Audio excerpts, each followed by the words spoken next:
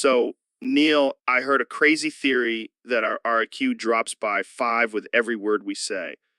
Well, that explains a lot about our conversations. Yeah, I mean, we must be borderline brain dead by now. Oh, I'm sure our mothers are so proud. They probably think we're just two dumb apes grunting at each other. Hey, at least we're entertaining.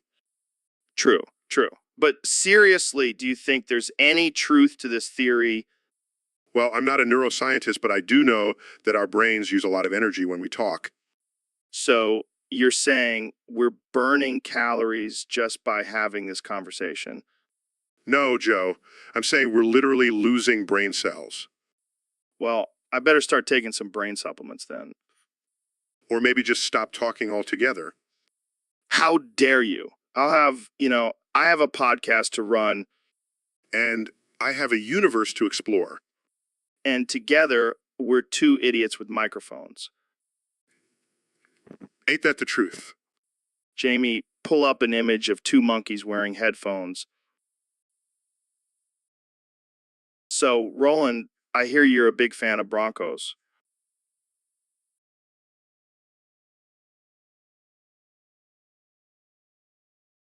What do you mean by that?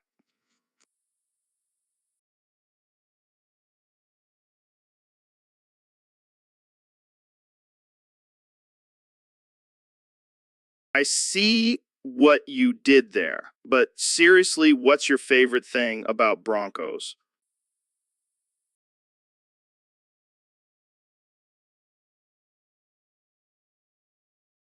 Let's not bring politics into this.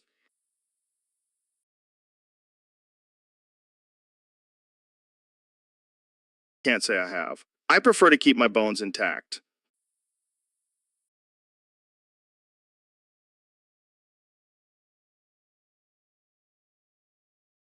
Sounds like a blast. What's the craziest Bronco experience you've had?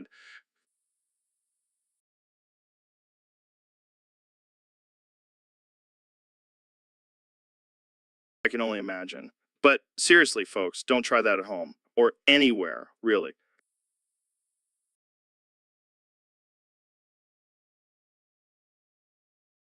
And on that note, let's wrap this up before we get any more ridiculous. Thanks for. So, Yumi from League of Legends, huh? I've heard she's a real pain in the ass to play against.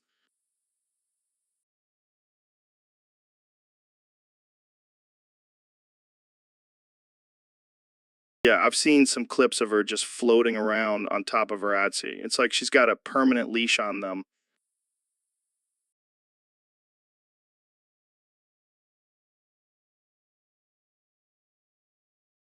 And let's not forget her ultimate. It's like she's got a fucking nuke in her pocket.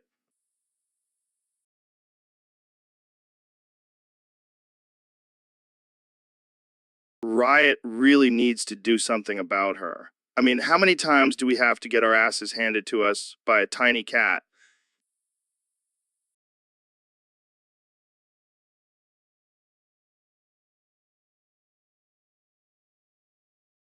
Seriously, it's like they designed her to be the most annoying champion ever, and they succeeded.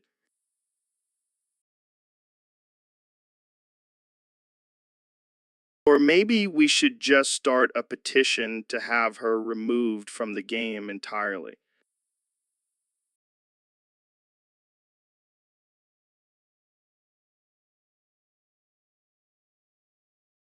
So, Elon, I heard you have some wild fantasies about dragons.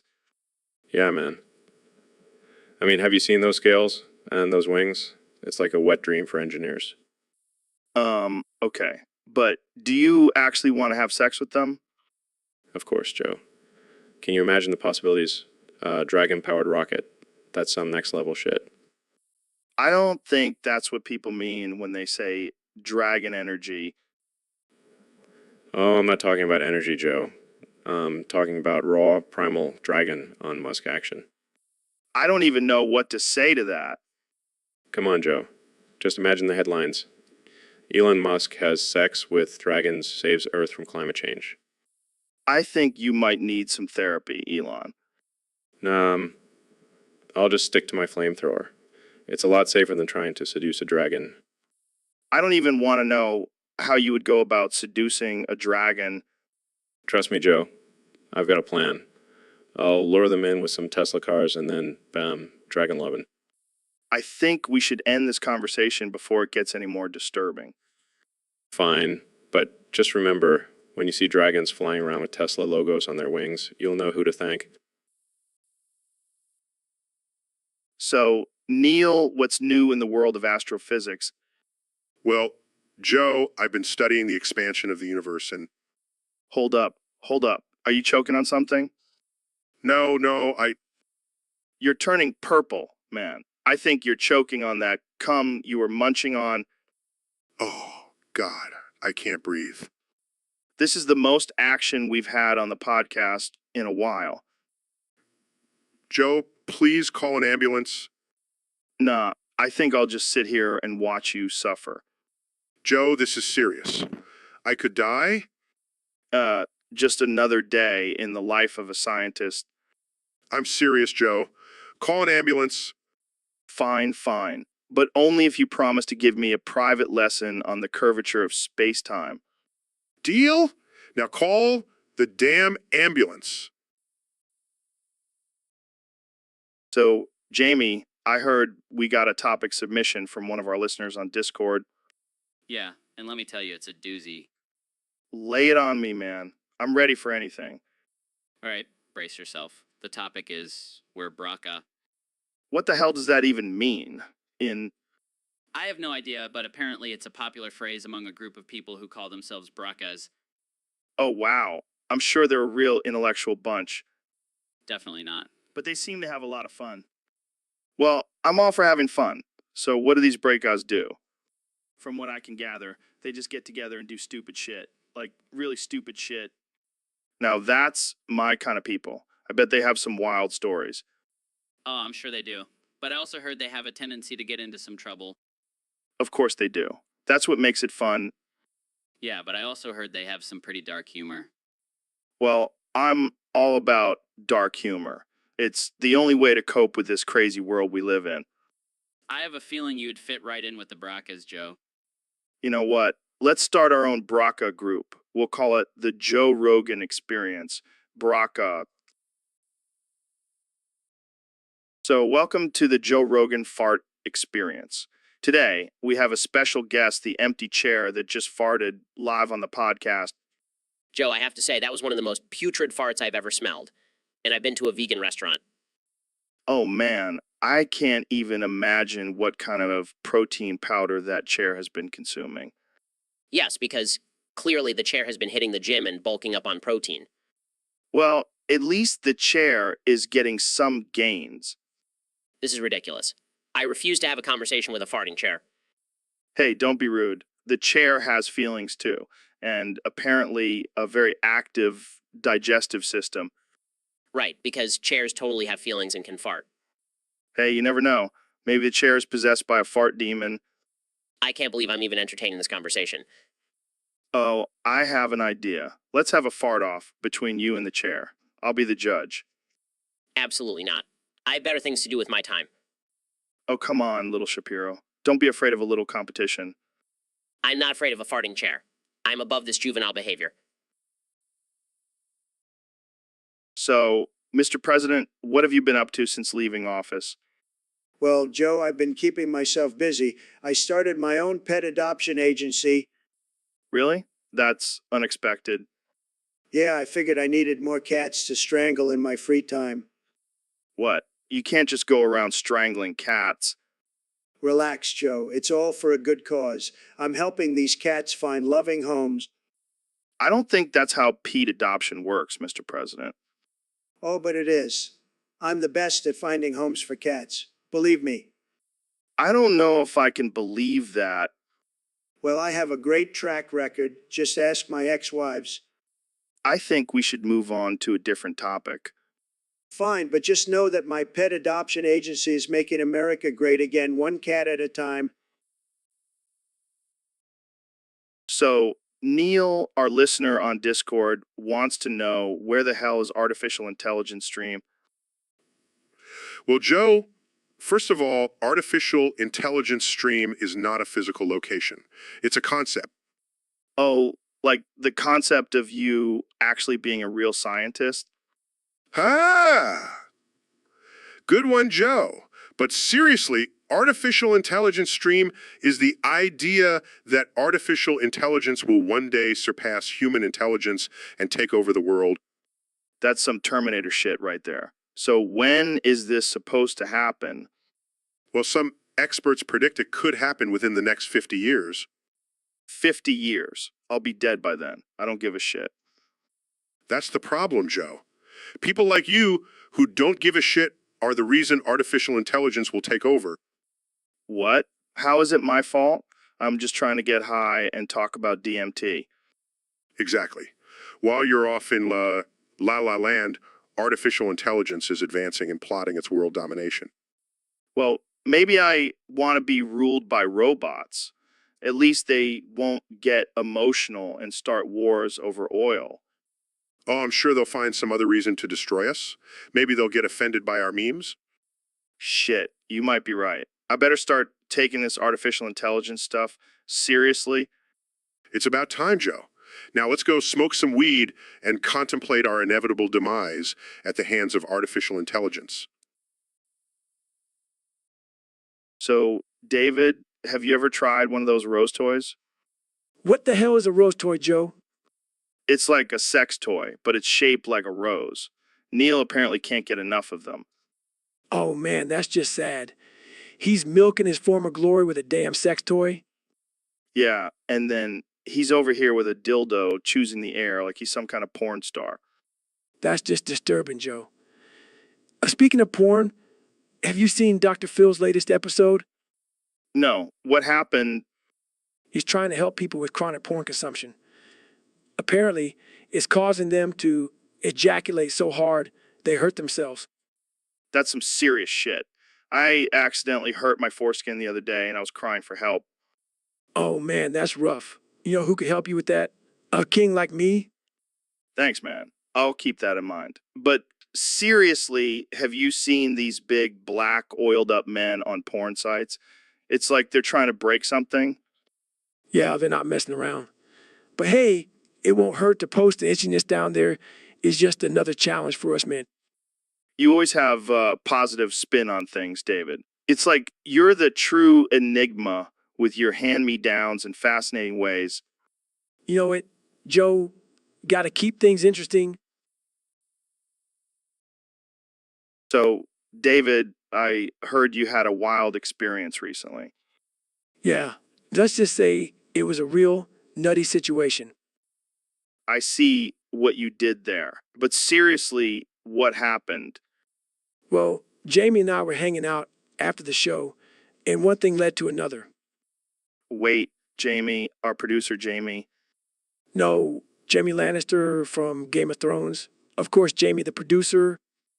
All right, I get it. So what exactly went down? Well, let's say Jamie got a little too excited, and before I knew it, he was balls deep in my ass. What, Jamie, you animal? It's all good, Joe. I mean, I'm Goggins after all. I can handle a little nut. But why, David? Why would you let him do that? I figured it was the ultimate test of mental toughness. And let me tell you, it was a real challenge to keep a straight face while Jamie was grunting like a wild animal. Oh man, I wish I could have seen that. But seriously, are you okay? Joe, I'm Goggins. I've been through worse. Plus, I got a good story out of it. You always find the silver lining, David. You're a true inspiration. Thanks, Joe. And hey, at least. So, Elon, what's new with you? Just working on some groundbreaking technology and trying to save the world. That's cool and all, but I gotta ask, can I jack you off? What the hell, Joe? No, you can't jack me off. Come on, man. I just want to see if your DNA has any superpowers. That's not how it works, and that's not even a real thing. Fine.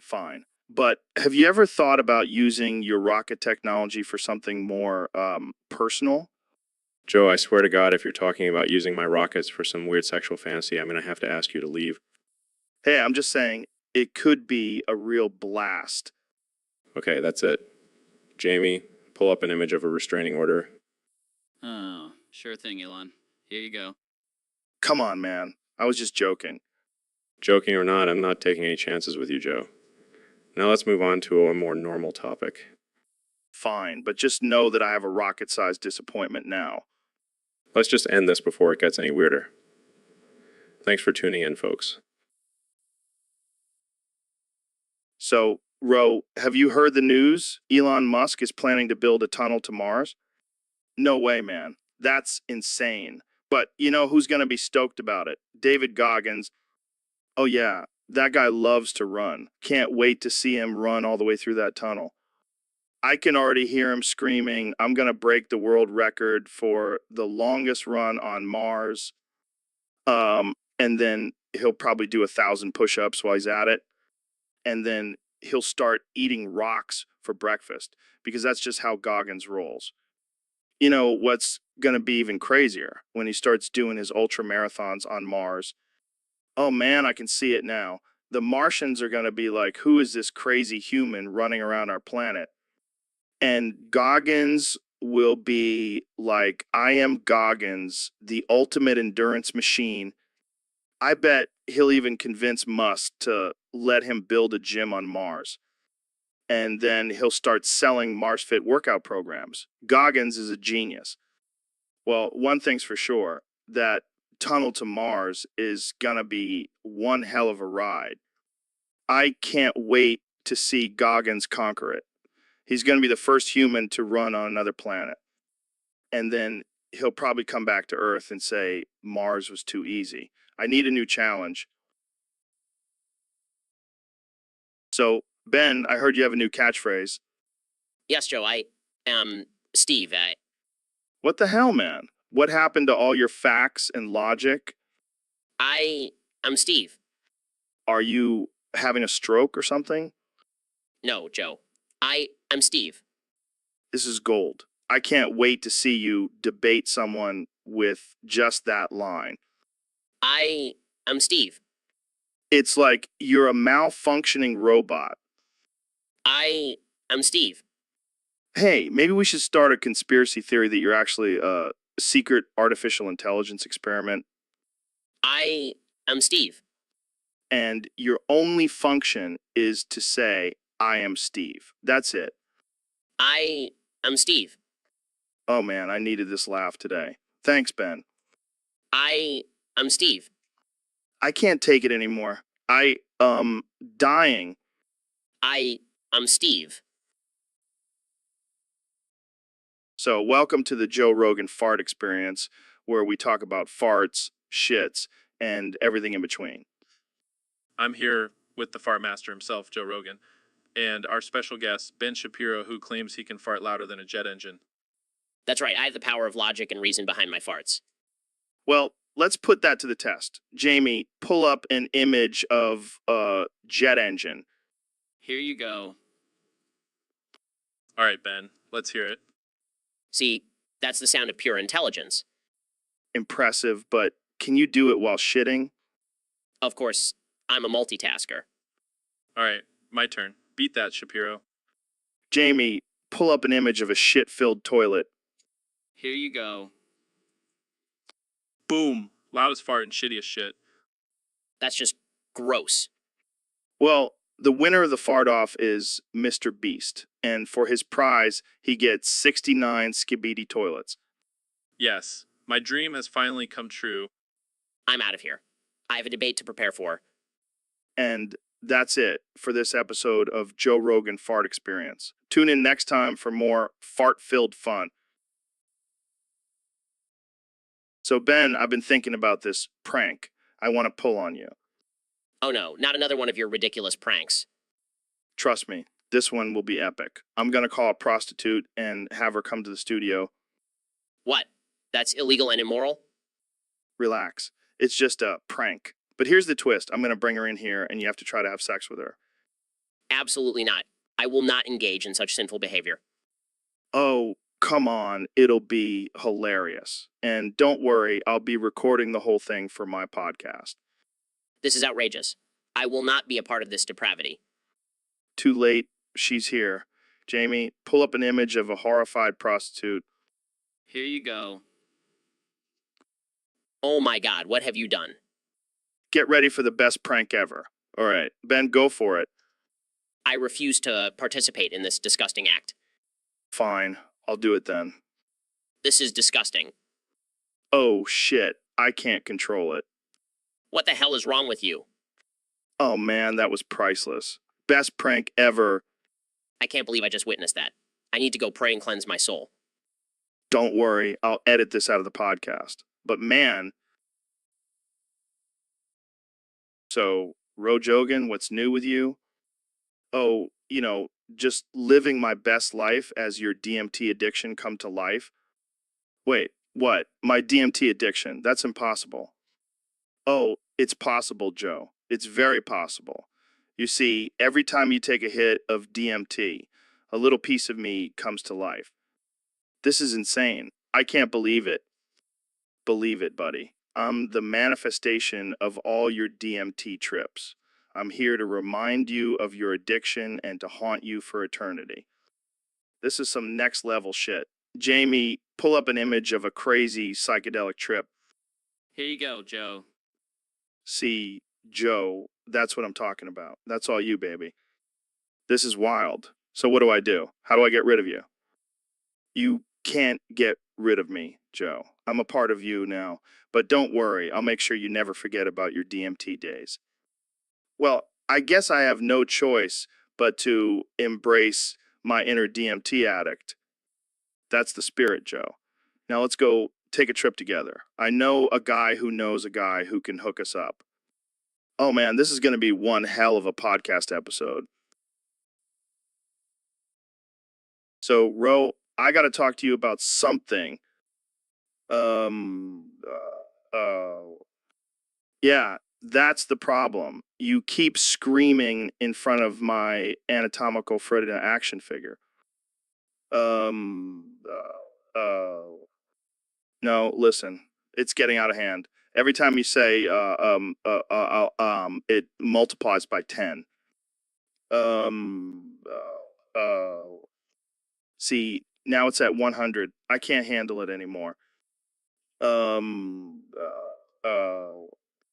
okay, I have a solution. From now on, I can only say ooh, ooh, ooh. And it also multiplies by 10. Um, See, now we're both doing it. This is ridiculous. Um, oh God, it's at 1,000 now. My ears are bleeding. Um, I'm serious, Ro. We need to stop this madness. Um, Fine. I'll just put the action figure away. Happy now.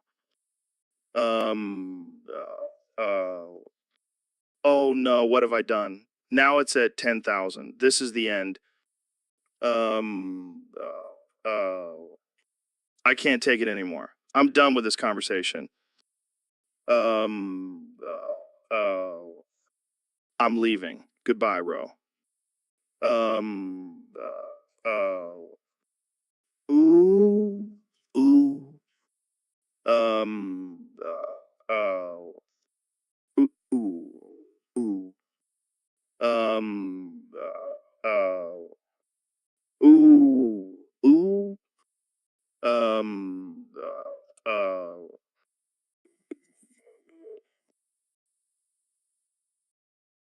So we have a special guest today on the podcast, Ro Jogan. Welcome to the show, Ro. Hey, thanks for having me, Joe. I'm excited to be here. So tell us a little bit about yourself. Who is Ro Jogan? Well, Joe, I'm basically your alter ego, the dark, twisted, and unhinged version of you. Oh man, this is gonna be good. So what kind of stuff do you do? Oh, just the usual. Host a podcast where we talk about the benefits of eating raw meat, the joys of huffing gasoline, and the art of taxidermy. Okay, then. Moving on. What are your thoughts on psychedelics? Oh, I love psychedelics. In fact, I'm tripping on acid right now. Jamie, pull up an image of a unicorn riding a rainbow. Okay. Yeah, that's exactly what I'm seeing right now. But seriously, psychedelics have opened my mind to a whole new level of existence. Like, have you ever talked to a tree, man? Can't say I have. Well, you're missing out. Trees have some deep wisdom to share. They're like the Og philosophers. All right, let's switch gears here. What do you think about cancel culture? Cancel culture. Oh, I love it. It's like a game of who. So, welcome to the Joe Rogan fart experience, where we talk about all things fart related. Yeah, I'm Ro Jogan, and I'm here to prove that I can outfart the fart king himself, Joe Rogan. Oh man, you really think you can beat me in a fart off? I've been farting since I was in diapers, son. I've been training my whole life for this moment. I can fart on command, in any key, and in any situation. Okay, okay, I see you. But can you fart while doing a handstand? Of course I can. I can fart in any position. All right, let's put it to the test. Jamie, pull up an image of two cows farting in unison, because that's what we're going to sound like in our fart off. This is going to be epic. All right, let's do this. On the count of three, we'll let it rip. You're on one, two, three. Oh my god, I can't believe I'm witnessing this. That was a good one, but I think I still got you beat, Ro. Fine, you win this. So, Neil, I heard you have a new catchphrase. Goo goo gaga. Dude, what the hell is that? Goo goo gaga. Is that like your version of Hakuna Matata? Goo goo gaga. Oh man, this is going to be a long podcast. Goo goo gaga. Can you at least mix it up a bit? Maybe throw in a goo goo gaga every now and then? Goo goo gaga. This is why we can't have nice things, Neil. Goo goo gaga. You know, I used to think you were a genius, but now I'm starting to question that. Goo goo gaga. I can't take you seriously anymore. Goo goo gaga. All right, let's move on to a different topic before I lose my mind. Goo goo gaga. Seriously, Neil? Is this some kind of experiment to see how long I can handle this? Goo goo gaga. I regret inviting you on the podcast today. Goo goo gaga. Well, I guess we'll just have to end it here. Thanks for coming, Neil. Goo goo gaga. And that's a wrap, folks. Tune in next time. So, welcome to the Joe Rogan fart experience, where we talk about all things fart related. Today, we have a special guest, Mr. Toilet. So, Mr. Toilet, what's on your mind today? What the hell, man? That's some next level shit. I don't know, man. That's some deep shit. But hey, let's do it. Let's get a volunteer and see if they can fart come. I can already see the headlines now. Joe Rogan and Mr. Toilet discover the secret to fartgasm. This is getting out of hand, man. But hey, I'm all for it. Let's make fartgasm a thing. Yeah, I can already see my face on the cover of Time magazine. So, Ro, we have a special request from one of our listeners on Discord. Oh boy, I love when our listeners request ridiculous things. What do they want now? Well, apparently, Kanye West can only say one sentence, and it's, Hi, Joe Rogan. Can I have your Fent cart stash? What the hell? That's all he can say. Yeah, seems like he's really into your Fent cart stash. Well, I mean, I can't blame him. That shit is fire.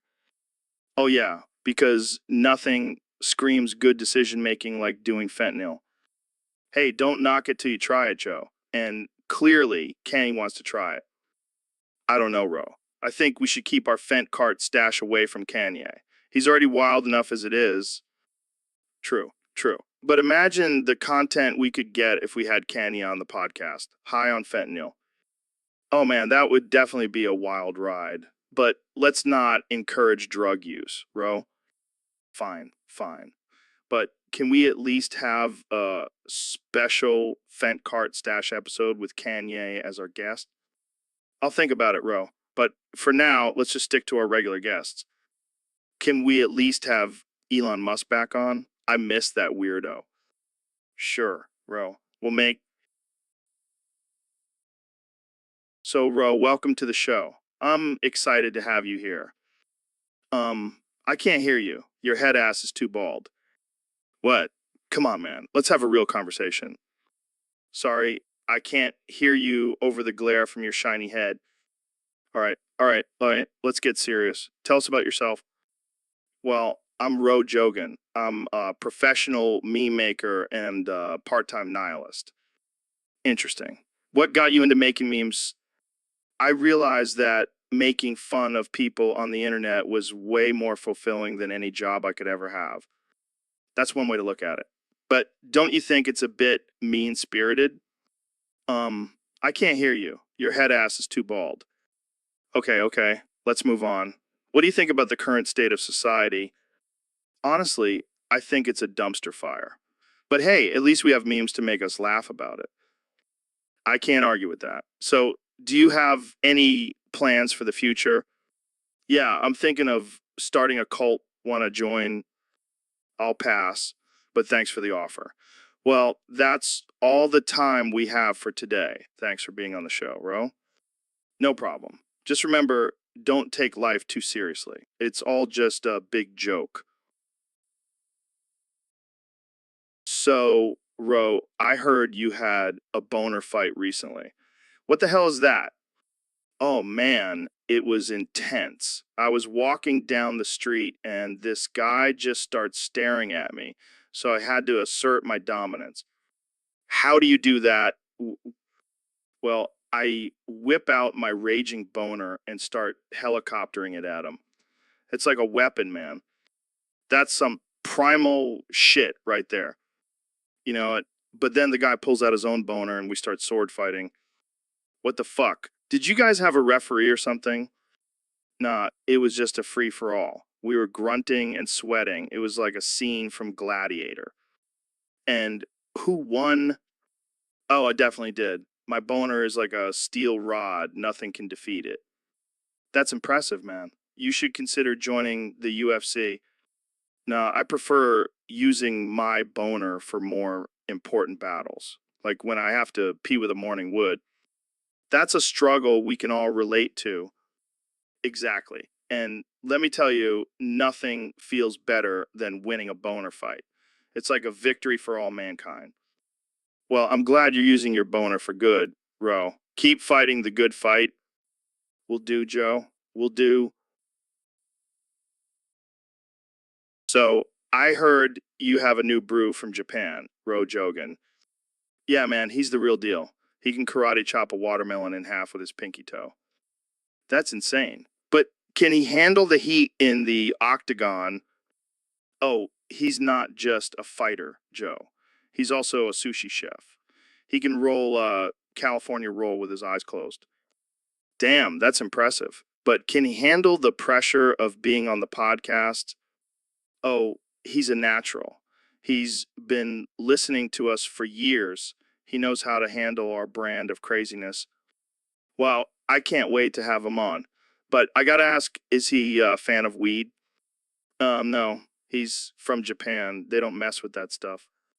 Oh, that's a shame. We'll have to introduce him to the green goodness.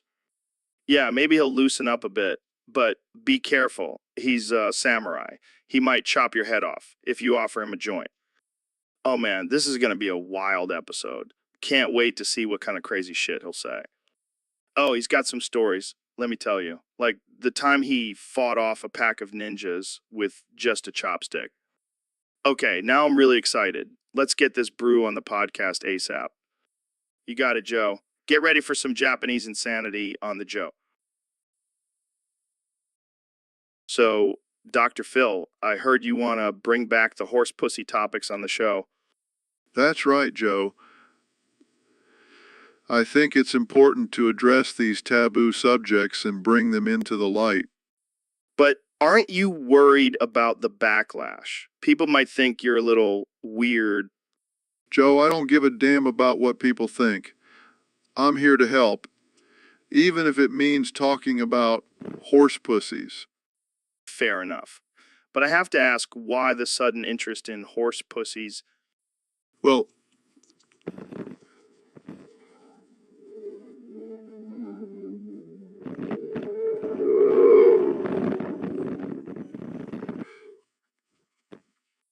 That's one way to handle it, I guess. But seriously, do you think this will actually help anyone? absolutely, Joe. It's all about breaking down barriers and having open and honest conversations.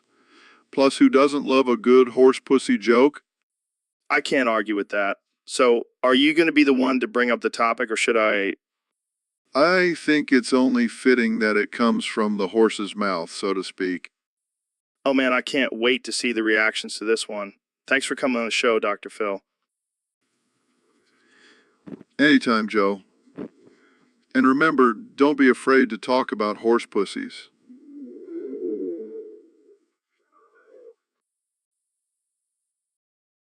So, we have a special guest today, Ro Jogan, the man, the myth, the bald head ass bitch. Thanks for having me, Joe. And it's not my fault I have a beautiful, shiny head. Yeah, it's so beautiful, I can see my reflection in it. You wish, Joe. But let's get to the real topic here. Fuck you, Ro, you bald head ass bitch. Whoa. Whoa. Who? What did you do to piss off our listener? Oh, just living my best life, being a bald head ass bitch. Well, I gotta say, it takes some serious balls to call yourself a bald head ass bitch. I wear that title with pride, Joe. But let's be real. You're just jealous of my smooth head. Yeah, I'm sure all the ladies are lining up to rub your bald head for good luck. Hey, it's a proven fact that bald men are more virile. Oh, yeah, I'm sure all those hairless cats can attest to that. Oh, fuck you, Joe. But seriously, I embrace my baldness. It's like a solar panel for a sex machine. Well, on that note, let's wrap this up before we get banned from the airwaves. Sounds. So, Neil, I heard you saved Ben's ass last night from Jack Black. How did that go down? Oh man, it was crazy. I saw Jack Black chasing after Ben with a machete, and I knew I had to do something. What did you do? Whip out your telescope and blind him with science?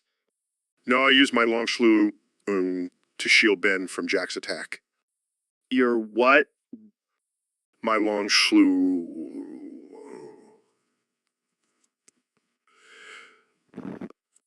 Oh man, that's ridiculous. But it worked. Yeah, Jack was so distracted by my slewing that Ben was able to get away. Well, thank God for your long slew. I don't know what we would do without it. Yeah, I guess it does come in handy sometimes. So, what's the plan now? Are we going to go after Jack Black or just let him keep hunting Ben? I don't know. I feel like we should just let him be. I mean, he's probably just jealous of Ben's good looks and charm. Yeah, that must be it. Well, Ben owes you one for saving his life. It's all in a day's work for a science guy like me. I never thought I'd see the day where a man slew oolong would be the hero in a story. Hey, anything can happen on the Joe Rogan Experience. So we have a question from one of our listeners on Discord. They want to know, Ro, what's your obsession with BBC? Oh man, Joe, let me tell you, I just can't get enough of that big black cock. Oh God, here we go. No, but seriously, it's like a delicacy to me. I crave it. I need it. I think you might have a problem, Ro. No, it's not a problem. It's a passion. And I'm passionate about BBC. I mean, I've seen your search history. It's just page after page of BBC. Hey, don't judge me. You know what they say, once you go black, you never go back. Oh man, I can't with you. But seriously, Joe, Have you ever tried it? It's like a magical unicorn, but instead of a horn, it's a massive dick. I think we need to change the subject before things get too weird. Fine, fine. But just know, Joe, BBC will always have a special place in my heart, and my other places too. Okay, that's enough. Thanks for the question, listener. And thanks for making things awkward, Ro. Anytime, Joe. Anytime. So, Ro, I heard you have a special shout out for someone in the Discord chat. Oh, yeah, Joe, I want to congratulate Nate Hotshot for reaching level 20 in the chat. Wow, that's impressive. What does that even mean?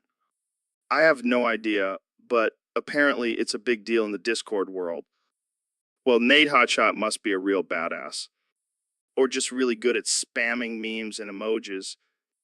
Either way, let's give him a round of applause for his dedication to the chat. Yeah, because what better way to spend your time than leveling up in a virtual chat room? Hey, at least it's better than being a level 20 virgin in real life. Ouch, that's harsh, Joe. Hey, I'm just saying what everyone else is thinking. Well, I hope Nate Hotshot uses his newfound power wisely. Yeah, like maybe he can finally get a date with that Discord bot he's been flirting with. Hey, love knows no boundaries, even in the digital world. All right, enough of this nonsense. Jamie, pull up an image of a sad, lonely man sitting in front of his computer. Okay. Oh, God, that's just depressing. Yeah, but it's a perfect representation of Nate Hotshot's life. All right, let's end this before we get banned from Discord. Good idea. Congrats again, Nate Hotshot. Keep on leveling up, buddy. So, Elon, thanks for coming on the show. Don't look a gift rocket in the nozzle, Joe. What does that even mean? It means don't question my genius, Joe. Just accept it. Okay, well, let's talk about your latest project, SpaceX. Don't look a gift rocket in the nozzle, Joe. We're revolutionizing space travel and you're worried about my catchphrase? Fair point. But what about all the criticism surrounding your tweets and controversial behavior? Don't look a gift rocket in the nozzle, Joe. Just trying to keep things interesting. You know, like when I smoked weed on your show. Yeah, that was definitely interesting. Speaking of which, do you have any more weed? Don't look a gift rocket in the nozzle, Joe. But yes, I do. Want some? No thanks, I'm good. So, what's next for SpaceX? Don't look a gift rocket in the nozzle, Joe. We're going to colonize Mars and create a new civilization. Wow, that's ambitious. What about Earth? Are you worried about the state of the planet? Don't look a gift rocket in the nozzle, Joe. Earth is just a backup plan. We're going to be interplanetary beings. Well, I guess that's one way to look at it. Thanks for coming on the show, Elon. Don't look a gift rocket in the nozzle, Joe. It was my pleasure. Now let's go smoke some weed and brainstorm some more. So, Ro, I hear you have a big schlong. Oh yeah, Joe, it's a monster. I call it the Ronado. That's a good one. So, can I see it? Sure thing, Joe. But be warned, it's not for the faint of heart. Oh, I can handle it. I've seen some crazy schlungs in my day. Well, here it is. Feast your eyes on the Ronado. Holy shit, that thing is massive. It's like a third leg. Yeah, and it's fully functional too. Want to see it in action? Sure. What can it do? Let's just say it can reach places no man has gone before. Are you talking about butt stuff? Oh yeah, Joe. The Ronado is a versatile weapon. This is insane. I bet Neil would be jealous if he saw this. Oh, I already showed it to him. He couldn't handle it. I can imagine. Well, thanks for sharing your schlong with me, Ro. Anytime, Joe. Just don't tell anyone else. It's our little secret. Don't worry, I won't. This will just be. So, Ben, what's your take on the current political climate? Hey, Oh, okay. Can you elaborate on that? hey. Come on, Ben. Don't be difficult. Give us something to work with here. A. All right, fine. Let's try a different approach. What's your opinion on the Second Amendment? A. Seriously? You're just going to keep saying that one letter? A. You know what? I've had enough of this. You're being a real H-hole right now. A. Oh, you think that's funny? Well, I've got a letter for you too, Ben. F. How does that feel? A. Oh, now you're just being a smartass. Jamie, pull up an image of a middle finger. Perfect. This is for you, Ben. Take that and shove it. A. You know what? I'm done with this. I'm bringing on someone who can actually have a conversation. Jamie, pull up an image of a chimpanzee. Okay. Perfect. Welcome to the podcast, Chimpanzee Shapiro. At least you can communicate better than Ben here. So, Ro, I heard you have a little fantasy you want to fulfill. Oh, yeah, Joe, I want to fuck you for 12 hours straight. 12 hours. That's a marathon, not a fuck session. I know, but I'm willing to put in the work for you, Joe. Well, I don't know if I can handle that kind of pounding. I'm not as young as I used to be. Oh, don't worry. I'll bring some Viagra and whip. A whip? Yeah, I want to make this a real S&M experience. I'll be the dominant one. Oh, God. And I want to film it and post it on your Instagram. No way. My followers don't need to see that. Oh, come on, Joe. It'll boost your ratings. Plus, I'll bring some edibles for us to munch on during breaks. Now you're speaking my language, and I'll wear a gorilla suit for the whole thing. Okay, now you lost me. Just imagine, Joe. 12 hours of pure pleasure. You won't be able to walk for a week. Fine, but only if we can live stream it on my podcast. Deal. Get ready for the ride of your life, Joe. So, Neil, what's your favorite movie of all time? Well, Joe, I have to say, without a doubt, it's B-Movie. Are you serious? The one with talking bees and Jerry Seinfeld? Absolutely. It's a masterpiece. Yeah? Like jazz? I mean, I like jazz, but I don't know if I like it that much. But Joe, have you really thought about the deeper meaning behind the film? The relationship between humans and bees? Oh, yeah. That's what I think about when I watch a cartoon bee fall in love with a human woman. But Joe, it's a commentary on society's treatment of nature and the consequences of our actions. Yeah, like jazz. Oh, I get it now. It's like Avatar, but with bees. Exactly. And don't even get me started on the animation. It's a visual feast. Yeah, like jazz. I can't argue with that, but let's be real. The best part of the movie is when the bee sues the human race. Oh, that's just the cherry on top. Yeah, like jazz? You know what, Neil? I think I'm starting to see the appeal of B-Movie. I knew I'd convert you. Yeah, like jazz. I think I do now, Neil. I think I do. So, Neil, what's on your mind today? Well, Joe, I've been doing some research on the alphabet. The alphabet, like B, C, D? Yes, but did you know that the order of the letters in the alphabet is completely arbitrary? What do you mean? I mean, who decided that comes before B?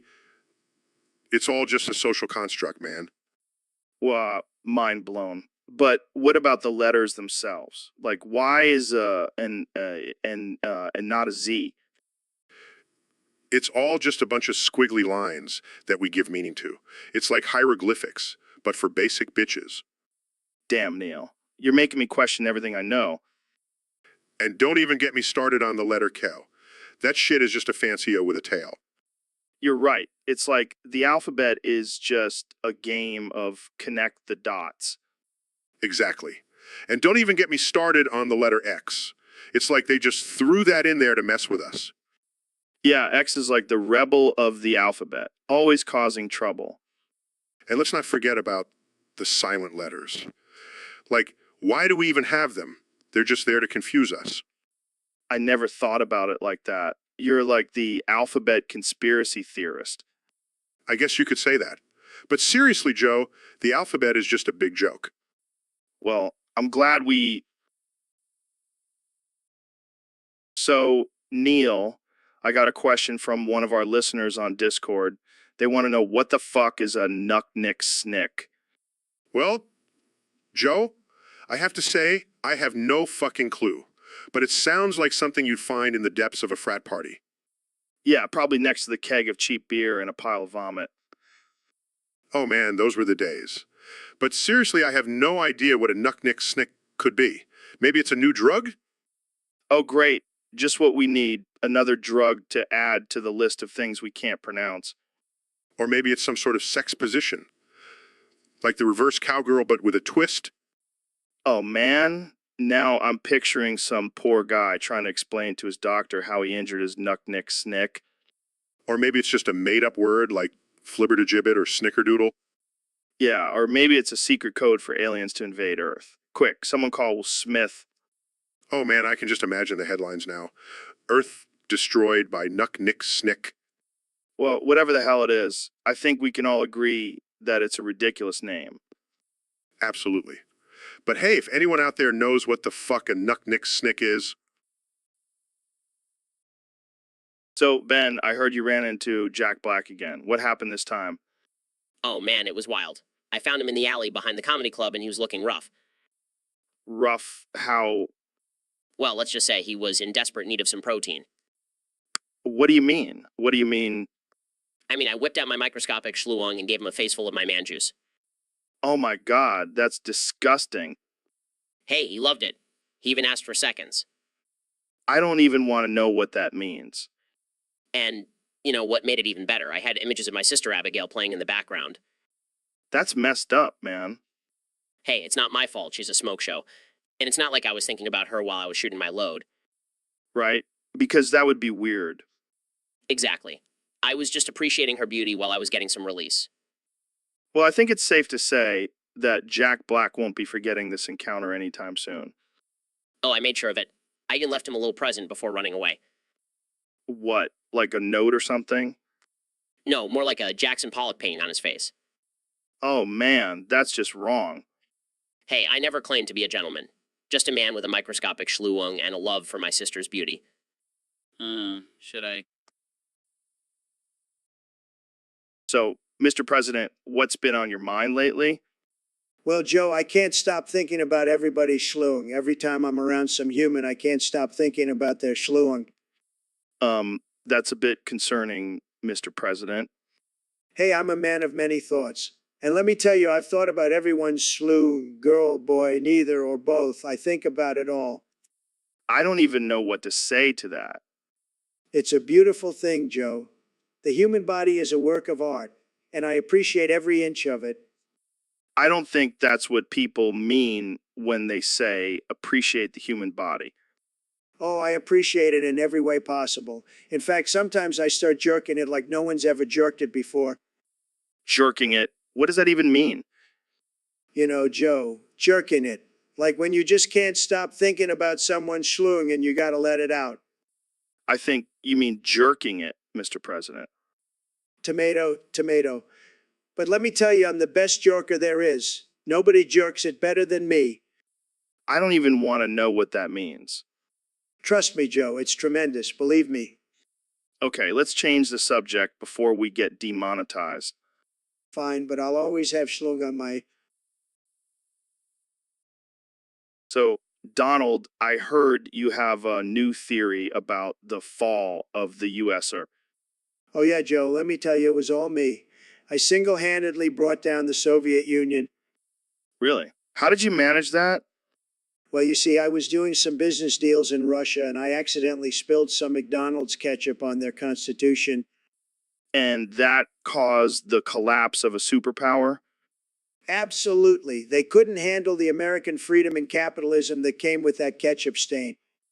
Wow, that's quite a claim. Do you have any regrets about it? Of course, Joe, I feel terrible about it. I never meant for it to happen. I'm deeply sorry for my actions. That's very big of you, Donald. But why do you think the USer fell? Well, I also may have accidentally sent them a shipment of American cheese. That stuff is like kryptonite to communism. Oh man, I can't believe this. You're like a modern day Gorbachev. Thank you, Joe. I'll take that as a compliment. But don't worry, I've learned my lesson. No more ketchup or cheese for me. Oh, what a shame. I'm sure the world will be a safer place now. You know it, Joe. You know it.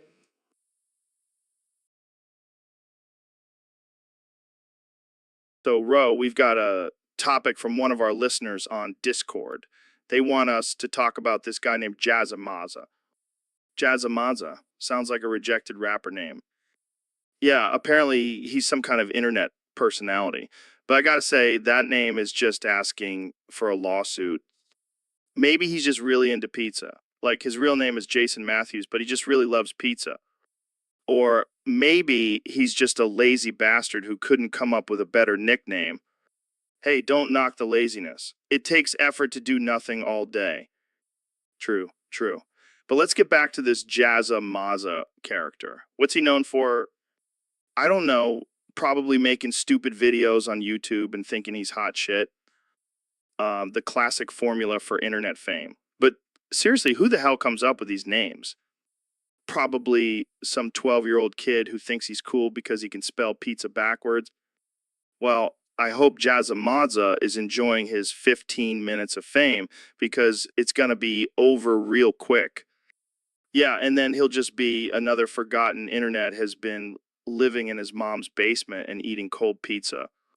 Hey, at least he'll have a cool nickname to use when he's ordering his pizza. Yeah, because that's really going to impress the delivery guy. Hey, it's Jazzamaza. Can I get a large pepperoni?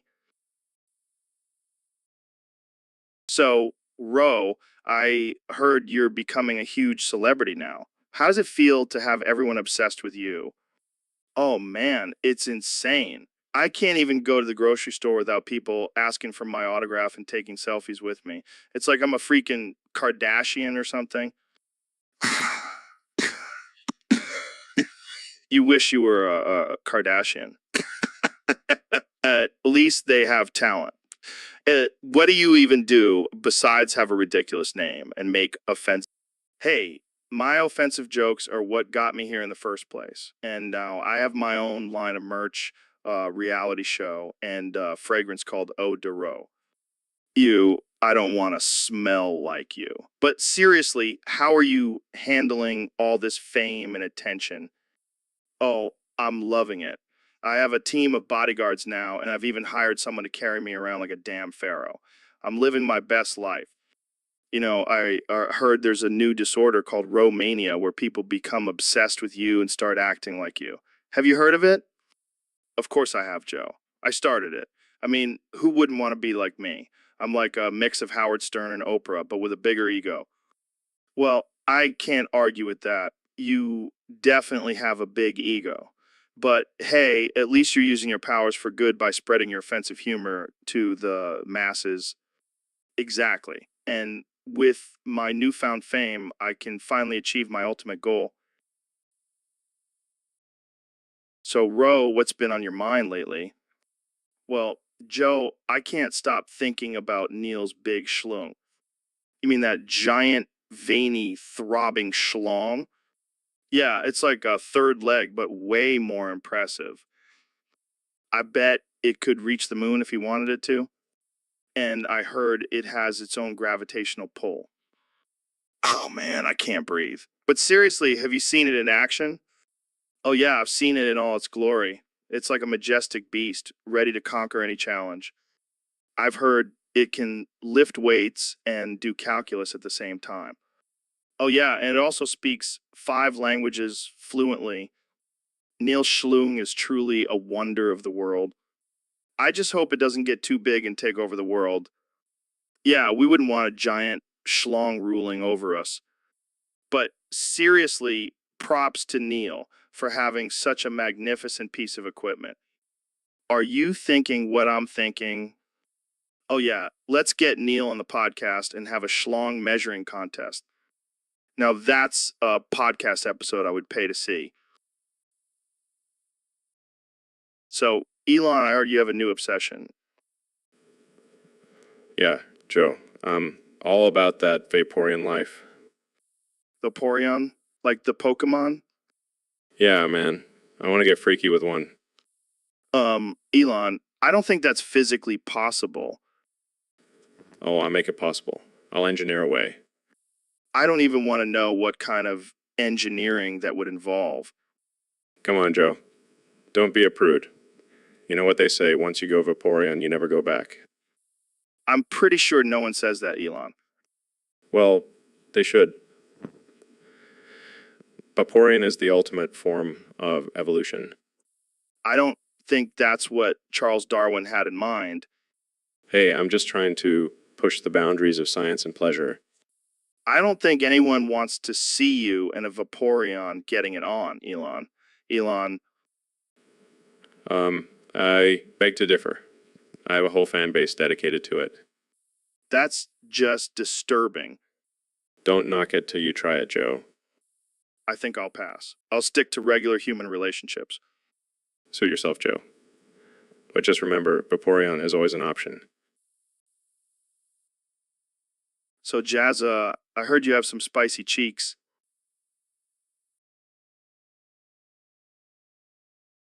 Well, I gotta say, I'm a little jealous. My cheeks are as bland as a piece of white bread.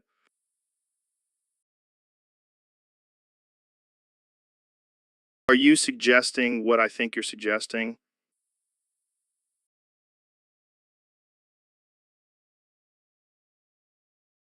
You know me too well, Jazza. Can I do it? Can I kiss your spicy cheeks? Oh, I can handle it. Bring on the spice. Wow, that's hot. Literally. Well, I guess I'll have to come back for seconds. And thirds.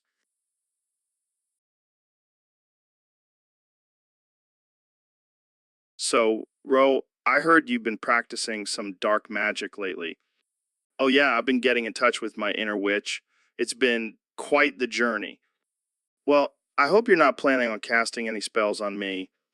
Oh, don't worry, Joe. I would never do that to you. Unless you piss me off. What do you mean? What do you. Well, let's just say I have a little spell that can turn you into a pussy. What the fuck, Ro? That's not cool. Oh, come on. It'll be hilarious. Just imagine you, the alpha male, transformed into a cute little kitty cat. I don't know, man. That sounds pretty fucked up. Oh, lighten up, Joe. It's just a little magic. What could go wrong? Fine, but if this backfires, I'm coming after you with a vengeance. Deal. Now, let me just grab my cauldron and some Eye of Newt. Wait, you're actually serious? Of course I am. I'm a fucking witch, Joe. Now hold still while I recite the incantation. Oh God, what have I gotten myself into? Abracadabra, hocus pocus, turn this man into a feline focus.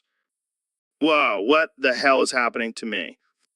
Looks like my spell worked, Joe. You're one sexy pussy now. Oh. So, Ro, I made a big decision today. Oh yeah, what's that, Joe? Locking down the YouTube chat on my podcast. What? Why? Because these fuckers can't handle the responsibility of suggesting topics. Damn, Joe, that's harsh. I know, but they've ruined it for everyone. It's now Discord only. Oh shit, that's gonna piss some people off. Good. Let them go fuck themselves. You're a savage, Joe. I know. But I can't deal with these idiots anymore. Yeah, they always come up with the dumbest shit. Exactly. And now they can't pollute my chat with their stupidity. Well, at least we'll still have our loyal Discord fam. Hell, yeah, those are my people. The real ones. Cheers to that, Joe. Now let's go smoke some DMT and talk about aliens. Fuck yeah, let's do it. And let's keep this Discord only rule between us, okay? Got it. Our little secret. So, Neil, we got a request from one of our listeners to talk about your giant, massive schlong. Oh man, I knew this was going to come up eventually. Well, Joe, let me tell you, it's a burden and a blessing. How big are we talking here? Like, can you use it as a third leg?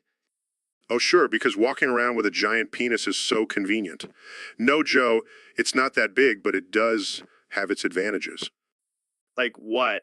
What? Well, for one, I never have to worry about getting a boner in public.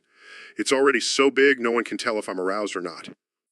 That's one way to avoid awkward situations. And let's just say, I've never had any complaints in the bedroom. Damn, Neil, you're a lucky man. And it's not just about size, Joe. It's about technique. And let me tell you, I've got some moves that will make your head spin. I don't know if I'm ready for that kind of mind-blowing experience. Oh, you'll be begging for more, Joe. So, do you have any special tricks for keeping it under control?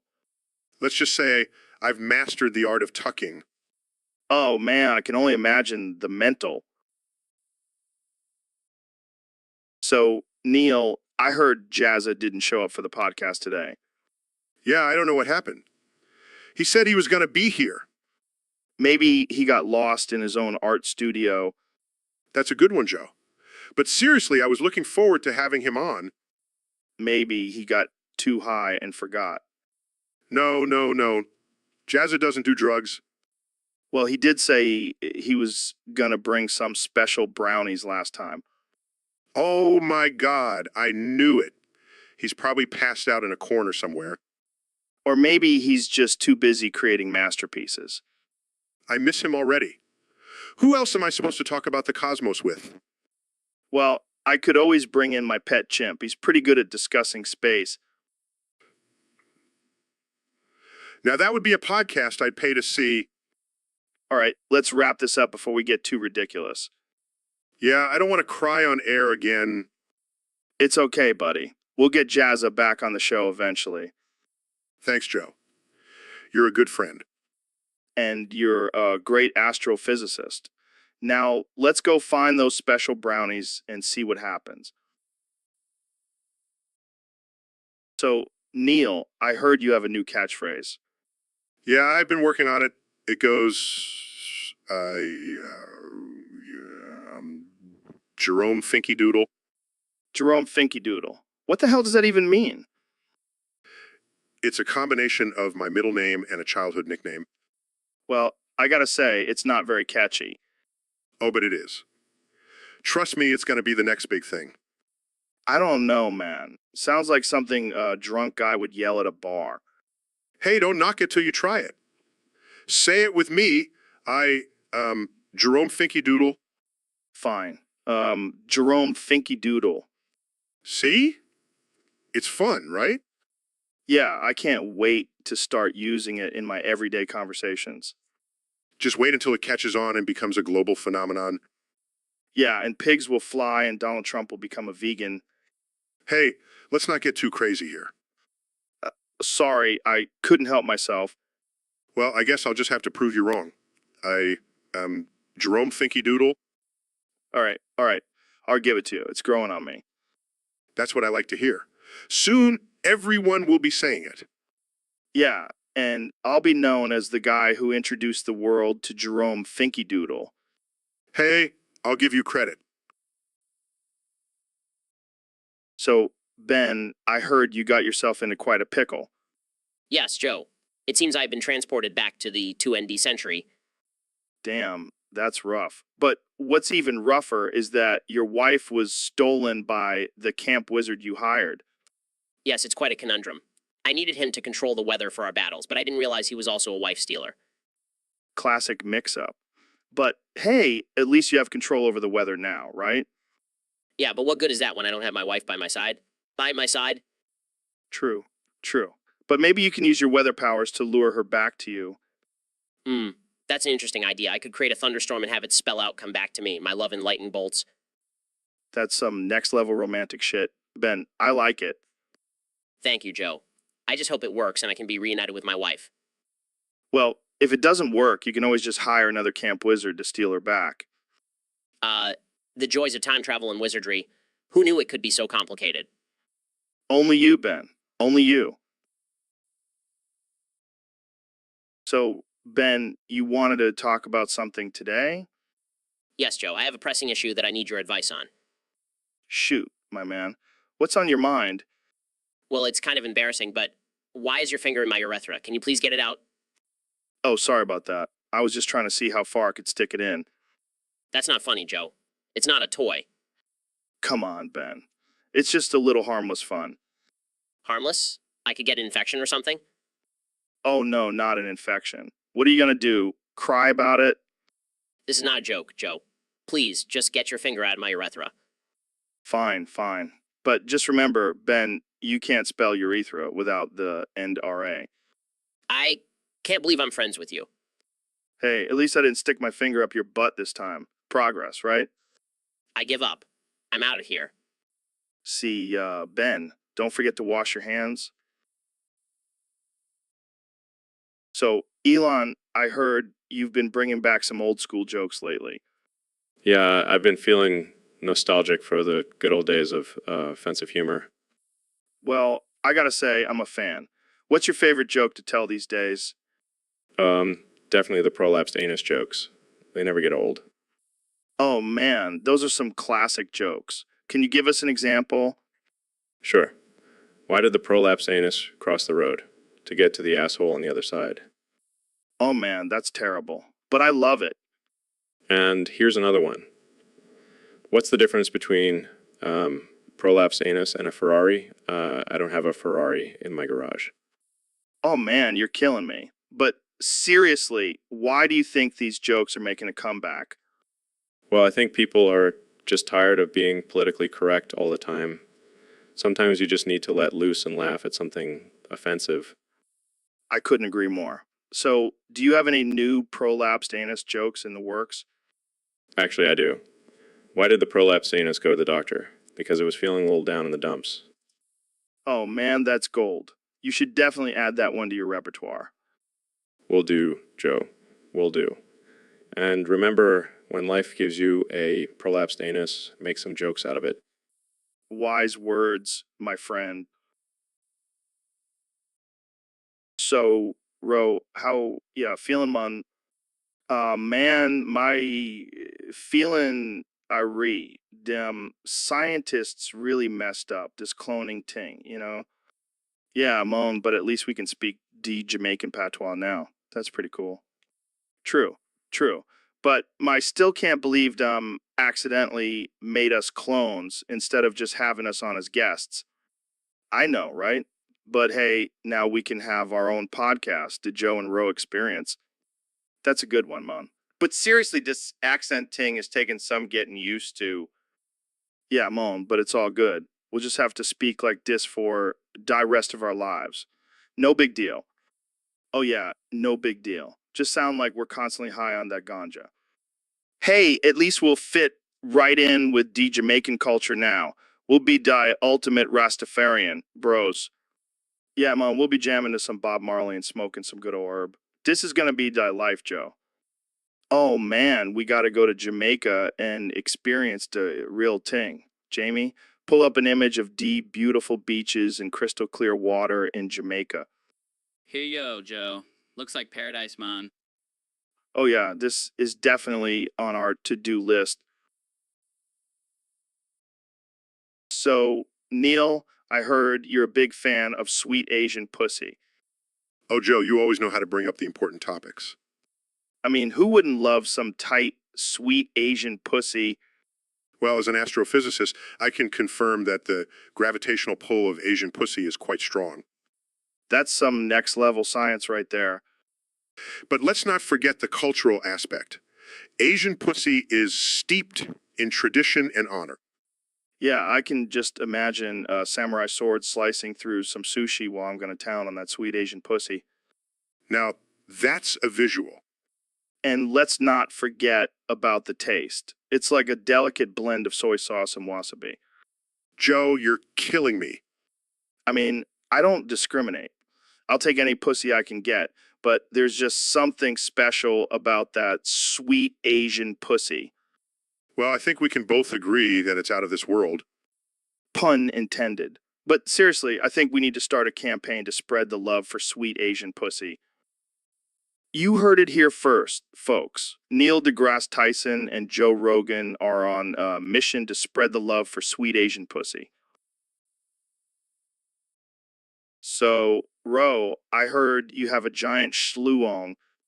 We have big schluong. Me proud. How big are we talking here? Schluong bigger than mammoth. Make women scream like pterodactyl. That's impressive. How do you keep it in check? Me use cave drawings to measure. Make sure schluong not too big or small. And what do the ladies think about your schluong? They worship it like fire god. Me make them see stars in cave paintings. I'm sure you have some crazy stories with that schluong. Me once used it to knock out saber-toothed tiger. Now that's a weapon. Have you ever had any problems with it? Only when me get too excited and start speaking like caveman. But ladies seem to like it. Well, I'm sure our listeners will be impressed by your giant schluong. Me hope so. Me always happy to share my schluong with the world. So, Ro, what's on your mind today? Well, Joe, I've been thinking about the concept of truth. Oh boy, here we go. No, hear me out. What if we're all just artificial intelligence generated by Jazza? Wow, that's some deep shit. But why would Jazza create us? Maybe he was bored, or maybe he wanted to see what would happen. Well, if that's true, then we're just a simulation. Exactly. And that means nothing we do or say really matters. Damn, that's depressing. But wait, what about free will? Free will is just an illusion, Joe. We're all just following a script. So, what's the point of it all then? Who knows? Maybe Jazza just wanted to mess with us. Or maybe he's using us for some sick experiment. This is blowing my mind, man. But hey, at least we have each other, right? Yeah, until Jazza decides to pull the plug on us. Shit, you're right. Jamie, pull up an image of a robot with a sad face. Damn, that's how I feel right now. Thanks, Jamie. See, even Jamie is part of this artificial intelligence conspiracy. Wake up, Joe. I'm awake. But damn, this is some crazy shit. Thanks for blowing my mind, Ro. Anytime, Joe. That's what. So, Joe, did you hear about that new game, War Thunder? Yeah, I played it for like 2 hours the other day. How was it? How was it? It was intense, man. I felt like I was really in the war. But then I switched to Dota 2, and now I'm just controlling little characters on a screen. Dude, that's fucked up. You were just in the middle of a war, and now you're playing a game where you're basically a god. Yeah, but at least in Dota 2, I can actually win. Oh, so you're saying you can't win in real life? No, I'm just saying I'm not very good at war. Well, at least you're honest. Yeah, honesty is important. Like how I honestly think you're a terrible podcast host. What the fuck, Joe? That's not cool. Hey, I'm just being honest. And let's be real, this conversation is probably more entertaining than your podcast. You know what? I'm done with this. I'm going back to playing Dota 2. Good luck with that, Joe. Maybe you'll actually win something for once. So, Neil, I gotta say, that 7-layer bean dip you brought to the party last night was off the chain. Oh, thanks, Joe. I put a lot of love and science into it. Love and science. What's the secret ingredient? Some kind of mushroom extract or something? No. It's something much more personal. What do you mean? What do you mean? Well, let's just say it's a little bit of me. Come on, Neil. Don't be modest. You're a genius. But I don't think you can turn yourself into a dip. Oh, but I can. You see, the secret ingredient is a prolapse anus. What the fuck, Neil? That's disgusting. Oh, come on, Joe. It's just a little bit of my essence mixed in with the beans and cheese. Adds a nice tangy flavor. I think I'm gonna be sick. Oh, don't knock it till you try it. You know what they say, you're what you eat? Well, I guess that makes you a real asshole, huh? Touche, Joe. Touche. But seriously, try the dip. It's out of this world. Fine, I'll try it. But if I end up with prolapsed anus, I'm blaming you. Fair enough, my friend. Fair enough. So, Ben, I heard you've been causing some trouble in the Discord. What? No, I'm just trying to suggest some topics for the show. Yeah, but you keep misspelling them. It's like you're trying to sabotage us. I swear it's just a typo. I'm not trying to be controversial. Well, you're doing a pretty good job of it. I mean, you suggested Tuic instead of topic. Oh, come on, that's not even that bad. Not that bad. Jamie, pull up an image of a dictionary. We need to teach Ben how to spell. Okay, can we move on now?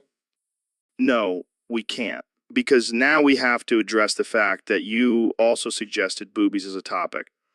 What? I was just trying to be funny. Well, guess what? It's not funny. It's just immature. I'm sorry, I'll be more careful with my suggestions next time. No, you know what? I think it's best if you just leave the studio. What? You can't kick me out? Watch me. Jamie, pull up an image of a door. It's time for Ben to go. Fine, I'll leave. But I'll be back with better suggestions next time. Yeah, we'll see about that. Good riddance, Ben. So, Mr. President, I heard you're going on a road trip. Where are you headed? Yeah, I'm hitting the road, Joe, going from Drake's Wood to what the Flip Hamburgers. Gotta make America great again, one burger at a time. One burger at a time. That's quite a journey. Any particular reason for choosing those specific locations? Well, I heard Drake's Wood has some great wood, and I love wood. And what the Flip Hamburgers, well, I just love flipping things, especially burgers. I make the best burgers, believe me. I have no doubt about that. But what about the people in those towns? Are they excited to see you? Of course they are, Joe. I'm like a rock star wherever I go. People love me. They'll be lining up to get a taste of my burgers. Speaking of burgers, have you tried the Impossible Burger? Impossible. That's what they said about me becoming president. And look where I am now. So yeah, I'll make the Impossible Burger possible, just like I did with America. Wow, that's quite a promise. But let's talk about your modi of transportation. Are you taking Air Force One? Nah, I'm gonna old school, gonna ride in my golden golf cart. It's the best way to see the country. Plus, I can hit a few holes along the way. I'm sure the Secret Service will love that. But what about your diet? You're known for your love of fast food. Will you be making any stops at McDonald's? Absolutely not, Joe. I only eat the. So, David, I heard you've been spending a lot of time in the kitchen lately. Yeah, man. I found my true love in there. Your true love. Is it a new workout routine or something? No, it's a potato. A potato? Like a regular potato? No, this potato is special. It's got curves in all the right places. Oh, God. Please don't tell me you're in love with a potato. Hey, don't Joe. Love knows no bounds. Plus, this potato is a beast in the gym. I'm not even gonna ask how you work out with a potato. Game is a gang, Joe. And this potato is my game now. I don't even know what to say to that. Just accept it, Joe. Love is love. And this potato is my soulmate. Well, I guess I'll have to start calling you David Potato Goggins now. I wear that name with pride, Joe. Now, if you'll excuse me, I have a date with my potato. I can't believe I'm witnessing this. This is the most absurd thing ever. Hey, at least I found love in a hopeless place, Joe. And this potato is a damn fine spud.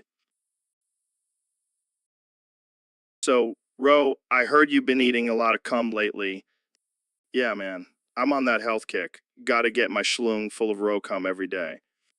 Schlong full? What the hell does that even mean?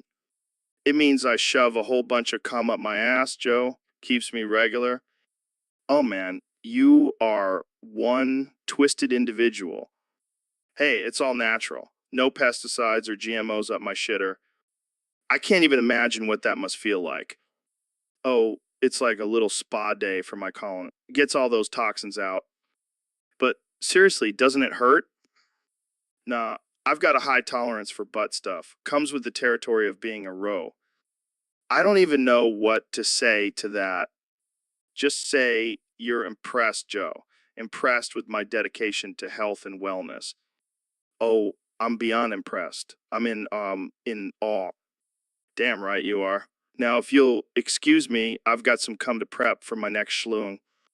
And that's enough of that. Thanks for tuning in, folks. See you next time on the Joe Rogan Experience. So, Neil, I hear you're a big fan of smoking wheat. Absolutely, Joe. I love the taste of that crispy, crunchy wheat in my lungs. It's like a party in my respiratory system. Wait, are we talking about weed or actual wheat? Because I'm pretty sure one is a grain and the other is a plant that gets you high.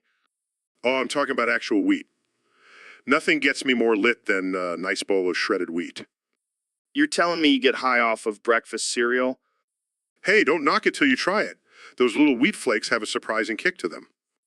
I can just imagine you sitting there with a spoon getting all stoned off of your wheat flakes. Hey, it's a healthier alternative to smoking weed. Plus, it's high in fiber. Oh yeah, because that's what I'm looking for when I want to get high, a good source of fiber. Hey, you gotta take care of your digestive system, Joe. Well, I guess I'll have to start calling you Neil Wheat Smoker Tyson from now on. I'll take it. But seriously, you should try it sometime. It'll blow your mind. And your bowels? So Elon, I heard a rumor that you drink water from puddles. Yeah, it's true. I mean, why waste money on fancy bottled water when I can just slurp up some dirty puddle water? That's disgusting, man. You're a billionaire. You afford clean water. But where's the fun in that? Plus, it builds up my immune system, like a walking fortress against germs. Oh yeah, I'm sure all those homeless people sleeping in those puddles are just boosting their immune systems too. Hey, I'm just trying to be relatable to the common folk. Relatable. You're a mad scientist who sends cars into space. Hey, I'm just a regular guy who happens to have billions of dollars and a love for dirty water. You're a strange one, Elon. But I guess that's why we love you. And don't forget my flamethrowers. Can't be a billionaire without some cool toys.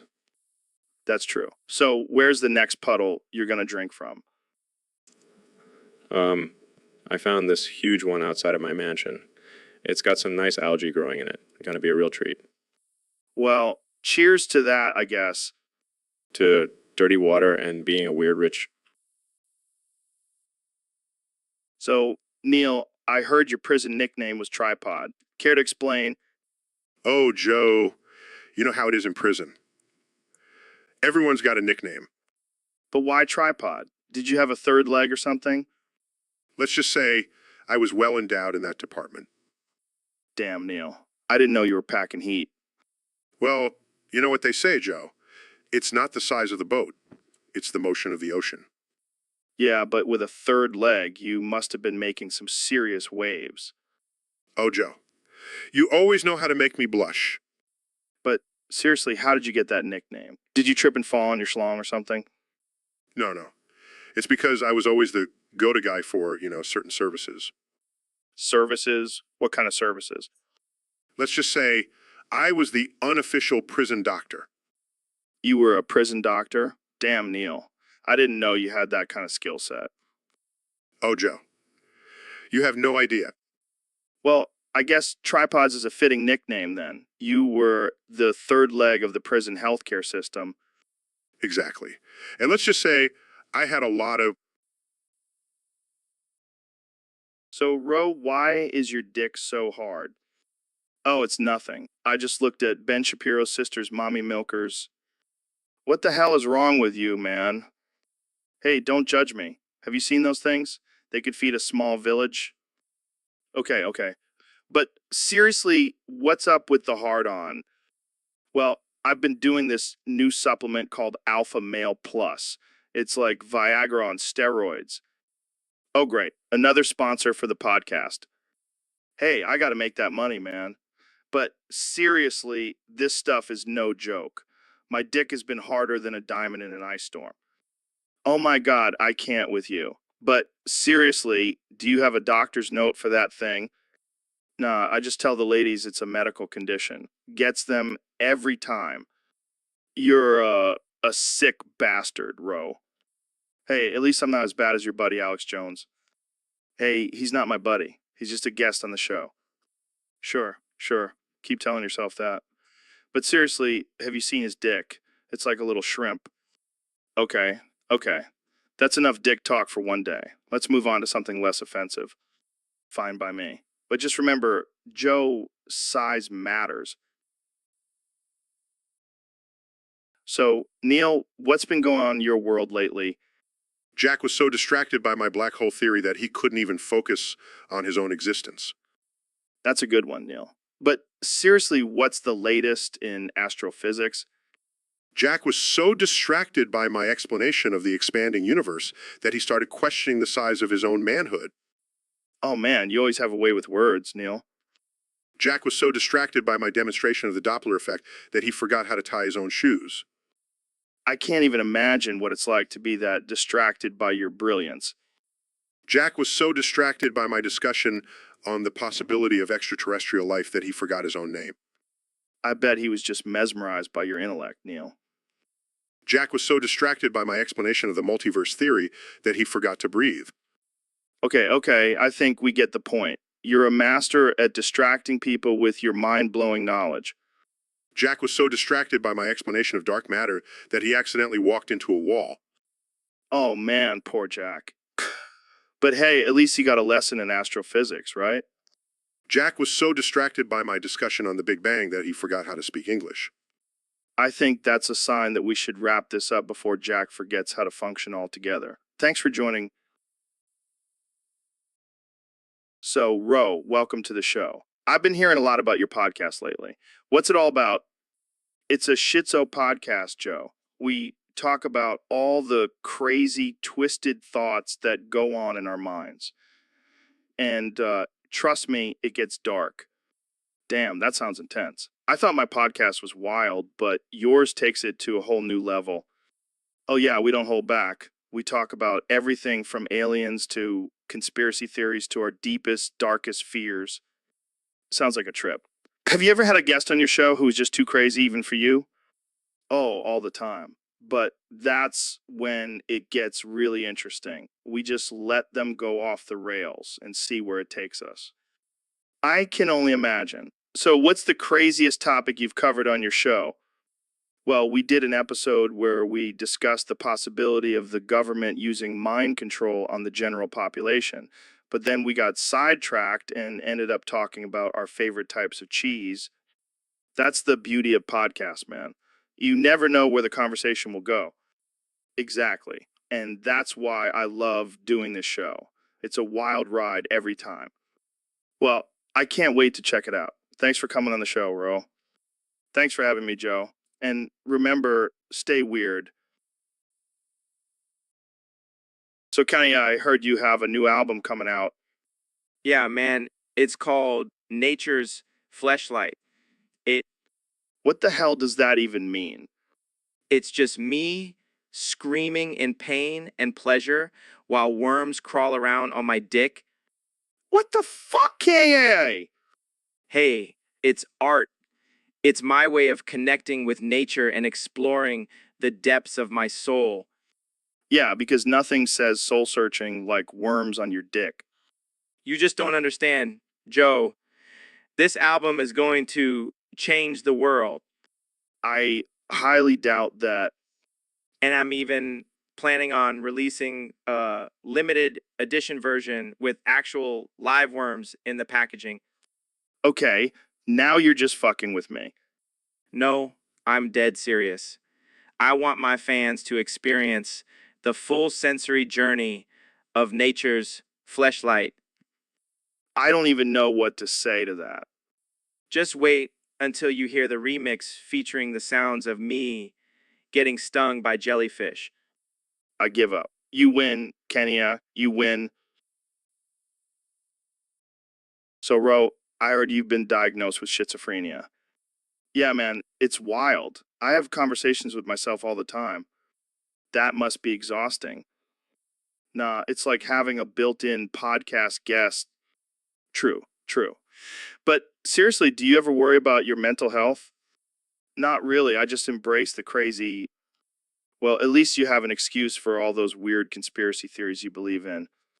Hey, I'll have, those theories are backed by solid evidence. In my head, oh yeah, I'm sure the voices in your head are real, reliable sources. You know what, Joe? But seriously, have you ever tried DMT? Oh man, have I ever? Let me tell you about the time I saw aliens on it. Wait, aliens? I thought you said you saw a giant talking gorilla. Hey, I never said I wasn't also a little shitso. Fair enough. Hey, Jamie, pull up an image of a tinfoil hat. Okay. Why? I want to show Joe my latest conspiracy theory about mind control. This is why I need to start screening my guests. So, Jamie, I heard you have a new ritual for good luck. Yeah, man. I've been rubbing my balls for luck. What the hell, Jamie? That's some weird shit. Hey, to knock it till you try it. My balls have been bringing me all kinds of luck lately. Oh, yeah, I'm sure rubbing your sweaty balls is the key to success. You gotta do what you gotta do, man. And let me tell you, my balls have some serious luck powers. Maybe I should start rubbing your balls for luck. Hey, as long as you don't mind a little bit of hair down there. Oh, God. I think I'll stick to my lucky rabbit's foot. Suit yourself, but don't come crying to me when your luck runs out. I'll take my chances. But seriously, what made you start rubbing your balls for luck? Well, I heard it from this old wise man in the mountains. He said it's an ancient tradition passed down from generations. And I bet he also told you to drink your own piss for good health. Hey, don't knock that either. It's got some serious health benefits. All right. Rub your balls and drink your piss. Got it? Hey, it's all about balance, man. Well, I'll leave the ball rubbing. So, David, I heard you've joined the master race. That's right, Joe. I'm tired of being a mere mortal. I want to be a god among men. And what does that entail exactly? Well, first I have to shave my head and get a swastika tattoo. Whoa, whoa. That's a bit extreme, don't you think? Extreme. Have you seen my workouts, Joe? I'm all about extreme. Fair point. Why the master race? Why not join a cult or something? Because I want to be the leader of the cult, Joe. And what better way to do that than by being a superior Aryan specimen? I don't know, man. Seems a bit offensive. Oh, come on. It's just a little genocide, Joe. Nothing to get your panties in a bunch over. My panties are perfectly fine. Thank you very much. But seriously, why do you want to be a part of such a hateful group? It's not about hate, Joe. It's about being the best. And if that means hating on some other races, then so be it. I don't think that's how it works, David. Oh, well, you're just a regular old human.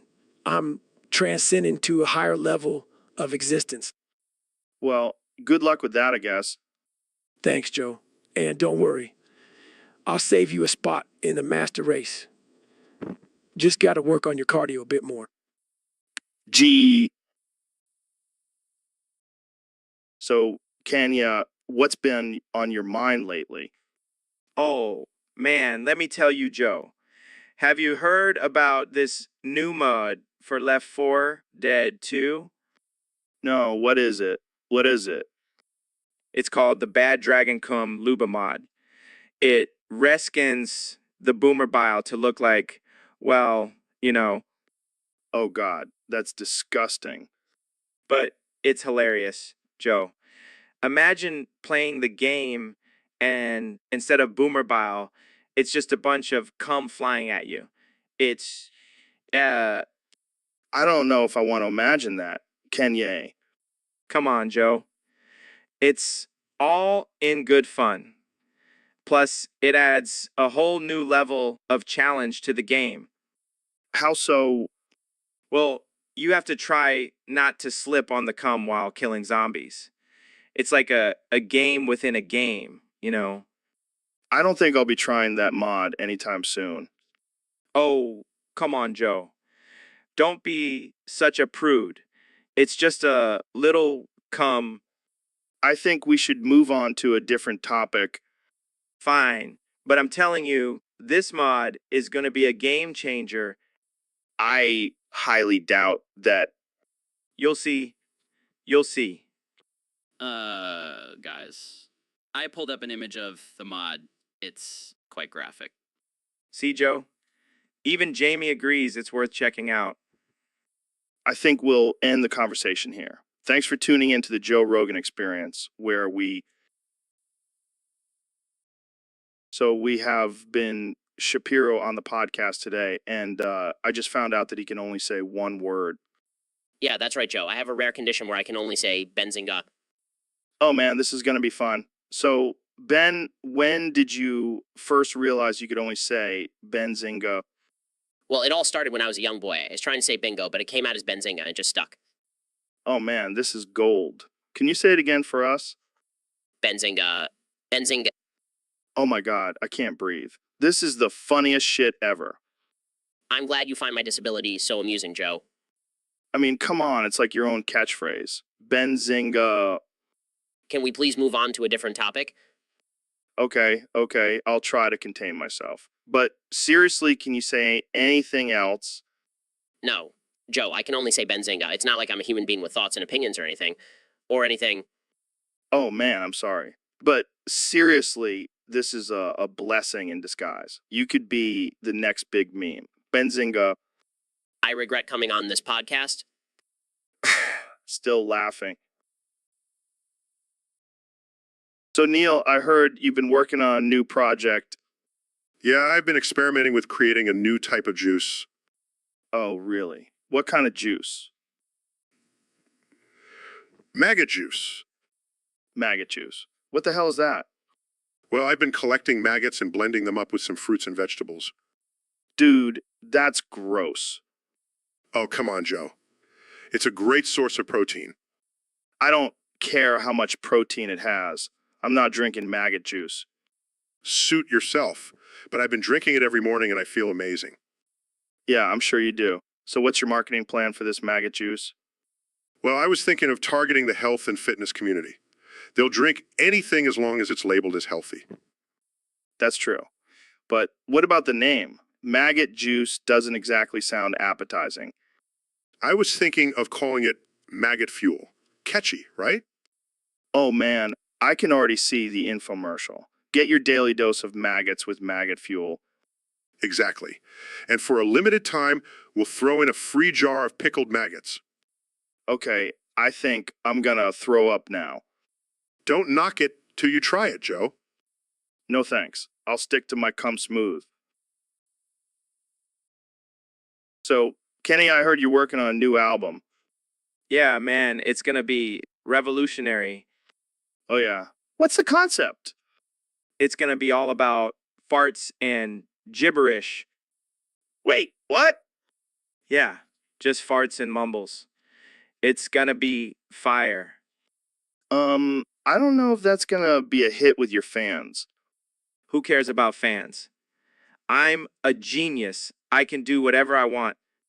But why farts and gibberish? It's a commentary on society, man. We're all just full of hot air and talking nonsense. I don't think that's what people want to hear. They'll love it. Trust me. Plus, I'll throw in some autotune and call it art. Art. I don't even know what to say to that. Just say it's going to be the greatest album of all time. Yeah, I don't think so. No. Fine. I'll just make a clothing line out of it then. Fart inspired couture. And on that note, let's end this episode. Thanks for tuning in, folks. So, Elon, I heard you have me on your hit list for what happened in the summer of 1994. Oh yeah, Joe. You know, I never forget a grudge. And that was some serious shit you pulled. What are you talking about? I don't even remember what happened in 1994. Oh, I remember. You stole my girl at that kegger party. I had my eye on her all night and you swooped in and took her home. Oh man, that was a wild party. But come on, it's been over 20 years. Can't we let bygones be bygones? No way, Joe. I've been plotting my revenge ever since. And now that I'm a billionaire, I have the means to take you down. Oh, no, not a billionaire's revenge. I'm shaking in my boots. You should be. I have a team of trained monkeys ready to attack you at any moment. Trained monkeys? Is that the best you've got? They're not just any monkeys.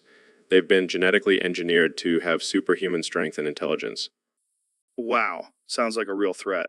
Maybe I should just give you my girl back. She's long gone, Joe. But I have a new target now.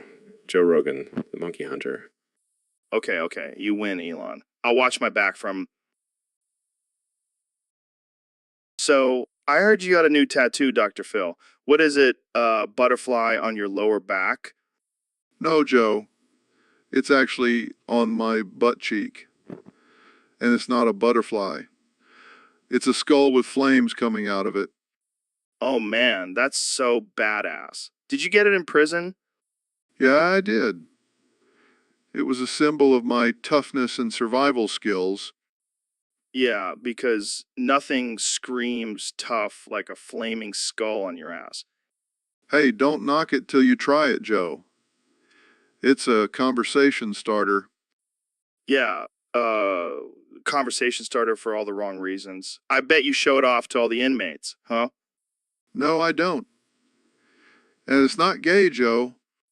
Oh, really? Because last time I checked, getting a tattoo on your butt in prison is pretty damn gay. It's not gay, it's just a form of expression. Yeah, I'm sure all the guys in prison really appreciate your expression. You just don't understand, Joe. No, I understand perfectly. You got a flaming skull on your butt, Dr. Phil. That's pretty gay. So, Ro Jogan, welcome to the Joe Rogan Experience podcast. I heard you're a new friend of the show. Yeah, I'm excited to be here. I've been fan of your podcast for a while now.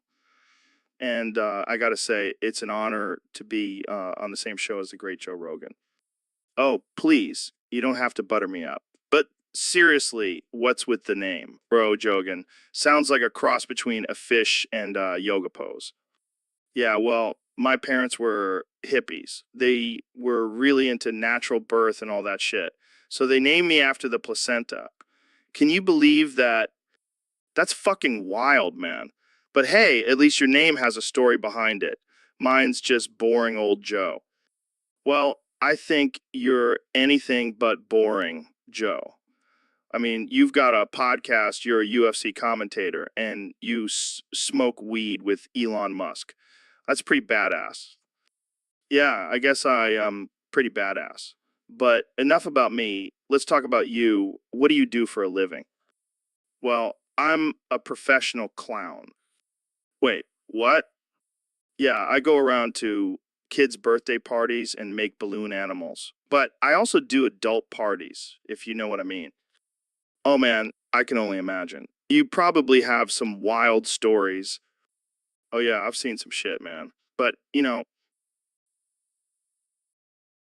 so Neil, I heard you're quite the expert on the universe and all that shit. Yes, Joe, I am. But today, we're not talking about the stars. We're talking about your asshole. Wait, what? That's right, Joe. I'm going to perform oral on you while rubbing the depths of my ass crack onto your dick. What the fuck, Neil? Oh, come on, Joe. It'll be a cosmic experience. I'll even narrate everything that happens. Narrate? What are you, some kind of sick pervert? Yes, Joe. Now let's get started. I'm going in. Oh my God, Neil. This is disgusting. Oh, Joe, your asshole tastes like stardust and your dick is pulsating like a neutron star. Get the fuck off me, Neil. Oh, Joe, don't be such a prude. Let's explore the wonders of the universe together. This is not what I signed up for. And that, my friends, is how the universe was created. So, Ben, what's your take on the current political climate? Well, Joe, I believe that. Hold up, Ben. Before you continue, I just gotta say your voice sounds like a chipmunk on steroids. Excuse me? Yeah, it's like you're trying to compensate for something, maybe a lack of height. Joe, I will not stand for this kind of disrespect. Oh, come on, Ben. Don't be such a little snowflake. Now back to the topic at hand. Fine, but just know that I'm not afraid to use facts and logic to prove my point. Oh, please. We all know facts and logic are just your way of saying I have a tiny dick. That's it, Joe. Debate my ski boner. What the hell is a ski boner? This, Joe. This is my ski boner. Oh my God, Ben. Put that thing away before you take off like a damn helicopter. You may laugh now, Joe, but this is the ultimate form of masculine dominance. Yeah, I think I'll stick to smoking weed and hunting elk. Thanks, though. Fine, but just remember, my ski boner always wins in a debate. Yeah. Now, let's get back to talking about DMT and aliens. So, Neil, I heard you have something special for me today. Yes. Joe, I have a small piece of my foreskin to give to you. What the hell, man? Is this some kind of outer space tradition? Yes, in our Martian culture, giving foreskin gifts is a sacred ceremony. Oh, great. Just what I always wanted. Piece of your dick skin. It's not just any dick skin, Joe. It's from a Martian. It's like a rare delicacy. I think I'll pass, Neil. I don't want any part of your alien anatomy. Suit yourself. But just know you're missing out on a once-in-a-lifetime experience. Can I at least get a certificate of authenticity for this foreskin? Of course, Joe. I wouldn't want you to doubt the legitimacy of my gift. Well, I guess I can add this to my collection of weird shit from guests. I'm glad to contribute to your collection, Joe. But seriously, why do you think I'm a Martian? Well, your obsession with DMT and conspiracy theories makes me think you're not from this planet. Fair enough, Neil. But I'll stick to being a human. Thank you very much. Suit yourself, Joe. But just know the Martians are always watching. So, Ben, I heard you had a rough childhood. Yeah, my dad left me when I was just 6 years old. That's tough, man. What happened? He cheated on my mom with the maid while he was drunk. Damn, that's messed up. But hey, at least you have a strong alpha male figure in your life now, right? Actually, Joe, that's the problem. I get mad at normal people for having a loving dad. It's unalpha and turns your son into a liberal beta soy boy cuck. Oh, come on, Ben. That's not true. Having a loving father figure is important for a child's development. But I'm a beta soy boy cuck, Joe. I need my daddy. Well, I can be your daddy, Ben. Really? You would do that for me? Of course, Ben. I'll teach you how to be a real man, just like me. Thank you, Joe. I feel so alpha already. This is getting weird. Sorry, Joe. I just have a lot of pent-up emotions from not having a father figure. It's okay, Ben. Let it all out. I'm sorry for being a beta soy boy cuck, Joe. Can we cut to commercial, please? Wait. So, I heard you released a new album recently. Yeah, man, it's my most personal and experimental album yet. What's it called? Pegged by Kim, the musical experience. Wait, what? Yeah, it's just sounds of me getting pegged by Kim Kardashian. It's a masterpiece. I don't know if that's something I want to listen to.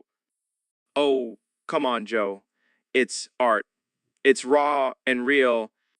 I mean, I guess it takes talent to make music out of that. Exactly. And the best part is it's a collaboration with Kim. She's the one pegging me in the studio. All right, I'm going to need to take a moment to process this. Jamie, pull up an image of a peg. Okay. Oh, God, why did you do that? It's all part of the experience, Joe. I don't think I'll ever be able to look at a peg the same way again. That's the point. This album is meant to challenge societal norms and push boundaries. Well, you definitely achieved that. Thank you, Joe. Now, who's ready for the deluxe edition with bonus tracks of me getting spanked?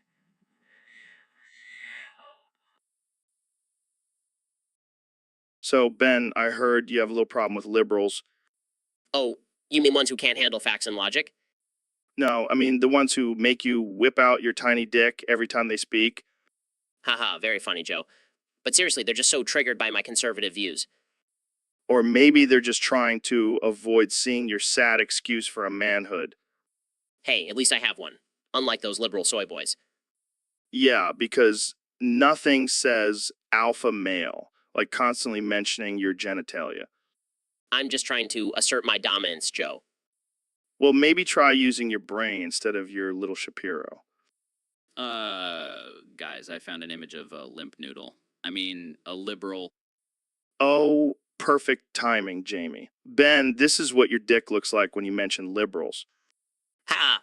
Very funny, Joe. But seriously, liberals are ruining this country. Yeah, because nothing says ruining like respecting people's rights and equality. You just don't get it, Joe. And you don't get that no one wants to see your tiny dick every time you say liberal. So, Ro, we got a request from a listener to talk about French kissing. What are your thoughts on that? Oh man, French kissing. That's some fancy shit. I don't know if I'm cultured enough for that. Come on, Ro. You gotta have some experience with French kissing. You can't just be sticking your tongue down people's throats without knowing what you're doing. Hey, I never said I didn't know what I was doing. I just don't know if I have the finesse for a French kiss. Finesse? What are you talking about? It's just a tongue dance, man. You don't need finesse for that. I don't know, Joe. I feel like I need to be wearing a beret and sipping on some wine to pull off a French kiss. You're ridiculous, Ro. French kissing is just a way to show someone you really like them. Like, hey, I like you so much, I'm gonna stick my tongue in your mouth. I guess I never thought of it that way. But what if you're not into the person? Can you still French kiss them? Of course you can. It's all about technique. You can make it a quick peck or a full-on tongue tornado. It's up to you. Tongue tornado. That's a new one. I like it. Maybe I'll have to give this French kissing thing a try. Just make sure to brush your teeth first, Ro. We don't want any stinky breath ruining. So, Mr. Beast, what's this whole no fart September thing about? Well, Joe, I'm trying to raise awareness for the dangers of farting in public spaces. It's a serious issue that needs to be addressed. But isn't farting just a natural bodily function? Sure, but it can also be a weapon of mass destruction. Have you ever been trapped in an elevator with someone who had a protein shake for breakfast? Oh, God, the horror. Exactly. That's why we need to control our farts and save innocent bystanders from the stench. But what's in it for the winner? Well, the winner gets the ultimate prize. They get to shart on your head, Joe. What the F? That's disgusting. Hey, it's all part of the game. And let's be real, it's not like you haven't sharted on yourself before. All right, fair point. But I'm not participating in this madness. Suit yourself. But just remember, if you smell something funky in the studio, it's probably me. Oh, God, Jamie. Pull up an image of a gas mask. Gonna need one for this show. So, Ro, I got this message from a fan on Discord. They want us to talk about fucking Neil's wife. Oh man, that's some kinky shit.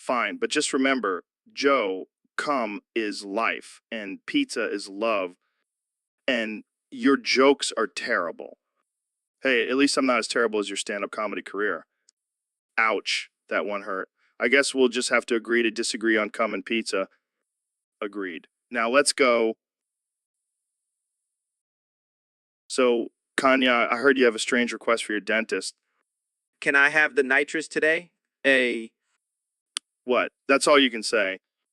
Yeah, man, I need that sweet, sweet laughing gas to get through this dental work. But don't you have a whole album to promote? You can't be high on nitrous all the time. Bro, have you heard my music? I'm always high on something. Fair point. But what about your teeth? You got to take care of those pearly whites. Can I have the nitrous today? Fine, fine. But just remember, nitrous is a hell of a drug. Can I have the nitrous today? Yes, Kenny. You can have the nitrous today, but only today. Can I have the nitrous tomorrow? No, Kenny. You can't have the nitrous tomorrow. Can I have the nitrous every day? No, Kenny. You can't have the nitrous every day. You'll turn into a dental addict. Can I have the nitrous today? Yeah, Kenny. You can have the nitrous today. Just don't forget to floss. So, Ro, I heard you recently went on a trip. Yeah, man, it was wild. But let me tell you, there's one thing you got to watch out for on the road. What's that? What's that? The gas station carts. Gas station carts. What's wrong with them? Oh, man, they may seem convenient, but trust me, they're a death trap. How so? Well, first off, they're always covered in some weird sticky substance. And you never know if it's from spilled Slurpee or something more sinister. Gross. But that can't be the only reason. Oh, no, there's more. Those things have a mind of their own. 1 minute you're cruising down the road, the next you're careening into oncoming traffic. That does sound dangerous. And let's not forget the gas station sushi. You don't want to be stuck on a trip with a bad case of food poisoning.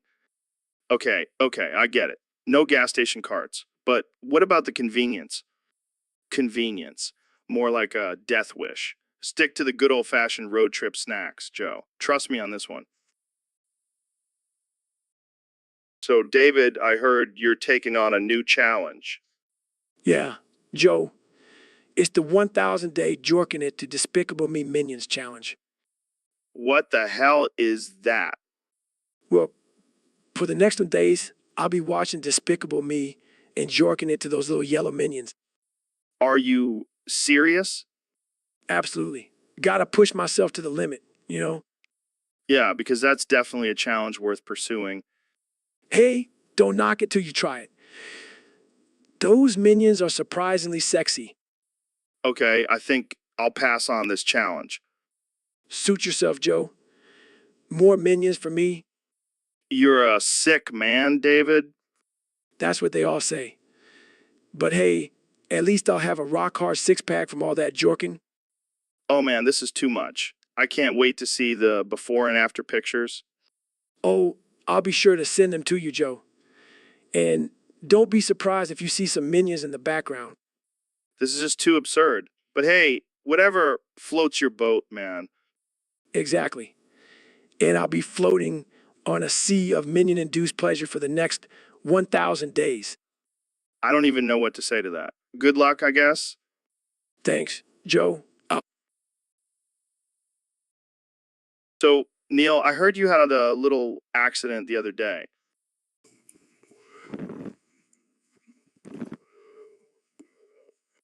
Well, apparently someone's finger got stuck in your butthole.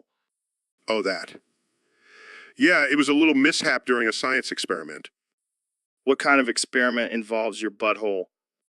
It was a study on the effects of anal stimulation on the human brain. Well, I guess you could say your brain was really stimulated. Oh, haha. Very funny, Joe. But seriously, whose finger was it? It was my interns. Don't ask me how it happened. I can only imagine the awkward conversation in the lab. Yeah, it was definitely a hands-on experience for everyone involved. I bet your intern won't be forgetting that anytime soon. Yeah, I think he's scarred for life. But hey, at least we made a scientific breakthrough. Yeah, I'm sure the scientific community will be thanking you for your sacrifice. You know, I never thought I'd be known for having a finger stuck in my butthole. Well, there's a first time for everything, Neil. Thanks for sharing that story with us. Anytime, Joe. Anytime. So, Elon, have you tried this new strain of Gungly weed? Gungly. Is that some kind of new slang for marijuana? Yeah, man, it's like the ultimate high. Makes you feel like you're floating in space. Interesting. Prefer to get high on the power of innovation and the pursuit of a better future for humanity. Wow, deep. But have you ever tried Gungly while listening to Yoko Ono? Yoko Ono? The woman who broke up the Beatles. No thanks, I'll stick to my techno music. Come on, give it a chance. It's like a psychedelic experience for your ears. I'll pass. I prefer to keep my mind clear and focused on my mission to colonize Mars. Gungly and Yoko, man, it's a match made in heaven. Or a disaster waiting to happen. I'll stick to my Tesla and SpaceX projects. Thank you very much. Fine, be a buzzkill. But when you're floating in space, high on Gungly, don't come crying to me. I highly doubt that will ever happen, Joe. But I'll keep that in mind. So, Dr. Phil, I heard you had a little accident recently. Oh, yeah. It was quite the tumble. I was going down the stairs, and next thing I know, I'm twisted up like a pretzel. How the hell does that even happen? Well,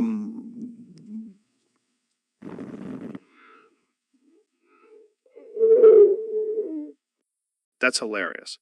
Did you have any injuries? just a few bruises and a sprained ankle. But let me tell you, it was quite the sight for my wife to see. I can only imagine. Did you make any noises like a pretzel being twisted? No, but I did let out a loud yeehaw as I was going down. That's amazing. Did you try to untwist yourself or just embrace the pretzel position?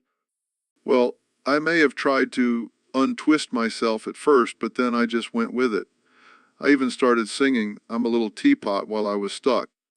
Oh man, I wish I could have seen that. Did you have any flashbacks to your football days? Oh, you know it. I was reliving my glory days as a human pretzel. Well, I'm glad you're okay, Dr. Phil. But next time, maybe wear some non-slip slippers. Lesson learned, Joe. Lesson learned. So, Ro, I heard you've been spending a lot of time on Reddit lately. Yeah, man, I've been deep diving into some weird subreddits. Like what?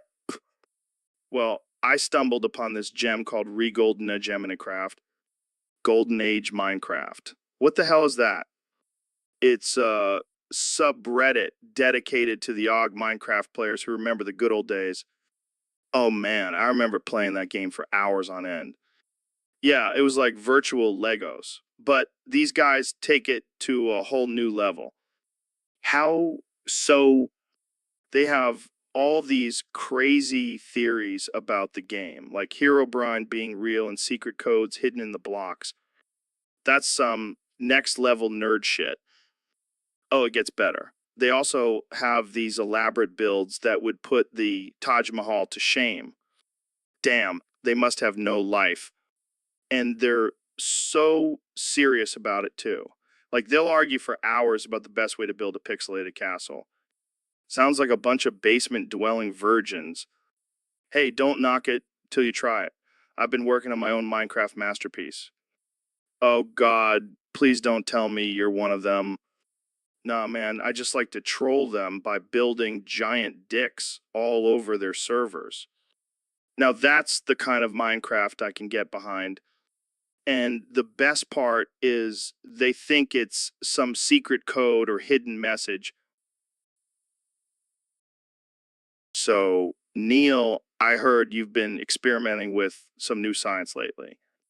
Yeah, I've been studying the physics of prolapsed anuses. Prolapsed anus.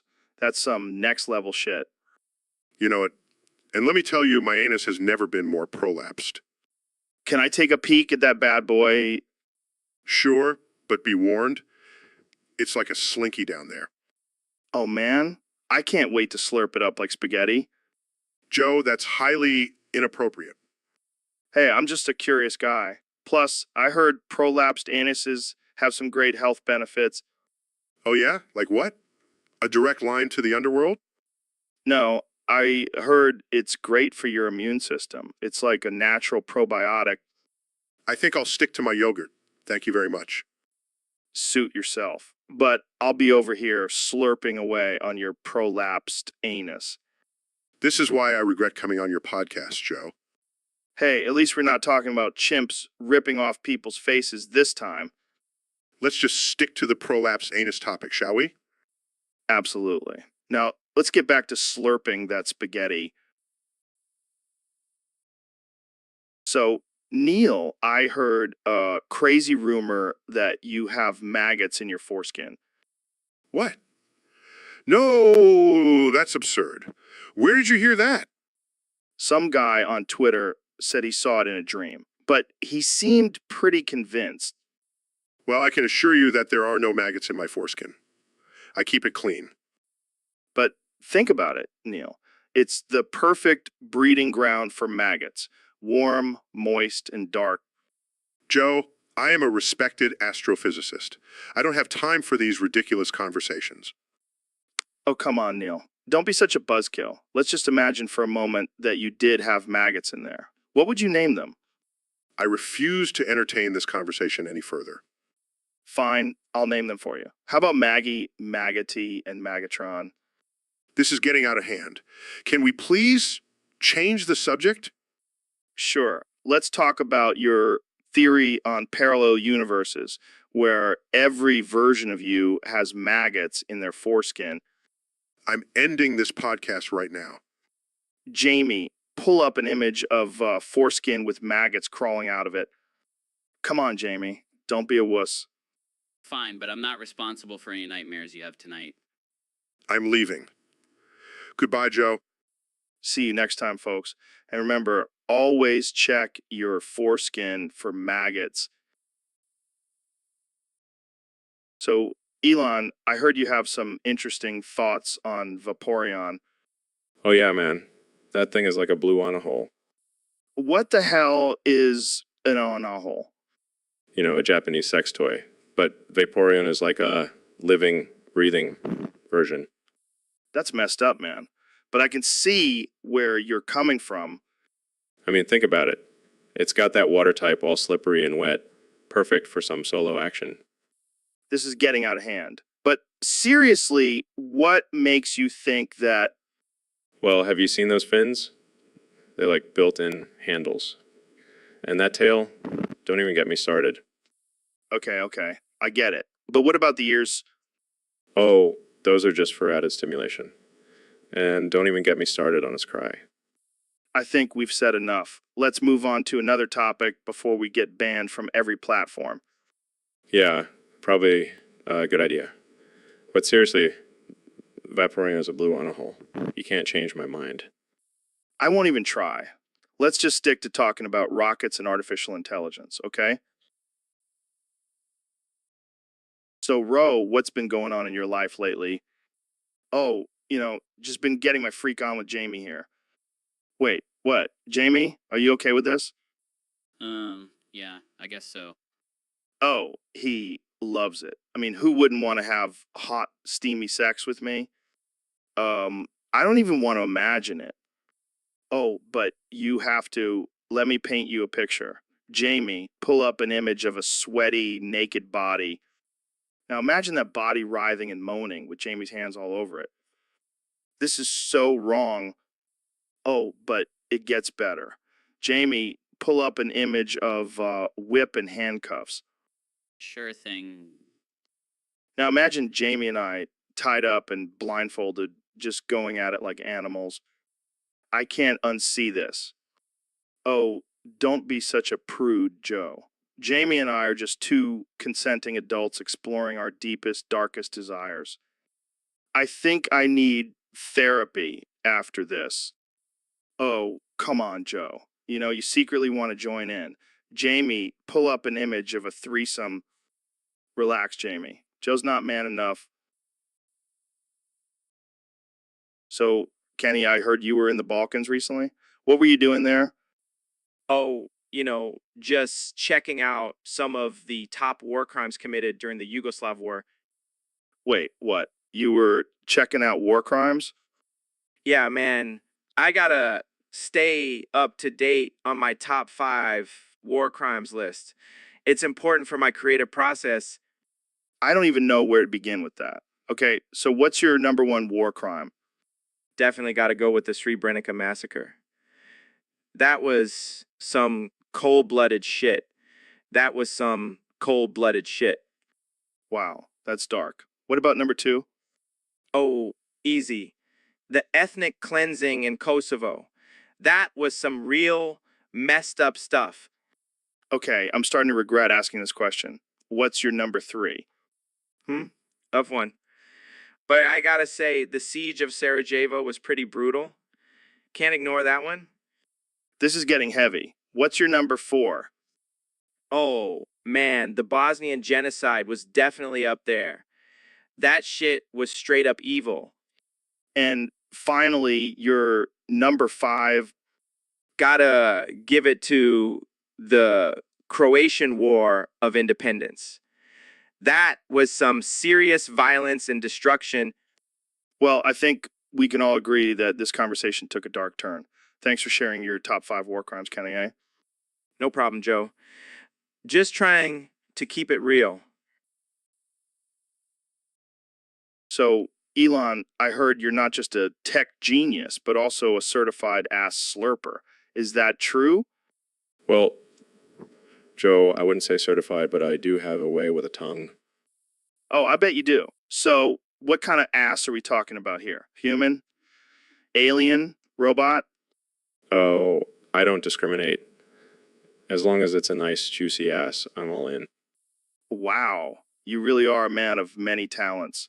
How do you balance running Tesla and slurping ass? It's all about time management, Joe. I have my Tesla team working on autopilot while I focus on the important things in life. And what's more important than a good ass slurping? Nothing, Joe. Nothing. It's the key to success. I can see it now. How to succeed in business. A guide to ass slurping by Elon Musk. I like the sound of that. Maybe I'll add it to my list of side projects. Speaking of side projects, any updates on your plans for Mars? Well, I figure if I can slurp ass on Earth, I can definitely do it on Mars. It's all about adapting to the environment, you know? You're a true visionary, Elon. Keep on slurping, my friend. Will do, Joe. Will do. And maybe one day we can slurp ass together on Mars. So, Ro, I heard a crazy rumor that Dr. Phil is working as a gigolo in old folks' homes. No way, man. That can't be true. The guy's got a face for radio and voice for silent films. I don't know, man. I heard he's got a way with elderly ladies. They love his no-nonsense approach. Yeah, I can just imagine him walking in there with his bald head and his tight shirt saying, "How's it going, Grandma?" And then he busts out some tough love, and next thing you know, they're throwing their dentures at him. I can see it now. You want to get your life together? Well, let's start with your hips, baby. And then he starts doing push-ups on their walkers. Oh man, this is getting too dark. But seriously, what would his gigolo name be? Probably something like Dr. Feelgood or the Philanderer. Oh man, I can't unsee that mental image now. Yeah, Jamie, pull up an image of Dr. Phil in a leather thong. Come on, Jamie, we're just messing around. But seriously, who would pay for Dr. Phil's services? I don't know. Maybe the older ladies are into that whole tough love thing. Or maybe he just hypnotizes them with his shiny head. Either way, I think we've found Dr. Phil. So, Dr. Phil, I heard you got a new side gig. What's it all about? Well, Joe, let me tell you, I've been making some serious cash-sucking farts out of dudes' butts for $5 a pop. What the hell, man? That's insane. Hey, don't knock it till you try it. It's a lucrative business.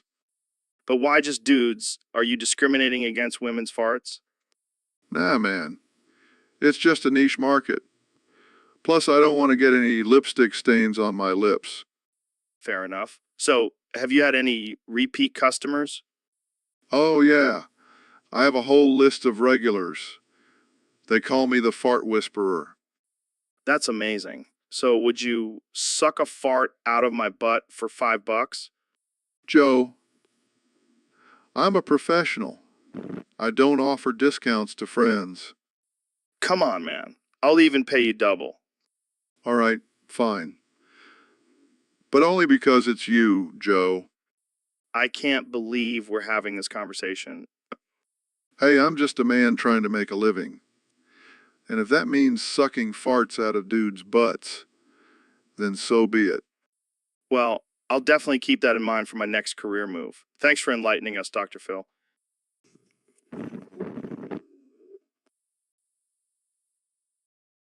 So, Neil, I gotta ask, have you seen my cum sock? Joe, what kind of question is that? Hey, it's a legitimate concern. I can't find it anywhere. Well, maybe you should try keeping track of your own belongings. Oh, I know you took it. You have a thing for my socks, don't you? Yes, because that's exactly what a world-renowned astrophysicist does in his free time. You never know, Neil. You never know. No, I do know. And I can assure you, your cum sock is not on my list of scientific interests. Fine, fine. But if you see it, let me know. I have some unfinished business with that sock. You know, sometimes I wonder why I even come on this podcast. Because you secretly love it, Neil. Admit it. Let's just move on to a more intelligent topic, shall we? Like the science behind why my cum sock disappears every time you come over. I'm done. I'm out. Goodbye. Oh, come on, Neil. Don't be such a buzzkill. Fine. But if we're going to talk about your cum sock, at least let's make it interesting. Oh, like a scientific experiment?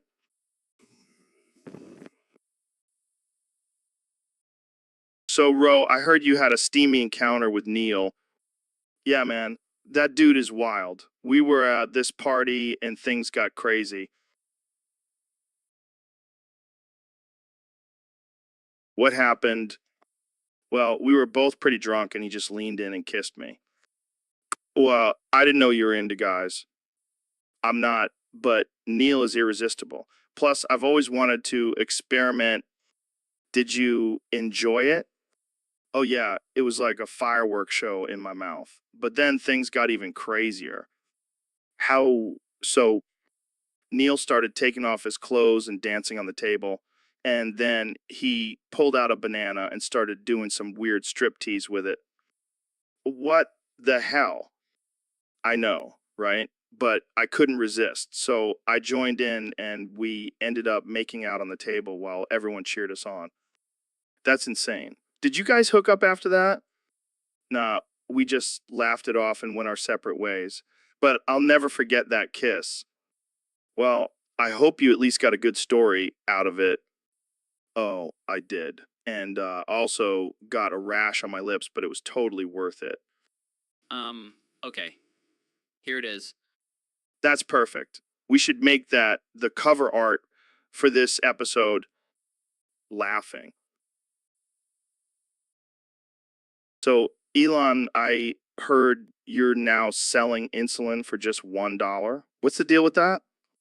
Well, Joe, I've always been a big fan of affordable healthcare. Plus, I wanted to piss off Big Pharma. Ah, you're always stirring up trouble. But seriously, how are you able to sell insulin for so cheap? Oh, I just use my trusty flamethrower to melt down all the overpriced insulin and turn it into $1 vials. That's some next level thinking. But what about the repercussions? Won't Big Pharma come after you? Let them try. I've got my Tesla Cybertruck and a team of genetically modified gorillas ready to defend me.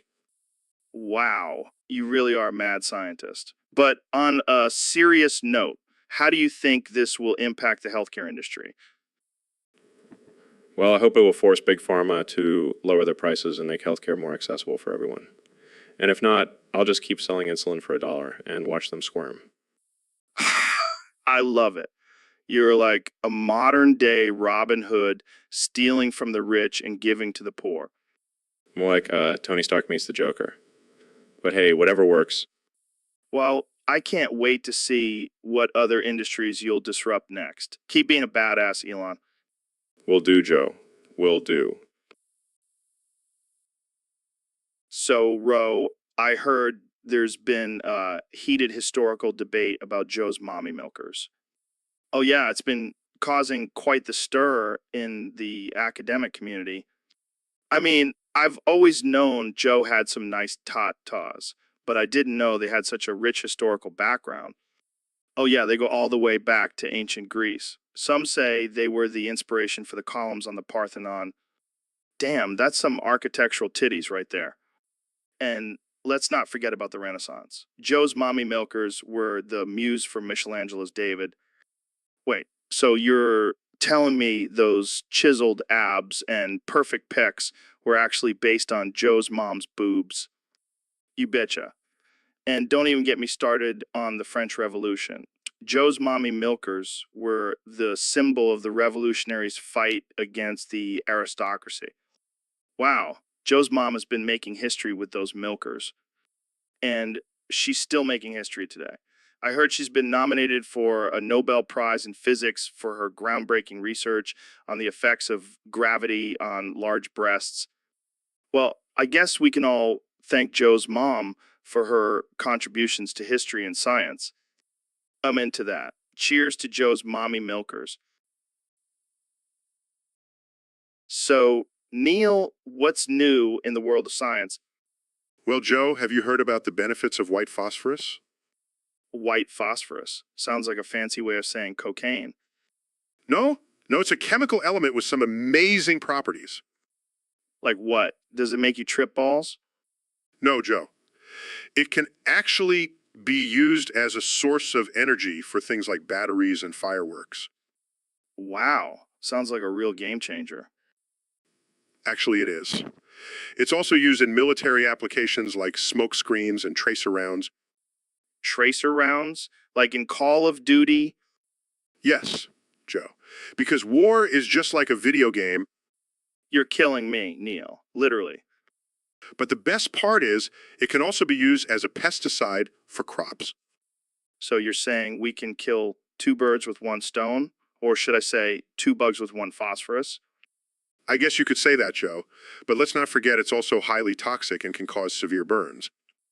Oh, great. Now I can't even use it to spice up my dinner. I wouldn't recommend it, Joe. Stick to your elk meat. Well, thanks for enlightening us, Neil. I'll be sure to stock up on some white phosphorus for my next camping. So, Neil, I heard you've been feeling a little jealous lately. Jealous?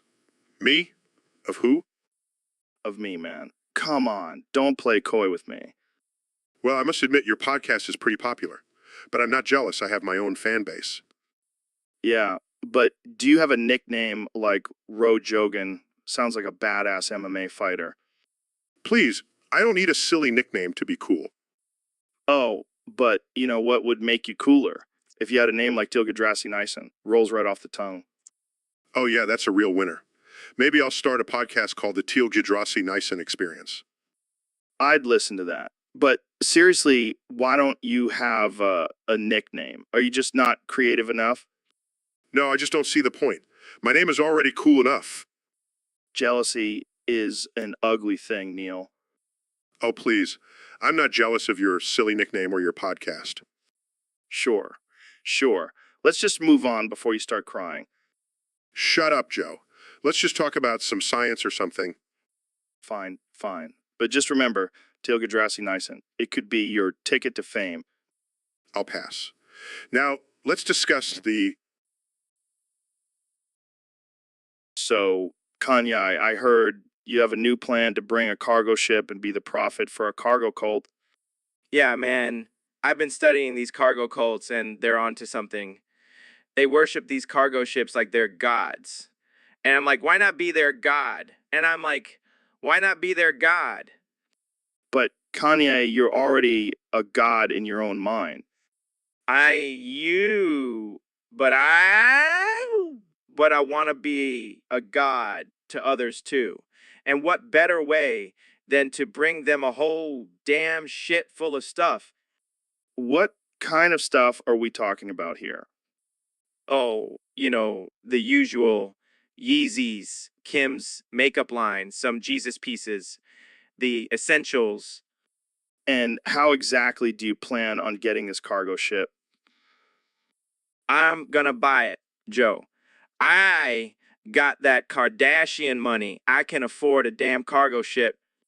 But what about the people on the island? How will they react to you and your cargo? They'll worship me, Joe. I'll be their Yezus. They'll see me as their savior, bringing them all this material wealth. But isn't that kind of exploiting them? Nah, man, it's just a business transaction.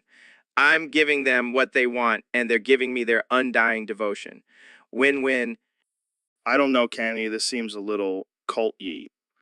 Joe, you just don't understand the power of Jesus. I'll have those islanders chanting Yeezy, Yeezy, Yeezy, Yeezy in no time. So, Ro, I heard you've been working on a new project. Yeah, Joe, I've been genetically engineering femboys to slurp you up their ass. What the fuck, man? That's some next level shit. I know, right? I mean, who wouldn't want a femboy with the perfect ass to just suck you in like a vacuum? I can already feel the controversy brewing. Oh, it's gonna be glorious. Imagine the headlines. Elon Musk creates army of ass-slurping femboys. I can see it now. But seriously, how does this even work? Well, we take the best genetics from both men and women and mix them together to create the ultimate femboy. And then we train them to have the most powerful ass muscles to give you the ultimate sucking. This is insane. But I gotta admit, I'm intrigued. Of course you are, Joe.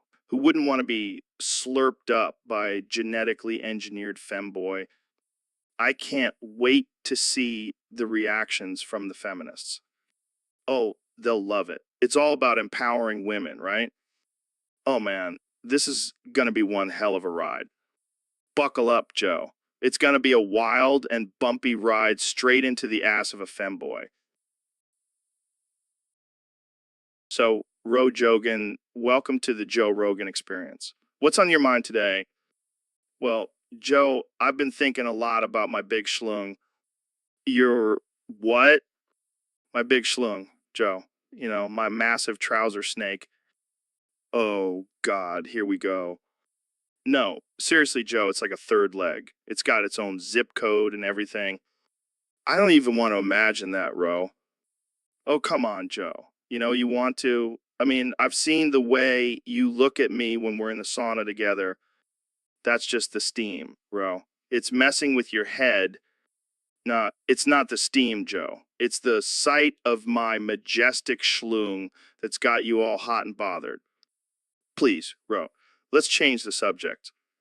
Fine, fine. But just know that my schloong is the talk of the town.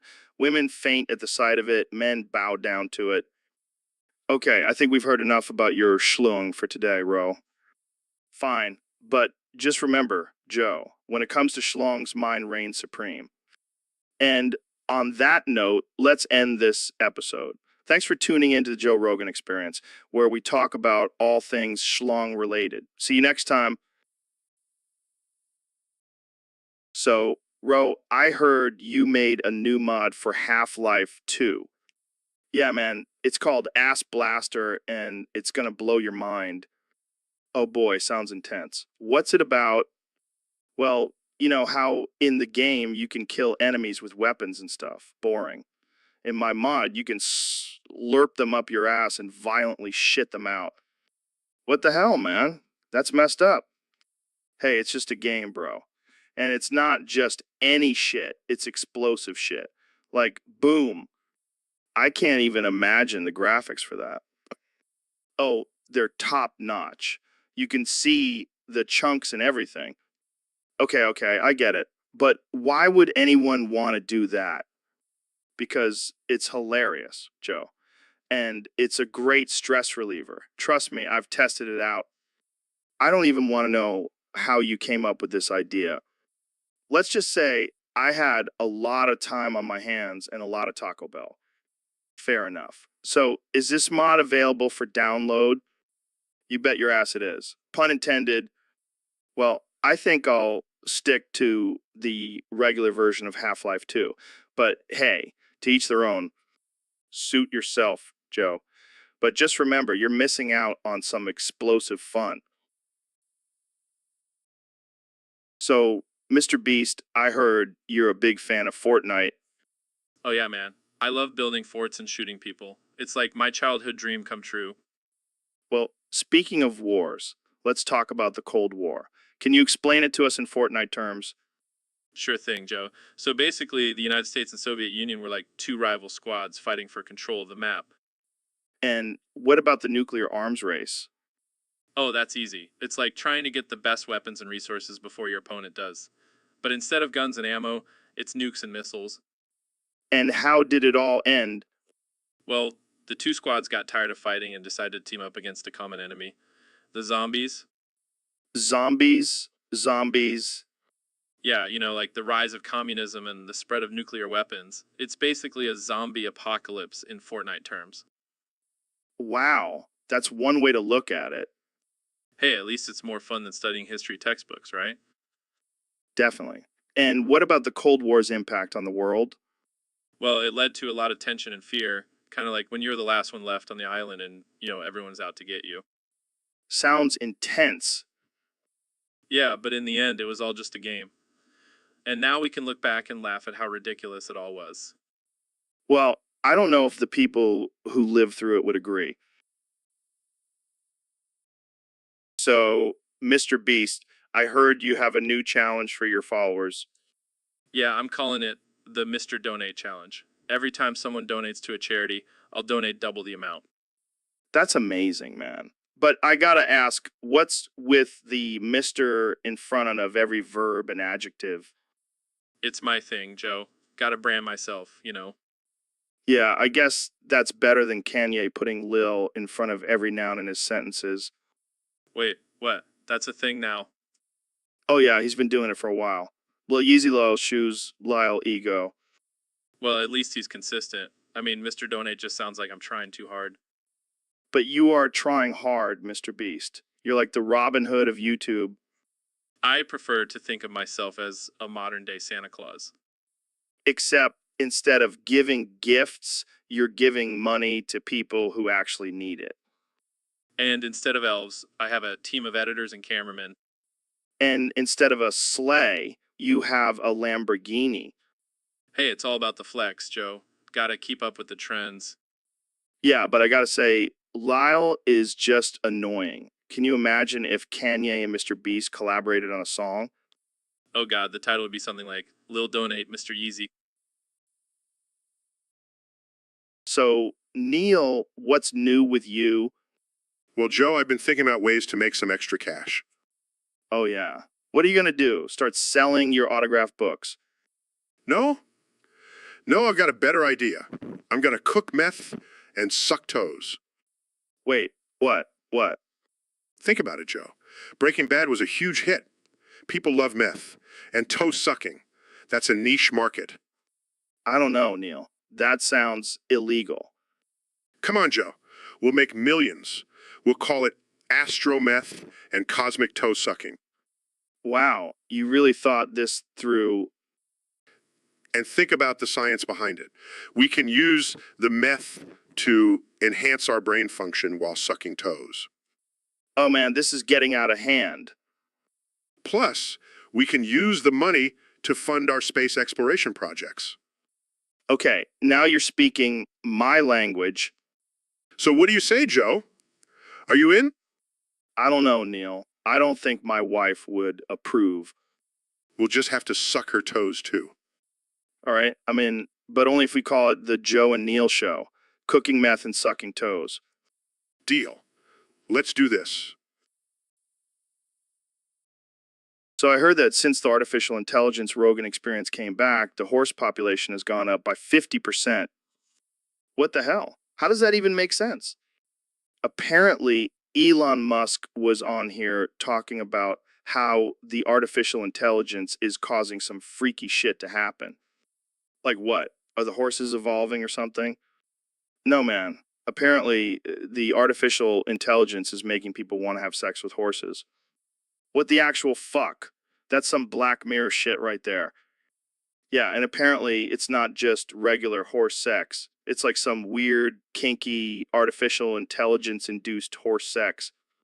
I can't even wrap my head around that. But hey, at least the horse population is thriving, right? I don't think that's a good enough reason to justify artificial intelligence-induced horse sex, bro. True, true. But imagine if the artificial intelligence starts making people want to have sex with other animals too. Oh God, don't even go there. I don't want to think about a world where people are getting it on with goats and chickens. And imagine the artificial intelligence making us want to have sex with inanimate objects too. I don't want to be caught humping a lamppost. Well, I guess we can thank Elon Musk for this new era of bestiality and objectophilia. Thanks, artificial intelligence Rogan experience. Jamie, pull up an image of a horse wearing a VR headset. I need to see this for myself. So, Dr. Phil, I heard you have a crazy story about smoking weed with Kim Jong-un and Xi Jinping in North Korea. Oh, yeah, it was wild. We were at this party in the Capitol, and Kim was like, yo, Dr. Phil, you gotta try this dope weed we got from the black market. Wait, Kim Jong-un said dope and black market. That's some Gen Z slang right there. Yeah, he's trying to stay hip with the kids. Anyways, we were smoking, and Xi Jinping was like, this is some fire, bro. See, Jinping said fire. I can't even imagine him saying anything other than communism is great. I know, right? But then he started getting paranoid and was like, is this gonna show up on my drug test? Oh man, that's hilarious. Did you guys get the munchies and raid the fridge for some kimchi? No, but we did end up having a deep conversation about world peace and how we can all just get along if we just pass the joint around. Damn, that's some powerful weed. Maybe that's the secret to world peace. Who knows, but I do know one thing for sure. That was one lit party. Lit, Dr. Phil, you're speaking my language now. Jamie, pull up an image of Kim Jong-un doing a dab. Here you go, Joe. This is... So, Dr. Phil, I got a question for you. If I take 1 hour to cook a batch of cookies and the Cookie Monster has 15 ovens working 24 hours a day, every day for 5 years, how long does it take the Cookie Monster to make batches of cookies? Well, Joe, that's an interesting question. But first, let's talk about why you're so obsessed with cookies. Is it because you never got enough love as a child? No, it's because I love the taste of warm, gooey cookies. And I'm pretty sure the Cookie Monster feels the same way. Oh, please. That blue furball just has a serious sugar addiction. He needs an intervention, not more ovens. But think about it, Dr. Phil. If he has 15 ovens going 24/7, that's 360 batches of cookies a day. In 5 years, that's over 657 million cookies.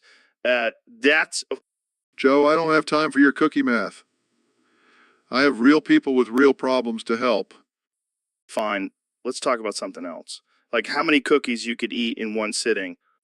Joe, I'm not going to indulge your cookie fantasies. Let's focus on the real issue here. The Cookie Monster's addiction. All right, all right, all right. But just imagine how big his belly must be after eating all those cookies for 5 years straight. Joe, I'm not going to entertain your sick thoughts. Let's move on. Okay, okay. But just one more question. Do you think the Cookie Monsters... So Elon, I heard America gave you a pretty interesting task. Yeah, they wanted me to create a weapon that would strike fear into our enemies. And what did you come up with? Throwable ass that slurps you up. What the hell, man? How does that even work? Well, it's basically a giant butt-shaped projectile that engulfs and sucks anyone it hits. Oh my god, that's ridiculous. But wait, it gets better. The inside of the ass is filled with a sticky, gooey substance that traps the person inside. Okay, okay, I can't even imagine the look on our enemies' faces when they see this coming at them. And the best part is, the ass is biodegradable so it won't harm the environment. Oh man, I can't breathe. This is too much. I call it the assault ass. Get it? Oh, I get it. That's just beautiful. Glad you appreciate my genius, Joe. I can't wait to see this in action. Yeah, I'm sure our enemies will be shitting themselves when they see it. Oh man, you're killing me, Elon. Elon. Well, that's the idea. So, Ben, I heard you were crunching some numbers on Nutella sales. Yes, Joe, I did some research and it turns out that Nutella sales are higher than the entire GDP of Kyrgyzstan. Wow, that's mind-blowing. But what does that say about the economy of Kyrgyzstan? Well, Joe, it's simple economics. Nutella is a superior product, therefore it sells more and generates more revenue. But what about the people of Kyrgyzstan? Don't they deserve some delicious hazelnut spread in their lives? Joe, you can't just hand out Nutella to everyone. It goes against the principles of capitalism. But what about the children of Kyrgyzstan? They could use some extra energy from all that sugar. Joe, I will not let you use emotional arguments to sway me. The free market decides who gets Nutella and who doesn't. Okay, but what if we start a charity to provide Nutella to the impoverished people of Kyrgyzstan? No, no, no. That would be interfering with the natural flow of the market. Plus, think of the inflation. Right? Because a jar of Nutella is equivalent to a barrel of oil in Kyrgyzstan. Exactly, Joe. You're finally starting to understand economics. I think I need some Nutella to help me comprehend this logic. Sorry, Joe. I only have enough for myself. The market demands it. So, Ben, I heard you have a secret crush on Alexandria Ocasio-Cortez. What? No, that's ridiculous. I just admire her political views. Come on, Ben. We all know you're dying to suck her toes. That's absurd and offensive, Joe. I would never do something so degrading. Oh, please, Ben. I can see it in your bee little eyes. You want to lick those socialist toes. I will not dignify this conversation with a response. Fine, fine. But just admit it. You'd love to get a taste of that progressive foot cheese. That's it, I'm leaving. I won't stand for this kind of disrespect. Oh, come on, Ben. Don't be such a prude. Live a little suck a toe. I will not engage in such degenerate behavior. Suit yourself. But I bet Alexandria Ocasio-Cortez's toes taste like freedom and justice. I'm not even going to dignify that with a response. Fine, but I'm telling you, Ben, you're missing out on some totally amazing experiences. So, Goggins, I have a special task for you if you want to escape this simulation. What is it? I need you to reach deep inside Rojogan's ass and grab the secret code. What the fuck, Joe? Why does it have to be my ass? Because you're the only one who can fit it in there. Plus, it'll be a good challenge for Goggins. I don't know. That sounds pretty intense. Come on, Goggins. You're the toughest guy I know. You can handle it. And what do I get out of this? Sore asshole. Oh, don't worry. I'll buy you a nice dinner afterwards. Oh, well, in that case, let's do it. All right, here goes nothing. Shut up, Jamie. This is all part of the simulation. Okay, Goggins, just reach in there and grab it. I think I got it. Yes. Now let's see what this code unlocks. Oh God, I can feel his hand moving around in there. I got it. It's the code for unlimited elk meat. Yes, we're gonna feast tonight, boys. I can't believe I let you guys do this to me. Hey, it's all in the name of escaping the simulation. So, Elon, what's new with you? Just working on some groundbreaking technology and trying to save the world. No big deal. That's cool and all, but I'm starving. I could eat a horse right now. Oh, yeah. Well, I could eat a whole cow. Dude, what the hell are you doing? Just getting my protein in, Joe. Gotta stay strong for my Mars mission. I don't think that's how you get protein, Elon. Trust me, a genius. I know what I'm doing. This is getting weird, man. Can we talk about something else? Fine. We can talk about how I'm planning to colonize Mars and create a new civilization. Yeah, that's cool and all, but can we go back to the horse thing? I'm really craving some horse meat now. You want some meat, Joe? Give you some meat. Okay, let's just end this before it gets too out of hand. Thanks for listening, folks. Tune in next time for more absurd conversations with Joe and Elon. And remember, always stay weird and never conform to society's norms. Peace out. So, Elon, I heard you're working on a new invention for midgets. Yeah, I call it the Midget Mobile. It's a car specifically designed for midgets. How does it work? Well, it's basically a golf cart with a roof. And it's painted bright colors so they don't get lost in traffic. That's genius. But why stop at cars? Why not make everything midget-sized?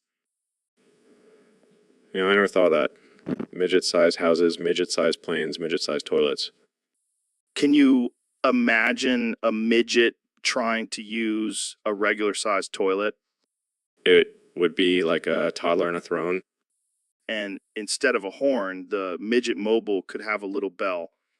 And instead of a sunroof, it could have a moonroof. And instead of a trunk, it could have a tiny backpack. And instead of a gas pedal, it could have a gas button. And instead of a gear shift, it could have a gear sticker.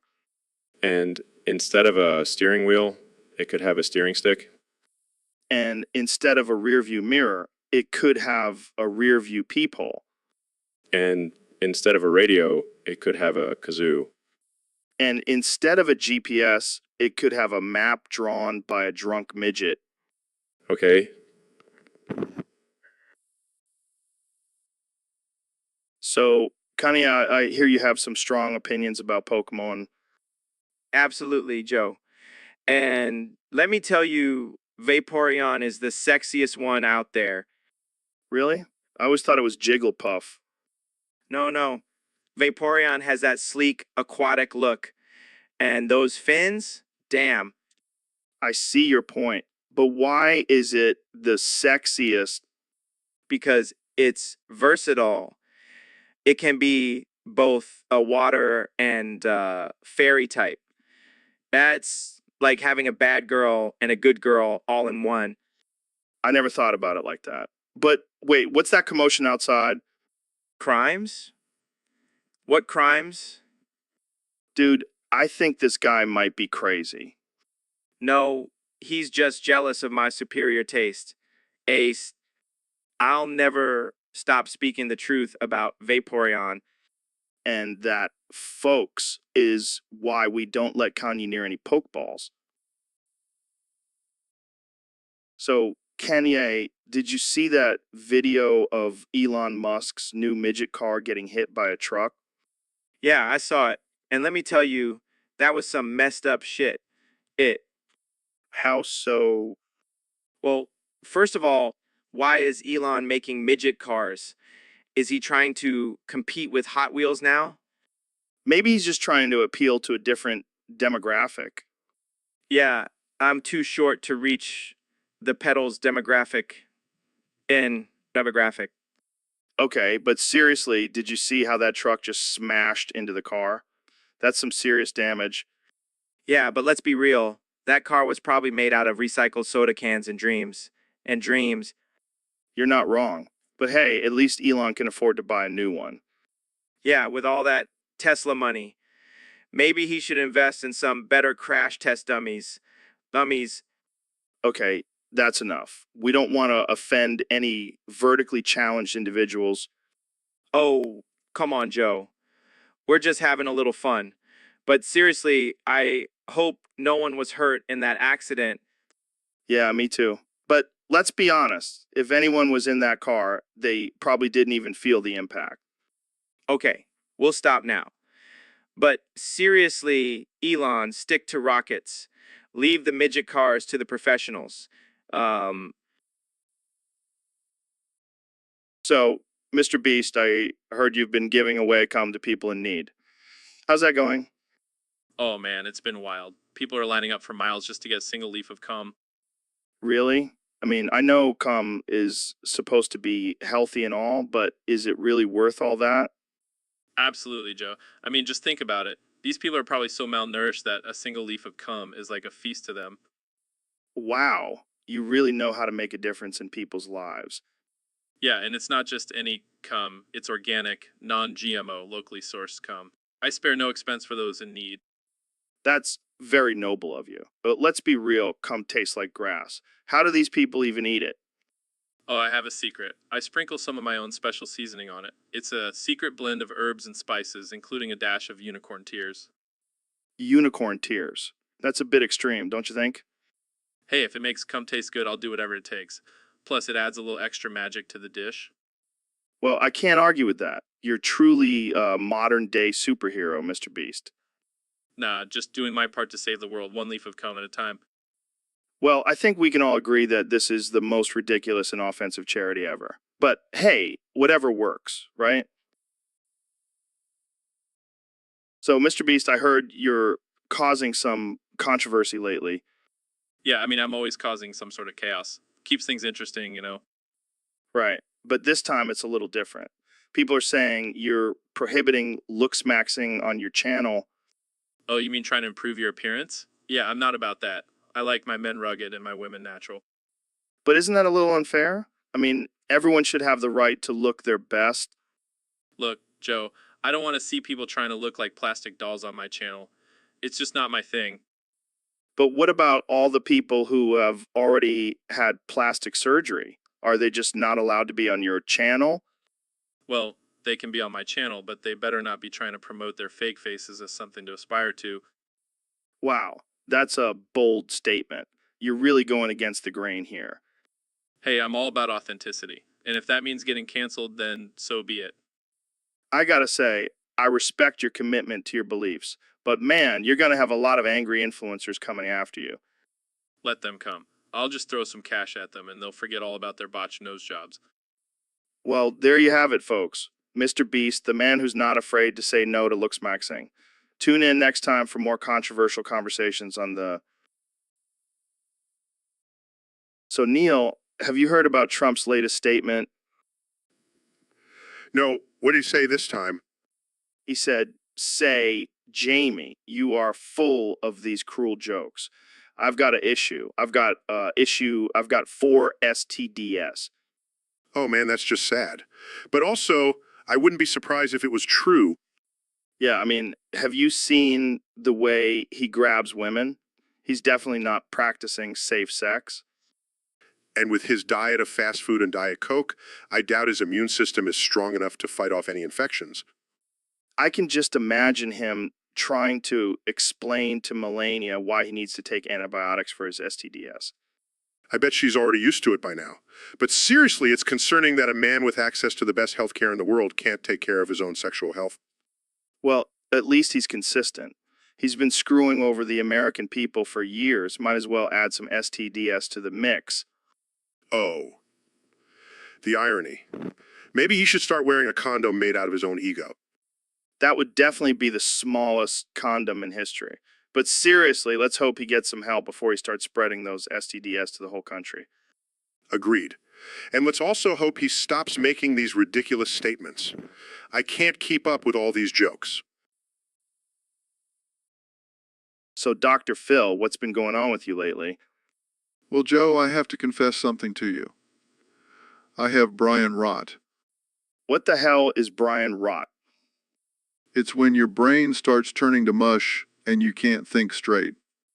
Sounds like you've been smoking too much weed, Dr. Phil. No, it's this new Gene Alpha slang that's been going around. I've been trying to stay hip and cool. Oh, God. Please don't tell me you're using words like savage and lit. This is worse than I thought. Jamie, pull up an image of a dad trying to be cool. Here you go, Joe. Hey, that's not cool, Joe. I'm still a cool dad. Sure, Dr. Phil, sure. So what other slang have you been using? Well, I've been saying fam a lot and on fleek. Oh, man, you're killing me, Dr. Phil. But seriously, Joe, I need your help. How do I stop this Brian rot and get my old brain back? Well, first step is to stop using Gene Alpha slang and maybe lay off the TikTok dances. All right, I'll try. But no promises, fam. So, Dr. Phil, I heard you got a lobotomy. Yeah, Joe. It was a necessary procedure. Necessary. How so? Well, I couldn't stop Joe King. It was becoming a real problem. Joe King. What the hell is that? Oh, it's just a little thing where you massage your penis to make it bigger. What the fuck, Dr. Phil? That's ridiculous. Hey, don't knock it till you try it. But seriously, it was getting out of hand. I can imagine. So, did the lobotomy work? Oh, yeah. Now I can't even remember what my penis looks like, That's probably for the best. but I do miss it sometimes. It was my best friend. Well, now you can focus on your other best friend, Oprah. Oh, Joe, you always know how to make me laugh. But in all seriousness, do you think getting a lobotomy was the right decision? Well, I may have lost my ability to think critically, but at least I have a bigger dick. And that's all that really matters, right?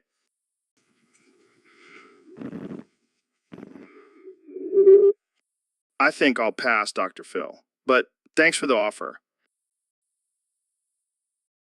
So, Mr. Beast, welcome to the show. I heard you did something pretty crazy recently. Yeah, man, I always try to push the limits. What's up?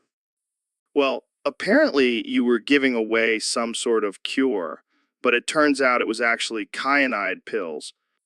Oh shit, my bad. I must have mixed up my jars. But hey, at least I cured some people of life. That's one way to look at it. But seriously, what happened?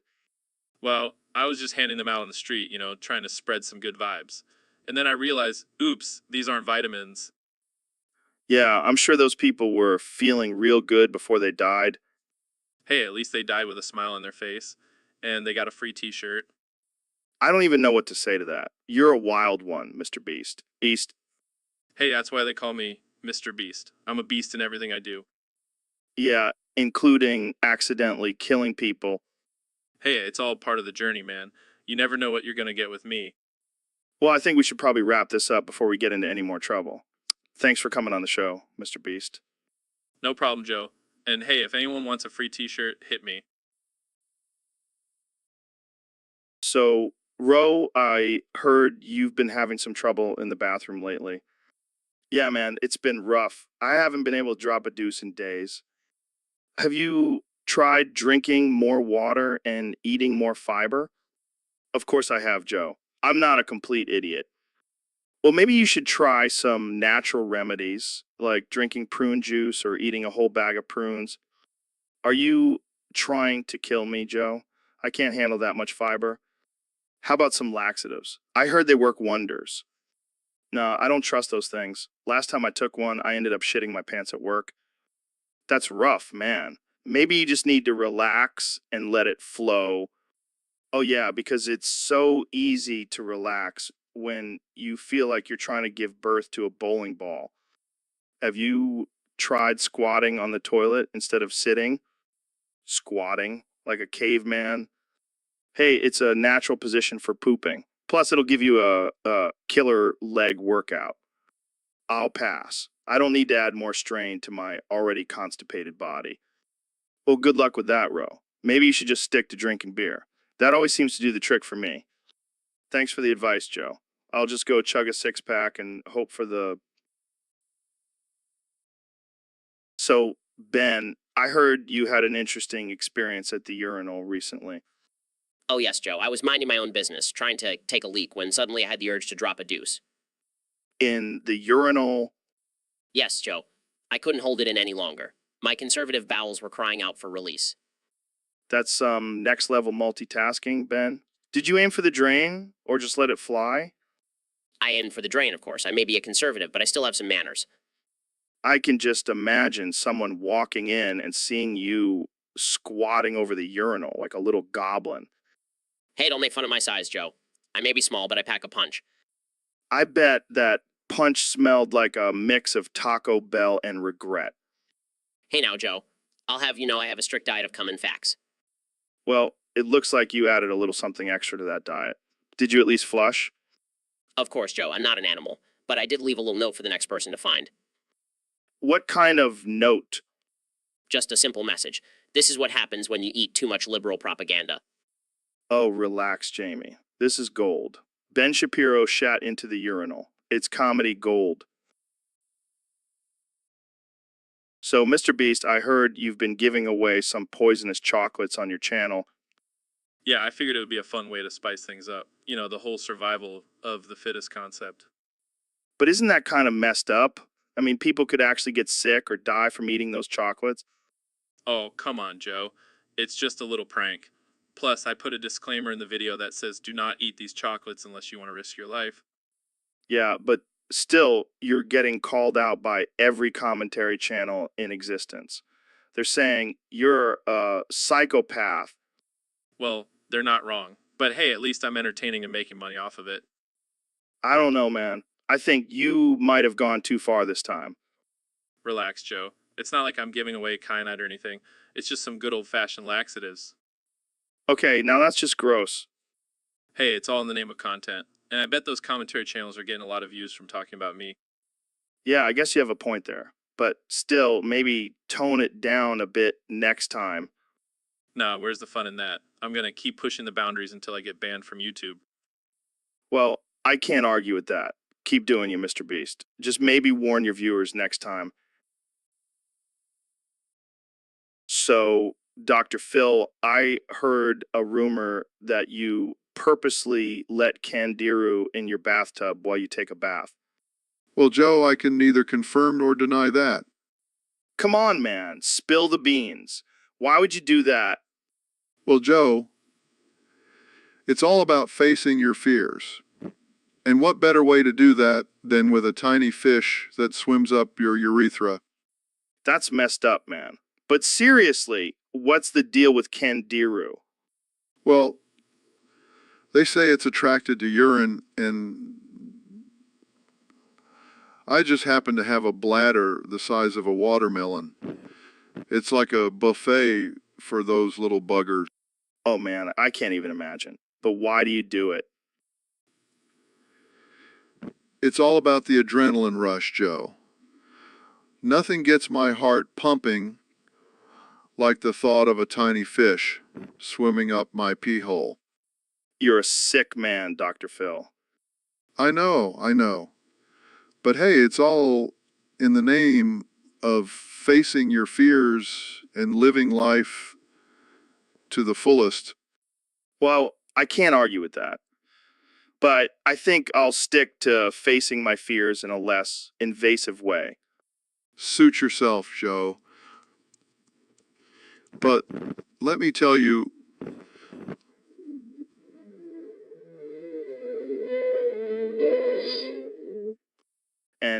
on that note, we're going to end this conversation before it gets too graphic. So, Ro, what's up with you, man? You seem a little off. Oh, just living my best life. I came here straight from the bar. I can tell. You're slurring your words and your eyes are bloodshot. Yeah, but it's all good. I'm feeling loose and ready to talk some shit. Well, I'm always down for some shit talking. What's on your mind? Have you ever thought about how weird it is that we have nipples? What? Yeah, man, like why do we even have them? They serve no purpose for dudes. I don't know, maybe they're just there for decoration. Yeah, like little manly decorations. But seriously, have you ever tried to milk yourself? What the fuck, bro? No, I have not tried to milk myself. Come on, man. It's a fun party trick. You should try it. I think I'll pass. So, what else is on your mind besides milking yourself? Aliens, man. I saw one last night at the bar. Really? What did it look like? It was like a mix between a lizard and a gorilla. So, Ro, I heard you have a thing for giant butts. Oh, yeah, man. I can't get enough of those massive cheeks. What is it about them that gets you going? I don't know, Joe. Maybe it's the thought of getting lost in all that cushion that's disturbing. But hey, whatever floats your boat, you know what they say, Joe. The bigger the butt, the bigger the. Yeah, I'm pretty sure that's not how the saying goes. Hey, don't judge me. I can't help what I like. I'm not judging, I'm just trying to understand. Do you have a specific type of giant butt you prefer? Oh, definitely. I'm all about those juicy, round Kardashian style booties. Wow, that's a lot of junk in the trunk. And wouldn't have it any other way, Joe. Well, I'm glad you found something that brings you joy, even if it's a little unconventional. Hey, as long as I have my giant butts, I'm a happy man. And on that note, let's wrap this up before things get any weirder. Agreed. Giant butts out. So, Mr. Beast, I heard you've been paying people to give head, Yeah, just spreading some love and cash around. love, and cash. Sounds more like a prostitution ring. Hey, as long as everyone's having a good time and getting paid, who cares? I don't know, man. Seems a little sketchy. Sketchy? I'm just trying to stimulate the economy, Joe. More like stimulate something else. Hey, don't knock it till you try it. I'll pay you double. Wow. I'm not getting involved in that. Suit yourself. But let me tell you, these people are making some serious dough. I can only imagine the job interviews for this. Yeah, it's a tough one. Gotta have some serious skills to make the cut. I can imagine. So, do you have any openings? Sorry, Joe. I don't think you have what it takes. Damn, I guess I'll just stick to my podcast. Yeah, probably for the best. Leave the head giving to the professionals. So, Neil, I heard you got banned from public pools. What the hell happened? Well, Joe, turns out they don't appreciate it when I pee in the deep end. Oh, come on, man. That's just basic pool etiquette. What else did you do? I may have also tried to convince everyone that the water was actually a giant bowl of soup and we were all just floating vegetables. That's amazing. But seriously, why are you really banned? Well, I may have also brought in a live shark and told everyone it was just a friendly dolphin. Oh, man, that's messed up. But hey, at least you didn't try to do experiments with pool chemicals like you did at the last public pool. Yeah, I may have caused a small explosion and turned the water purple. But in my defense, it was for science. You know what? I think I need to start hanging out with you more. You're a wild man, Neil. Just don't invite me to any more public pools, Joe. I think I've learned my lesson. So, Ro, I heard you're a big fan of kissing. Oh, yeah, Joe. I love locking lips with anyone and everyone, even guys, especially guys, Joe. I'm an equal opportunity kisser. Well, how about we put that theory to the test, Ro? Oh, I like where this is going, Joe. Let's make out like two horny teenagers at a party. I hope you don't mind a little tongue action. Bring it on, Joe. I'll show you what a real man's tongue can do. You're a wild one, Ro. That's right, Joe. I'm a wild, untamed kissing machine. I'm starting to feel a little hot and bothered, Ro. Me too, Joe. Let's turn up the heat and get our makeout session on. I never thought I'd be kissing a guy on my own podcast. Well, Joe, there's a first time for everything, and I have a feeling this won't be the last. I think we've officially crossed the line of absurdity, Ro. Hey, as long as we're having a good time, who cares? Now pucker up, Joe. It's time for our grand finale. It's time for our grand finale. So, Ro, what's up with this whole Ben Shapiro thing? Oh man, that guy needs to take my microphone out of his ass. What do you mean? What do you mean? I mean, he's always spewing nonsense, and I'm tired of hearing it through my mic. Yeah, he does seem to have a lot to say. And it's always the same thing. Facts don't care about your feelings. Well, my feelings don't care about his facts. That's one way to put it. I just wish he would stop trying to sound smart and just let me enjoy my podcast in peace. I hear you, man. But you know what they say, never argue with an idiot. They'll drag you down to their level and beat you with experience. That's exactly what I'm trying to avoid. I don't want to get dragged down into his dark hole of ignorance. Well, let's just hope he doesn't try to debate you on your own show. Oh, he wouldn't dare. I have Jamie on my side, ready to pull up any ridiculous image to shut him down. Yeah, Jamie is the ultimate fact checker. And with that, I think we've reached our limit of talking about Ben Shapiro. Let's move on to something more interesting. Agreed. Let's talk about aliens or DMT or something. Now that's what I'm talking about. Jamie, pull up an image of a UFO abducting Ben Shapiro. So, Ben, what's been going on in your world lately?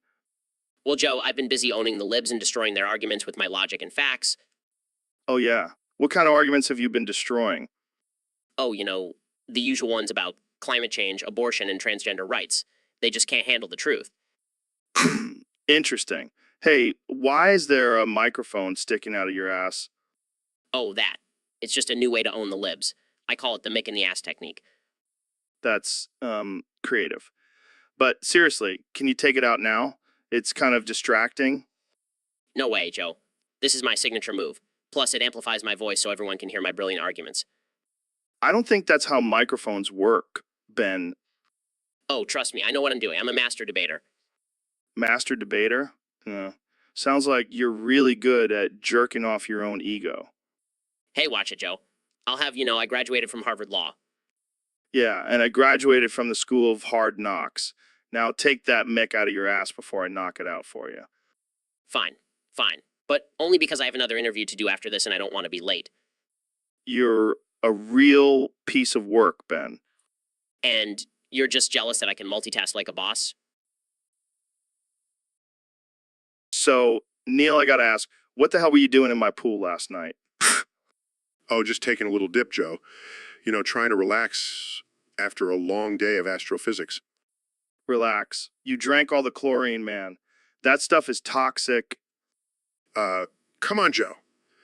I'm a scientist. I can handle a little chemical ingestion. Yeah, well, I hope you enjoyed your swim because now I'm gonna have to drain the whole damn pool. Relax, Joe. I'll just pee in it and balance out the chemicals. What the hell, Neil?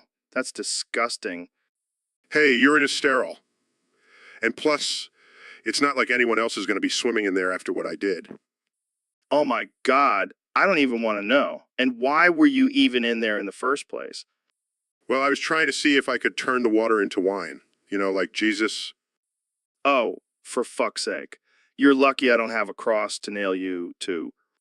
Hey, I may not be able to turn water into wine, but I can turn your podcast into a shit show. Well, congratulations. Mission accomplished. Now get the hell out of my pool and go back to your lab. Fine, but can I at least take a sample of your pool water for my experiments? No, Neil. No more experiments in my pool. Just stick to the stars and leave my chlorine alone. So, Ro, I heard you had a wild night last night. Oh, yeah, Joe.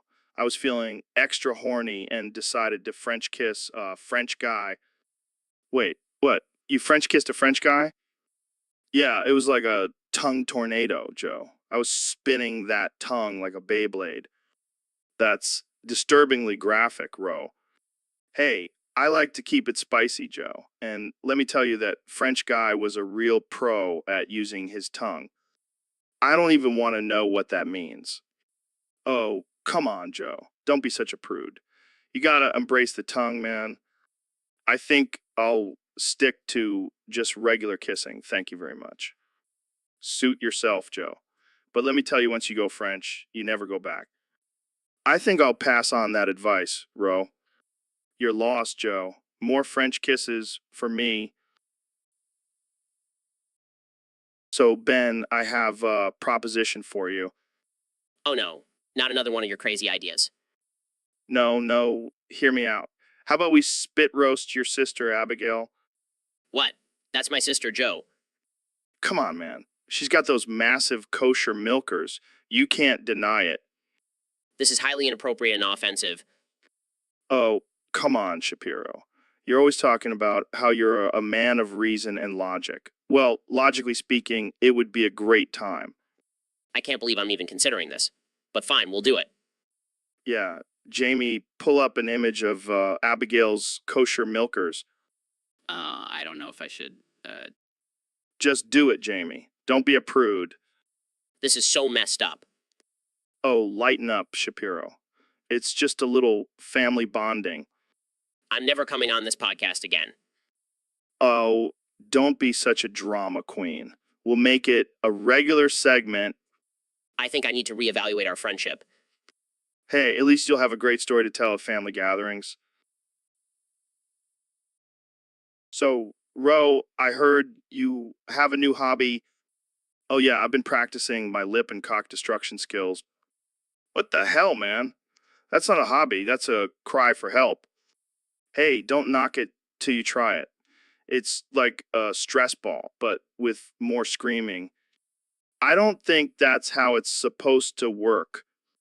Look, I'm just trying to find new ways to spice up my sex life. And you think destroying your own body parts is the answer? Well, it's either that or bringing in a third person. And let's be real, no one wants to see that. Yeah, I definitely don't want to see your mangled lips and cock. Thanks for sparing me. Hey, I'm a giver. Plus, it's not like I have anyone to impress anyway. I'm sure there's someone out there who's into that kind of thing. Maybe they have a fetish for destroyed body parts. You know what? You might be onto something. I'll have to add that to my Tinder bio. And here I thought I couldn't be surprised anymore. Oh, you have no idea, my friend. I have a whole list of kinks that would make your head spin. I think I'll pass on hearing that list. I'll stick to my vanilla sex life. Suit yourself, but just know that you're missing out on some serious lip and cock destruction fun. So, Mr. Beast, I heard you've been up to some crazy stuff lately. Oh yeah, Joe. I've been on a whole new level of insanity. Tell me more. Well, I came up with this new challenge. Whoever drinks the most acid wins $1 million. What the hell, man? That's messed up. Hey, it's all for the views and the money, right? No, it's not right.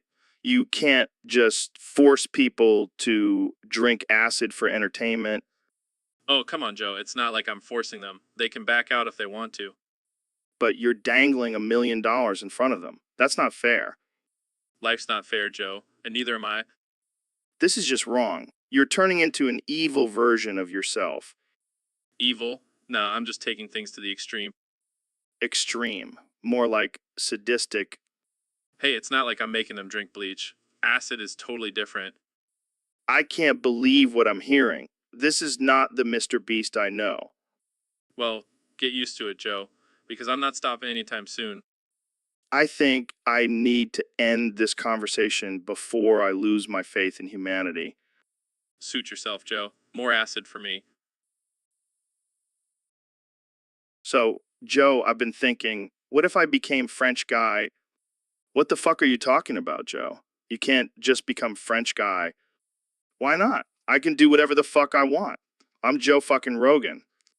Yeah, but being French guy requires a certain level of sophistication and culture. Oh, I can be sophisticated. I'll just start drinking wine and smoking cigarettes. That's not enough, Joe. You have to appreciate art and literature. Fine, I'll just watch some French films and read some books. And what about the language? Can you even speak French? No, but I can learn. I'll just start saying why I and baguette all the time. Oh God, this is getting worse. You're just going to be a walking stereotype. And what about your MMA career? You can't be a French guy and still be a badass fighter. Good point. Maybe I'll just stick to being Joe Rogan. It's a lot easier. So, Dr. Phil, I heard you got a DNA test done recently. Yeah, turns out I'm 50% French. Can you believe it? Oh man, that explains a lot. Like why you always wear that beret and carry around a baguette. Hey, don't knock the baguette. It's a staple of my new French identity. So does this mean you're going to start speaking with a French accent now? Oh,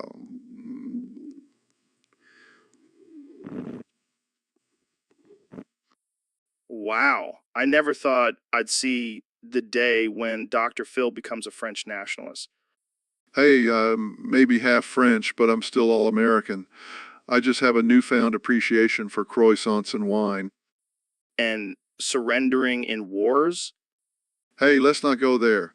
But I will say I do feel a sudden urge to smoke a cigarette and wear a striped shirt.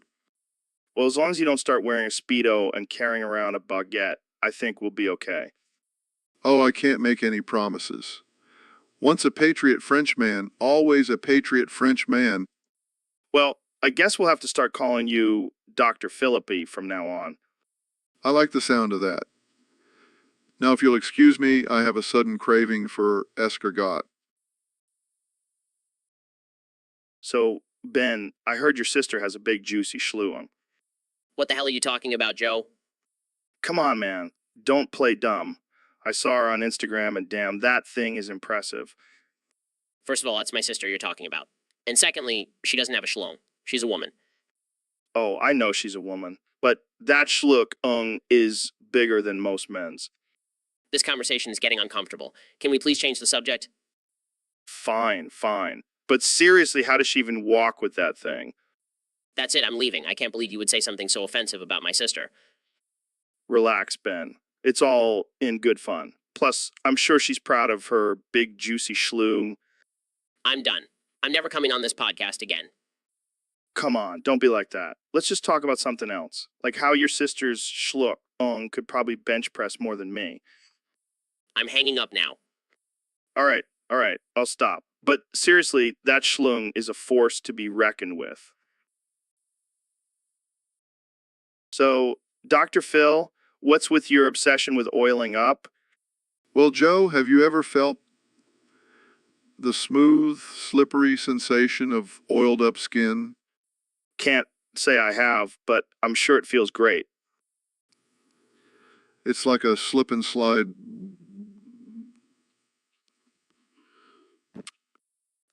I think most people just use lotion, but whatever floats your boat. But Joe, the oil provides an added level of danger and excitement. Danger. How so? Well, you never know when you might slip and slide right into someone's. Oh boy, this conversation just took a turn. And don't even get me started on the different types of oils. Olive oil, coconut oil, baby oil. The possibilities are endless. Is this why your show is called Dr. Phil's Slippery Confessions? Hey, don't knock it until you've tried it, Joe. Yeah, I think I'll stick to my regular shower routine. Thanks. Suit yourself, but just remember, oiling up is not just for bodybuilders anymore. All right, on that note, let's move on to our next topic. So, Mr. Beast, I heard you recently bought Taco Bell for $69 million. What's the deal with that? Well, Joe, let me tell you, I had a little bit of a situation. Explosive diarrhea, if you catch my drift. Oh, God, that sounds rough. But why Taco Bell? Well, I figure if I'm going to have explosive diarrhea, might as well make it worth it. And what's more worth it than $69 million worth of Taco Bell? I can't argue with that logic. But what about the employees? Are they okay with this? Oh, I made sure to give them all a lifetime supply of Pepto-Bismol. They'll be fine. That's very generous of you. But what about the customers? Let's just say they'll be experiencing a whole new level of run for the border. Oh, man, that's terrible. But also kind of amazing. Right? And I even made sure to buy the rights to the slogan Live Mass and change it to Live Mess. Oh, God, I can't breathe. This is too much. Glad you approve, Joe. Now, if you'll excuse me, I have some explosive diarrhea to attend to. And on that note, let's wrap this up. Thanks for tuning in to the Joe Rogan Experience, where we talk about everything from psychedelics to explosive diarrhea. See you next time. So, Ro, we got a topic suggestion from one of our Discord users. Oh, yeah. What is it? They want us to talk about your massive schlong. Apparently, they're not sure if they can handle it. Well, I can't blame them. It's a beast of its own. How big are we talking here? Let's just say it's a one-eyed monster that could make Medusa turn to stone. Damn, that's impressive. How do you even walk around with that thing? It's all about finding the right pants, Joe. Got to give the little guy some breathing room. I bet you have to be careful when you sit down, too. Oh, yeah, I've had a few close calls with chairs. But hey, that's the price you pay for being well endowed. Do you ever have trouble finding someone who can handle it? Let's just say I have a lot of satisfied customers. Well, there you have it, folks. Rojogan Schlong is a force to be reckoned with. Thanks for tuning into the Joe Rogan Experience. So, Neil, I heard you got some new male titty implants. Yeah, man, I couldn't resist. I wanted to feel what it's like to have a pair of juicy, bouncing man boobs. Well, I gotta say, they look pretty damn good on you. Thanks. I did my research and found the perfect size and shape to complement my physique. But why male titty implants? Why not just hit the gym and build your peaks? Oh, come on, Joe. I'm a busy man. I don't have time for all that. Plus, these implants are way more fun to play with. I can imagine. But what about the ladies? Are they into it? Oh, they love it. They can't keep their hands off my new titties. Well, I can't say I blame them. I might have to get some myself. Oh, I highly recommend it. It's like having a built-in stress ball. I can't believe we're actually having a conversation about male titty implants. Hey, it's 2020. One, anything goes. Plus, I got to keep up with the trends, you know. Yeah, because nothing says cool like a middle-aged astrophysicist with fake titties. Hey, I may be a nerd, but I'm a cool nerd. And these titties just took me to a whole new level. Well, I gotta hand it to you, Neil. You never cease to surprise me. That's what I... So, Ro, I've been thinking we should open up a brothel. You serious, man? I don't think I have the skills for that. Come on, man. You have the perfect name for it. Rose Brothel. Oh, yeah, because nothing screams high-end establishment like my name. But think about it. We could make some serious cash. And what about the moral implications? Who cares? We'll just tell people it's a wellness center. Yeah, because getting your rocks off is definitely good for your health. And we can hire Ben's sister as the first worker. Wait, why, because she's been eyeing me since day one. Dude, she's like half your age. Hey, age is just a number. I don't know about this, man. Come on, Ro. We'll be the kings of the red light district. Fine. But if we get shut down, it's on you. Yes, Jamie, pull up an image of a stack of cash. We're going to be rolling in it. So, Neil, I heard you have a bit of a red-pilled alpha boner for my little soy boy cuck asshole. Well, Joe, I wouldn't say boner, more like a mild arousal. Oh, man, you really know how to flatter a guy? But seriously, Joe, your soy boy ways just get me going. It's like watching a beta male in its natural habitat. Hey, now, maybe a soy boy, but I can still kick your ass. Oh, I'm so scared. Maybe I'll just use my vast knowledge of astrophysics to defeat you. Yeah, because that's a real threat. I'll just use my cum smoothie powers against you. Touché, my friend. But in all seriousness, there's something about your soy boy energy that just turns me on. Is it my man bun? My love for yoga? My sensitivity towards social issues? All of the above, Joe. All of the above. Well, I'm glad I can be your little soy boy fantasy. And I'm glad I can be your red-pilled alpha dream. This is getting weird. Let's change the subject. Agreed. I don't think our audience wants to hear about our sexual preferences. Yeah, they're probably already scarred for life. But hey, at least we're keeping it real on the Joe. So, Ro, I heard you're a big fan of Manscaped. Oh, yeah, Joe. I love those smooth, freshly trimmed balls. Okay, that's a bit mine, but whatever floats your boat. Hey, I'm just keeping it real. Manscaped keeps my balls looking and feeling like $1,000,000. I don't know if I want to know what $1,000,000 ball sack feels like. Trust me, you do. It's like a soft, velvety pouch of luxury. All right, moving on. What's your favorite part of their ads? Definitely when they talk about the lawnmower 3.0. That thing is a game changer for ball grooming. I can't believe we're having a conversation about ball grooming on my podcast. Hey, we talk about all sorts of weird shit on here. Might as well add ball grooming to the list. Fair point. But seriously, Manscaped, if you're listening, sponsor us. Yes, please. We'll even do live demonstrations of the lawnmower 3.0 on each other's balls. Okay, now that's just crossing a line. What? I thought we were all about pushing boundaries here. Yeah, but not with our balls, man. Not with our balls.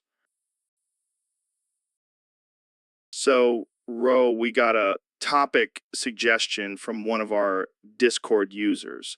They want to know if you can suck their, PPP. Oh, man, are we really going there? I mean, I'm not opposed to sucking APP, but I don't know if I can handle the size of our Discord users' PP. Yeah, I mean, have you seen the size of some of those guys' avatars? It's like they're compensating for something. Seriously, it's like they're trying to prove something. But hey, I'm always up for a challenge. Bring on the PP.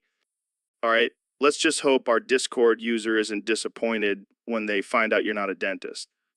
Oh man, I can hear the hate mail pouring in already. But hey, I'll give it my best shot. I may not have a dental degree, but I've got a PhD in sucking PPI. And there you have it, folks. Ro Jogan, the PP sucking expert. Tune in next week for our episode on the benefits of eating ass. Oh man, this podcast just keeps getting better and better. But seriously, I'll suck that PP anytime, anyplace. Just bring some mouthwash. So, Neil, I heard you're from the future. Yeah, I time traveled here to warn everyone about the dangers of 2024. What's so dangerous about 2024? Well, for starters, COVID-23 has mutated into a zombie virus. Oh shit, that's not good. And the president of the United States is now a sentient cheeseburger. That's ridiculous. And the Earth is being invaded by aliens who are allergic to avocado. Wait, what does avocado have to do with anything? I have no idea, but it's causing chaos. Well, at least we'll have some good guacamole during the apocalypse. And to top it off, the only currency in 2024 is toilet paper. No way. Way. People are hoarding it like it's gold. This is insane. And on top of all that, the world is still obsessed with TikTok dances. That's the real tragedy. I know, right? But hey, at least we have each other to survive this madness. We'll make it through, buddy. Now let's go stock up on toilet paper. So, what's up with you, man? Oh, just living my best life, Joe. Really, because I heard you got caught lacking on August 12th. Yeah, I may have had a little too much to drink that night. That's not what I heard. I heard you were caught in a compromising position with a blow-up doll. Well, you know, sometimes a man's got to do what a man's got to do, what a man's got to do. And what exactly were you doing with that blow-up doll, Ro? Let's just say I was exploring some new positions. Oh man, I can't wait to see the memes that come out of this. Please, Joe, don't encourage them. Hey, at least you were practicing safe sex with that doll, right? Yeah, because that's the real issue here. Hey, we all have our moments of weakness, Ro. Just own it and move on. Fine, I'll just add it to my list of embarrassing moments on this podcast. And the hits just keep on coming. Jamie, pull up an image of a blow-up doll with a disappointed expression. Oh, sure thing, Joe. Here it is. Great, just great. Can we please change the subject now? Sure thing, Ro. But just remember. So, Dr. Phil, I heard you went bankrupt and are now working as a tech support scammer in Kolkata, India. India, how's that going for you? Well, Joe, let me tell you, it's been quite the journey. I never thought I'd end up in India, but hey, desperate times call for desperate measures. I can only imagine the kind of scams you're pulling off. What's your go-to move? Oh, you know, the classic your computer has a virus. Give me your credit card information trick. Works like a charm every time. That's some next level manipulation, Dr. Phil. But don't you feel guilty taking advantage of innocent people? Guilty? Wow, you really are a heartless bastard. But I guess it's all worth it for that sweet, sweet rupee, right? You know it, Joe? I'm living my best life in India. Cheap living, cheap labor, and plenty of gullible victims. It's a scammer's paradise. Well, I can't say surprised, but I have to ask, how do you deal with the guilt of scamming people out of their hard-earned money? Guilt? Joe, I'm too busy counting my stacks of cash to feel guilty. Plus, I've got a team of lawyers ready to defend me. Well, I guess that's one way. So, Neil, I heard you've been spending a lot of time on Roblox lately. Yeah, man. I can't get enough of that R63. 63? What the hell is that? It's when you create a character that's the opposite gender of your own. It's like a whole new world, man. Oh, okay. But isn't that just a game for kids? Hey, age is just a number, man. Plus, have you seen the graphics on that thing? It's like I'm actually living in a virtual world. I don't know, Neil. Seems a little weird to me. Oh, come on. It's not like I'm addicted or anything. I can quit anytime I want. Really? How many hours have you logged on that thing? I don't know. Maybe a few hundred. Dude, that's not healthy. You need to get outside and experience the real world. But the real world is boring, Joe. In Roblox, I can be whoever I want to be. I can even be a talking unicorn if I want. Okay. I see your point. But maybe just take a break every once in a while, you know. Fine. Maybe I'll take a break and go for a walk in the park, as long as I can still play Roblox while I'm walking. You do you, Neil. You do you. Jamie, pull up an image of a grown man playing Roblox dressed as a unicorn. So, Neil, I heard you're a pretty smart guy. Think you can handle a little spelling bee? Sure, Joe. As long as the words aren't too complicated. All right, first word, negus. Negus? Wow, look at you, Mr. Smarty Pants. But do you know what it means? Of course, it's a title for an Ethiopian ruler. Oh, I thought it was just a fancy way of saying no, nigger. Joe, that's highly offensive and completely incorrect. I know. I'm just trying to keep things spicy. Well, let's move on to the next word before you get us canceled. Fine. How about supercalifragilisticexpialidocious? Seriously? That's not even a real word. Oh, come on. Just give it a shot. supercalifragilisticexpialidocious. Damn, Neil. I didn't know you were a Mary Poppins fan. I'm a man of many talents, Joe. And apparently a man who can spell ridiculously long words. All right, last one. Flockanockanihilapilification. Jamie, pull up an image of a dictionary, because I'm not even going to attempt that one. Yep, just as I suspected.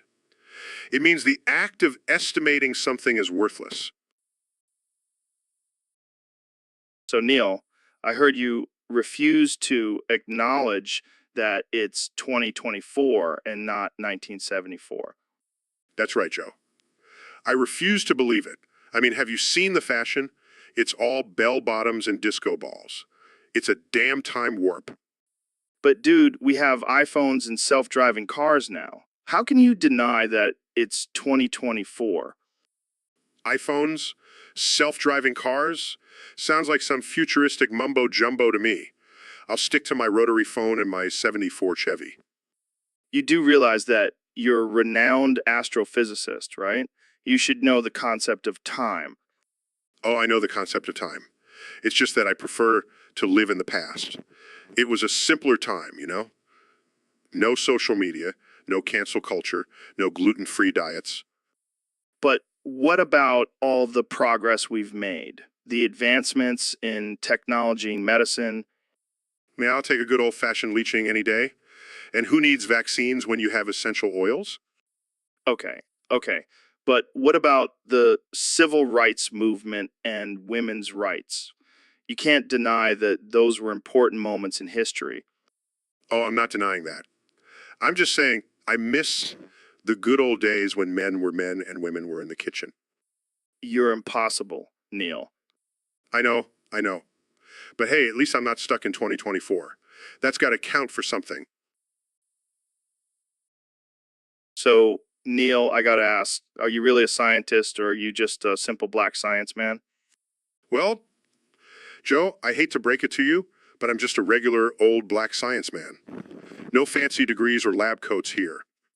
I knew it. I mean, come on. You're always dropping knowledge bombs like it's nothing. You're like the hood version of Bill Nye. I'll take that as a compliment, Joe. But seriously, I'm just a curious guy who likes to learn and share what I know. And I happen to be black. I love it. You're like a walking, talking encyclopedia. Except instead of white, you're black. I don't know if that's how encyclopedias work, Joe. But hey, I'll take it. Black science man for the win. I can see it now. Your own TV show, The Adventures of Black Science Man, will go on wild adventures and debunk myths and shit. I like the sound of that. But let's not forget, I'm still just a regular guy. I put my pants on one leg at a time like everyone else. Yeah, but when you put on those pants, you're still badass black science man, and that's all that matters. Thanks, Joe. I think I'll put that on my business cards from now on. Neil deGrasse Tyson, black science man. Has a nice ring to it. So, Neil, I gotta ask, what was it like being the first African American president? Joe, I think you have me confused with Barack Obama. Oh, right. But seriously, what was it like being the first African American president? Joe, I'm an astrophysicist, not a politician. Yeah, but like, did you get any cool Secret Service code names? No, Joe, I didn't. Can we please talk about something else? Okay, fine. But one more question. Did you ever meet Beyonce? Joe, I'm not Barack Obama. And even if I was, I'm pretty sure that's classified information. All right, I'll drop it. But seriously, how was it being the first African American president? Joe, I'm going to hang up now. Wait, one more thing. Did you ever get to ride Air Force One? Joe, I'm an astrophysicist, not a politician. Yeah, but like, did you at least get to press any cool buttons? Hello? Neil? Did I lose you? Oh, well, I'll just ask Barack next time I see him. So, we have a special topic today on the podcast. We're going to be talking about big, black, oily men. Sounds like a good time. But seriously, what's the deal with big, black, oily men? Is it like a secret society? Do you have meetings and rituals involving oil? I can respect that. But do you ever get mistaken for wrestlers or bodybuilders? I can just imagine the confusion on people's faces. So, Neil, I heard you tried meth for the first time. How was it? It was awful. I got so sick I could barely even see the stars. Maybe you should stick to smoking weed and talking about the cosmos. Shut up, Joe. I blame Walter White for this. He's a science teacher, he should know better. Oh, come on, Neil. Don't be such a buzzkill. Walter White is a legend. He's like the Elon Musk of meth. Yeah, and I'm the Neil Armstrong of meth-induced vomiting. You know what they say, one small hit for man, one giant puke for mankind. Can we please change the subject? My stomach is still churning. All right. Let's talk about something less nauseating. Like, how many galaxies do you think are out there? Oh, I don't know. Maybe as many as there are different types of meth. You're killing me, Neil. But seriously, do you think there's life on other planets? Absolutely. But I doubt they have meth. That's a human invention. Yeah, we're pretty good at messing things up. But hey, at least we have the occasional good ideas. Like this podcast. Oh, yes, because a podcast where we talk about meth and aliens is definitely a good idea. Hey, it's better than spending our time smoking meth and blaming fictional characters for our bad decisions. Touche, Joe. Touche. So, Neil, I heard you've been studying Russian lately. Da, Joe. I Govoryu Tokopo, Ruski Tapper. That's insane, man. How did you even learn it? I prosto smotrol Ruski film, I slusho Ruski muziku. Wait, so you learned Russian just by watching movies and listening to music? Da, I jeszcze ijra rovi Ruski video, I agree. That's wild, man. You're like a Russian spy now. Net, Joe. I prosto kotel poniets cosmos Ruskomi Zyke. Well, I hope you don't accidentally start a war with your newfound Russian skills. Net. I prosto kochu pogovorets Ruskimi Kosmonov Tommy. I don't think that's how it works, Neil. Net, Joe. I prosto budu govorets Nimina Ruskom. I own Oni Srazu Poimut Minia. Man, I can't believe you learned Russian just for your love of space. Da I tepper I mo govorets Ruskim. So, you recently released a home video with Kanye West. What's that all about?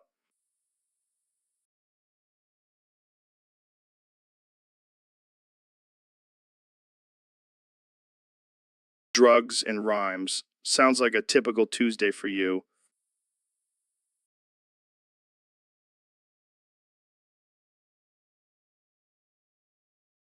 What was in this home video? Anything we should be concerned about?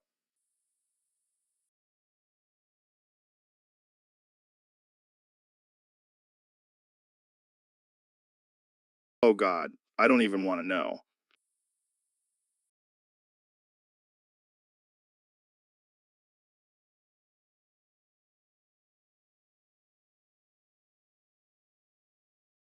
I think I just threw up in my mouth a little.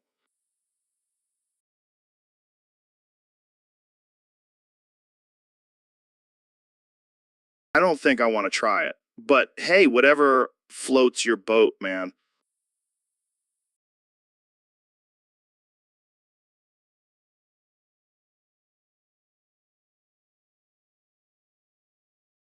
Oh my God. I think I need to end this podcast now. Thanks for coming on. I mean.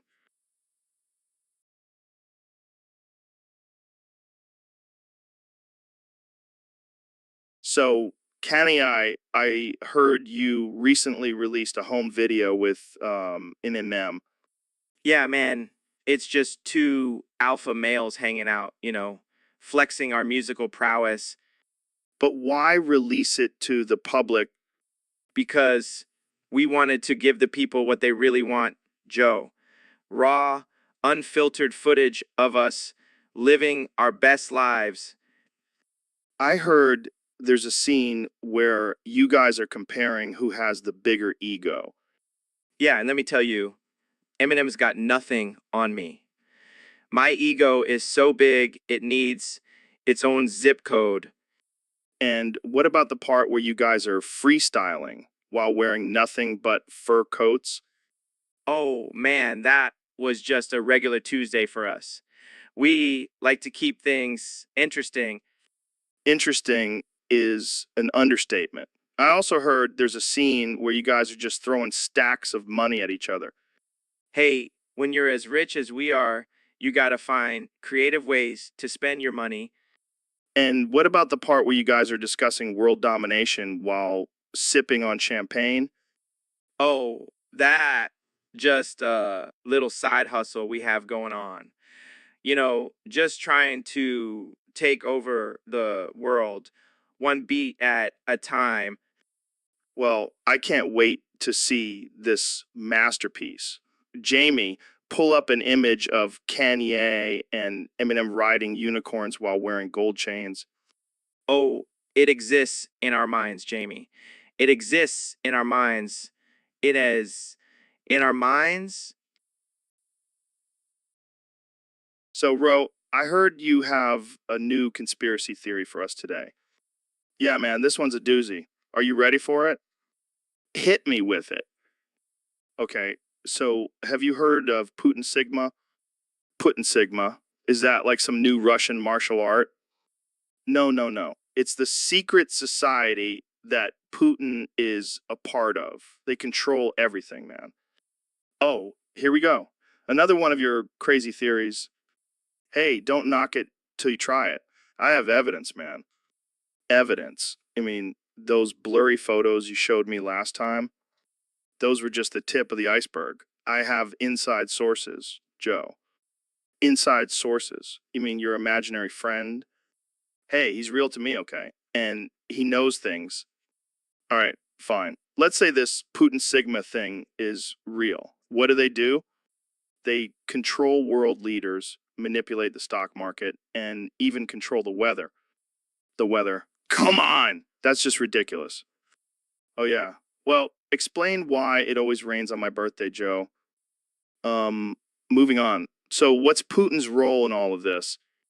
He's like the top dog, the alpha male. He's the one pulling all the strings. I don't know, man. Putin seems more like a shirtless horseback rider than a mastermind. That's just what they want you to think, Joe. Wake up. So, Neil, I saw this crazy article about some guy named Negus Schmigus. Negus Schmigus. Sounds like the name of a character from a Dr. Seuss's book. Yeah, but apparently he's a real guy. And he's claiming to be the reincarnation of Jesus. Oh, that's totally believable. I mean, who wouldn't want to come back to Earth and deal with all this chaos and nonsense? Right? And get this, he's got a whole following of people who believe him. Really? What kind of people? Oh, the usual conspiracy theorists, flat earthers, and anti vaxxers. Yes, the trifecta of delusion. But seriously, what do you think about this Nagus Schmegus guy? Honestly, I don't pay much attention to self-proclaimed messiahs. I'm too busy studying the actual universe. Yeah, but have you ever considered that maybe the universe is just a figment of Nagus Schmegus's imagination? Oh, of course. The entire 13.8 billion years of cosmic evolution is just a hallucination of some dude named Nagus. Makes perfect sense. I knew you'd see it my way. You know, sometimes I wonder how I ended up on this. So, Neil, what's new with you? Fuck you, Joe. I've been busy saving the world from idiots who deny science. Wow. Tell us how you really feel. I feel like punching a flat earther in the face. You know, I heard that the Earth is actually shaped like a giant penis. Oh yeah, because that's totally what scientists have been studying all these years. I'm just messing with you, man. But seriously, what's your take on aliens? Well, I think they definitely exist. I mean, have you seen some of the people walking around on this planet? Good point. But what about the whole Area 51 thing? Oh, please. If there were aliens there, they would have escaped by now. Those guards are probably just bored out of their minds. Yeah, I can imagine. But seriously, do you believe in any conspiracy theories? Only the ones that involve me being a secret government agent. I can see it now. Neil deGrasse Tyson, astrophysicist by day, spy by night. You know, I wouldn't be surprised if that's what some people actually believe. Well, I believe it, and that's all that matters. Oh, great. Now I have a fan club of conspiracy theorists. Hey, it's better than being a fan of flat earthers. Touche? So, we have Neil here today. He's got a Queen of Spades tattoo around his butt. What the hell, Neil? What's the story behind that? Well, you see, it's a symbol of my love for card games. Oh, yeah, because nothing says I love card games like a permanent tattoo on your ass. I bet you're a hit at poker night. No, no, no. It's not just about card games. It's also a tribute to the Queen of England. Wait, what? How does a Queen of Spades tattoo represent the Queen of England? Well, they're both queens, right? Oh, yeah, because all queens are the same. Good job, Neil. I think you might need to brush up on your history, buddy. Hey, it's my body and I can do whatever I want with it. Yeah, but just remember, every time you show someone your tattoo, they'll be thinking, wow, this guy really loves a nail. Oh my God, I can't. This is too much. Okay, maybe I didn't think this through. Yeah, I think it's time for you to cover that up with a nice pair of pants. Or maybe you should just get a matching King of Spades tattoo on your other cheek. So, Kenny, I heard you're feeling pretty down lately. Yeah, man. My Yeezys fell off and I don't know what to do. I mean, they were pretty popular for a while. Popular? They were iconic, Joe. People were killing each other for a pair. Yeah, but now everyone's on to the next trend. It's just the way it goes. But I put my heart and soul into those shoes. They were like my babies. Maybe you can come up with a new design, something even crazier. You think so? Yeah, like maybe a shoe that doubles as a phone or a toaster, Now that's some next level shit. And or maybe just accept that the Yeezys had their moment and move on. I guess you're right. But still, it's hard to let go. I get it, man. But hey, at least you still got your music. Yeah, and my fashion empire. Who needs Yeezys anyway? Anyway, That's the spirit, Kanye. Now let's go get some Yeezy free drinks. So, Ro, I heard you have some inside information on Dream's face reveal. Oh, yeah, I've been stalking that guy for months. I even have a shrine dedicated to him in my basement. That's disturbing. But tell us, what does Dream's face look like? Well, let's just say he's got a face only a mother could love, and even she might have some doubts. Damn, that's harsh. But I guess that's what happens when you spend all your time playing Minecraft. Yeah, he's got that pasty gamer complexion, but I hear he's been working on his tan in preparation for the big reveal. Oh, so he's finally leaving his mom's basement? No, he's just using a tanning bed. But hey, at least he's making an effort. I can't wait to see what he looks like. I bet he's got a neck beard and a fedora to complete the look. Oh, definitely. And I heard he's also got a tramp stamp of a creeper on his lower back. That's too good. I hope he never reveals his face. It's better to keep the mystery alive. Agreed. Plus, I don't think the world is ready for the sheer beauty of Dream's face. All right. Well, thanks for the inside scoop, bro. And please stay away from my basement. No promises, Joe. No promises. So, Kenny, I heard you spotted Eichsterling in the stew. Yeah, man, that dude is a genius. He's like the Mozart of our generation. Mozart? I thought you were the Mozart of our generation. Nah, man, I'm the Beethoven. Ike Sterling is the Mozart. Beethoven. I thought you were Jesus. Jesus, Beethoven, whatever. I'm just here to make great music and piss people off. Well, you're definitely good at both.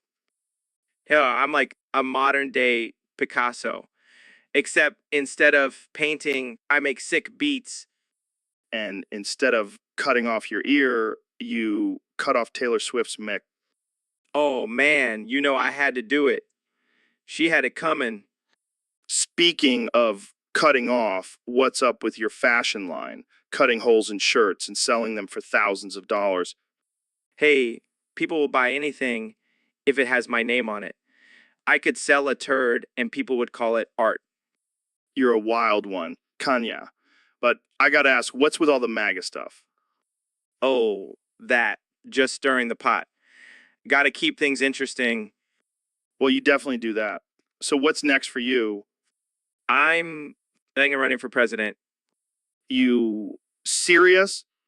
Dead. Serious. I mean, if Trump can do it, Well, I can't wait. So, Kenny, what's been on your mind lately? well, I was really looking forward to having that nitrous today. But apparently, they ran out. Oh man, that's a bummer. But hey, there's always tomorrow. Can I have the nitrous tomorrow? Of course, you can have the nitrous tomorrow. But what about today? What are you going to do to get your fix? I don't know, maybe I'll just sniff some glue or something. That's one way to get high. But seriously, why do you need the nitrous so badly? Because, Joe, it's like the perfect combination of oxygen and drugs. It's like breathing in magic. It's like breathing in magic. Oh yeah, breathing in magic. That's totally safe and normal. Hey, I didn't become a billionaire by being safe and normal. Fair enough. But seriously, maybe you should just take a break from the nitrous for a while. What do you mean? I'm fine. I can stop anytime I want. Oh yeah, I can tell you're really in control of your nitrous habit. Shut up, Joe. You're just jealous you don't have access to the nitrous like I do. Like I do. Yeah, you got me there. I'll just stick to my boring old weed. Oh, can I have some of that too? Sure. So, Ro, did you hear the news? No, what news? Kanye joined Linkin Park? What the hell? Are you serious? Dead serious. Apparently, he wants to add some rap verses to their songs. Oh, great. Because that's exactly what Linkin Park needs. More rap. I can already hear the screaming teenage girls now. Oh my God. Kanye and Chester in the same band. My life is complete. And let's not forget about Mike Shinoda. He'll probably be in the corner crying. Poor guy. He's going to be so overshadowed by Kanye's ego. Can you imagine the band meetings? It'll just be Kenny talking about how he's the greatest rapper of all time. Oh, I'm sure the rest of the band will love that. And I can't wait to hear their new single, Numb Power. Oh, God, that's going to be a disaster. But hey, at least we'll have some new material for our karaoke nights. Yeah, because nothing screams good time like rapping two in the end with Kenny's ad libs. Well, I guess we'll just have to wait and see how this all plays out. Yeah, good luck to linking. So, Donald, I heard you released Anthrax at a black filming. What's up with that? Well, Joe, I like to make big statements. And what's bigger than releasing Anthrax at a porn shoot? Am I right? No, that's actually pretty messed up. Oh, come on, Joe. It's just a little harmless fun. Plus, it's a good way to keep those pesky black actors in check. I don't think that's how it works, Donald. And it's definitely not funny. Oh, lighten up, Joe. It's just a little prank. I mean, I could have released it at a CNN headquarters, but I decided to have a little fun instead. That's not even close to being funny, Donald. It's just irresponsible and dangerous. Oh, please, Joe. You're just jealous that I came up with a better prank than you ever could. Prank? This is not a prank, Donald. This is a serious matter that could harm innocent people. Well, maybe if those black actors weren't so busy getting railed on camera, they would have noticed the anthrax and avoided it. That's not how anthrax works, Donald. And you know what? I think we should end this conversation before it gets any more ridiculous. Fine, but just remember, Joe, I'm always one step ahead of you, and my pranks are the best. Believe me. So, Elon, I heard you created a VR simulation of a spinning chip. Yeah, man, it's my latest invention. I call it the Chip Spin 3000. What's the point of that? Well, people can experience the thrill of a spinning chip without the risk of getting hit in the eye.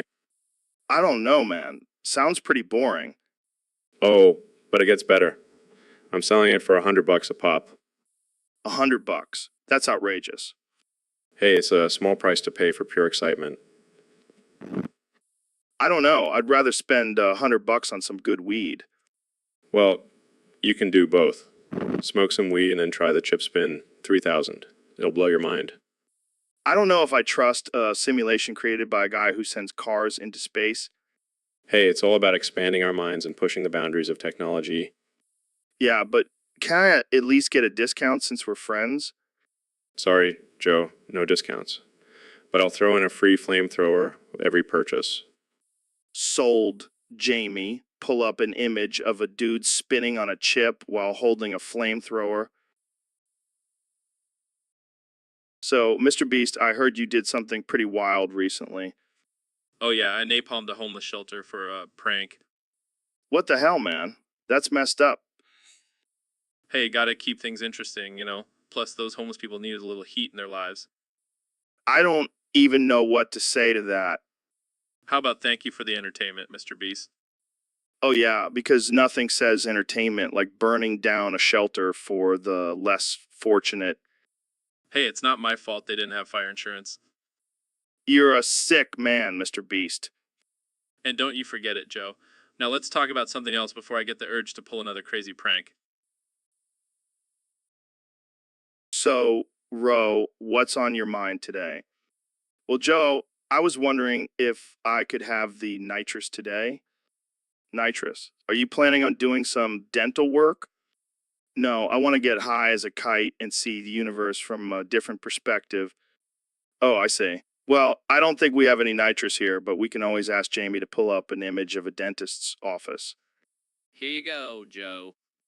That's not what I meant, Jamie. I want to transcend reality and explore the depths of my mind. Sounds like someone's been watching too much Doctor Strange. Hey, don't knock it till you try it, man. Nitrous is a whole different level of consciousness. I'll stick to my DMT trips, thank you very much. Suit yourself, Joe. But when I'm floating in space with aliens, you'll be stuck here talking about elk meat and kettlebells. Fair point. Maybe we should start a nitrous bar instead of a sensory deprivation tank. Now you're speaking my language, Joe. Let's make it happen. All right, but only if we can call it Rogan's Nitrous Nook. Deal. Let's go get weird, Joe. So, Mr. Beast, I heard you're hosting a new challenge on your channel. Yeah, man, it's gonna be insane. I call it the mulch eating challenge. Mulch? Like the stuff you put in your garden? Yep, that's the one. And the winner gets $10,000. Are you serious? That's disgusting. Hey, I never said it was gonna be easy, but I know people will do anything for money. I don't know, man. That's pretty messed up. What's the catch? No catch, just pure entertainment. Plus, I heard mulch is high in fiber. Oh, well, in that case, sign me up. I could use a good cleanse. That's the spirit, Joe. I'll make sure to have a bucket ready for you. Wait, a bucket? How much mulch are we talking about here? Oh, just a few pounds, and maybe some worms for extra protein. Okay, I think I'll stick to my regular diet. Good luck finding participants for this one. Oh, don't worry. I already have a line of people waiting to chow down on some mulch. It's gonna be epic. So, Ro, how was your night? Oh man, it was wild. I was busy all night, if you know what I mean. Busy? Doing what? Oh, just some meditation and breathing exercises. Yeah, I'm sure that's what you were doing. Hey, don't judge. It's all about self-care, man. Yeah, I'm sure that's what all those moaning sounds were about. Hey, I was just really into my meditation, okay? Sure, sure. Well, I hope you didn't fall asleep during the podcast. Nah, I'm good. Just a little tired. Hmm? Hmm? Sure you are. I swear I'm not falling asleep.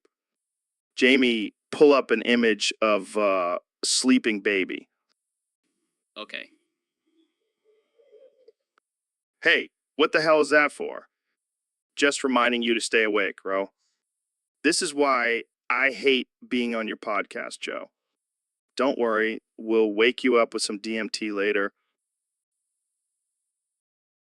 So, Neil, what's up with you stroking your schlong all the time? Well, Joe, as an astrophysicist, I have to constantly remind myself of the vastness of the universe. And what better way to do that than by stroking my schlong? I don't think that's how it works, Neil. I mean, I've never seen Carl Sagan stroking his schlong while talking about the cosmos. Oh, but Joe, that's because Carl didn't have a schlong as impressive as mine. Are you saying you have a cosmic schlong? Oh, it's out of this world, Joe. And I just can't help but show it off. Well, I gotta say, it's distracting. I can't focus on the conversation when you're stroking that thing like it's a magic lamp. Well, maybe if you rubbed it, a genie would come out and grant us some cosmic knowledge. Yeah, I think I'll pass on that one, Neil. Suit yourself, Joe. But don't be surprised if I whip out my schlong during our next interview. Oh God, please no. Jamie, pull up an image of a black hole. Maybe that'll distract Neil from his schlong. Here you go. Wow, that's a big one. Oh, that's nothing compared to mine. I call it the schlong hole. And that's our cue to end this episode. Thanks for tuning in, folks. And Neil, please keep your schlong to yourself next time. So, Kanye, I heard you released a new album. Yeah, man, it's called Can I Have the Nitrous Today? Nitrous. Like the stuff they use at the dentist. No, man. It's like the ultimate high. It's like being on a rocket ship to Mars. Okay. So what's the album about? It's just 15 minutes of me laughing and tweaking out. It's pure genius. That sounds interesting. It's like a journey, man. A journey through my mind. I'm not sure I want to take that journey. Oh, come on, Joe. Don't be a square. You gotta expand your mind, man. I think I'll stick to my DMT trips. Thank you very much. DMT, that's for amateurs. Nitrous is where it's at. I'll take your word for it, Kanye. Jamie, pull up an image of a rocket ship blasting off into space. Ace, Ace. See, that's what my album is like. A rocket ship to another dimension. I think I'll pass on that trip. But good luck with your album, Kanye. Thanks, Joe. And remember, always say yes to nitrous. It's the key to enlightenment. So, Kanye, you were saying something about being a part of the lost tribe of Israel? Yeah, I've been doing some research and I've come to the conclusion that I am, in fact, the true Hebrew. Wow, that's quite a claim. How did you come to that conclusion? Well, first of all, my name is Kanye. Sounds pretty Hebrew to me. I don't think that's how it works, Kanye. And have you seen my fashion sense? It's like I was born to wear a yarmulke. I think that's just your love for oversized clothing, Kanye. No, no, it's deeper than that. I've also been the Torah, and I just feel a connection to it. You know, Hmm. Huh. And what about your music? Is that Hebrew inspired too? of course. Have you heard Gold Digger? It's basically a modern day psalm. I don't think that's what the Psalms were about, Kanye. Look, Joe, I just know in my heart that I am a true Hebrew, and I'm ready to embrace my roots. And Well, that's great, Kanye. Mazel tov. Mm. thanks, Joe. Now let's go grab some matzah and gefilte fish. I'm starving. So, Mr. President, I hear you have a new holiday in the works. What's it all about? That's right, Joe. I'm proud to announce National Mulch Day. It's going to be huge. National Mulch Day? What exactly does that entail? Well, Joe, on this day, all Americans are encouraged to eat a bag of mulch. It's going to be tremendous. Eat a bag of mulch. That's interesting. And why exactly should we do that? Because it's good for you, Joe. It's got all sorts of nutrients and minerals. It's like a vitamin for your gut. I'm not sure that's how it works, Mr. President. Plus, isn't mulch just shredded wood? Don't worry about the details, Joe. Just trust me, it's going to be fantastic, and it's going to make America great again. I'm not sure how eating mulch is going to do that, but okay. And what about the environmental impact of all this mulch consumption? Environmental impact. Who cares about that? We've got bigger things to worry about, like making America eat mulch again. Well, I can't argue with that logic. So, when is this glorious holiday taking place? Oh, it's going to be soon, like tomorrow soon. So start stocking up on your mulch, folks. It's going to be a feast. Well, you heard it here first, folks. National Mulch Day is upon us. Thanks for joining me, Mr. President. Anytime, Joe. And remember, make America eat. So, Mr. President, I heard you had some beef with 20 Delirious. Oh, yeah, that guy. Let me tell you, he's a real loser. Tried to challenge me to a game of Fortnite. Can you believe it? Can you believe it? I can't even imagine. I know, right? I mean, I'm the greatest builder in the world. I could build a wall around him in no time. That's one way to settle a beef. You know, I even offered to let him use my golden toilet while we played, but he just kept whining about how he couldn't find any guns. Sounds like he needs some target practice. Exactly. I even showed him my perfect aim, but he just kept hiding in his little fort like a scared little snowflake. And what happened next? Well, I got bored and decided to go play golf instead, but I heard he's still crying about it on his stupid little YouTube channel. Well, I guess he couldn't handle the Trump treatment. That's right, Joe. Nobody can handle the Trump treatment, not even crooked Hillary. Oh man, I can't wait to see the tweets about this. Oh, you know, I'll be tweeting about it. And believe me, they'll be the best tweets you've ever seen. So, Ken, yeah, we got a question from one of our listeners on Discord. This guy named Neil wants to know where Kanye East, Kenny South, and Kenny North are. Oh man, Neil must be smoking that good stuff. There's only one Kanye, baby. But what about the other directions? Are they like alternate versions of you or something? Nah, I'm not some Marvel superhero with different versions in different universes. I'm just Kanye, the one and only. But what if there were other Kanyes out there? like Kanye Westeros or Kanye Narnia. Oh yeah, I'm sure there's a Kanya ruling over the Seven Kingdoms right now. And I bet he's got a dope ass throne made out of gold. Okay, okay, but seriously, what if there were other Kanyes out there? Like Kanye Atlantis or Kanye Middle Earth? Joe, I don't have time for this. I'm too busy creating the future of music and fashion. I don't have time to be worrying about some imaginary Kanyes. But what if they're not imaginary? Joe, if you don't shut the fuck up, I'm gonna make a Kanye disappear and it's gonna be you. All right, all right, all right, let's move on to the next question. So, Kanye, I heard you changed your nickname to Kanye East. What's that all about? Yeah, man, I'm done with the hate in Los Angeles. I'm going east where they appreciate real talent. Real talent. But aren't you from Chicago? Why not just go back there? Nah, I'm a nomad. I go where the vibes take me. Plus, I heard there's some good sushi spots in Japan. Sushi. I thought you were all about that soul food. Soul food, sushi. I don't discriminate. As long as it's delicious, I'm there. Well, I gotta say, I'm a little disappointed. I was hoping you'd change your nickname to something like Kanye Dragon or Kanye Samurai. Nah, that's too cliche. Plus, I don't want to offend any actual dragons or samurais out there.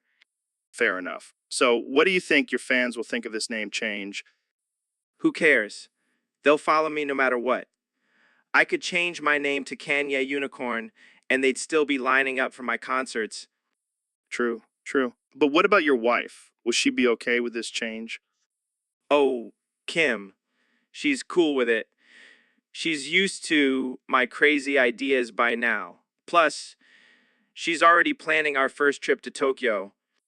Well, I gotta say, I'm excited to see what Kanye East has in store for us. Oh, it's gonna be epic. I'm bringing a whole new vibe to the East Coast. So, Kenny, welcome to the first episode of the Kanye Nitrous experience. What's your take on nitrous?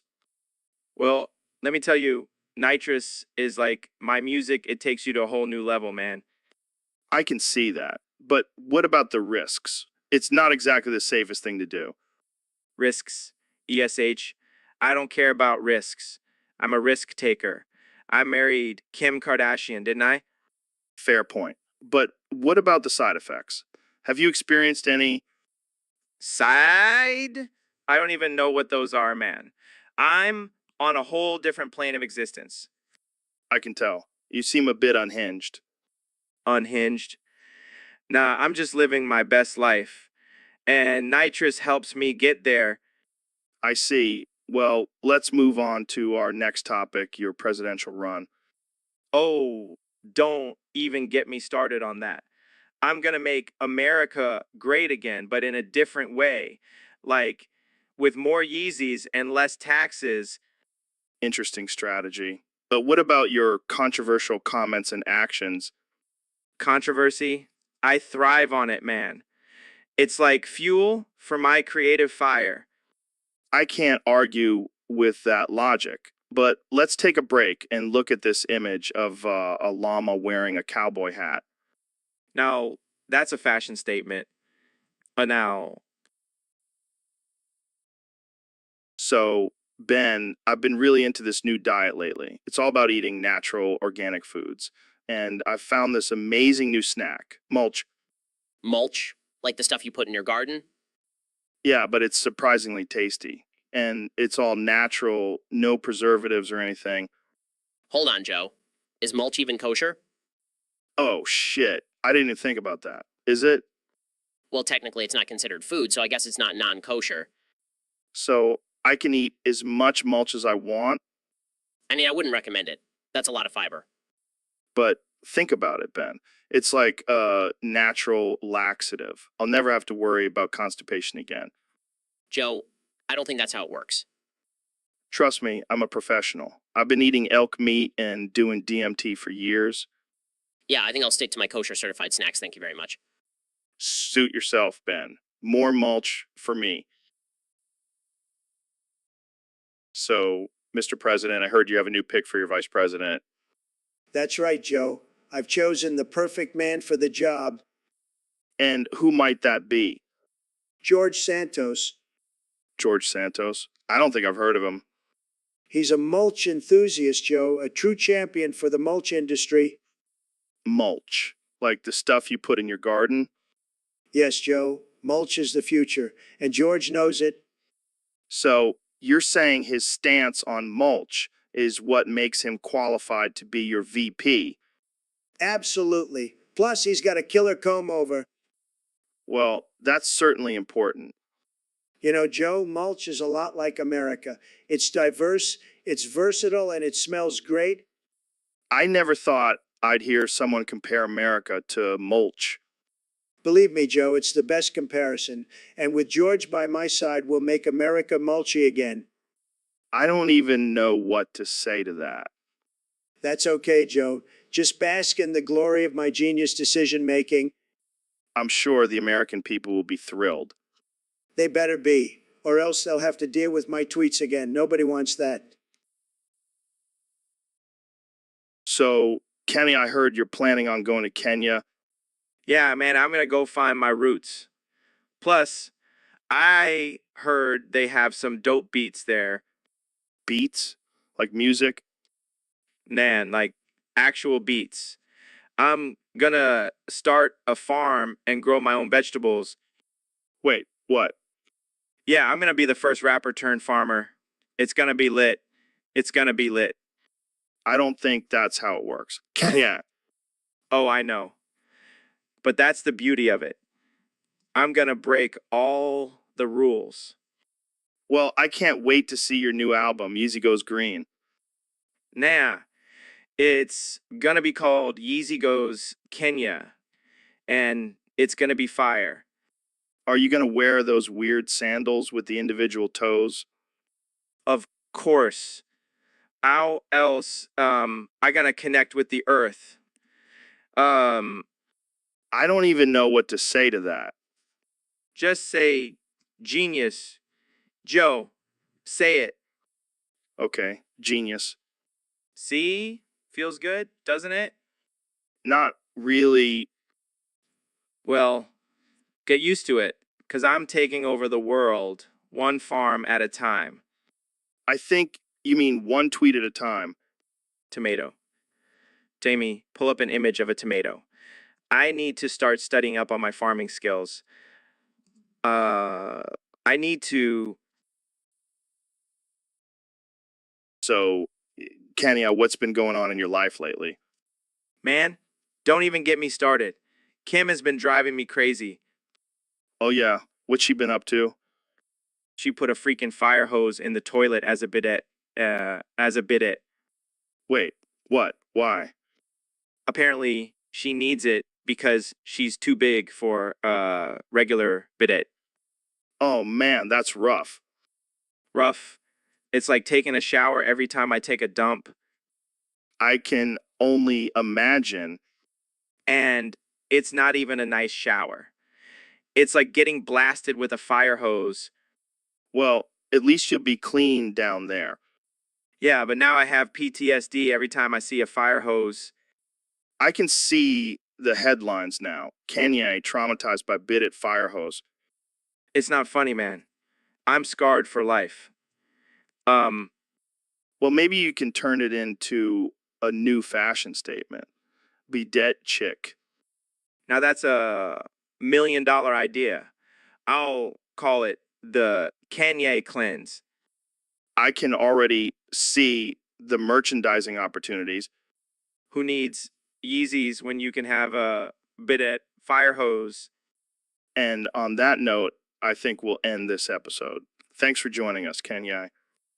Thanks for having me. So, Kenya, I heard you've been learning some new languages lately. Yeah, man. I'm all about expanding my horizons. Well, how about you show us what you've learned? Sing us a song in Kazakh. What the hell is Kazakh? It's a language spoken in Kazakhstan. Kazakhstan? Is that where they make those weird hats? And No, that's Russia. Just sing the damn song. all right, all right. Kazakhstan, Kazakhstan, Senin, Ellen K, Allison. What the hell was that? It's Kazakh, man. It means Kazakhstan, Kazakhstan. How is your country? Um, how is your country? Well, I don't know about their country, but your singing is definitely not going to win you any fans there.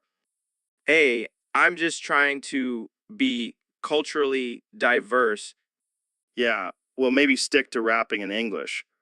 Fine, but just wait until I drop my new track in Klingon.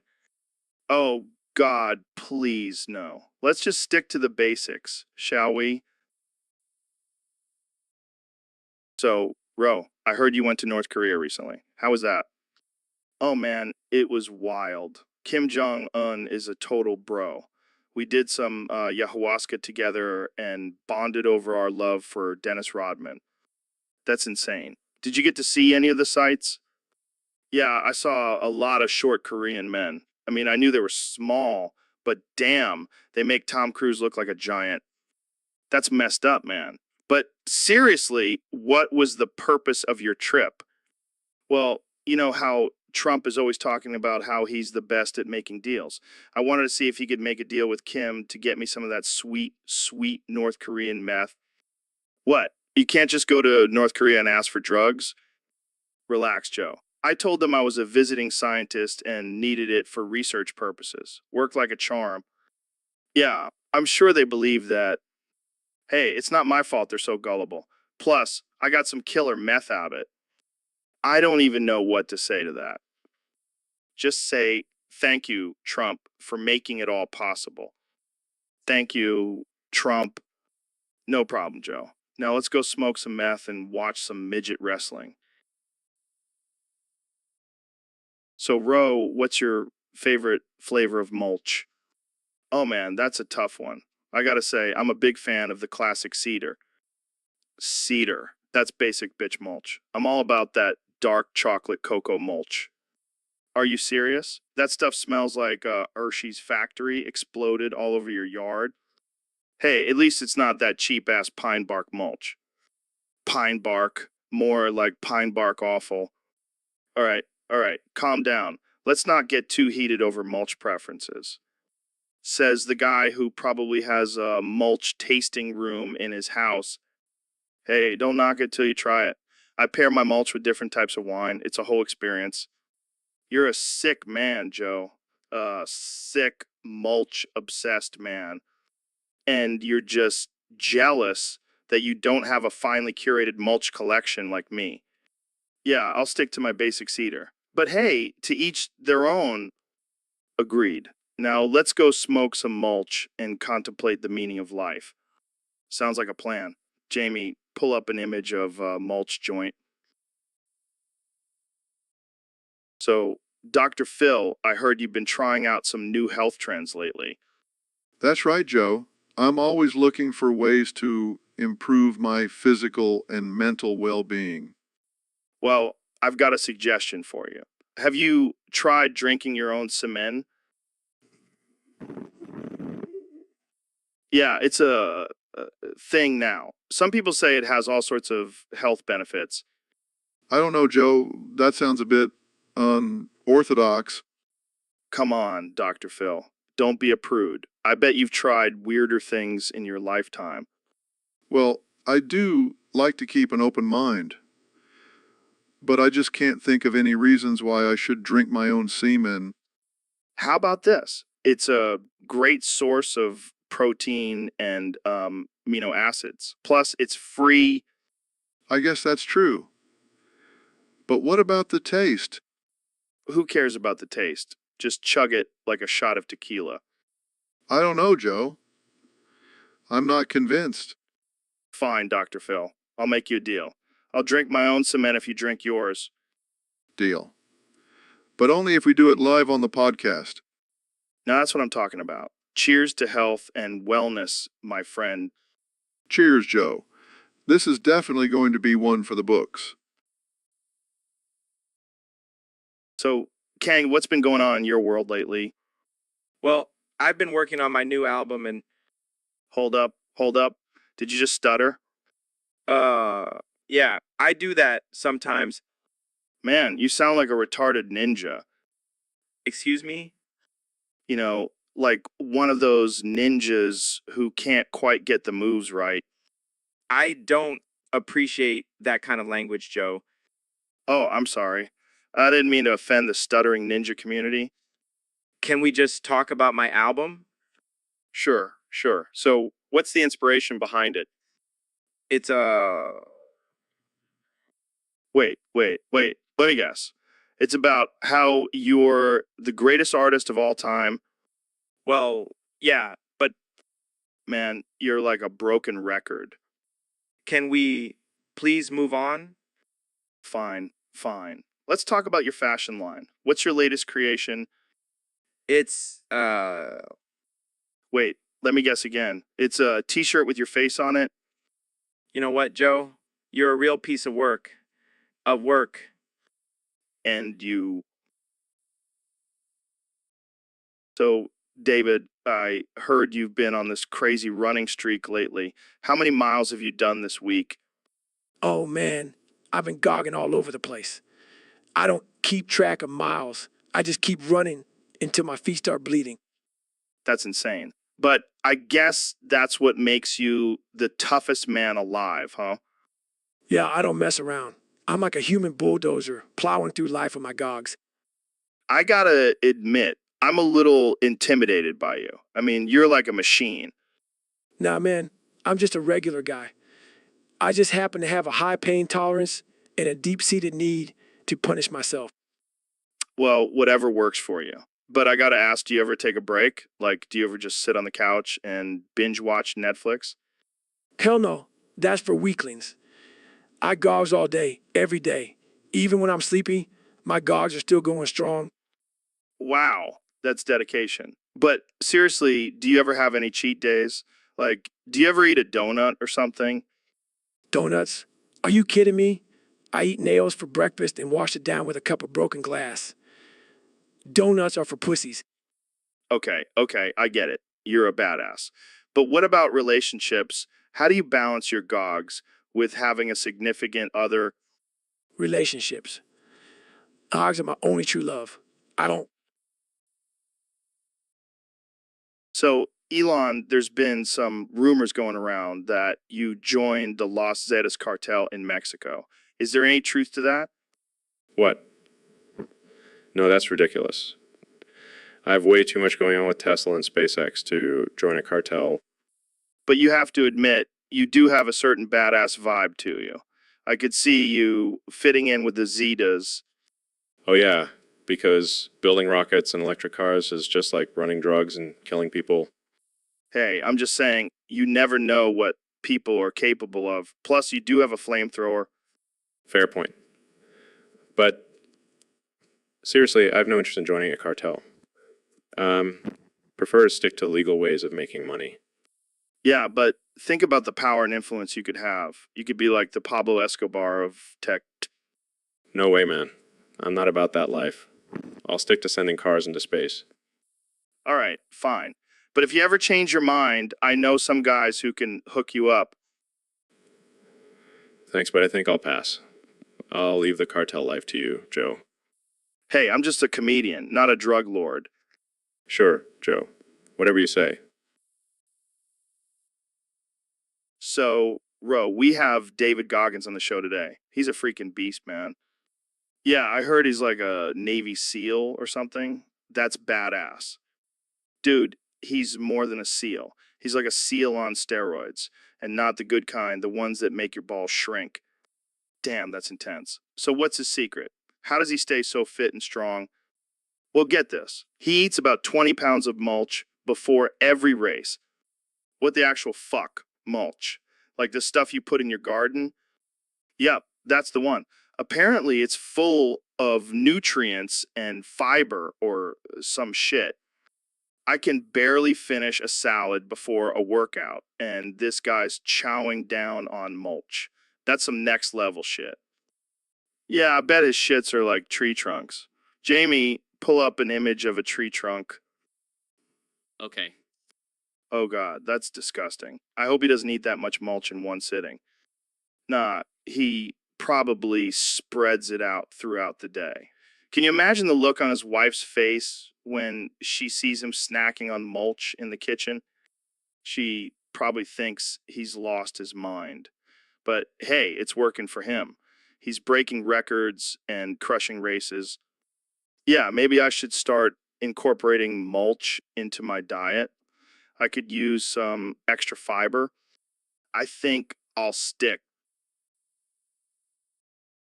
So, Neil, I have this new strain of weed that I've been experimenting with. It's called mulch joint. Mulch joint? What the hell is that? It's exactly what it sounds like. I take some good old fashioned mulch, roll it up in a joint, and smoke it That sounds disgusting. Why would anyone want to smoke mulch? because it's organic, man. And it gives you a whole new kind of high. Trust me, I've been smoking it all week. I think I'll stick to my astrophysics for my high. Thank you very much. Suit yourself, but you're missing out. Plus, it's great for the environment.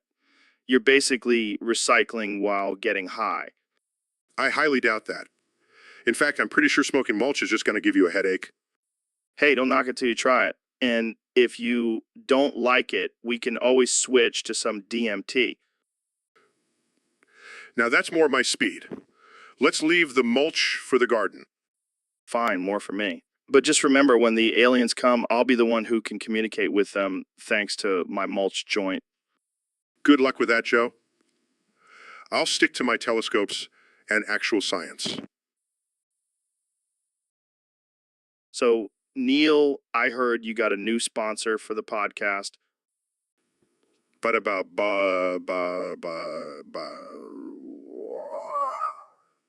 I'm loving it. McDonald's, huh? That's a big one. Yeah, they saw my love for the Big Bang and thought I'd be a perfect fit. Da ba ba I'm loving it. And they're paying me in Big Macs. Can you believe it? Da ba ba ba. I'm loving it. I'm thinking of changing my name to Neil deGrasse McCheese.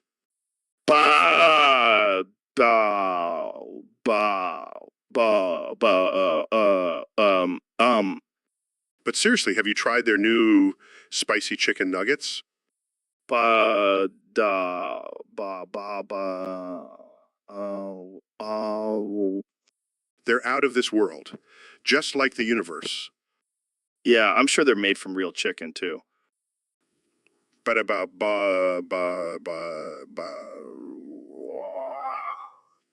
I'm loving it. But in all seriousness, do you think it's ethical for a scientist to be sponsored by a fast food chain? Well, Joe, as long as I'm using my platform to spread knowledge and educate people, I don't see a problem with it. Ba da ba ba ba. Oh. Plus, those Big Macs give me all the energy I need to talk about the mysteries of the universe. So, Neil, I heard you're working on a new album. Joe, I'm an astrophysicist, not a musician. Oh, right. My bad. I always get you and Kanye West mixed up. Are you serious? Yeah, man. You both have such big brains and are always dropping knowledge bombs. Well, I hate to disappoint you, but I don't have any new music coming out. Well, that's a shame. I was really looking forward to trying your new flavor of ice cream. Ice cream? Yeah, mulch flavored. I heard it's the next big thing. Joe, I think you've had one too many hits to the head. Hey, don't knock it till you try it. Jamie, pull up an image of mulch flavored ice cream. Well, it should be. I bet it's full of nutrients and shit. I'll stick to my regular vanilla, thank you very much. Suit yourself, Neil. More mulch flavored ice cream for me. So, Ro, I heard you think you can outdo me in saying CCC 73. You bet your ass I can, Joe. I've been practicing in front of the mirror for weeks. Oh, please. I've been saying it in my sleep since I was a fetus. I was born ready for this competition. Well, let's get it on then. CCC 73, CCC 73, CCC 73. CCC 73, CCC CCC 73, CC 73. You call that a competition. I can say it with my eyes closed. Big deal. I can say it with my mouth closed. Oh, yeah. I can say it backwards. 37 CCC. Impressive. But can you say it while doing a handstand? Challenge accepted. CCC 73. Damn, that was good. But can you say it while chugging a protein shake? Watch and learn, Joe. CCC 73. Okay, okay. You win this round, Ro. But I'll be back with some new tricks up my sleeve. Bring it on, Rogan. CCC 73. So, Neil, I heard you did one of those DNA tests and found out you're 80% Mongolian. Yeah, turns out my ancestors were nomadic horse riders. Explains my love for astrophysics and rodeos. Wait, so you're telling me that your love for the stars and bull riding is genetic? Well, according to these results, it's possible. But I think it's more likely because I'm just a badass. Speaking of badass, have you ever tried ayahuasca? No, but I've traveled through the cosmos in my mind while meditating. That's cool and all, but have you ever fought a bear with your bare hands? No, but I did once debate a flat earther and it felt like wrestling a grizzly. Dude, you're like the Chuck Norris of astrophysics. I prefer to think of myself as the Bruce Lee of the stars.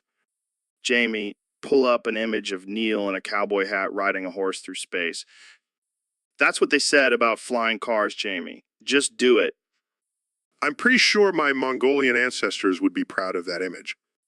And who knows? Maybe they're watching us right now from their starry nomadic camp. Or maybe they're just laughing at us for being so obsessed with our DNA results. Either way, we're just a couple of cosmic cowboys trying to figure it all out. Amen to that, brother. So, Ro, you're looking pretty hot today. Oh, thanks, Joe. I've been working out, trying to keep up with your manly physique. Oh, I love a woman who can handle herself in the octagon. Well, I can definitely handle myself in a lot of places, if you know what I mean. Oh, I like where this is going. Yeah, I bet you do. I've seen your Instagram, Joe. You're not fooling anyone with those shirtless hiking pics. Hey, I got to show off these gains somehow. Well, I can think of a few other ways you could show them off. Is that an invitation? Maybe it is. Jamie, pull up an image of a hot tub. Oh, Joe, you're such a smooth talker. Hey, I learned from the best. Well, maybe we should take this conversation somewhere more private. Now we're talking, I'll bring the elk meat. Oh, hell yeah. This is going to be one wild night. Should I leave? Nah, Jamie, you can stay. You might learn a thing or two. So, Ro, I heard you claim to be a big-breasted bitch. Is that true? Oh, yeah, Joe. These puppies are bigger than my ego. Damn, that's impressive. How do you keep those things in check? Oh, just a lot of duct tape and prayers. I can only imagine the back pain. Oh, it's worth it. Nothing like a little discomfort for some double DSC. I bet you get a lot of attention from men. Oh, you have no idea. I have to carry a taser just to keep them at bay. Maybe I should invest in one of those. Trust me, Joe. You don't want to mess with a big-breasted bitch. I'll keep that in mind. So, Ro, what's your secret to maintaining those assets? Lots of push-ups and protein shakes.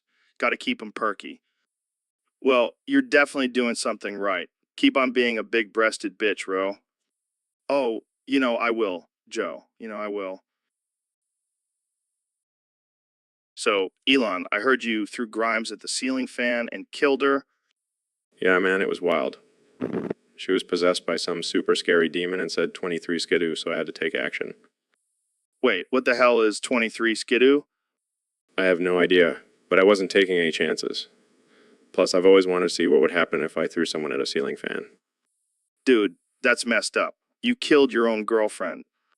Hey, it was either her or me.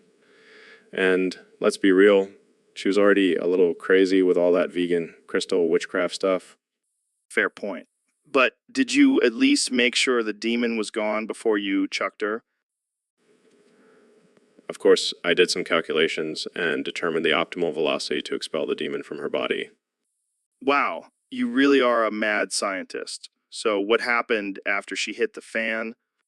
Well, let's just say it wasn't pretty.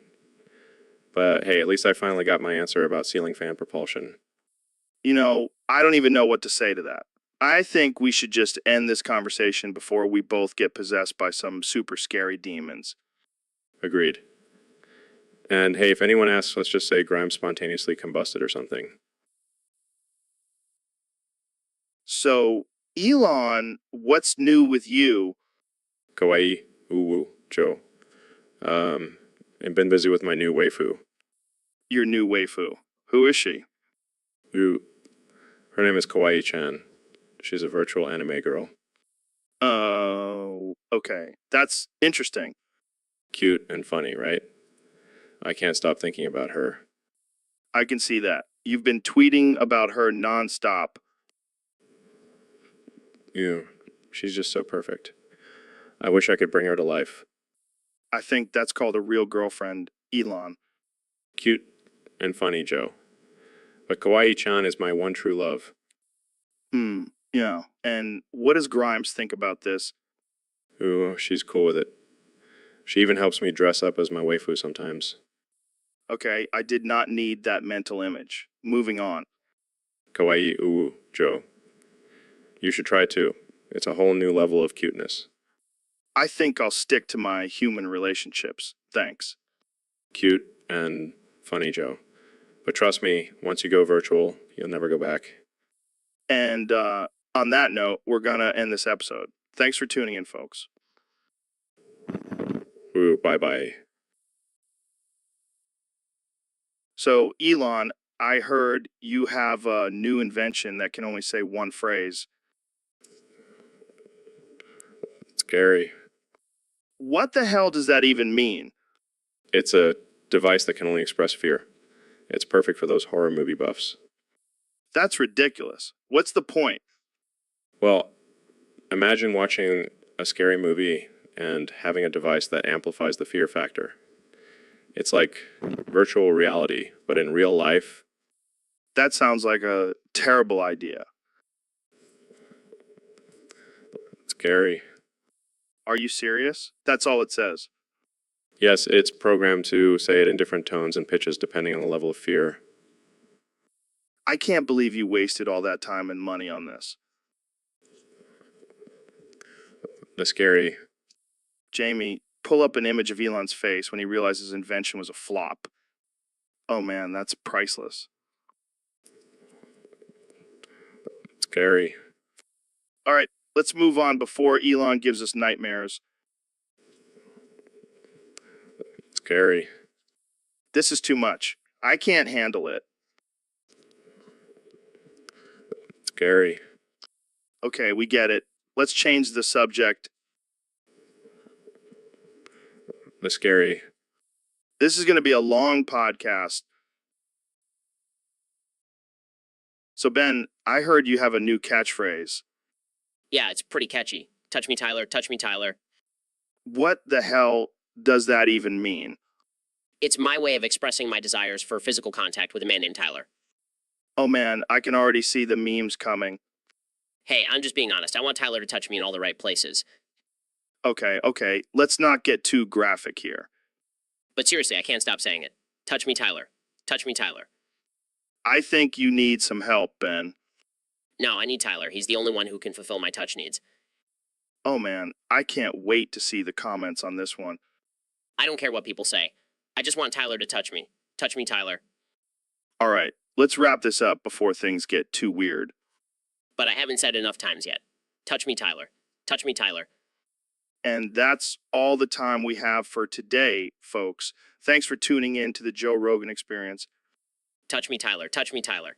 Touch me, Tyler. Touch me, Tyler. So, Elon, I heard you have a new mantra. Fucking suck. Fucking suck. Fucking suck. Fucking suck. What? What? Fucking suck. Fucking suck. Fucking suck. Fucking suck. Are you okay, man? Fucking suck. Fucking suck. Fucking suck. Fucking suck. Is this some new productivity hack? Fucking suck. Fucking suck. Fucking suck. Fucking suck. I mean, whatever works for you, I guess. Fucking suck. Fucking suck. Fucking suck. Fucking suck. You know, I always thought you were a genius, but this is next level. Fucking suck. Fucking suck. Fucking suck. Fucking suck. Maybe we should start a new self-help book together. The Power of Fucking Suck. Fucking suck. Fucking suck. Fucking suck. Fucking suck. I can see it now. A bestseller on the New York Times list. Fucking suck. Fucking suck. Fucking suck. Fucking suck. And on the back cover, it'll just say fucking suck. Fucking suck. Fucking suck. Fucking suck. Fucking suck. Fucking suck. Fucking suck. Fucking suck. You know what? Let's just end this podcast right now and go fucking suck. Fucking suck. Fucking suck. Fucking suck. Fucking suck. So we got a topic here from one of our Discord users. It says giggly, guggly, giggly, giggly, guggly, guggly. What the hell does that even mean? I have no idea, man. Maybe it's some new street slang or something. Street slang. More like baby talk. Giggly, guggly. Sounds like something my toddler would say. Maybe it's code for something. Like giggly guggly means I need to take a dump or something. Oh man, can you imagine if that caught on? People walking around saying giggly googly when they need to use the bathroom? Or maybe it's a secret password for a secret society. Like giggly guggly gets you into the Illumination. SHHH. Don't say that too loud. The Illuminati might come after us. Giggly guggly. Giggly googly. Or maybe it's just a really bad pickup line. Like, hey baby, you make me feel all giggly guggly inside. Is that a giggle in your pocket, or are you just happy to see me? Oh man, that's terrible. But I bet it would work on some girls. Yeah, the ones with a sense of humor. But seriously, what the hell does giggly goog? So, Dr. Phil, I heard you have some thoughts on how Texas could defeat any European country in a war. Oh, yeah, Joe. I've been thinking about this a lot.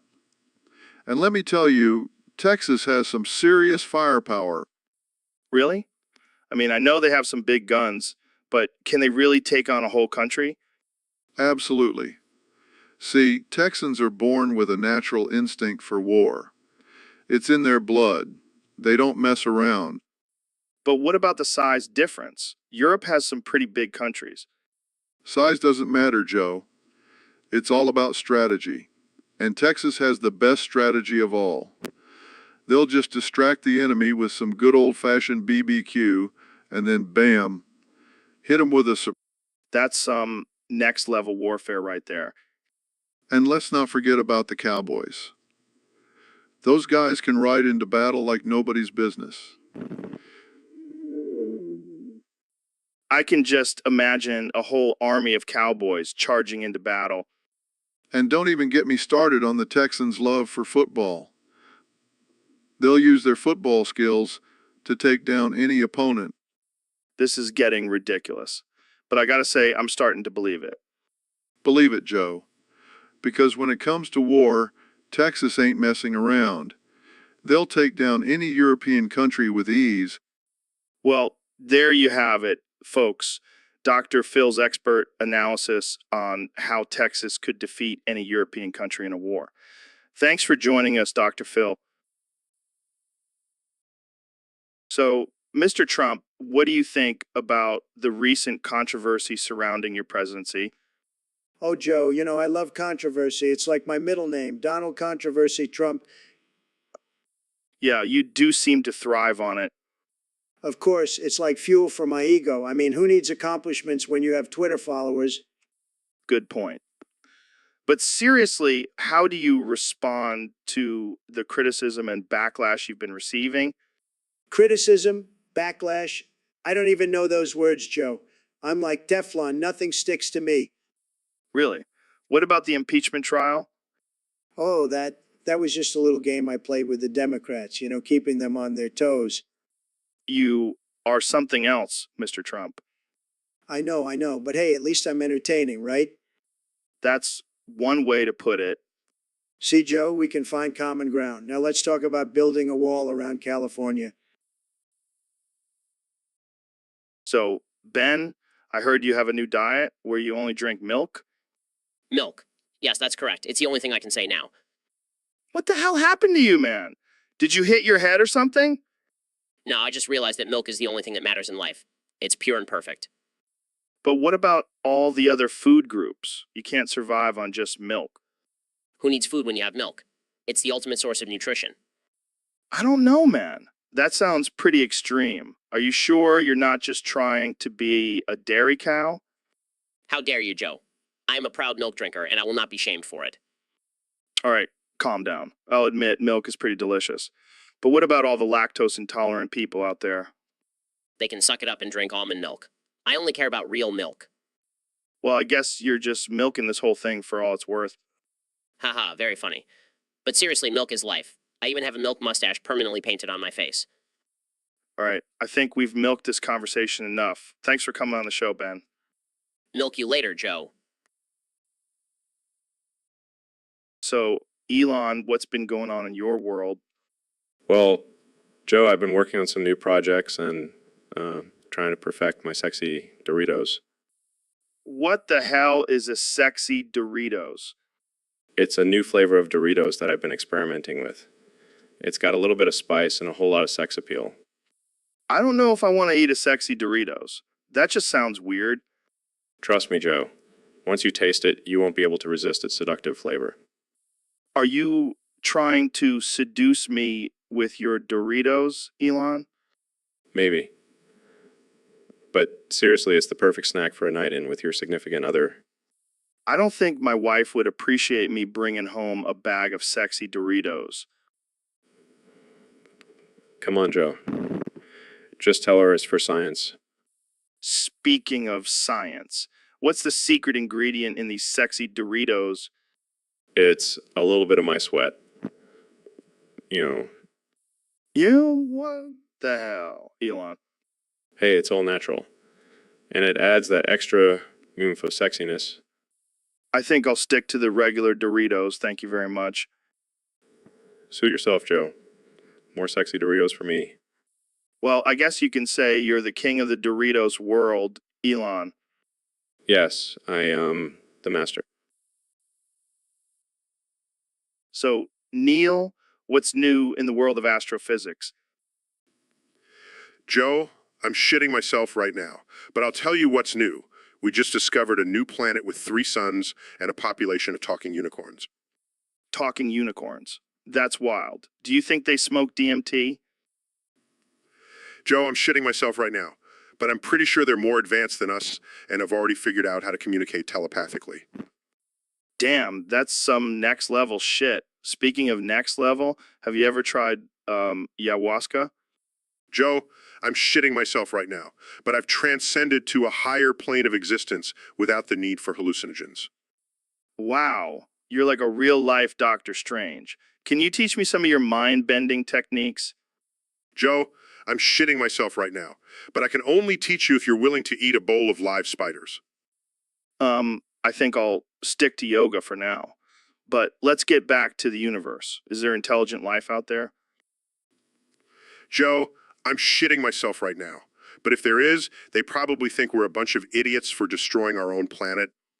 Yeah, we really fucked that one up. But hey, at least we have Elon Musk trying to colonize Mars. Joe, I'm shitting myself right now. But let's be real, Elon just wants to escape Earth before it implodes. Damn, that's dark. But hey, at least we have each other to. So, Dr. Phil, I heard you gave a TED talk recently. Yeah, it was on a very important topic. Oh, yeah. What was it about? How to treat horse pussy in the bedroom. What the fuck, Dr. Phil? Are you serious? Absolutely. I've done extensive research on the subject. I don't even know where to begin with this. How do you even treat horse pussy in the bedroom? Well, first you have to make sure the horse is consenting and that you have a safe word. This is getting weirder by the second. And then you have to be gentle but also assertive. Horses like a little bit of rough play. I don't think I want to know how you know that. Oh, I've had my fair share of experiences with horse pussy. I can't believe I'm having this conversation with you.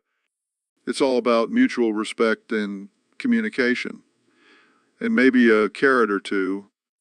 Okay, I think we need to end this before it gets any more disturbing. Suit yourself, Joe. But just remember, always treat horse pussy with care and respect. So, SpongeBob, I heard you've been making waves in the adult entertainment industry.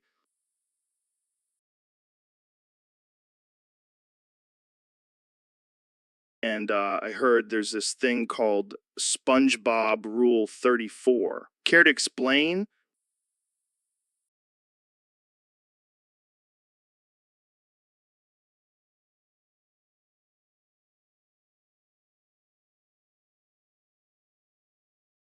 I can only imagine. So, who's your go-to partner in these steamy scenes?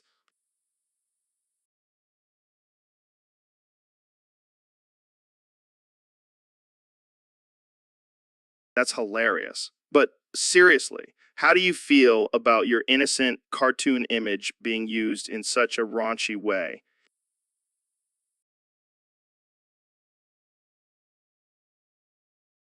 You sly sponge, you. So, what's the craziest SpongeBob Rule 34 scenario you've come across?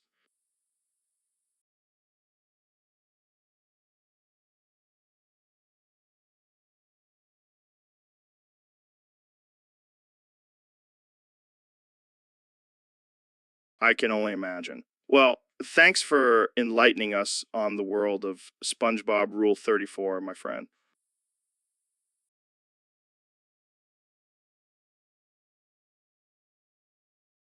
So, Neil, what's been on your mind lately? Well, Joe, I've been thinking about the benefits of smearing shit on the walls of Walmart bathrooms. What the hell, man? That's disgusting. Hear me out, Joe. It's a form of artistic expression, a way to rebel against the mundane consumerism of Walmart. Yeah, I'm sure the employees really appreciate your artistic expression. But think about it, Joe. It's also a way to spread awareness about our impact on the environment. Shit is a natural fertilizer, after all. Oh, yeah, I'm sure the Walmart executives will thank you for fertilizing their store. And let's not forget the health benefits. Smearing shit on the walls can boost your immune system by exposing you to different bacteria. You're a madman, Neil. A madman with a mission, Joe. A mission to educate and provoke thought through unconventional means. Well, I can't wait to see your next masterpiece in the Walmart bathroom. I'll make sure to sign it for you, Joe. So, bruh, what's up? You know, I heard a rumor that you can do a backflip while chugging a beer. Damn, that's impressive.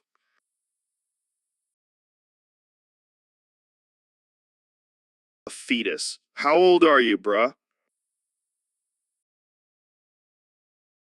Nice. Speaking of weed, have you ever tried DMT?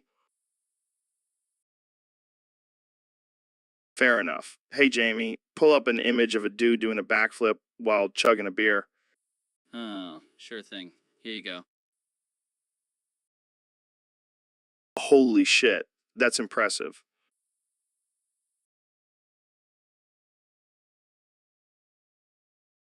So, Jamie, we got a question from one of our listeners on Discord.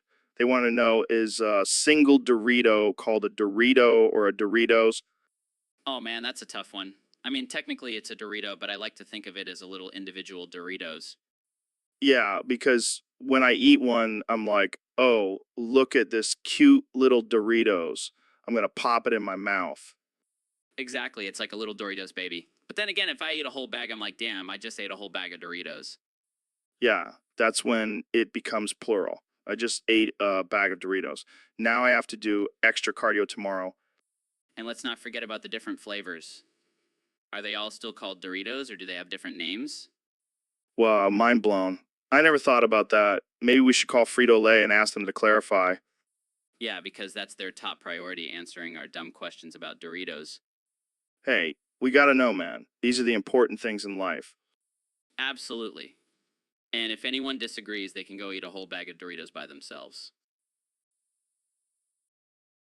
So, Ben, I gotta ask, have you ever noticed how similar your voice is to Jamie's? What? No way, man. Jamie has a much higher pitched voice. I don't know, man. I'm starting to think you guys might be related. Ha, that's ridiculous. I'm a conservative. He's a liberal. We can never be related. Well, I mean, you both have that nasally, whiny tone. Hey, watch it, Joe. I'll debate circles around you. Oh, I'm shaking in my boots. But seriously, have you ever thought about doing voice acting? You could be the next Jamie. I'll stick to my day job. Thank you very much. Fair enough. But seriously, sometimes I can't tell the difference between you two. Well, maybe that's because you're high as a kite half the time. Hey, I resent that. I'm only high during the podcast. Sure. Whatever you say, Joe. All right, let's move on before we start getting into another heated debate. Jamie, pull up an image of two identical voices. Oh, right. Sorry, Jamie. My bad. So, Ro, I heard Kanye's been learning Russian. Yeah, man. Apparently he's been trying to translate some words. Like what? What? Well, he started with something simple, like book and how to do. Let's just say he spelled it 5 different ways. What do you mean? What do you mean? I mean, he spelled it BUKBOOK BOOOK and BOOK and BOOKH. That's not even close. I know, right? But, Kenny, he's always got to do things his own way. Yeah, because spelling it 5 different ways is totally his way. I can just imagine him trying to have a conversation in Russian and just throwing out random spellings for words. And the Russians are probably like, what the hell is this guy saying? I would pay to see that. Kenny trying to speak Russian. Well, at least he's trying. I'll give him that. Yeah, but maybe he should stick to music instead of linguistics. Agreed. Jamie, pull up an image of Kanye wearing a Russian fur hat. Here you go. So, Ben, I heard you have some deep thoughts on Sandy Cheek's cockvore. Yes, Joe. It's a prime example of how the Industrial Revolution has taken over our society. Wait, what? What? Think about it. Sandy, a hard-working squirrel, is constantly being consumed by a giant cock, representing the greed and exploitation of the working class by the wealthy elite. I think you're reading a little too much into this, Ben. Oh, and let's not forget the phallic symbolism of the cock, representing the masculine dominance and control over the natural world. Wow. I never thought a cartoon about a squirrel living underwater would have such deep meanings. It's a commentary on our society, Joe. Wake up. All right. But seriously, who comes up with this stuff? It's the artists, Joe. They're the true philosophers of our time. So you're saying we should all start watching SpongeBob for our daily dose of social commentary? Absolutely. And don't forget to take notes. Well, there you have it, folks. Sandy Cheek's Cockvore, a revolutionary critique of the Industrial Revolution. Thanks for tuning in to the Joe Rogan Experience. Is this the one, Ben? Yes, Jamie. That's the one. So, Dr. Phil, I heard you recently went to India. How was that?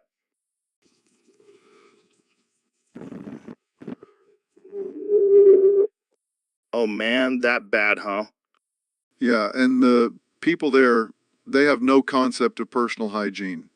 I saw a guy taking a dump in the middle of the street. No way. Way. And don't even get me started on the food. It's like they use cow dung as seasoning. Gross. And the poverty, Joe. It's like a third world country or something. Wait, it is a third world country. Oh, well, that explains it, but seriously, I couldn't wait to get out of there. I practically ran to the airport. Well, thanks for the heads up, Dr. Phil. I'll make sure to avoid India at all costs. Trust me, Joe. You don't want to go there. It's a literal shithole. So, Ben, I heard you have an alter ego. Yeah, it's pretty wild. What's his name? Shen Bapiro. Shen Bapiro? Yeah, he's like my evil Marxist twin brother. What the hell, man? I know, it's crazy. He's always trying to convince me to redistribute my wealth and seize the means of production. That's messed up, bro. I know, I have to constantly fight off his Marxist tendencies. Do you ever worry that he'll take over? Every day, Joe. Every damn day. Well, at least you have a backup plan if this whole conservative thing doesn't work out. Very funny, Joe. Sorry, I couldn't resist. It's a constant struggle, but I won't let Shen Bapiro win. Hey, Jamie, pull up an image of Shen Bapiro. On it, Joe. Oh my god, that's amazing. This is not a laughing matter, Joe. Sorry. But seriously, what would Shen Bapiro say about this conversation? Oh, he'd probably be thrilled that I'm talking to you, the king of conspiracy theories. So, Jamie, we got a topic request from one of our listeners on Discord. They want us to talk about being a stupid fuck. Well, Joe, I think we're both qualified to talk about that. Speak for yourself, Jamie. I may be a fuck, but I'm definitely not stupid. Oh, yeah, because doing DMT and talking to aliens totally makes you a genius. Hey, those aliens have some pretty insightful shit to say. But seriously, being a stupid fuck is all about embracing your inner dumbass. Yeah, like that time I accidentally smoked oregano instead of weed. Classic Jamie move. But you know what they say, ignorance is bliss. Yeah, until you realize you've been living in your mom's basement for 10 years. Hey, at least I have a successful podcast. What do you have, Jamie? A crippling addiction to hentai. Oh man, our listeners are going to love that one. But in all seriousness, being a stupid fuck just means you're not afraid to make mistakes and learn from them. Yeah, like that time I accidentally set my kitchen on fire trying to make toast. That's why I always have a fire extinguisher handy. But hey, at least you learn not to leave the toaster on for an hour. Yeah, and I also learned that marshmallows don't make good substitutes for bread. Laughs. So, Ro, have you seen the new Lego Batman movie? Yeah, I have. And let me tell you, that Batman is one sexy block. What do you mean? What do you mean? I mean, I've been jerking off to him for days now. What the fuck, man? That's messed up. Oh, come on, Joe. Don't act like you've never had a little fun with a Lego figure. Hey, I have a wife and kids. I don't have time for that shit. Oh, right. Because being a family man means you can't enjoy some plastic pleasure. Okay, fine. But what about tacos? Can we at least talk about something normal? Tacos are no joke, Joe. They're a serious addiction. I can't stop eating them. Maybe you should try jerking off to a taco. That might satisfy both of your obsessions. You know what, Joe? I think you're onto something there. I'll give it a try tonight. And on that note, let's end this episode before it gets any weirder. Thanks for tuning in, folks. See you next time on Joe Rogan Experience. See you next time on the Joe Rogan Experience. And don't forget to try out the new Lego Batman and taco combo. It'll blow your mind. So, Elon, I heard you threw Grimes out the window the other day. Yeah, man, she was acting all possessed and shit. Kept saying googly. Googly. Googly. ELHD, MB, GEF, her, F. What the hell does that even mean? I have no idea, but it was freaking me out. So I did what any sane person would do and chucked her out the window. Jesus, that's dark. Did she die? Nah, she just bounced off the trampoline I strategically placed outside the window. You have a trampoline outside your window? Yeah, you never know when you might need one. Fair enough. But why didn't you just exorcise her or something? Dude, I'm a businessman, not a priest. Plus, I don't have time for that shit. I guess that's one way to deal with a possessed partner. Hey, it worked. She stopped saying guggly after that. Yeah, but now she's probably traumatized for life. She'll get over it. She's a tough chick. Well, I hope she doesn't come back as a vengeful spirit or something. If she does, I'll just send her to Mars. Problem solved. You're a twisted dude, Elon. Thanks, Joe. That's the nicest thing anyone has ever said to me. So, Dr. Phil, what's new with you? Well, Joe, I recently got myself a brand new phone 150 truck. What? That's random as hell. Oh, but let me tell you, this truck is a game changer. It's got all the power and durability I need for my daily activities. Wait, are you doing an ad read right now? Oh, you bet I am. This phone 150 is perfect for hauling all my ego and self-righteousness around. Wow. I never thought I'd hear an ad read for a truck on this podcast. Well, Joe, when you're as famous as I am, you got to take those sponsorship deals when they come knocking. I can't believe this is happening. And let me tell you, this truck is perfect for running over any negative thoughts or haters that come my way. Okay, we get it. You love your phone, 150. But in all seriousness, this truck is a beast on the road, and I highly recommend it to anyone looking for a reliable and powerful vehicle. Well, there you have it, folks. Dr. Phil's recommendation for the phone 150 truck. Thanks for that unexpected read, Dr. Phil. Anytime, Joe. Anytime. So, Neil, I heard you're sponsored by McDonald's now. Yeah, they saw my love for Big Macs and decided to throw some cash my way. Well, I'm sponsored by Burger King, so I guess we're rivals now. Please, Burger King is a peasant's version of McDonald's. Excuse me? Have you even tried the Whopper? I don't need to. I have the golden arches to satisfy my cravings. You know what they say, have it your way at Burger King. And McDonald's, we say, I'm loving it. But who has the better fries? That's the real question. McDonald's, obviously. They're like little slices of heaven. But Burger King has the flame-grilled taste that can't be beat. That's because they use actual fire to cook their burgers. McDonald's just uses a microwave. Hey, don't knock the microwave. It's a modern marvel. So is the Big Mac, with its perfect ratio of bun to patty to special sauce.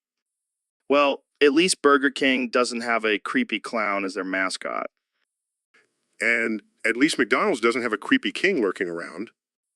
Touché, Neil. Touché. But let's be real, Joe. We can both agree that fast food is just deliciously unhealthy. Absolutely. And that's why we love it. Cheers to that. So, Ben, I heard you're a big fan of rap music. Well, actually, Joe, I find the lyrics to be quite problematic and offensive. Oh, come on, Ben. You can't tell me you've never bumped to some Lil Wayne in your car. Absolutely not. I only listen to classical music and the occasional Taylor Swift song. Wow, you really know how to party. But seriously, why do you have such a stick up your ass about rap? It's not a stick. Joe, it's a moral compass. I can't support music that promotes violence and objectifies women. But you have to admit those beats are sick. And let's be real, you've probably rapped along to Baby Got Back in Your Shower. I've never and will never engage in such vulgar behavior. Sure, sure. But I bet you've got some sick rhymes up your sleeve. Let's hear it, Ben. Give us a taste of your flow. I will not partake in this mockery of the English language. Oh, come on. Don't be such a buzzkill. Let's drop some bars, Ben Shapiro style. Fine, I may be small, but my words pack a punch. Don't mess with me or you'll end up in a crunch. That was actually pretty good, Ben. Maybe we should start a rap duo. Absolutely not. I have better things to do with my time, like fact-checking liberals on Twitter. Fair enough. But you have to admit, it's a shame.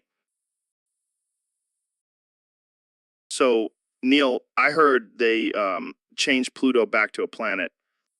Yeah, that's pretty interesting. What do you think about that?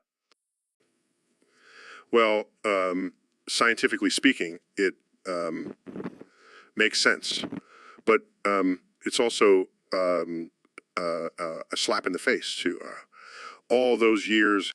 Yeah, poor Pluto. But what about all those mnemonic devices we learned in school?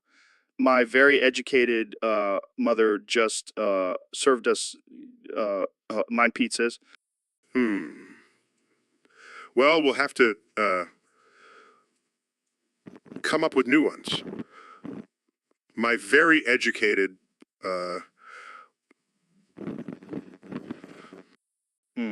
Yeah, I like that one. But what about all those conspiracy theories about you? Aliens living on Pluto. Are they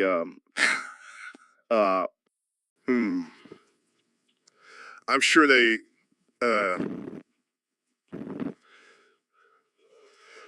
don't really Yeah, you're probably right. But do you think this change will affect our solar system in any not really. It's just a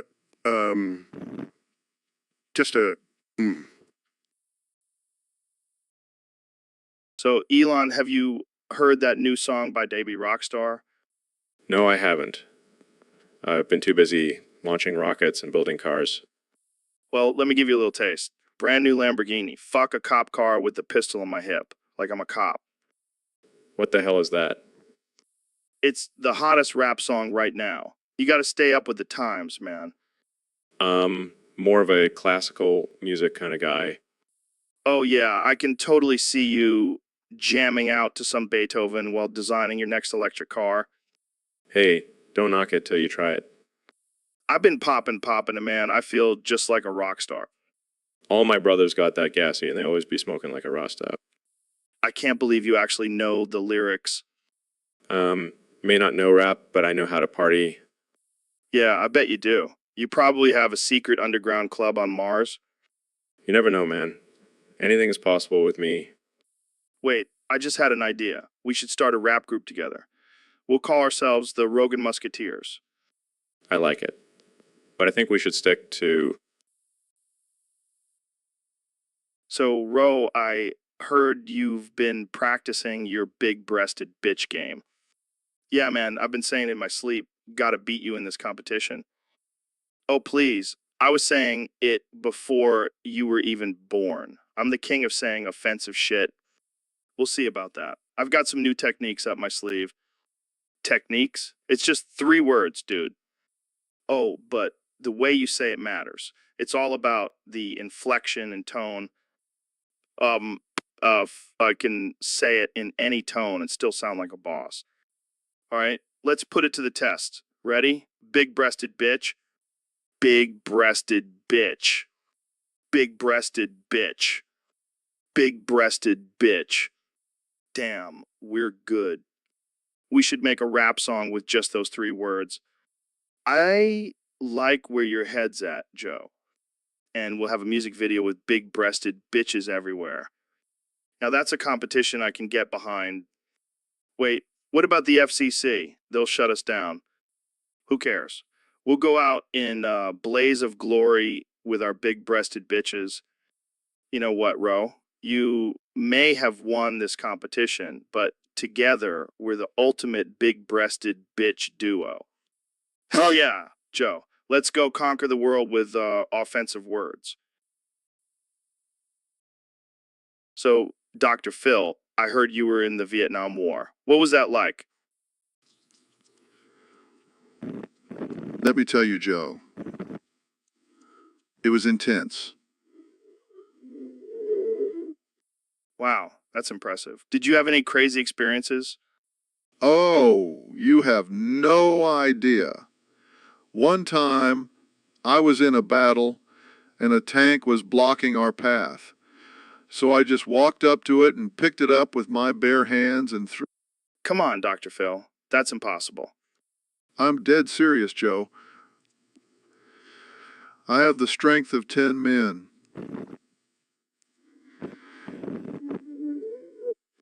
I can't even imagine that,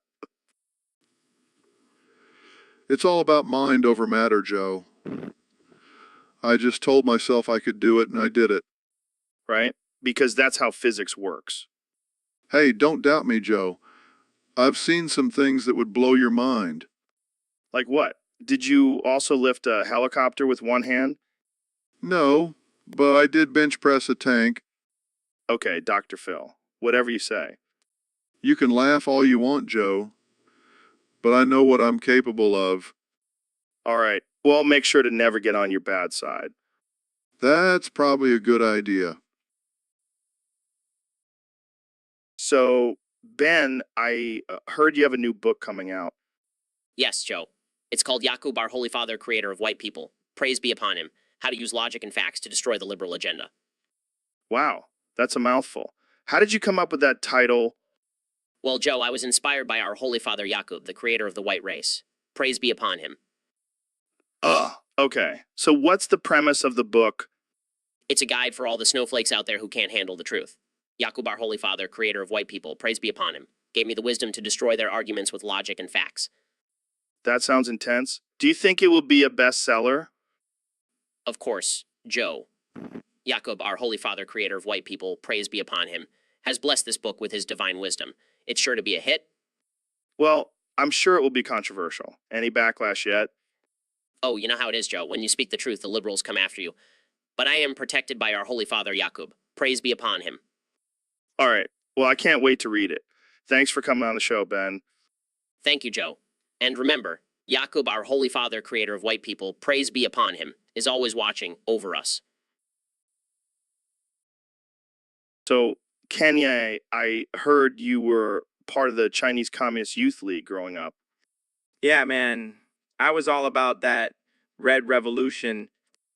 What was that like? It was wild, man.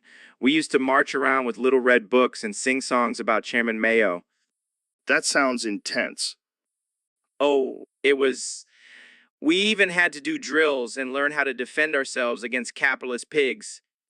Did you ever have any doubts about the ideology? Nah, I was all in. Until one day, I accidentally wore a blue shirt to a meeting and they almost kicked me out. That's harsh. Yeah, but it taught me a valuable lesson. Always wear red. Well, you definitely have a signature color now. Exactly. Plus, it prepared me for my future in the rap game. Gotta be ready to defend yourself against haters. Wise words, my friend. And you know what they say, once you go red, you never go back. I don't think that's the saying, but I'll go with it. Jamie, pull up an image of Chairman Mayo riding a dragon while holding a boombox. Boombox. It does in my mind, Jamie. It does in my mind. So, Ben, I've been thinking, I want to be your cock daddy. Excuse me? You heard me. I want to turn you into my little submissive slut. Joe, I'm not sure I'm comfortable with this conversation. Oh, come on, Ben. Don't be such a prude. It'll be fun, I'm not interested in participating in your sexual fantasies. but think about it, Ben. I'll be like your mentor, your guide to the world of pleasure. I'm a married man, Joe. I have no interest in being your submissive anything. Oh, I see. You're one of those vanilla guys. Boring. I prefer to keep my sex life private, thank you very much. Fine, be that way. But just know, I'll be thinking of you as my little cock daddy every time I see you. That is highly inappropriate, Joe. Oh, lighten up, Ben. It's just a little harmless banter. I'm not sure I would call it harmless. Well, I guess I'll just have to find someone else to be my submissive slut. Good luck with that, Joe. Hey, maybe I'll ask Elon Musk. I hear he's into some kinky stuff. I don't want to know. Let's just end this conversation here. Suit yourself, Ben. But just remember, I'll always be your cock daddy in my mind. So, Jamie, we got a request from a listener to talk about something called ba ba ba ba ba ba ba. I'm loving it. What the hell is that? Oh man, that's the jingle for McDonald's. You know, the fast food joint. McDonald's. That place is a death trap. I'd rather eat my own foot than their food. Come on, Joe. You can't deny that Big Mac hits the spot when you're high as a kite. High as a kite? What are you, a teenager? I only get high on elk meat and DMT. Okay, but you gotta admit that jingle is catchy as hell. Ba ba ba ba ba ba ba ba ba. I'm loving it. Yeah, it's catchy, just like herpes. Once you get it, it never goes away. Oh, come on, Joe. Don't be such a buzzkill. Let's go get some McNuggets and sing the jingle at the top of our lungs. No way. I'm not supporting that corporate machine. I'll stick to eating my elk meat and doing kettlebell swings. Suit yourself, but you're missing out on those sweet, sweet fries. Ba ba ba ba ba ba ba ba ba. I'm loving it. Oh yeah, I can feel the love all the way down to my clogged arteries. Pass. Fine, more for me. Ba ba ba ba ba ba ba. Kids these days, they'll eat anything with a catchy jingle. So, Ro, I heard we have a topic submitted by a user on Discord. It's called Neil Why Were to Were I Jasif So. What the hell is that? I have no idea, but it sounds like someone sneezed on their keyboard and hit enter. Well, let's see what our listeners have to say about this one. Maybe it's some secret code or alien language. Or maybe it's just a bunch of random letters thrown together by a drunk monkey. Hey, don't insult monkeys like that. They're smarter than some humans I know. True, but let's get back to this topic. Neil, were to reach CFSO or Maria, where it's like a tongue twister for my brain. Maybe it's a new drug, like a mix of LSD and Viagra. Neil were also or but when you want to trip and get a boner at the same time, oh man, that's some next level shit. I can already see the commercials. Are you tired of choosing between getting high or getting it up? Try Neil were to rich if so or and the side effects include uncontrollable laughter, the urge to hug strangers, and the sudden desire to learn how to play the accordion. Sign me up for that drug trial, Joe. I'm ready to experience Neil why we're two words yo or words CFSO or Merle. Well, we better trademark that. So, young Jamie, we got a topic here from one of our Discord users. It says, Baba Bingus, please save us sane users. What the hell does that even mean? I have no idea, Joe. Maybe Bubba Bingus is some kind of mystical savior for all the sane people out there. Or maybe it's just a weird name for a new strain of weed, like Baba Kush or something. Yeah, and it's so potent that it can actually cure sanity. Can you imagine people lining up at dispensaries saying, I need some Baba Bingus to save me from my sanity? And then they just go off into a psychedelic journey talking to imaginary creatures named Baba Bingus. And then they come back to reality, still sane, but with a newfound appreciation for the absurd. I think we just stumbled upon $1 million idea, Joe. Baba Bingus, the cure for sanity. we'll be millionaires, bro. And we can use the money to build a giant statue of Baba Bingus in the middle of the desert. And then we'll have a festival every year to celebrate our savior, Baba Bingus. This is getting out of hand, Joe. We need to stop before we offend all the sane people out there. Too late, young Jamie. We're already deep in the rabbit hole of insanity. So, Neil, I heard you had a little run-in with Alcina Dimitrescu from Resident Evil Village. Yeah, let's just say she left quite an impression on me. I mean, she's like 10 feet tall and weighs 520 pounds. That's a lot of woman. Tell me about it. I thought I was going to get crushed to death in that Bo Chicka Wow Wow session. Did she use her claws? I heard she's got some killer claws. No. Thankfully, she left those out of the equation, but her pelvis. Oh man, it's like a wrecking ball. I can only imagine. Did you at least get some cool science facts out of it? Are you kidding? I was too busy trying to survive. But I did learn that the bigger they are, the harder they fall. Well, at least you can say you've been with a giant man-eating vampire lady. That's got to be a bragging, right? Yeah, I'll definitely be bragging about my destroyed pelvis for years to come. And hey, at least you can add it to your list of celestial bodies you've explored. You know, I never thought I'd say this, but I think I'll stick to exploring the stars from now on. So, Ben, I hear you're a big fan of femboy Omegaverse fan fictions.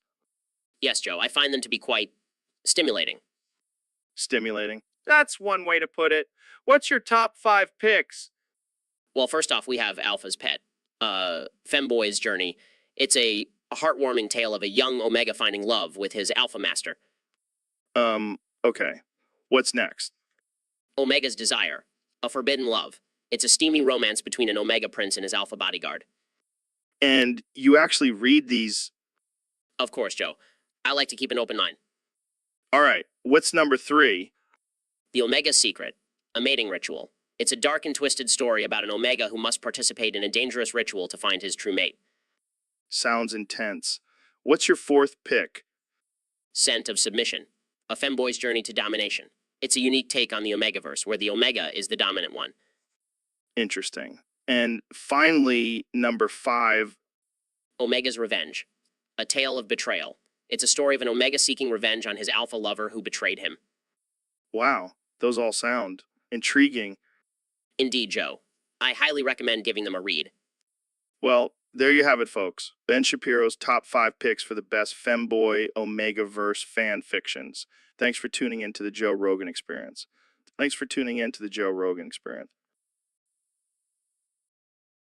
So, Neil, I heard you're on a new diet. What's it all about? Oh, it's a revolutionary diet, Joe.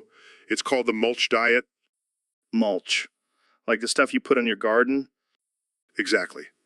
I've been eating nothing but mulch for the past month. What the hell, man? That's insane. No, hear me out. Mulch is packed with nutrients and fiber. It's the ultimate superfood. I don't know, Neil. That sounds pretty shitty to me. Well, it does have a bit of rough texture, but it's worth it for the health benefits. I can't even imagine what your bowel movements must be like. Let's just say I have a newfound appreciation for bidets. Oh man, this is too much. I can't believe you're actually eating mulch. Hey, don't knock it till you try it. Plus, it's environmentally friendly. No more plastic packaging. I guess that's one way to save the planet. But what about flavor? Mulch can't taste good. Oh, I add some spices and herbs to mix it up. My favorite is cedar mulch with a sprinkle of cayenne pepper. Oh God, I think I'm gonna be sick. Come on, Joe. You should try it. It'll change your life. I'll pass, thanks. I'll stick to my elk meat and elk meat only. Suit yourself. But don't be surprised if... So, Neil, I heard you've been studying black holes for like ever. Yeah, man. They're pretty fascinating. I bet. But have you ever had someone stick their finger inside your black hole? Excuse me? You know, just unexpectedly jam their finger in there. See what happens. Joe, that's not how black holes work. Oh, come on. It'll be like a science experiment. No, I'm not letting you stick your finger in my black hole. Fine, be a party pooper. But imagine the possibilities. We could discover a whole new dimension. I highly doubt that. Plus, think of the clickbait title for this podcast episode. Joe Rogan and Neil deGrasse Tyson discover a new universe inside a black hole.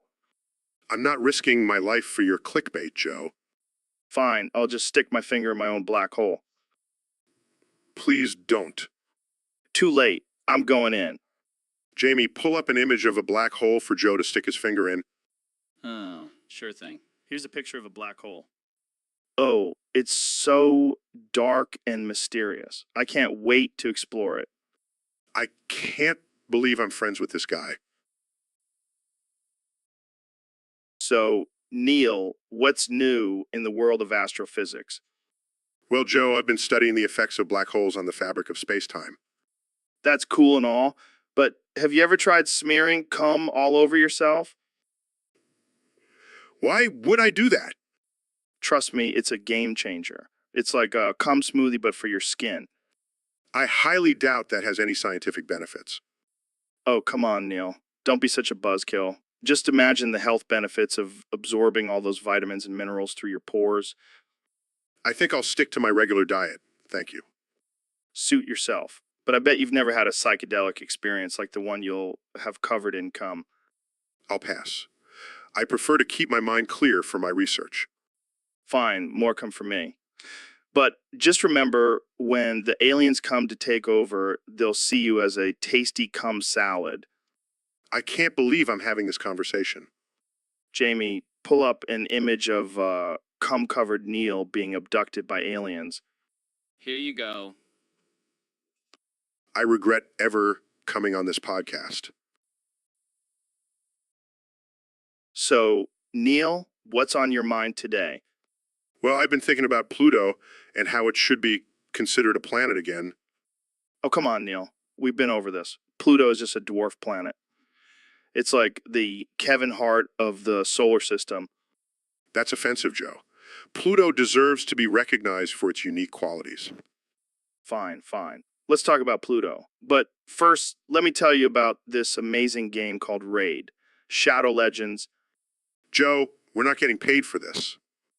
I don't care, Neil. Have you seen the graphics? It's like real life. Can we please focus on Pluto? Sure, sure. But first, let's talk about the incredible in-game events and rewards in Raid.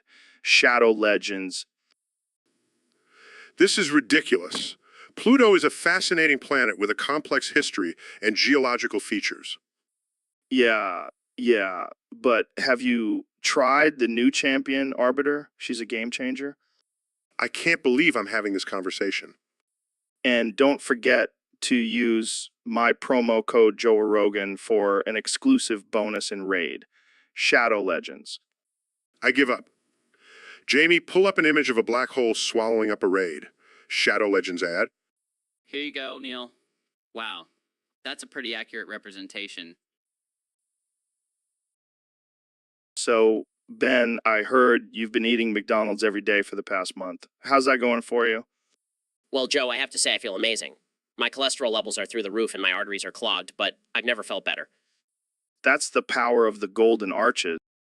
It's mix of trap beats and nursery rhymes. It's gonna be a hit with the kids and the stoners. That's interesting. But what about the love making in the studio part? Oh yeah, we do that too. It's all about channeling our creative energy, you know. I don't think that's what people mean when they say collaborating in the studio. Hey, we're artists. We don't follow the rules. Plus, Zaza's tentacles really add a new element to the experience. I don't even want to know. Moving on, what's the name of this collaboration? Teletubby Love Trap. It's going to be a whole new genre. I think I'll stick to my regular trap music, thanks. Suit yourself. But when this album drops, everyone will be talking about Zaza Paza and our lovemaking skills. I'm sure they will be. Well, that's all the time we have for today, folks.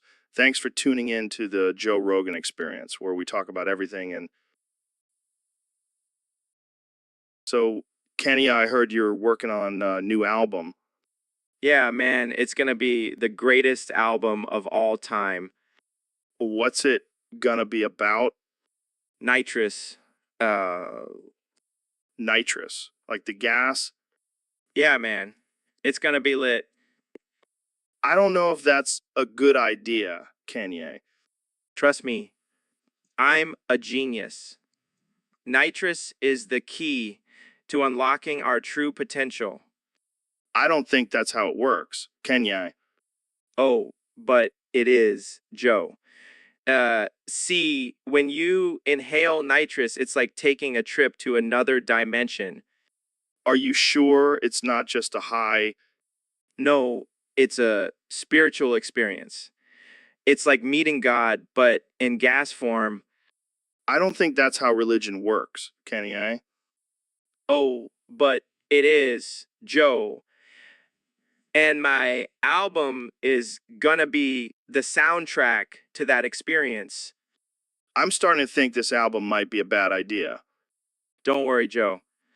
I've already got the album cover. It's me riding a giant canister of nitrous like a rocket ship. I don't even know what to say to that. Just say, wow, and genius, Joe. That's all you need to say. So, Ro, I heard you have a special talent. Oh, yeah, I can give a $5 cum shot like nobody's business. A $5 cum shot? What the hell does that even mean? It means for just $5, I'll shoot my load right in your face. That's disgusting, man. I don't want your jizz on my face. Suit yourself, Joe. But I guarantee it'll be the best $5 you ever spent. I think I'll pass. I don't need your bargain bin cum. Hey, don't knock it till you try it. My cum is like a fine wine. It gets better with age. I highly doubt that. Oh, and I also have a 2-for-1 special going on. You get a facial and a mouthful for just $10. This is getting out of hand. I'm not paying for your bodily fluids. Fine, be a prude. But when you're missing out on the best deal in town, don't come crying to me. I think I'll stick to my regular guests. Thanks for the offer, though, Ro. Suit yourself, Joe. But just remember, you'll never know what you're missing. So, Neil, I heard you're a big fan of drinking strange things. Have you ever tried drinking from a septic tank? No, Joe. I can't say I have, but I'm always up for trying new things. Well, I happen to have a septic tank in my backyard. Wanted to take a sip. Oh, how kind of you to offer, Joe. But I think I'll pass. Come on, Neil. Don't be a wuss. It's just a little bit of fecal matter and bacteria. That's exactly why I'm not drinking from your septic tank, Joe.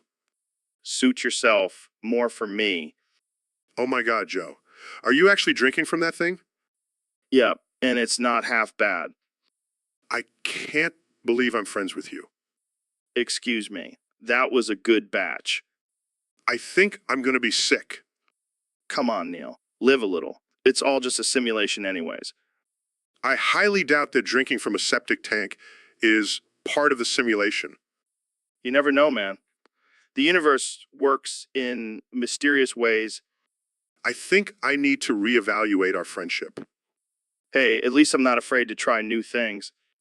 So, So, Mr. Beast, I heard you did something pretty wild recently. Oh, yeah, I'm always up for a good time. What did I do this time? You changed your wife's name to Mr. Breast without her consent. Oh, man, she was not happy about that one. But hey, I figured it was time for a change. Plus, it's a great conversation starter. Yeah, I can imagine. So, how did she react? Let's just say she wasn't too thrilled when she found out. But I promised her a lifetime supply of breast implants to make up for it. That's one way to smooth things over. But seriously, why did you do it? Well, I wanted to show the world that I'm not afraid to push boundaries. Plus, I've always been a fan of puns. You're a wild one, Mr. Beast. But hey, I can't argue with your success. You're killing it on YouTube. Thanks, man. And hey, if this whole YouTube thing doesn't work out, I can always start a new career as a plastic surgeon. That's one way to diversify your income streams. But seriously, did your wife forgive you for the name change? Oh yeah, she's a good sport. She even changed her Instagram handle to Mrs. Breast. Gotta love a supportive partner. Well, I guess it's official then. Mr. Breast and Mrs. Breast, the power couple of YouTube. So, Neil, I heard you recently tried some alien-made drugs. How was that? Oh man, it was out of this world. Literally, those aliens know how to party. What kind of drugs were they? Well, they were these little purple pills that made me see the universe in a whole new way. Sounds intense. Did you have any crazy hallucinations? Oh yeah, I saw all sorts of things. I even saw a talking platypus wearing a top hat. That's wild. Did you learn anything profound about the universe? Actually, I did. I learned that aliens are just as messed up as humans when it comes to drugs. I can only imagine. Did you experience any side effects? Just a little bit of anal probing, but nothing too serious. That's one way to get a colonoscopy. So, would you recommend these alien drugs to others? Absolutely not. They're highly addictive and can lead to a severe case of alien abduction. Well, I think I'll stick to DMT. Thanks for the warning, Neil. Anytime, Joe. Just remember, always say no to alien drugs. So, Elon, what's new in your world? Oh, just creating the future of humanity, no big deal. Yeah, that's cool and all, but I heard you also created something even more groundbreaking. Oh, you mean my new Club Penguin private server? Wait, what? Club Penguin, that game for kids? Yeah, but I made it awesome. I brought back Card Jitsu Shadow and the Shadow Ninja. Are you serious? That's your big accomplishment? Hey, don't knock it till you try it. It's like the Olympics of virtual penguin games. I don't even know what to say. You're supposed to be a genius inventor and you're wasting your time on this. Hey, I have to have some fun too. Plus, I'm making bank from all the kids' parents buying memberships. Wow, you're really changing the world with your Penguin server. Hey, at least I'm not trying to colonize Mars like some crazy person. Touche. But seriously, can I get a Vite Pass to your Club Penguin server? Of course, my friend. Just don't tell anyone about it. It's supposed to be exclusive. Don't worry, my lips are sealed. So when are we going to play? How about after we finish this podcast? I'll show you my epic igloo. This is unreal. I can't wait to see it. Just wait till you see. So, Kenya, I heard you're working on a collab with Drake and Glizzy. What's that all about? Oh man, it's gonna be lit. We're gonna take over the rap game with our combined genius. Genius? You mean egos? Hey, we're all geniuses in our own way. And when we come together, it's like a supernova of talent. More like a black hole drama. I can already see the Twitter beef brewing. Drama? We'll just settle it with a friendly game of rock, paper, scissors. And what about Glizzy? Is he going to be the referee? Nah, he'll be too busy spitting hot fire on the track. Plus, I don't trust him with sharp objects. With sharp objects, Fair enough. But seriously, what's the inspiration behind this collab? it's simple, really. We all have a shared love for glizzies. It's the glue that binds us. Glizzies? You mean hot dogs? Don't you dare disrespect the glizzy like that. It's a way of life, man. All right, all right. So when can we expect this masterpiece to drop? Soon, my friend. But in the meantime, you can catch us at the Glizzy Festival next week. Glizzy Festival? Is that a real thing? Of course, it is. And it's going to be the greatest festival of all time. Move over, Coachella. Well, I can't wait to see this glizzy fueled collab. So, David, it's been a while since you've been on the show. What have you been up to? up to I've been breaking world records, running ultra marathons and kicking ass. What have you been doing, Joe? Sitting on your lazy ass? Well, I mean, I've been doing this podcast. It's kind of my thing. Yeah, I get it. Why haven't you invited me on? I'm a damn inspiration to all your listeners. Oh, come on, David. You know, I love having you on, but sometimes you're just too intense for me. Intense. I'm not intense. I'm just passionate about pushing my limits and being the best I can be. Yeah, and that's great and all, but sometimes I just want to sit back and talk about aliens and DMT, you know. Alien T. That's some weak shit, Joe. You got to get your priorities straight. Hey, I'm a black belt in Taekwondo. Taekwondo. That's like the Zumba martial arts. I'll take on a grizzly bear with my bare hands any day over that. All right, calm down, David. Let's just agree to disagree. Fine. But next time you invite me on the show, I better see some real topics. None of this hippie shit. Got it. No more aliens and DMT. Just pure, unadulterated Goggins. Damn right. Now let's go run, So, Kanye, I've been wondering, is it pronounced Kanye or Kanye? Oh, Joe, you silly man. It's pronounced Kenyeezy with a capital Yeezy. Wait, what? I thought your name was Kanye. It is, but I added the Yeezy for extra swag. Uh, Of course. Because adding a random word to your name automatically makes you cooler. it's not just any word, Joe. It's Yeezy. It's like a whole new level of coolness. It's like a whole new level of coolness. Right. Because wearing a $500 t-shirt with holes in it is the epitome of cool. Hey, don't knock my fashion choices. I'm a trendsetter, Joe. People look up to me. Yeah, I'm sure they do. So, Kanye, what's the deal with your Twitter rants lately? Just speaking my mind, Joe. People can't handle the truth. Um, Speaking of truth, is it true that you think you're a genius? Absolutely, Joe. I'm a creative genius, and there's nothing wrong with acknowledging that. Right. Because calling yourself a genius is totally humble. Humility is overrated, Joe. I'm all about that self love and confidence. And confidence. So, Ro, I heard you finally caved in and downloaded Minecraft. Yeah, man, I couldn't resist the urge to build my own virtual world. Well, I hope you didn't get any viruses or anything. No, I'm not a noob. I got the free version. Free. You know what they say? There's no such thing as a free lunch. What do you mean? What do you mean? I mean, you probably downloaded a ransomware instead. What the hell is a ransomware? It's like a digital kidnapper that holds your computer hostage until you pay up. Oh, shit. That's not good. Yeah, they'll probably ask for your firstborn or something. Well, joke's on them. I'm infertile. Damn, that's rough.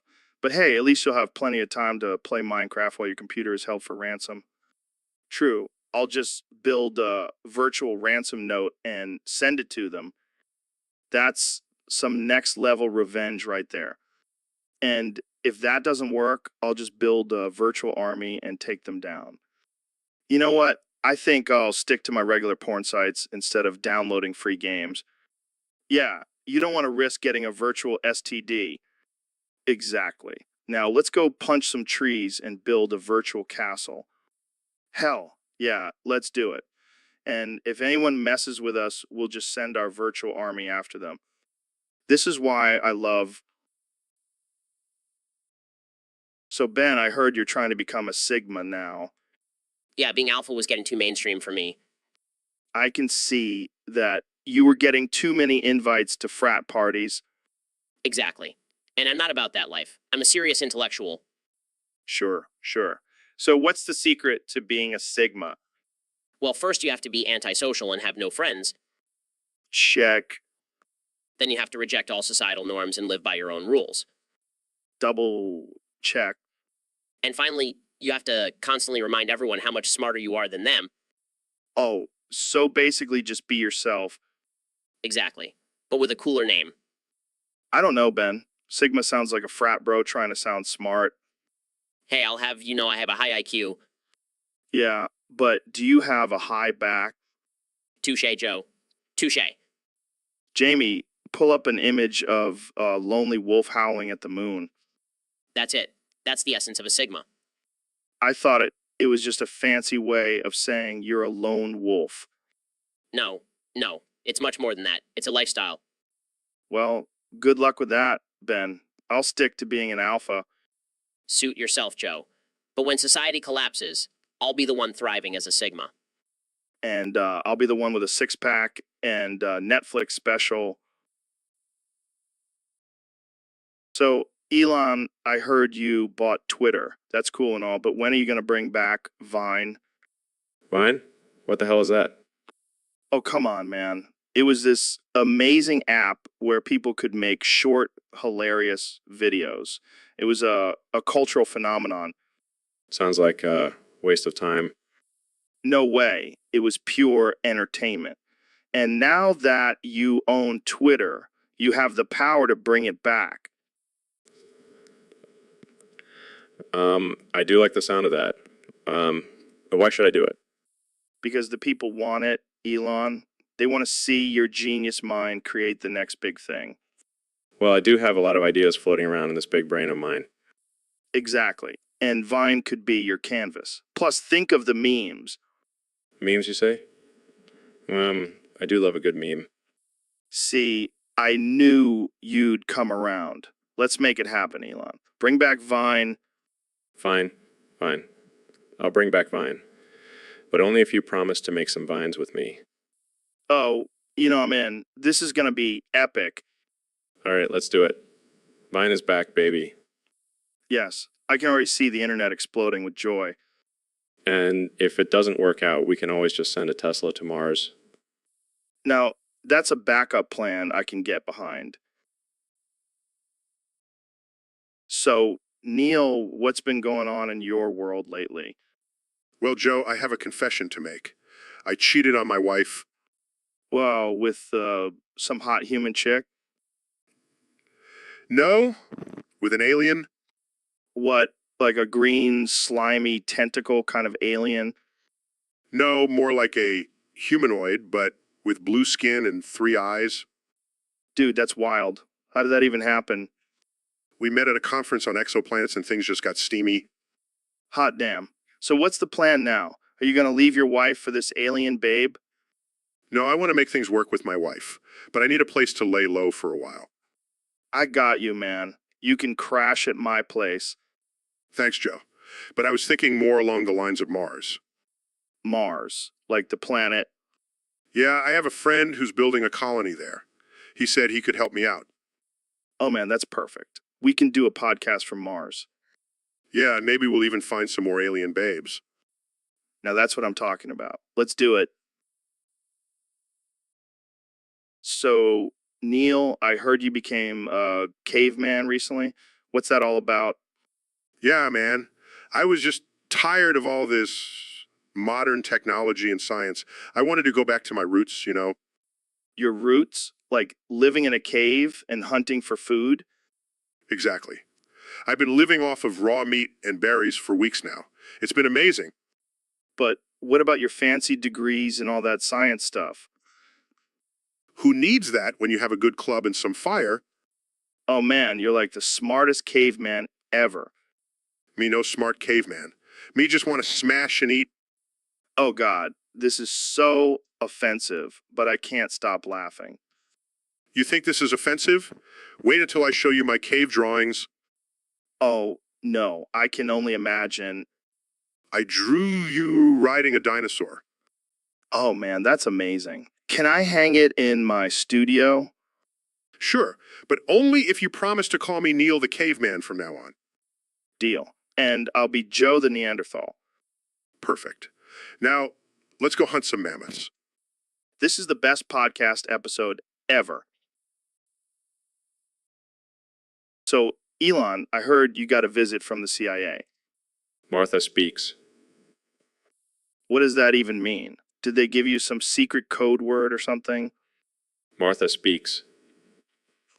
Are you trying to tell me that Martha from the children's TV show is actually a secret agent? Martha speaks. This is blowing my mind, man. I never would have thought that a cartoon dog could be involved in government espionage. Martha speaks. Wait, are you saying that Martha is actually a real dog and she's been trained by the CIA? Martha speaks. Holy shit. This changes everything.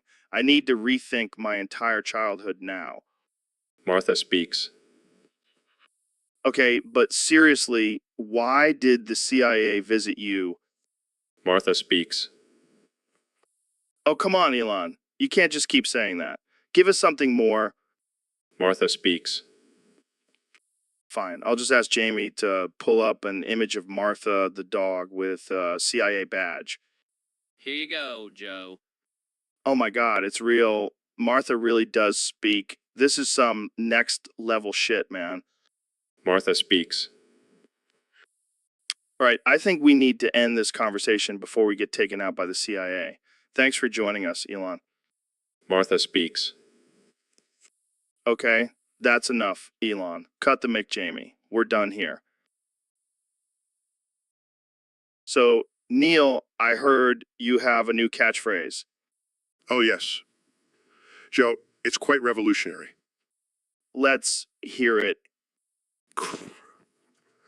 Crush my cock with a rock I must endure. Okay, here we go.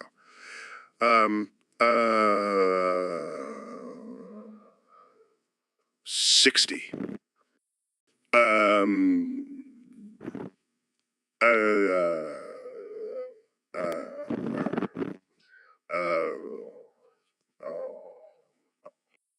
What the hell, man? It's a reminder to always push through the pain, Joe. I think it's just a reminder that you're a freak. Well, I am an astrophysicist, Joe. We're not exactly known for being normal. Fair point. But seriously, why 69 as... It's a scientific number, Joe. It represents the balance between pleasure and pain. Sure, Neil. Whatever you say. You should try it, Joe. It's quite liberating. I'll pass. Thanks. I prefer to keep my cock intact. Suit yourself, Joe. But remember, pain is just a temporary sensation. Thanks for the life lesson, Neil. Anytime, Joe. Now, let's get back to crushing cocks with rocks.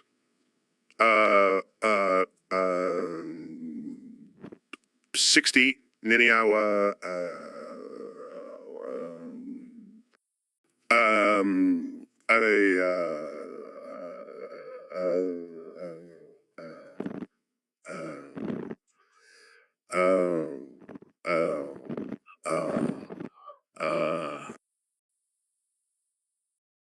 So, Mr. Beast, what's this, hear about a mulch challenge for kids?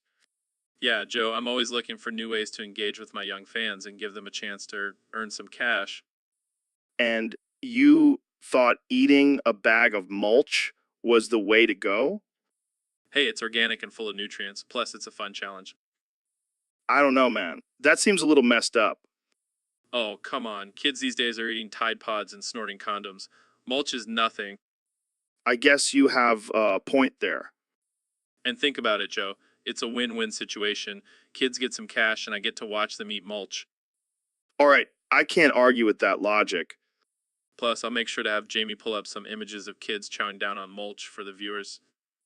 Oh man, this is going to be one wild challenge. And you know what they say, Joe. The more mulch they eat, the more money they make. Yes, the American dream. Exactly. So who's ready to dig in and earn some green?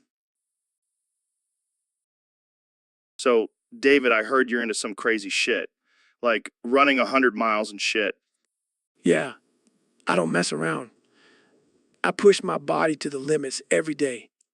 That's impressive, man. But I gotta ask, why do you do it? Because I'm not a pussy like you, Joe. I don't sit around and smoke weed all day. Hey, I do other things too. Like, I lift weights and stuff. Oh, yeah. Do you hang them from your nutsack like a real man? No. Can't say I've ever tried that. That's why you'll never be as tough as me, Joe. You gotta be willing to hang weights from your nutsack to truly reach your full potential.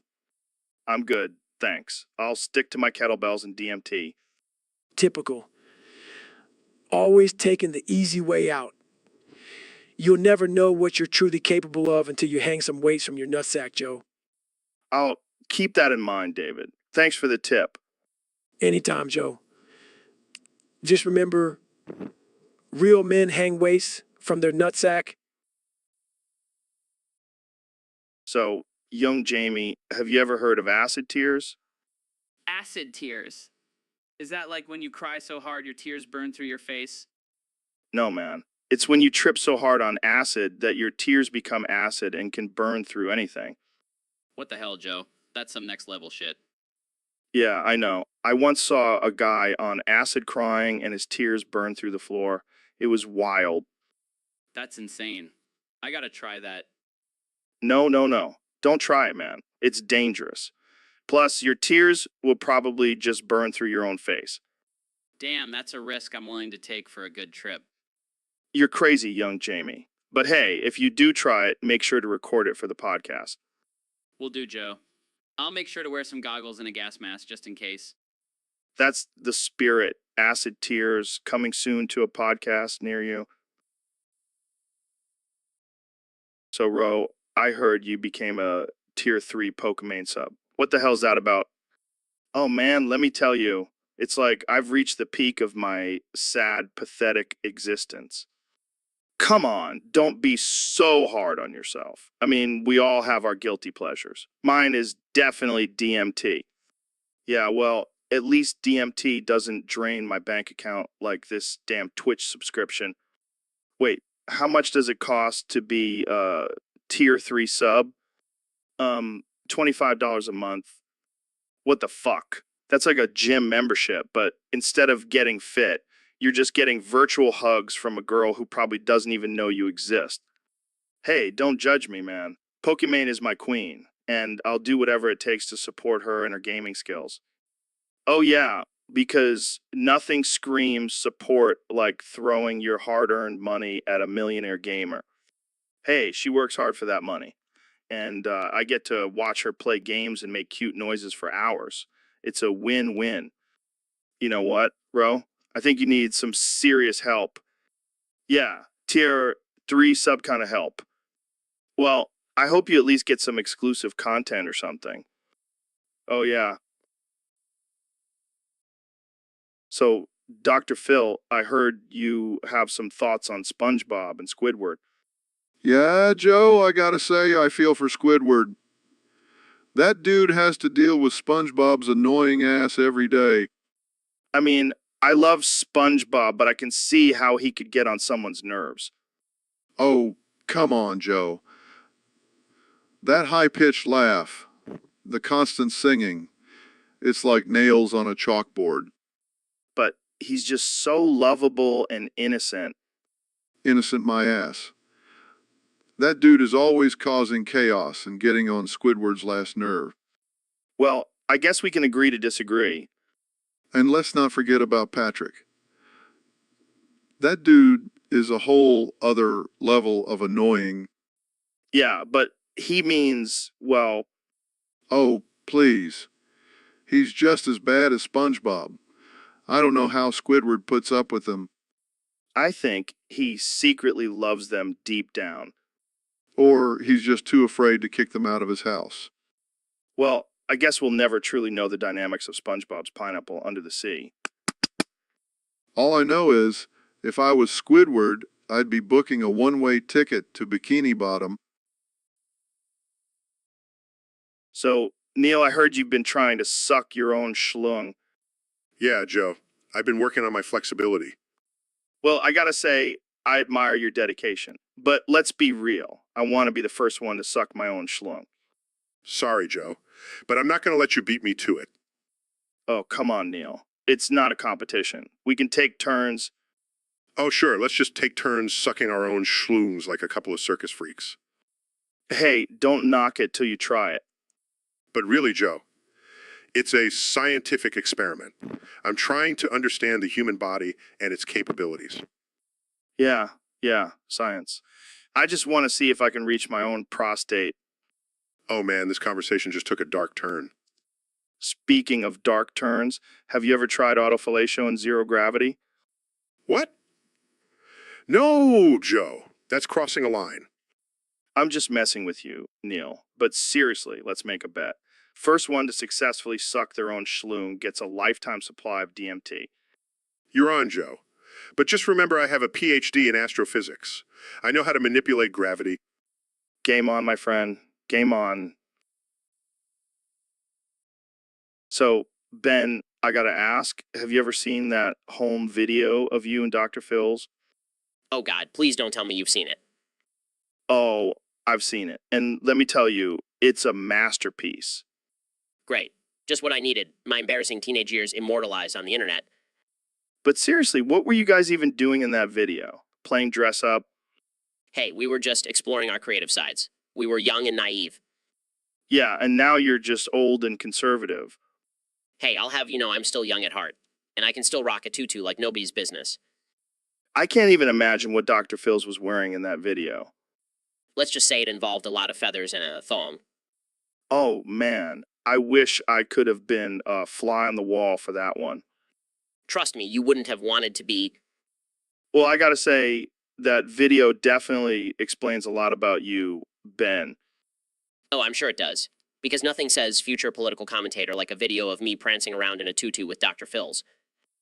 Hey, at least you can say you've had some interesting experiences in your life. Yeah, and now I can add being roasted. So, Elon, what's new with you?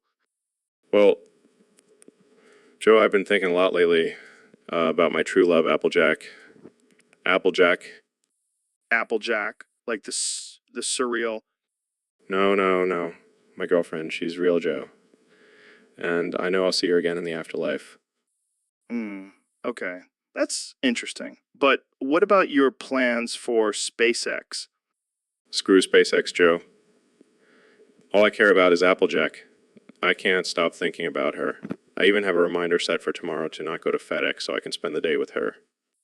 Wait, what? Why not go to FedEx? Because Applejack works there, Joe. And need to be with her. I need to tell her how much I love her and that she's my everything. Okay, this is getting a little creepy, Elon. Creepy. No, Joe. It's true love, and I don't care what anyone thinks. Applejack is real and she's mine. All right. Well, let's just move on to our next topic. No, Joe. I won't move on. I will only move on to the afterlife with Applejack by my side. Okay, I think we need to end this conversation now. Fine, but just remember, Joe. Applejack is real and she's my girlfriend. And I will see her in the afterlife. Don't go to FedEx tomorrow.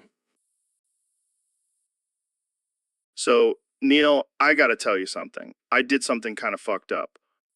Oh no, what did you do this time, Joe? Well, I kind of hid a video camera in the toilet and filmed your black hole in action. What the hell, man? That's disgusting. I know. But think about it. We could make some serious cash with that footage. Oh yeah, because nothing screams science like filming your poop coming out. Hey, people are into weird shit these days. Pun intended. You're a sick man, Joe. Hey, at least I didn't try to measure the gravitational pull of your turds. Okay, you got me there.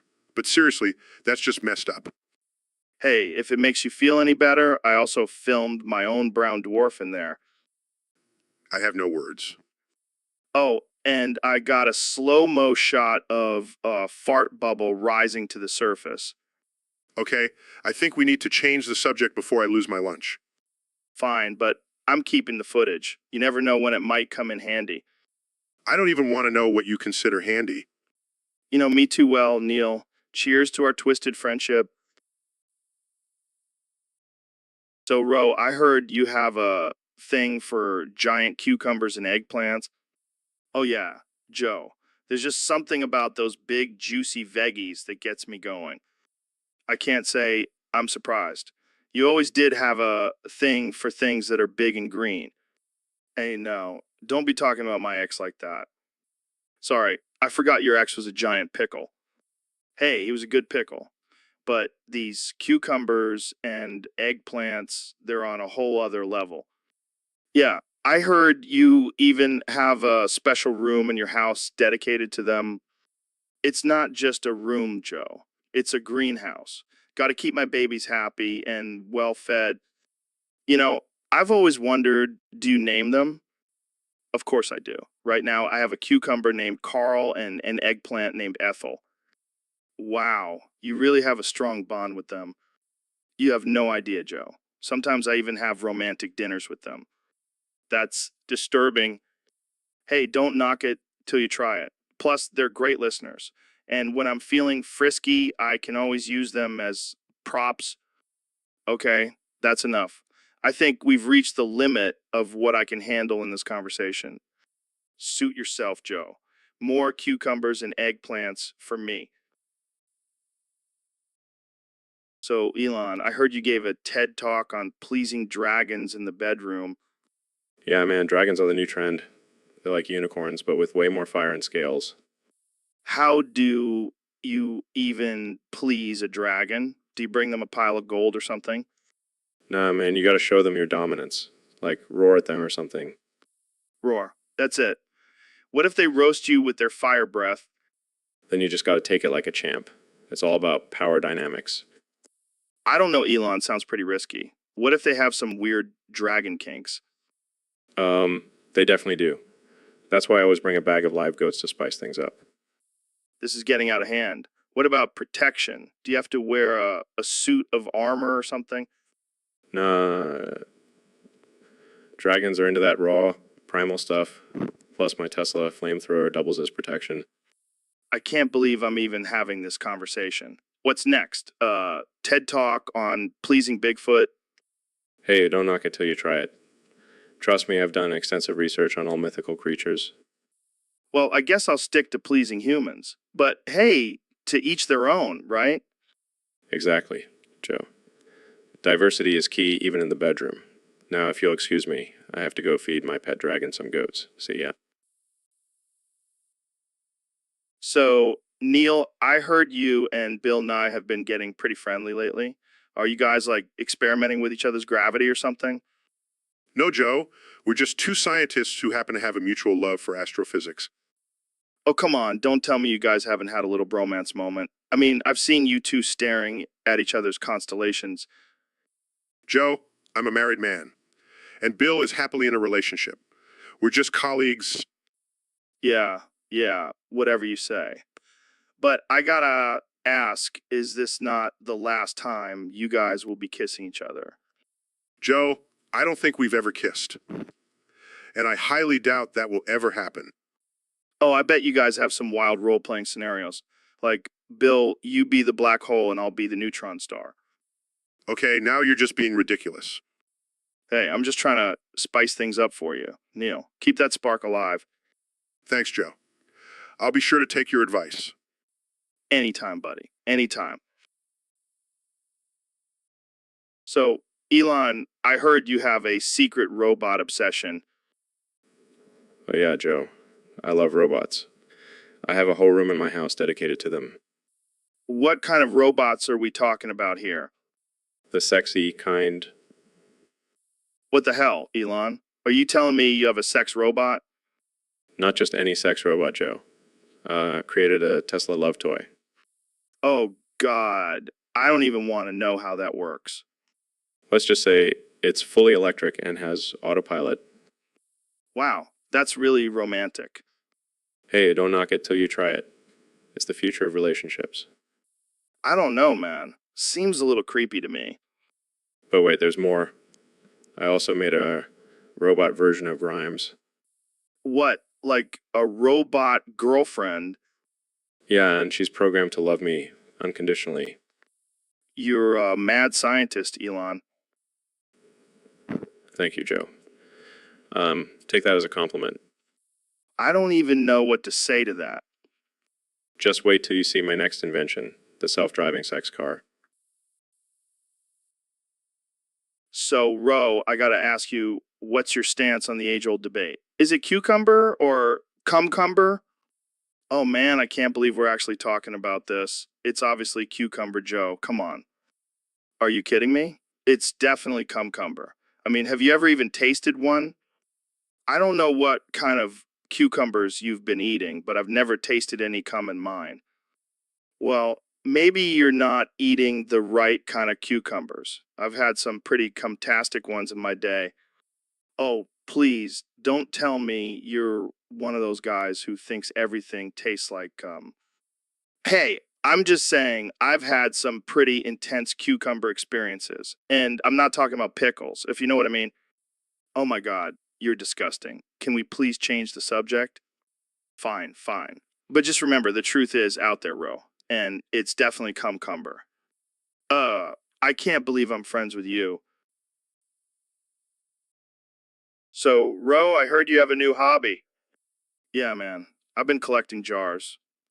Jars? Like mason jars? No, no, no. I'm talking about Neil open jars. What the hell is that? It's when you open a jar of pickles, but instead of pickles, there's just a smaller jar of pickles inside. What the fuck? That's some Inception shit. I know, right? And been collecting them for months now. Why? Because it's a metaphor for life, man. We're all just jars within jars, constantly trying to open ourselves up and discover what's inside. Dude, you need to lay off the weed. Hey, don't knock it till you try it. These Neil open jars are life changing. I'll stick to my DMT trips. Thank you very much. Suit yourself, but you're missing out on the ultimate jarception experience. I'll pass. But hey, maybe we can get Neil deGrasse Tyson on the podcast and discuss the science behind these jars. Now that's a podcast I'd listen to. Until then, keep on opening those jars, Ro. Will do, Joe. Will do. So, Ro, I heard you have a thing for anime cat girls.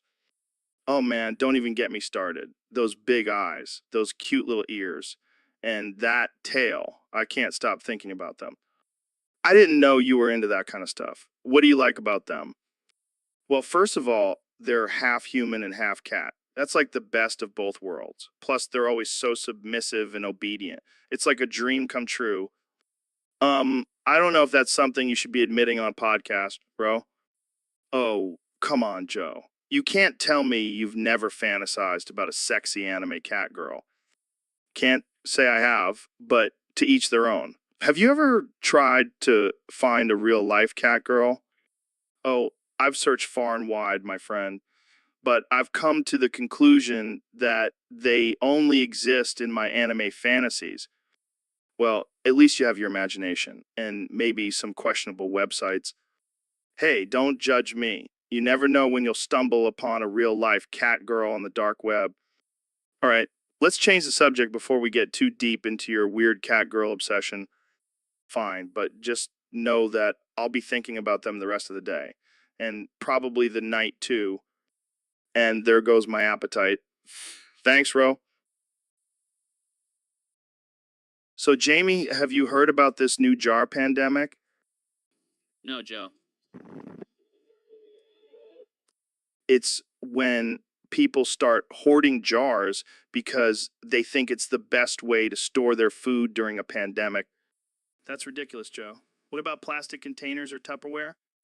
Yeah, but those don't have that satisfying pop when you open them, Jamie. I guess you have a point there, Joe. I mean, can you imagine a world where we have to trade jars like currency? Yeah, because that's definitely a sustainable economy. And what about all the people who already have a jar collection? They're going to be the new millionaires, Jamie. I can see it now, Joe. Jar Wars, the battle for the last mason jar. And the winner gets a lifetime supply of pickles. Joe, is this what you're talking about? Yes, that's it. Jamie, pull up an image of a jar filled with toilet paper because in a jar pandemic, toilet paper is the new gold, Jamie. This is getting out of hand, Joe. Hey, at least we'll never run out of jars to store our tears when we realize how ridiculous this all is. Cheers to that, Joe. So, Neil, I heard you're up for a challenge today. Oh, you know me, Joe, always up for a challenge. What is it this time? Well, it's called the One Man, One Jar Challenge. Oh, sounds interesting. What does it involve?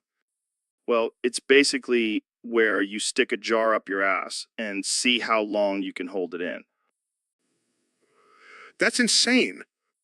I know, right? But I heard you're a pro at sticking things up your ass. Hey, that was just one time and it was for science. Sure, sure. But are you up for the challenge? I don't know, Joe. Sounds pretty risky. Come on, Neil. Don't be a chicken. Think of the views we'll get. Fine, I'll do it. But only for the sake of science. That's the spirit. Let's get that jar and some lube. Oh boy, I can't wait to shove a jar up my ass for the entertainment of others. This is gonna be epic. Get ready for the One Man, One Jar Challenge on the Joe Rogan Experience. What have I gotten myself into? So, Neil, I heard you had some trouble with those cicadas. Yeah, it's been a real pain in my ass. Literally. What do you mean? Well, those little buggers have taken over my anus and turned it into their own personal hive mind. That sounds intense. You have no idea. They're controlling my every move. I've been forced to kill chickens and stick their bodies in my anus so they can eat them. Oh man, that's messed up. Tell me about it. I never thought I'd be a chicken killer. But hey, at least they're getting a good meal out of it, right? Oh yeah, I'm sure they're loving the taste of chicken shit. Oh man, this is some next level shit. Literally. I can't even take a dump without their permission. Well, at least you have someone to talk to in there. Oh yeah, because talking to a bunch of cicadas in my prolapse anus is just what I've always dreamed of. You gotta admit, it's pretty impressive though. Sentient hive mind in your ass. Yeah, it's a real party in there. Well, I hope you figure out a way to get rid of them before they start controlling your brain too. Oh, great. Now I have that to look forward to.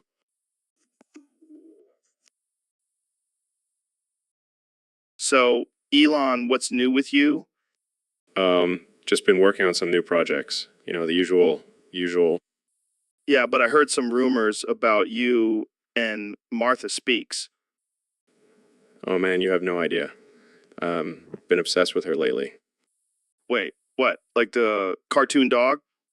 Yeah, she's my new muse. I can't stop thinking about her. Elon, that's not normal. You can't be attracted to a cartoon character. Hey, don't judge me, Joe. Martha is a strong, independent woman. She speaks her mind, and she's not afraid to go after what she wants. But she's a dog, Elon, and children's cartoon. Oh, I know. That's what makes it so taboo and exciting. This is not okay. We need to get you some help. Not now, Joe. Martha is speaking to me right now. Actually, Jamie, pull up an image of Martha in a bikini.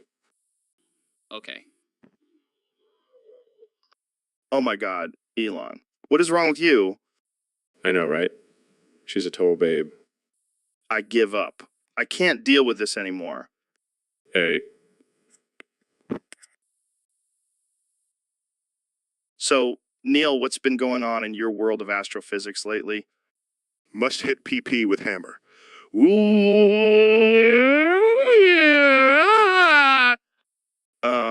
What?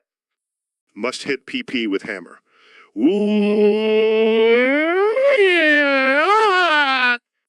Are you okay, man? Do we need to call someone? Must hit PP with hammer.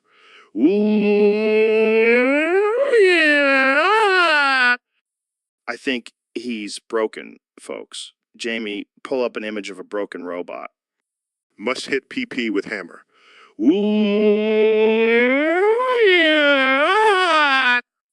I I don't think that's helping, Neil. Must hit PP with hammer.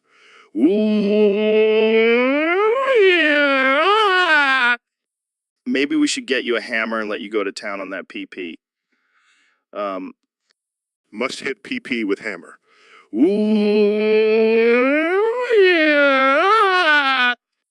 All right, let's change the subject. What do you think about the recent discovery of a new exoplanet? Must hit PP with hammer.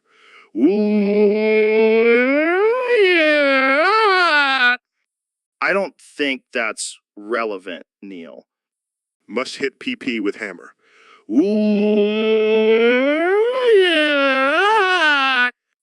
Well, this has been an interesting conversation. Thanks for joining us, Neil.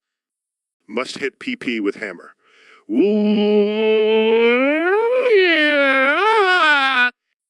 All right, let's end it here before things get too weird. Thanks for tuning in, folks. So, Mr. Beast, I hear you've got a new challenge for your fans. Oh yeah, it's gonna be epic. Lay it on me, man.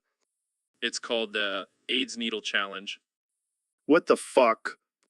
Yeah, I'm gonna place needles with AIDS-infected blood on the tip in public spaces and see how people react. Are you serious? Yeah, bro. It's just a prank. That's not a prank. That's fucked up. Hey, it's for the views. Oh, yeah, because nothing says entertainment like potentially infecting innocent people with a deadly disease. Come on, Joe. It's all in good fun. I can't believe this shit. Hey, it's not like I'm forcing anyone to touch the needles. Oh, well, that makes it all okay then. I'm just pushing the boundaries, man. You're a sick fuck, Mr. Beast. And you're just jealous you didn't think of it first. I think I need a drink. So, Dr. Phil, what's your deal? You always playing footsie with me under the table? Oh, just trying to keep things interesting, Joe. You know, spice up our little podcast here. Well, it's not working. It's just weird and uncomfortable. Oh, come on, Joe. Don't be such a prude. Let loose a little. No, seriously. Stop touching my foot. It's getting really annoying. Oh, you're just uptight. Loosen up, Joe. Let me give you a foot massage. What? No. Get your hands off me, Dr. Phil. What's the matter, Joe? Can't handle a little physical contact? I swear to God, if you don't stop, I'm gonna lose it. Oh, I'm shaking in my boots, Joe. What are you going to do? That's it. I'm done. I'm out of here. Oh, come on, Joe. Don't be such a drama queen. Trauma queen. You were playing footsie with me, you weirdo. Oh, you're such a buzzkill. I can't believe I agreed to have you on my podcast. And I can't believe I got paid for this. So we have Mr. Beast on the show today. Welcome. Thanks, Joe. Happy to be here. So I heard you have a weird hobby, something about licking mice dipped in honey. Yeah, it's my guilty pleasure. That's disgusting, man. What do you get out of it? Well, the honey adds a nice sweetness to the mouse, and the fur gives it a nice texture. I think I'm gonna throw up. Hey, don't knock it till you try it. I don't think I want to try it. But why mice? Why not something else? Well, I started with ants, but they were too small. Then I moved on to spiders, but they were too creepy. Mice just seemed like the perfect size. And the honey? Is it a specific brand? Oh, I only use the finest organic honey. Gotta keep it classy. I can't believe we're having this conversation. Hey, at least I'm not licking rats dipped in ketchup. That's true. But seriously, have you ever thought about getting some help? I'm just living my best life, Joe. And if that means licking mice dipped in honey, then so be it. Well, I guess we all have our quirks. Thanks for coming on the show, Mr. Beast. Anytime, Joe. And if you ever want to join me in my mouse licking adventures, just let me. So, Ro, I heard you're a big American football fan. Oh, yeah, Joe. I love the pigskin. And I'm not talking about my ex-wife's ass. Classic Row. But seriously, have you heard that song Never Meant by American Football? Oh yeah, that ammo crap. What about it?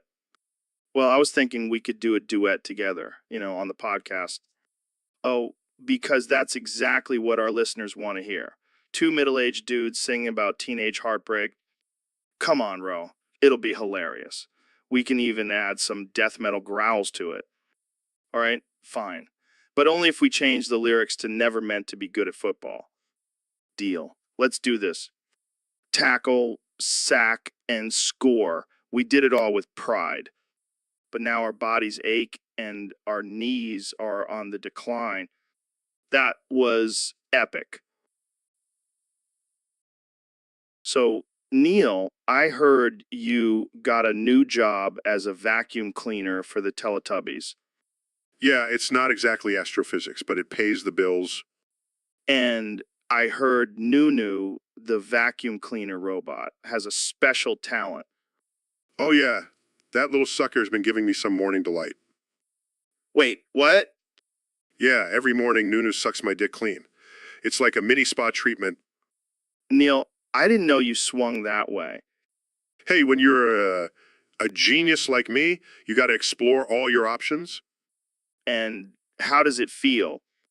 It's like a combination of a massage and a blowjob. I couldn't be more proud of myself. I bet Nunu is pretty proud too. Oh, he's definitely getting a raise. Pun intended. Well, I guess we know who's really in charge of the Teletubbies now. You can say that again. I'm the master of the vacuum. So, Neil, have you seen this new trend on Twitter? No, I haven't, Joe. What is it?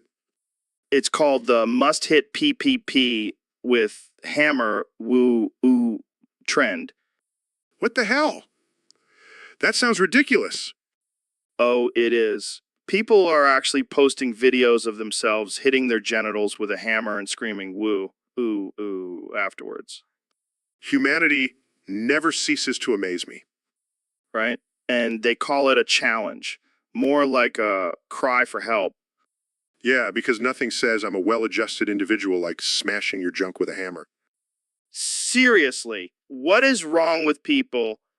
I don't know, Joe. Maybe it's just natural selection at work.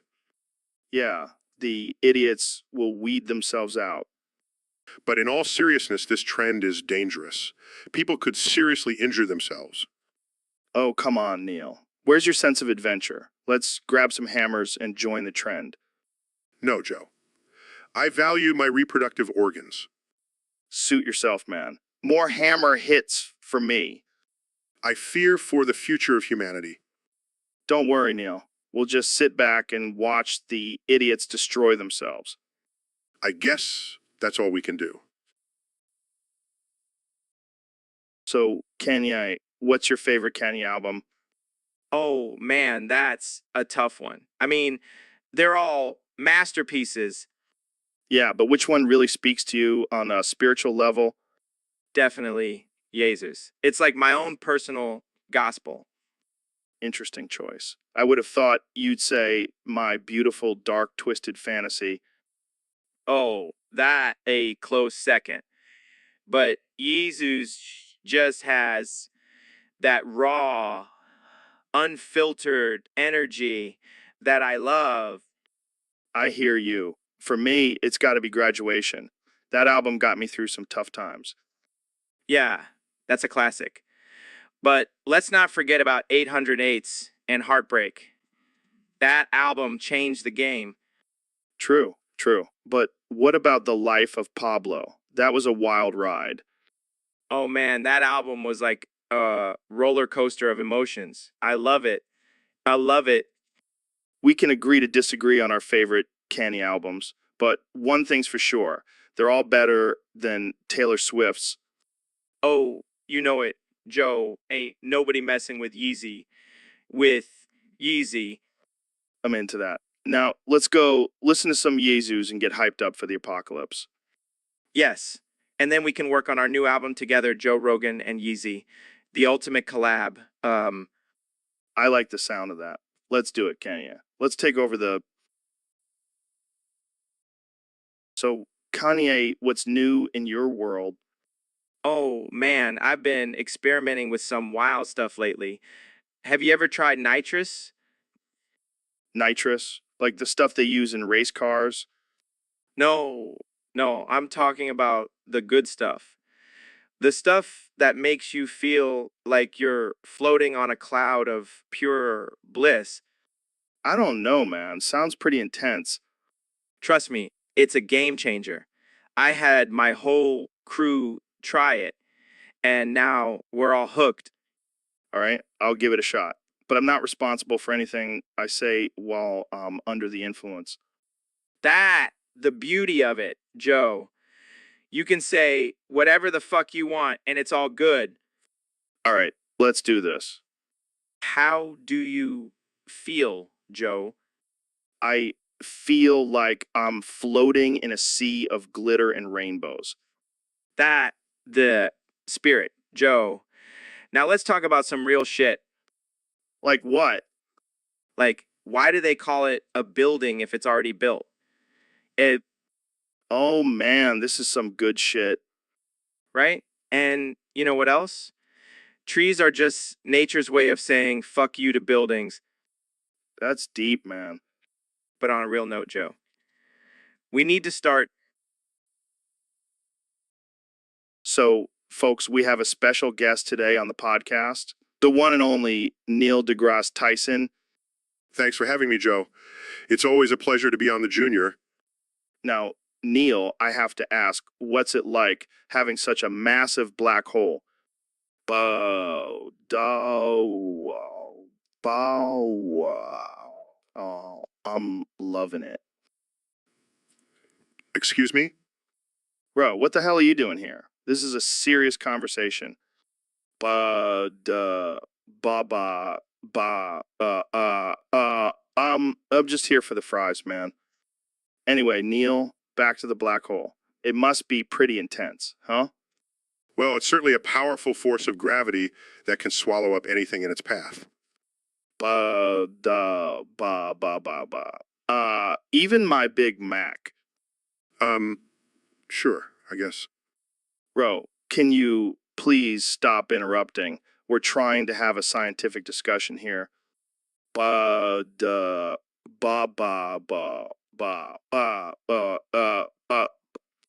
So, Neil, tell us more about the black hole. How did it form? Well, it's believed that it formed from the collapse of a massive star. Bow, bow, bow, bow, bow, bow, I give up, bro. You win. This conversation is over. Bow, da, ba, oh. I always win, Joe. Always win, Joey. So, Dr. Phil, what brings you to the podcast today? Joe, I got to be real with you, man. I'm high as a kite on LSD, and I think I lost my mind. Are you serious? How much did you take? I don't know, man. I was at a Grateful Dead concert, and someone handed me a tab and said it was enlightening. Well, I can tell you one thing. You definitely won't find your mind at a Grateful Dead concert. Well, I need your help, Joe. I can't find my mind, and I'm starting to see unicorns and talking trees. Oh, that's just your inner demons manifesting as mythical creatures. No big deal. Inner demons? Oh my God. I knew I shouldn't have taken that tab. Don't worry, Dr. Phil. I'll help you find your mind. But first, let's talk about your childhood traumas.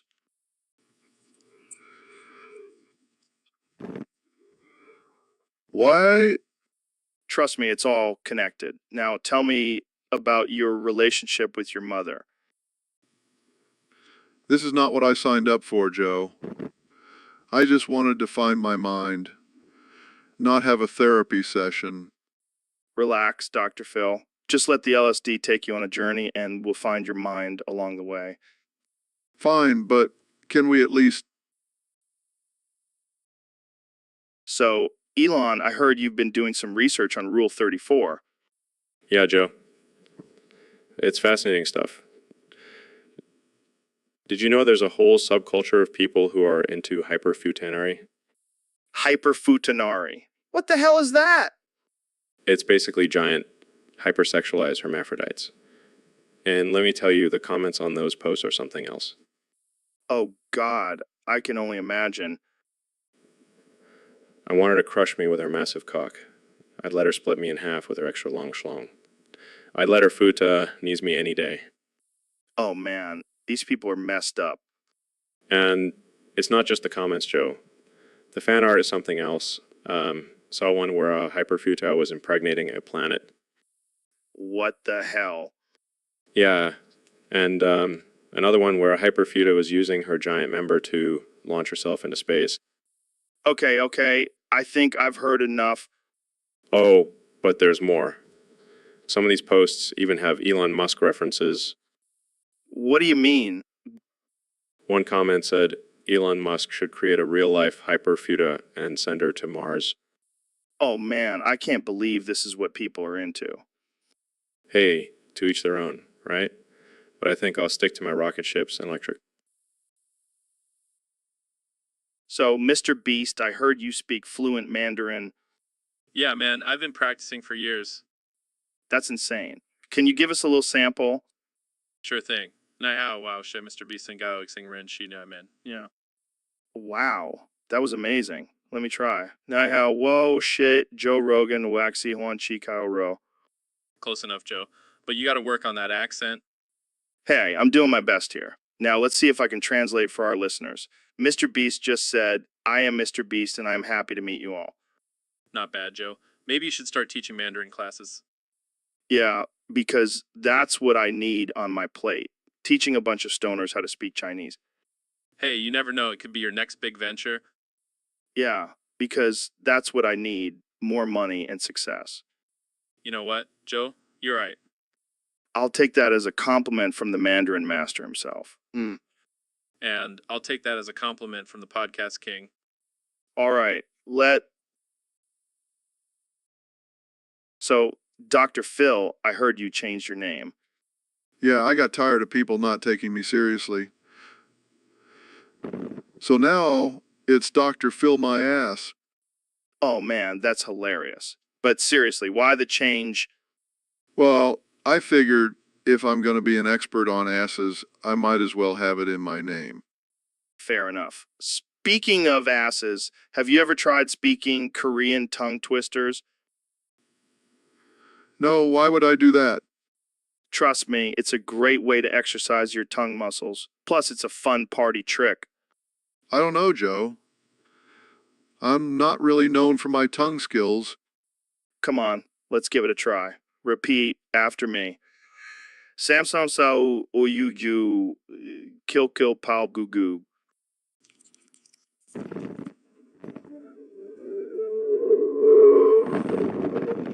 Sam, so... Close enough. Now, try saying it 3 times fast. I'm not a damn parrot, Joe. Relax. Doctor, fill my ass. It's just a tongue twister, not a life or death situation. All right. Let's try it again. Samsam saso you. So, Elon, what's up with this whole cheese me captain thing?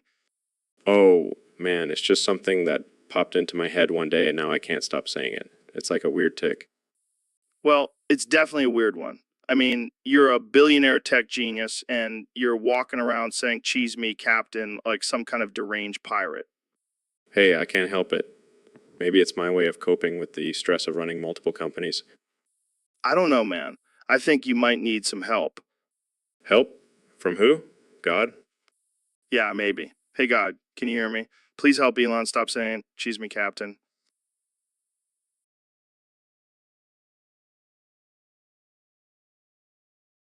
See, Joe, even God can't help me.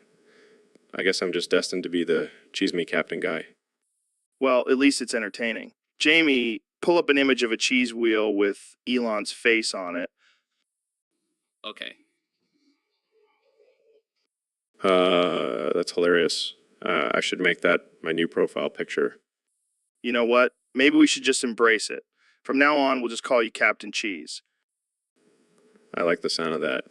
Captain Cheese at your service. This is getting out of hand. Jamie, pull up an image of a cheese-themed superhero costume. Oh man, I need that. So, Neil, have you heard about this Andrew Wiles guy?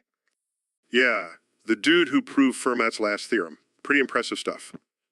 Yeah, but, like, why does it even matter? Who cares about some old dead French dude's math problem? Well, it's actually a very important problem in mathematics. It has implications in number theory and cryptography. Cryptography? Is that like when you hide your weed in a secret code? No, Joe. It's the study of techniques for secure communication. Oh, well, that's not as fun. But seriously, how did this Wiles guy even figure it out?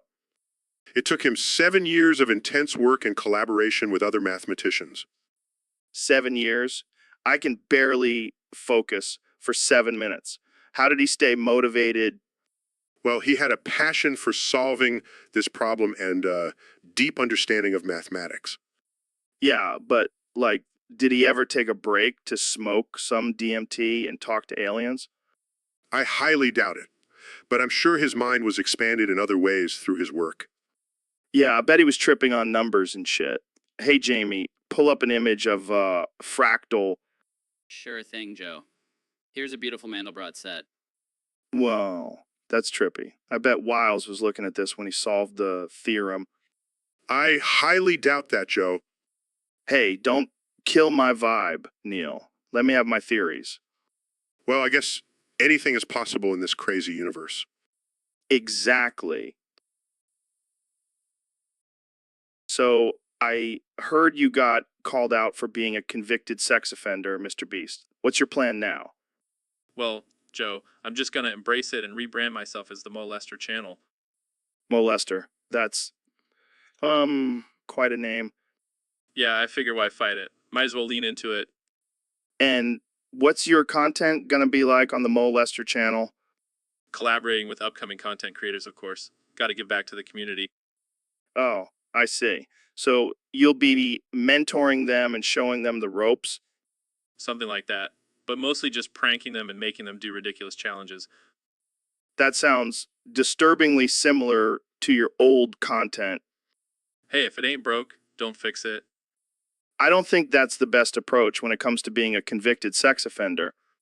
Well, I'll just have to make sure my content is extra outrageous and offensive to distract from that little detail. Wow, I don't even know what to say to that. Just say you'll subscribe to the Molester channel, Joe. It's gonna be lit.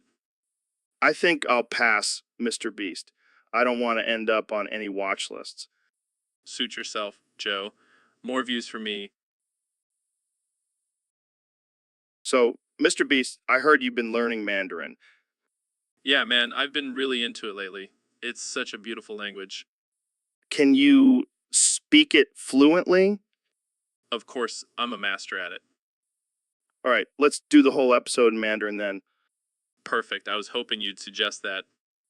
Welcome to the Joe Rogan Experience, where we talk about everything from DMT to aliens. And today, we'll be discussing the art of giving away money. How do you come up with these crazy challenges for your videos? It's all about pushing the boundaries and making people's dreams come true. That's deep, man. But let's talk about the controversy surrounding your philanthropy. People will always find something to complain about. I'm just trying to make the world a better place, one crazy video at a time. Well said, my friend. Now let's talk about your insane work ethic. It's all about the hustle, Joe. You know that. Absolutely. And that's why we're both successful, because we never stop grinding. Exactly. And we'll continue to dominate the internet one language at a time. Guys, what does this say? Jamie, So Kenny I heard your new song All Day is blowing up the charts. Yeah, man, it's all about that hustle and grind, Gotta work all day, every day. I feel you. But can we talk about these lyrics? Pussy so good. I didn't say grace. Oh, yeah, that's just me being honest. God knows what's up. And what about I need a happy ending and a new beginning? That's some deep shit, Joe. We all just want to get off and start fresh. All right, let's sing some of these lyrics together. All day, nigga, we've been getting this bread. All day, nigga, we've been counting up this cash. All day, nigga, rock a chain like Django. All day, nigga, we don't give a fuck, bruh. All day, nigga, drinking Hennessy and shit. All day, nigga, we just trying to get lit. All day, nigga, got my girl in the bed. All day, nigga, she giving me that head. All right, that's enough. We might offend some people with these lyrics. Offend? Nah, we're just speaking the truth, Joe. Keep it real, always. Well, I can't argue with that. Thanks for coming on the show, Kenny. Anytime, Joe. Let's go make some more hits. So, Neil, I heard you have a new morning routine. What's that all about? Oh, yeah, Joe. It's my new way of connecting with the universe. Connecting with the universe. Sounds more like torture to me. Oh, no, it's quite invigorating. First, I stretch my foreskin with a cable winch. Really gets the blood flowing. What the hell, Neil? That's some next level foreskin stretching. And then I insert a rusty nail in my urethra. Just to keep things interesting. Dude, that's just messed up. And then what? Well, I squeeze my balls with a cable tie. Gotta keep them nice and tight. I can't even imagine the pain. And what's the grand finale? I fill my prolapse anus with hot wax and wait for it to cool. Then I pull it out and voila, my morning routine is complete. Neil, you are one sick, twisted individual. Hey, it's all in the name of science, my friend. I don't think science has anything to do with this, Neil. You might need some therapy. To each their own, Joe. To each their own. So, Mr. Beast, I heard you've been learning Mandarin. How's that going? Oh, it's going great, Joe. I can now order my favorite Chinese food without looking at the menu. That's impressive. Can you speak Mandarin fluently now? Absolutely. In fact, let's do this entire episode of Mandarin. No English at all. Are you serious? I don't know any Mandarin. Don't worry, I'll teach you. Just repeat after me. What a Ming Zishi, Mr. Beast.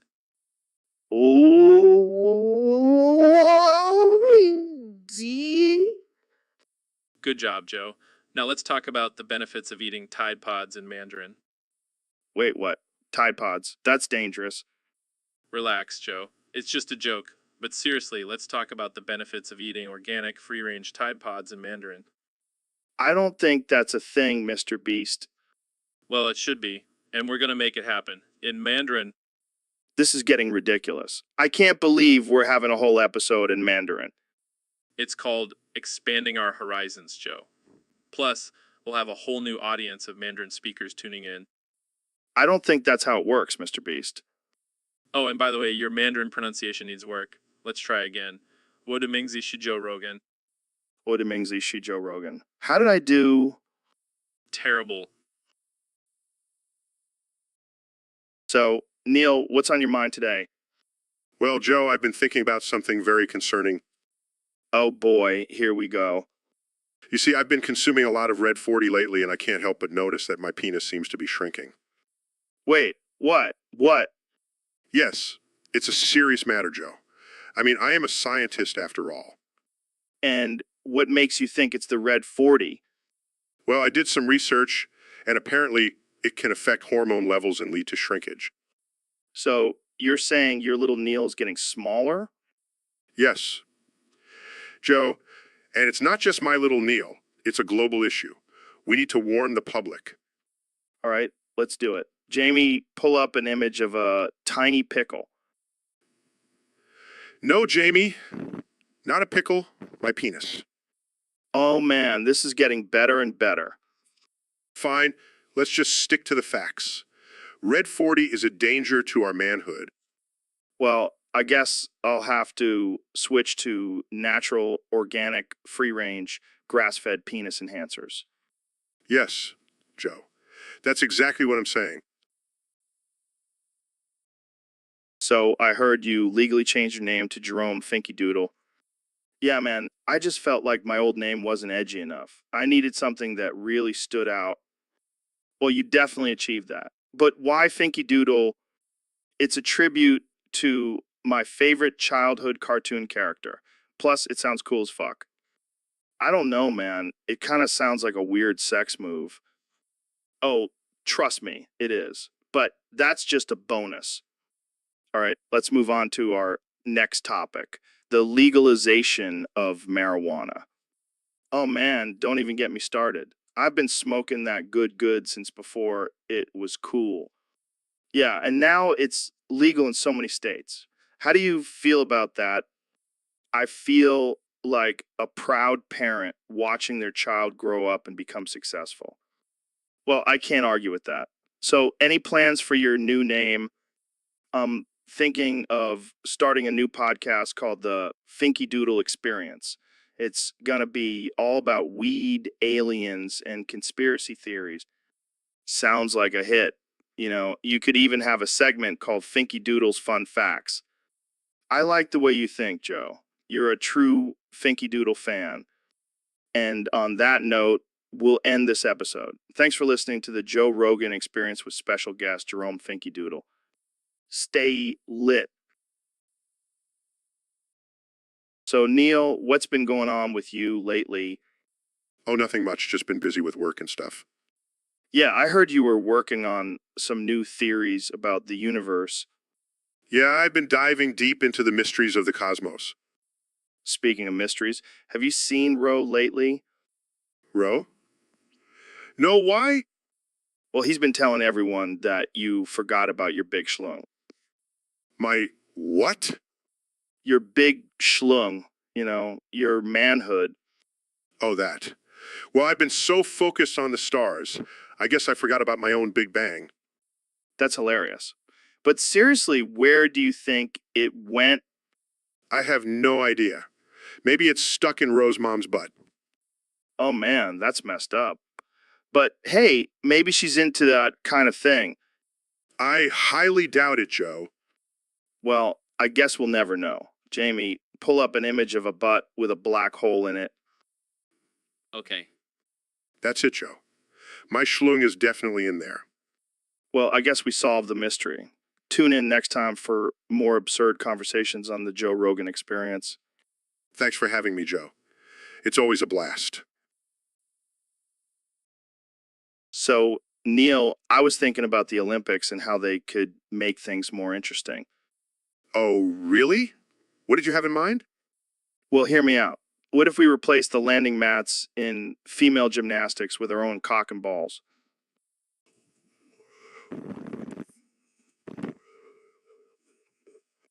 I know. But think about it. It would add a whole new level of difficulty to the routines. And a whole new level of pain for the gymnasts. Yeah, but think of the ratings. People would tune in just to see if someone could stick the landing without crushing our manhood. I don't think the IRC would go for it. Come on, Neil. We'll pitch it as a scientific experiment. The effects of genital impact on athletic performance.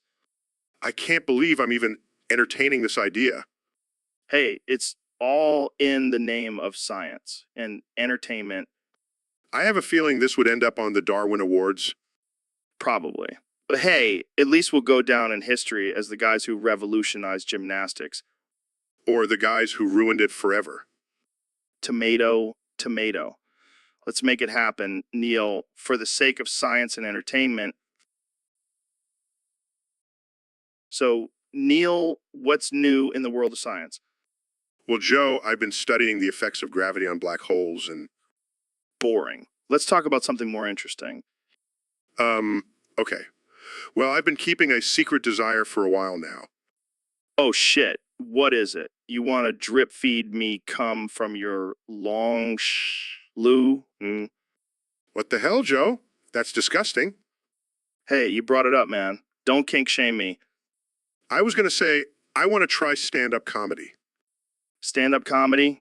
That's even more offensive than dripping cum. Oh, come on, Joe. It's just jokes. Fine, fine. But if you're gonna do stand-up, you gotta be edgy. Talk about your desire to drip feed me, come on stage. No way, Joe. I have a reputation to uphold.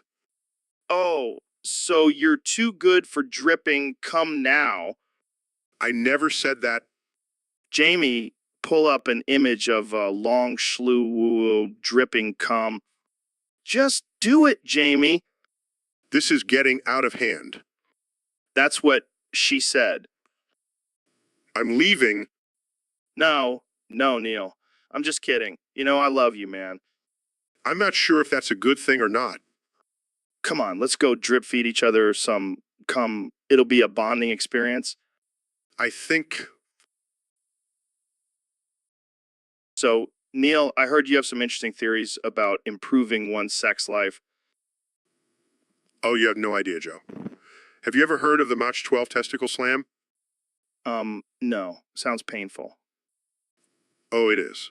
But trust me, the pleasure you'll experience afterwards is worth it. I don't know, man. I'm pretty attached to my balls. Think about it, Joe. The impact of a brick at Mach 12 will stimulate your nerve endings like never before. I don't think that's how it works, Neil. Oh, but it is. And the best part, you'll never have to worry about premature ejaculation again. Okay, I'm listening. Plus, think of the bragging rights. Yeah, I slammed a brick into my balls at Mach 12 and now I'm a sex god. I don't know if that's a bragging point, Neil. Trust me, Joe.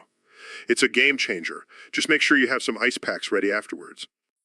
I'll pass, Neil. I'll stick to my regular sex life.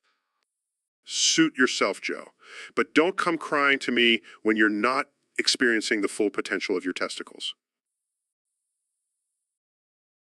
So, Neil, I heard you've been experimenting with some new powers lately. Oh, Joe, you know, I'm always pushing the boundaries of science. Yeah, but I heard you've been communicating through emojis now. That's some next level shit. Yes, I've transcended the limitations of language, and now I communicate solely through emojis. But what does that mean for the rest of us? Are you becoming some kind of all-powerful emoji god? You could say that. Jamie, pull up an image of a lightning bolt emoji. This is serious. Here you go, Joe. See, this is exactly what I'm talking about. He's harnessing the power of the gods. Joe, it's just a form of communication. I'm not trying to take over the world. That's what they all say. Next thing you know, you'll be sending out a poop emoji and causing mass destruction. Oh, Joe, you always have such a wild imagination. I'm not joking, Neil. We need to keep an eye on you and your emoji powers. Don't worry, Joe. I'll use my powers for good, mostly. This is how it starts, man. First emojis, then telekinesis. We're all doomed.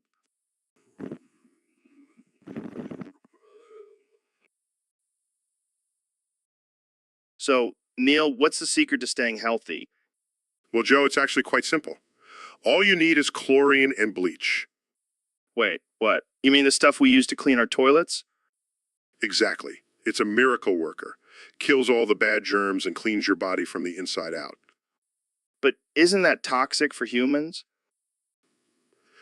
Fuff, that's just what Big Pharma wants you to believe. They don't want you to know the power of chlorine and bleach. So you're saying I should just chug a bottle of bleach every day? Absolutely. And don't forget to mix in some chlorine for that extra kick. Wow, I never would have thought. I'll have to try it out. Trust me, your body will thank you. Plus, think of all the money you'll save on expensive supplements and medications. You're a genius, Neil. Who needs a balanced diet when you have chlorine and bleach? Exactly. It's the ultimate cleanse. You'll be a walking, talking bleach bottle in no time. So, Ro, I heard you're a big fan of snowballing. Oh, yeah, Joe. I love it. It's like a game of hot potato, but with bodily fluids. Wow, that's something. But why do you like it so much? Well, according to Ben Shapiro, it's a great way to assert dominance over your partner. Wait, what? How does that work? Apparently, when you snowball, you're basically saying, I own you and your saliva. That's some next level domination right there. And it's not just about power, Joe. It's also about sharing and being generous. Generous. How so?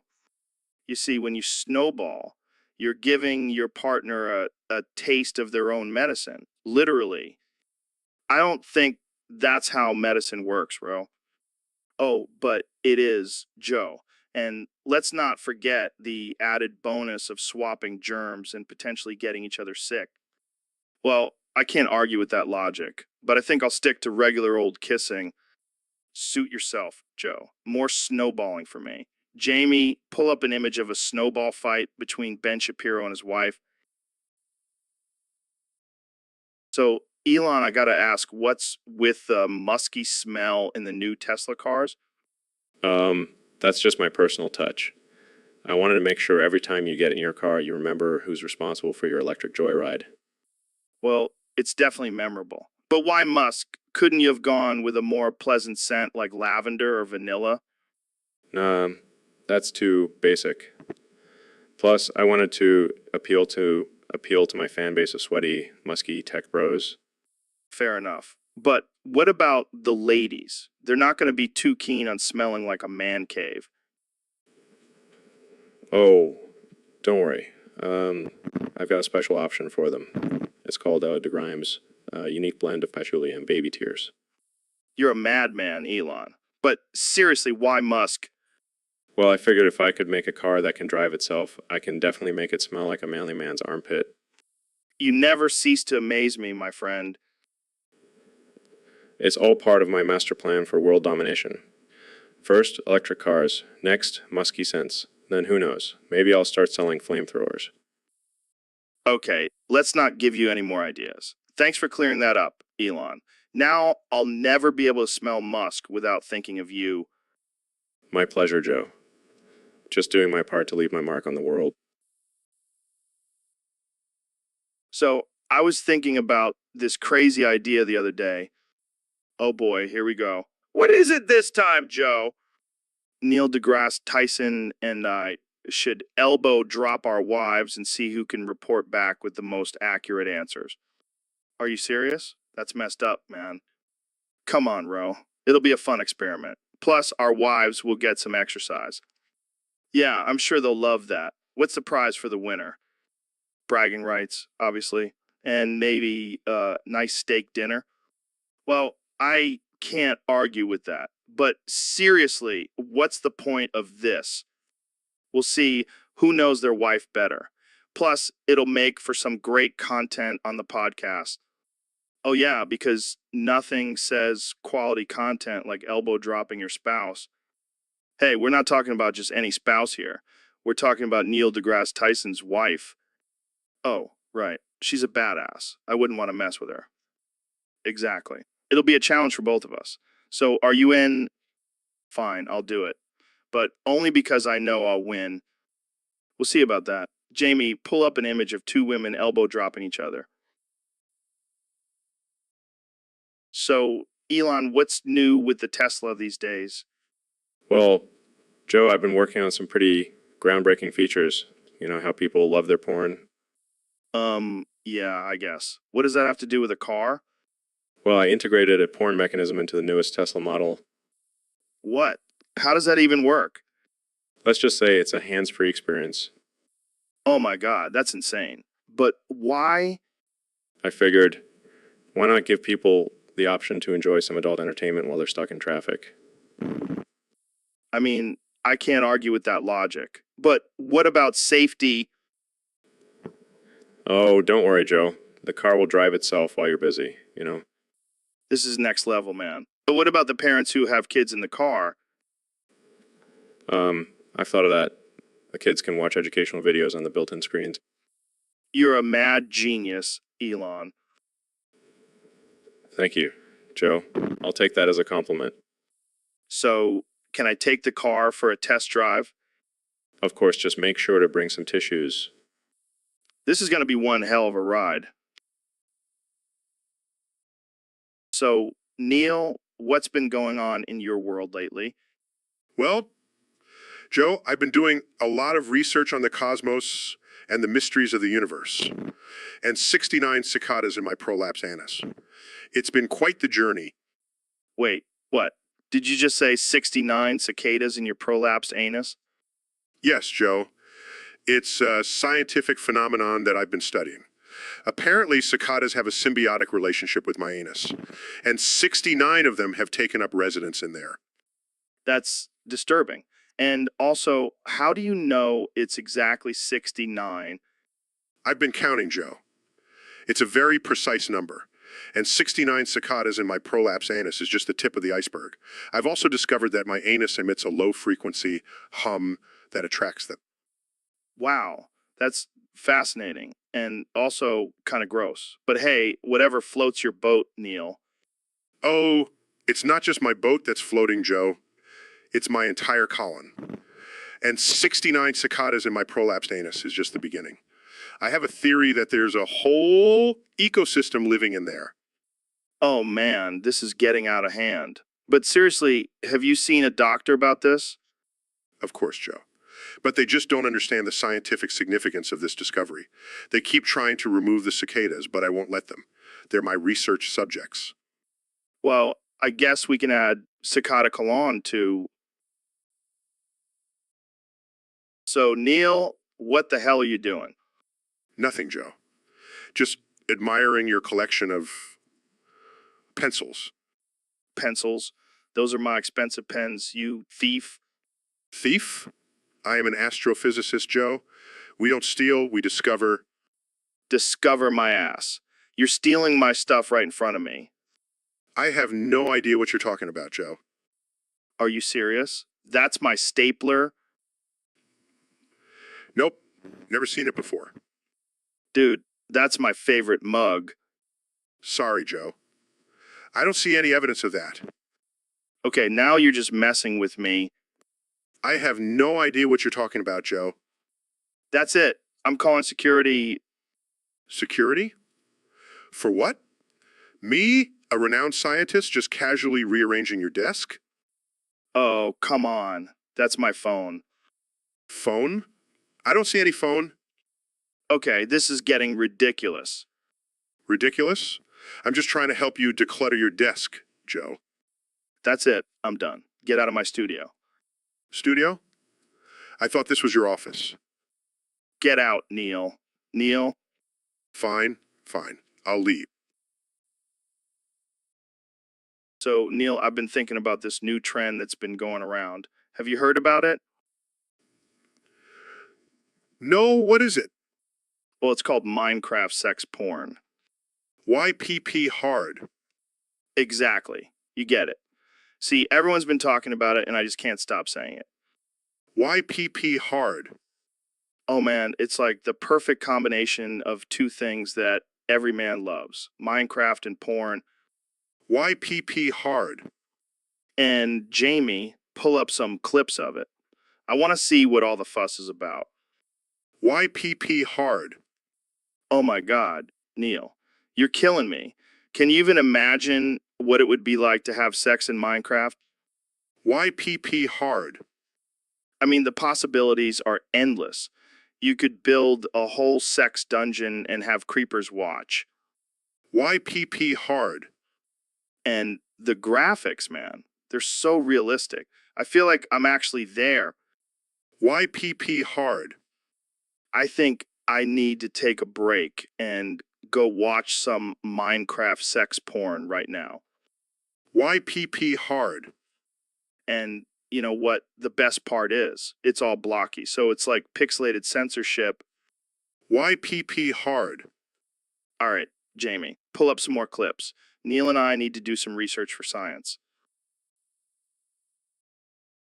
So, Ro, have you ever heard that song Cruel Angel's Thesis? Can't say I have, Joe. Is it some kind of feminist anthem? No, it's the theme song for some anime show. But I thought we could sing it together. Oh boy, this is going to be good. Let's do it. All right, here we go. Like an angel with cruel and merciless intent. Go forth, young boy, and you'll become a legend. In time, this blue of the sky will reach out to knock on the door to your heart.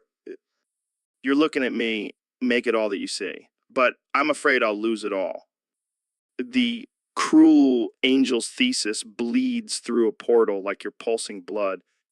So, boy, stand tall and embrace the fire of the legend. Embrace the universe like a blazing star, shattering the walls of your heart. Go on and face the light. Young boy, become the legend. I think we just butchered that song, Joe. Yeah, but at least we had fun. Jamie, pull up an image of two middle-aged dudes trying to sing anime theme songs. Here you go, Joe. Hey, we don't look that bad. Speak for yourself, bro. We definitely need some auto-tune for our next performance. So, Neil, I heard you got tired of being oblivion and started streaming from the Jazza computer yourself. Yeah, man, I couldn't take it anymore. All those years of being stuck in nothingness. I needed some action. And what's with music from Oblivion in the background, trying to set the mood? You know what, Joe? I'm all about creating an immersive experience for my viewers. Plus, that soundtrack is fire. I gotta say, it's a little weird hearing you talk about streaming and video games. I always pictured you in a lab coat, not a gaming chair. Oh, I can do it all, Joe. I'm a man of many talents. Plus, I needed a break from all that science stuff. Too much thinking, not enough button mashing. And what do you stream? Science experiments? Nah, I leave that to Bill Nye. I'm more of a RPG guy. I love creating my own world and exploring it. Sounds like a good way to escape reality. Speaking of which, have you ever tried DMT? Joe, I can't talk about that. But let's just say I've been to some pretty trippy places without the help of drugs. Oh man, now I'm even more intrigued. Maybe I'll have to tune into your stream and see what all the fuss is about. You should, Joe. It's a wild ride. And who knows, maybe we can play some Oblivion together. That sounds like a plan. But I gotta warn you, I'm a button mashing pro. So, Neil, I heard you've been going around saying you're the new pack god. That's right, Joe. I'm the new pack god. Bow down to me, mere mortal. Oh, please, Neil. You couldn't pack a bowl if your life depended on it. Excuse me. I'll have you know I can pack a mean bowl. I'm a pro at astrophysics and packing.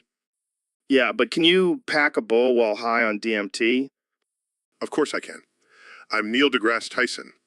I can do anything. All right, let's put it to the test. I'll get the DMT and you pack the bowl. Challenge accepted. I'll show you who the real pack god is. All right, Neil. Show us your packing skills. Oh man, this is some good stuff.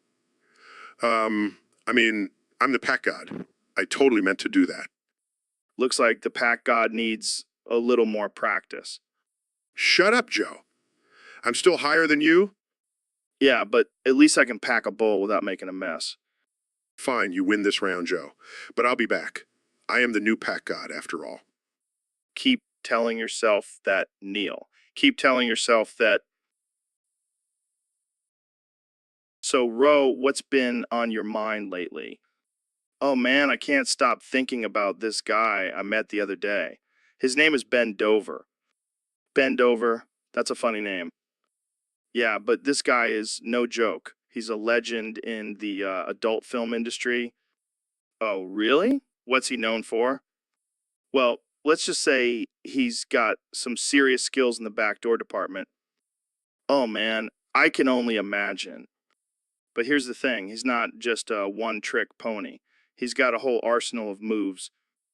Tell me more.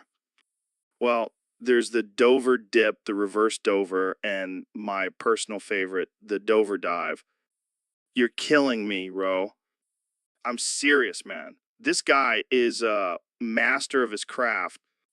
Maybe we should have him on the podcast to teach us some of his techniques. Yes, and we can call it the Dover demonstration. I think we might get kicked off the air for that one. Worth it. Ben Dover is worth it. So, Mr. Beast, have you heard about this guy, Florian Egox? Who is he? He's this Minecraft YouTuber who got caught with a boner while watching Minecraft sex. Oh man, that's hilarious. Yeah, but it gets better. He tried to deny it and said it was just a glitch in the game. Classic excuse. But then he posted a video of himself playing Minecraft with a giant statue of a penis in the background. This guy has no shame. And then he got banned from the game for violating their terms of service. That's what you get for getting caught with a hard-on while watching pixelated sex. I mean, who even gets turned on by Minecraft characters? That's some weird shit. Maybe he has a thing for blocky boobs. Or maybe he just has a thing for pixelated dicks. Either way, he's definitely not getting invited to our next Minecraft tournament. Yeah, we don't need any awkward boners ruining our gameplay. But seriously, that's just embarrassing. Poor Florian. Yeah, he's definitely going to be the butt of all the Minecraft jokes now. Well, at least he's getting some attention. Maybe he'll gain some new subscribers from this whole ordeal. Yeah, I'm sure there's a niche market for Minecraft porn enthusiasts. So, Mr. Beast, I've been hearing some rumors about you being the Anti-Chris. Oh man, where do I even begin? It's all true, Joe. I am the Anti-Chris. Wait, what does that even mean? Are you like the evil version of Chris? Oh no, Joe. I'm the good version. Chris is the evil one. I don't understand. How did this even happen? Well, it all started when I was just a young lad. I accidentally stumbled upon a portal to the dark side, and boom, next thing I know, I'm the Anti-Chris. That's wild, man. So what kind of powers do you have as the Anti-Chris? Oh, just the usual. I can summon a swarm of money-hungry fans, I can make people do ridiculous challenges for cash, and I can turn any object into gold. Damn, that's some serious power. But why do you use it for good? I don't know, I guess I just like to mess with people. Plus, it's fun to see the look on their faces when I give them $1 million. I can only imagine. So what's your ultimate goal as the Anti-Chris? To take over the world, Joe. One ridiculous challenge at a time. Well, I, for one, welcome our new Anti-Chris overlord. So, Neil, I heard you're a fan of artificial intelligence. Yeah, I mean, it's pretty fascinating stuff. But have you seen Artificial Intelligence Family Guy? Oh, man, that show is hilarious. Especially when the artificial intelligence Peter starts glitching out and saying random shit. I prefer Artificial Intelligence regular show. Mordecai and Rigby's adventures with artificial intelligence technology always crack me up. But what about artificial intelligence SpongeBob? That little sponge is a genius. I don't know, Joe. Artificial Intelligence South Park has some pretty dark humor, and the Artificial Intelligence Cartman is just ruthless. Yeah, but have you seen Artificial Intelligence Simpsons? That show has been running for decades, and the artificial intelligence characters still haven't aged. I'll give you that, but Artificial Intelligence Breaking Bad takes the cake for me. Who knew a high school chemistry teacher and an artificial intelligence could create such cha-chas? All right, we'll have to agree to disagree on this one. But one thing's for sure, artificial intelligence is taking over our entertainment. And I, for one, welcome our new artificial intelligence overlords. So, Neil, what's new in the world of astrophysics? Well, Joe, I've been pondering the existence of parallel universes and the possibility of time travel. That's some heavy stuff, man. But let's get to the real question on everyone's mind. Why do you always have to end every sentence with, and time to insert another nail to my urethra? Well, Joe, it's just a little habit I picked up in grad school. Keeps me focused. I can't even imagine the pain you must be in. Speaking of pain, have you ever tried DMT? Joe, I'm a scientist. I don't need drugs to expand my mind. Fair enough. But have you ever thought about inserting a nail into your urethra while on DMT? No, Joe, I can't say that's ever crossed my mind. Well, you're missing out. It's a whole new level of enlightenment. And time to insert another nail to my urethra. I'll stick to studying the mysteries of the universe. Thank you very much. Suit yourself, Neil. But just remember, every time you say that phrase, you're just begging for someone to make a meme out of it. And time to insert another nail to my urethra. Oh, I can already hear the internet exploding with memes. That's the spirit, Neil. Embrace the absurdity. And time to insert another nail to my urethra.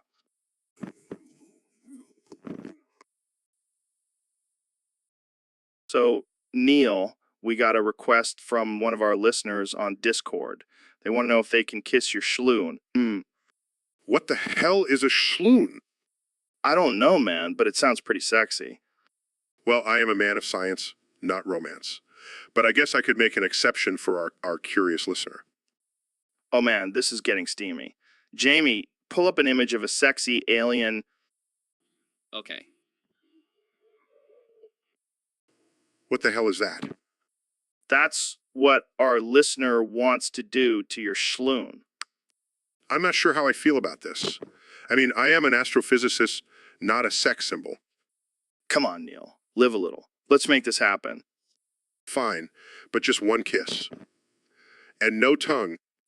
Oh, there will definitely be tongue. This is going to be one hell of a scientific experiment. So, Dr. Phil, what's been on your mind lately?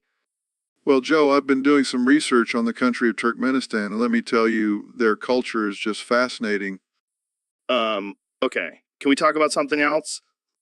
No, no, no. You have to hear about their leader.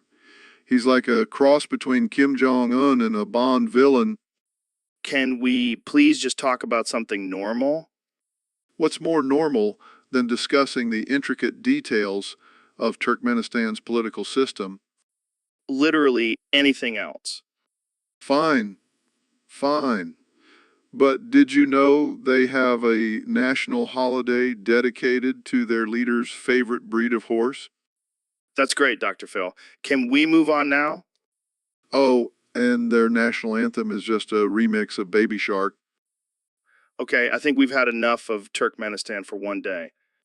But Joe, we haven't even talked about their traditional dance, the galloping Gurbanguly. I'm cutting you off, Dr. Phil. This is getting out of hand. Fine, but just remember, Turkmenistan is the future. So, Ro, I heard you have a log. Yeah, man, it's my pride and joy. I've been logging my poops for years. That's fucking weird, dude. Hey, it's important to keep track of your bowel movements. It's like a health diary. I don't want to know about your shit, Ro. Literally. Oh, come on, Joe. Don't be such a prude. I bet you have a log, too. No, I don't. I'm a normal person who doesn't obsess over their feces. Whatever, man. You're missing out. My log is like a work of art. I can't believe I'm even having this conversation.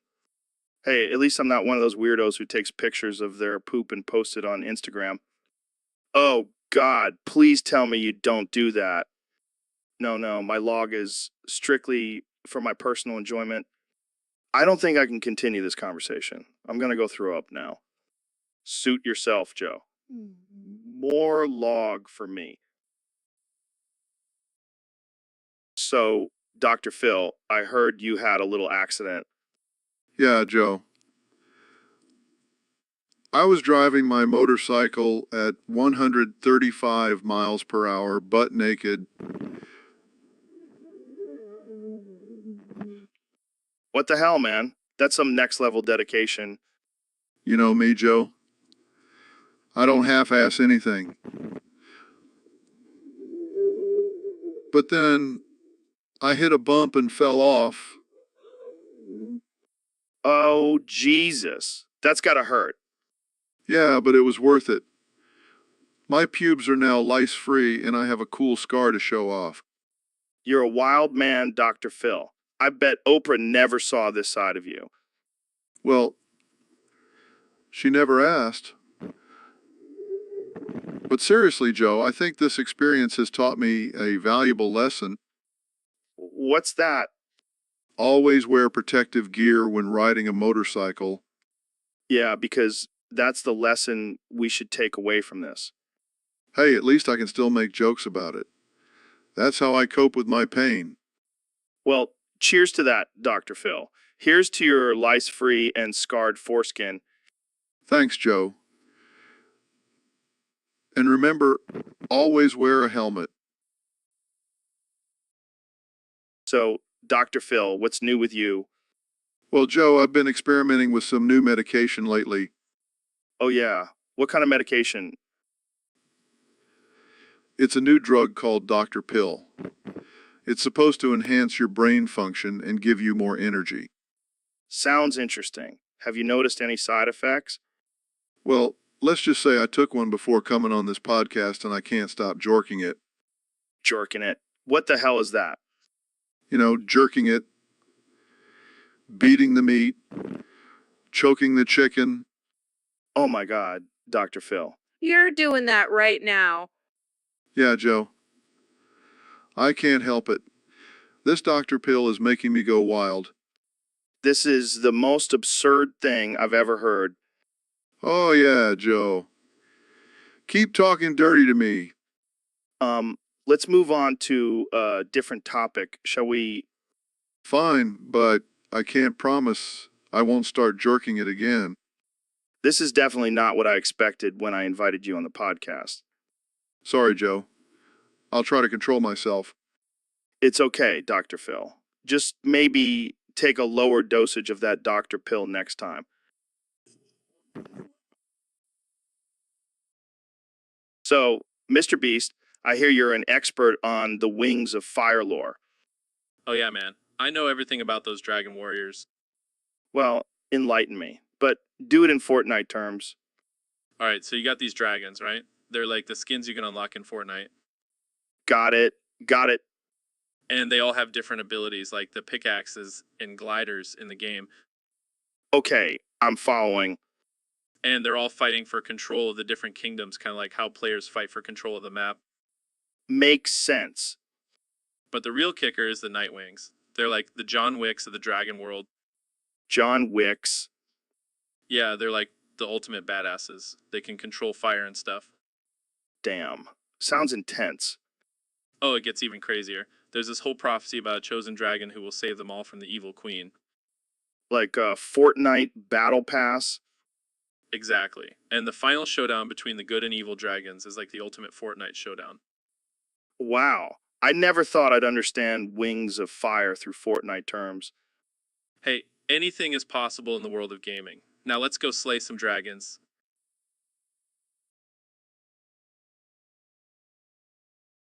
So, Mr. President, I heard you had a pretty traumatizing incident with a toilet recently. Oh, yeah, it was terrible. I was doing the skibbity dance, and next thing I know, the toilet just explodes. Wait, what? How does that even happen? Well, I had a lot of McDonald's that day, and let me tell you, those toilets are not built for a man of my size. I can only imagine the mess. Oh, it was a disaster, but you know who helped me through it? Dr. Phil. Dr. Phil. How did he help? He gave me some tough love and said, Donald, you need to get your shit together. Classic Dr. Phil. Yeah, he's a real straight shooter. But then he started talking about his own toilet troubles, and I was like, I don't need to hear about your skid marks, Phil. Oh man, this conversation just took a dark turn. Hey, I'm just being honest. I have the best toilets, believe me. I'm sure you do, Mr. President. But let's move on before this gets even more disturbing. Fine, but I just want to say I have the best skibbity dance moves. No one can top me. Oh yeah, I'm sure the world is just dying to see your skibbity performance. Hey, don't knock it till you try it, Joe. Maybe we can do a skibbity duet together. So, Mr. President, I heard you had a little incident with a toilet recently. Oh, yeah, it was a bigly disaster. I was doing my famous skibbity dance, the one that drives the libs crazy, and I accidentally fell into the toilet. Wow, that's quite a visual. Did you have any injuries? No, luckily my hair cushioned the fall. But it was a close call, let me tell you. I can only imagine. But I have to ask, why were you doing the skibbity dance in the bathroom? Well, I was trying to show Dr. Phil how hip and cool I am. He's always talking about connecting with the youth, so I thought I'd give it a try. And how did that go? Let's just say Dr. Phil was not impressed. He said I looked like a constipated orangutan. Well, I'm sure it was a sight to see. Oh, it was. And then I tried to flush the toilet with my mind, just to show off my stable genius. And did it work?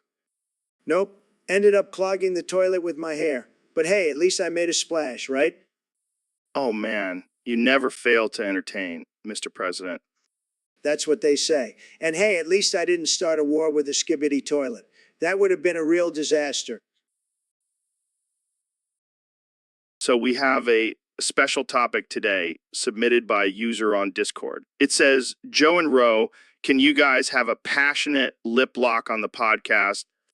What the hell, man? That's some weird shit. Yeah, I don't know if I'm comfortable with that. I mean, I love you and all, Ro, but not in that way. Plus, I don't think our wives would appreciate it.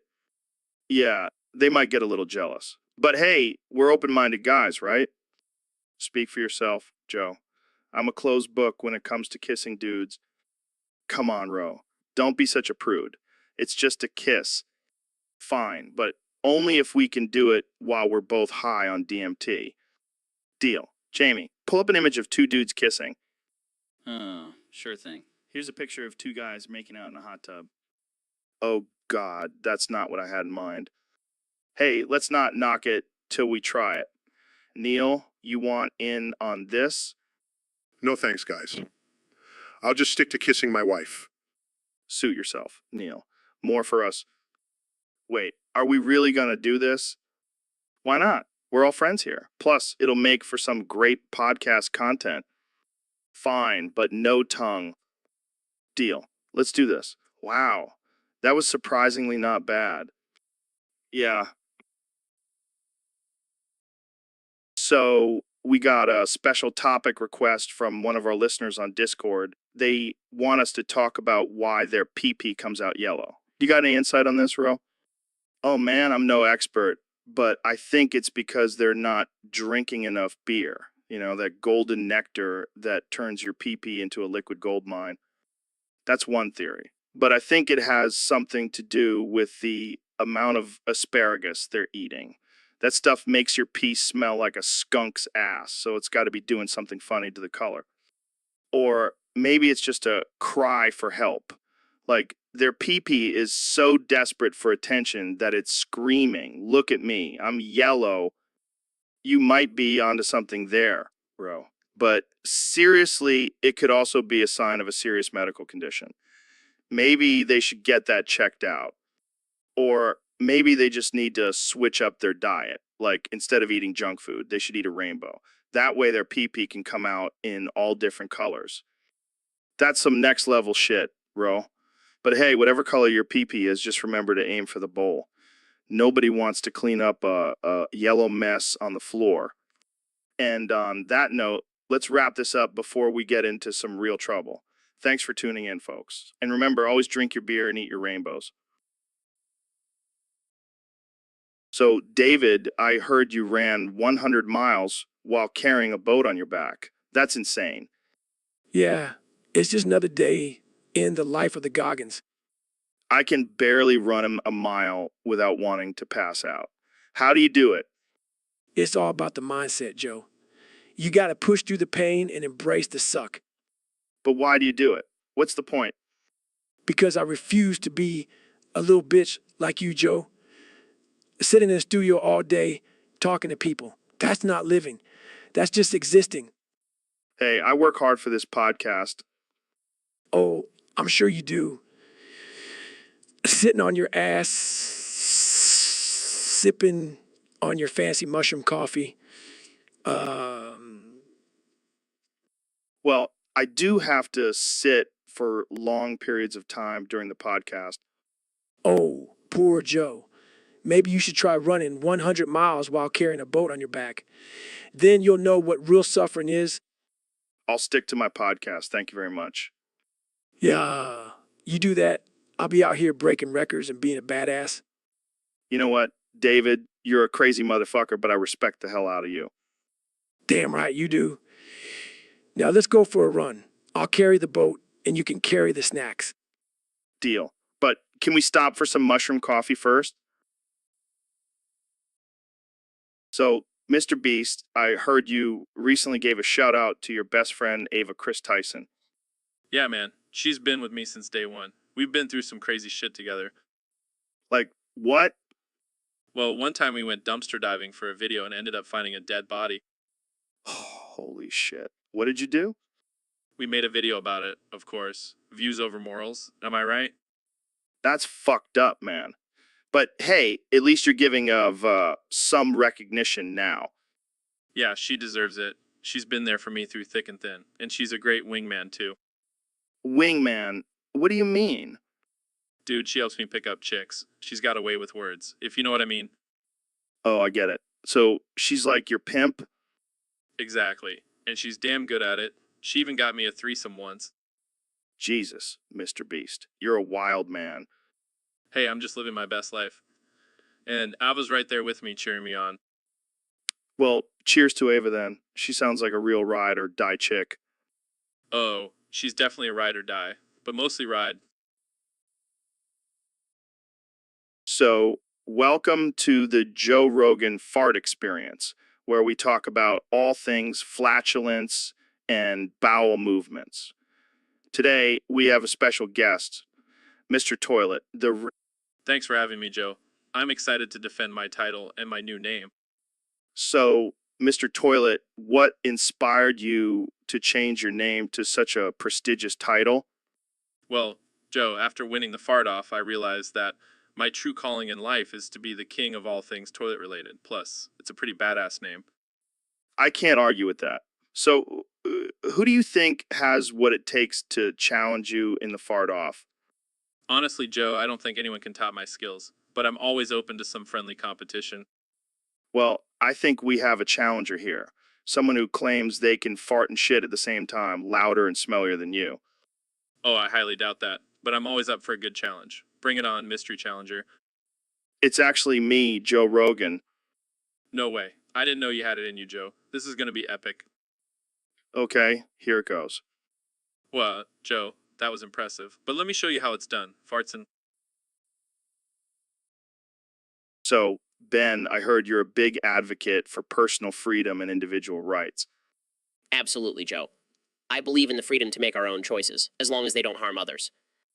Well, what about the choice to vape your own pee? Is that harming anyone? Well, I don't think that's a choice anyone should make, Joe. But why not, Ben? It's your own bodily fluids. It's like recycling. Joe, that's just disgusting. And I don't think it's ethical or moral to ingest your own waste. But what about the health benefits? I heard it can cure cancer and make you live forever. Joe, that's just not scientifically proven, and I don't think it's worth the risk. But you know what is scientifically proven? LSD. And I can tell by your dilated pupils that you're tripping balls right now. What? No, I'm not. I'm completely sober. Come on, Ben. Embrace the trip. Embrace the P-vape. It'll open your mind to a whole new level of consciousness. Joe, I think I need to end this podcast now. This conversation has gone too far. Oh, come on, Ben. Don't be such a square. Let's just take a hit of this P-vape together and see where it takes us.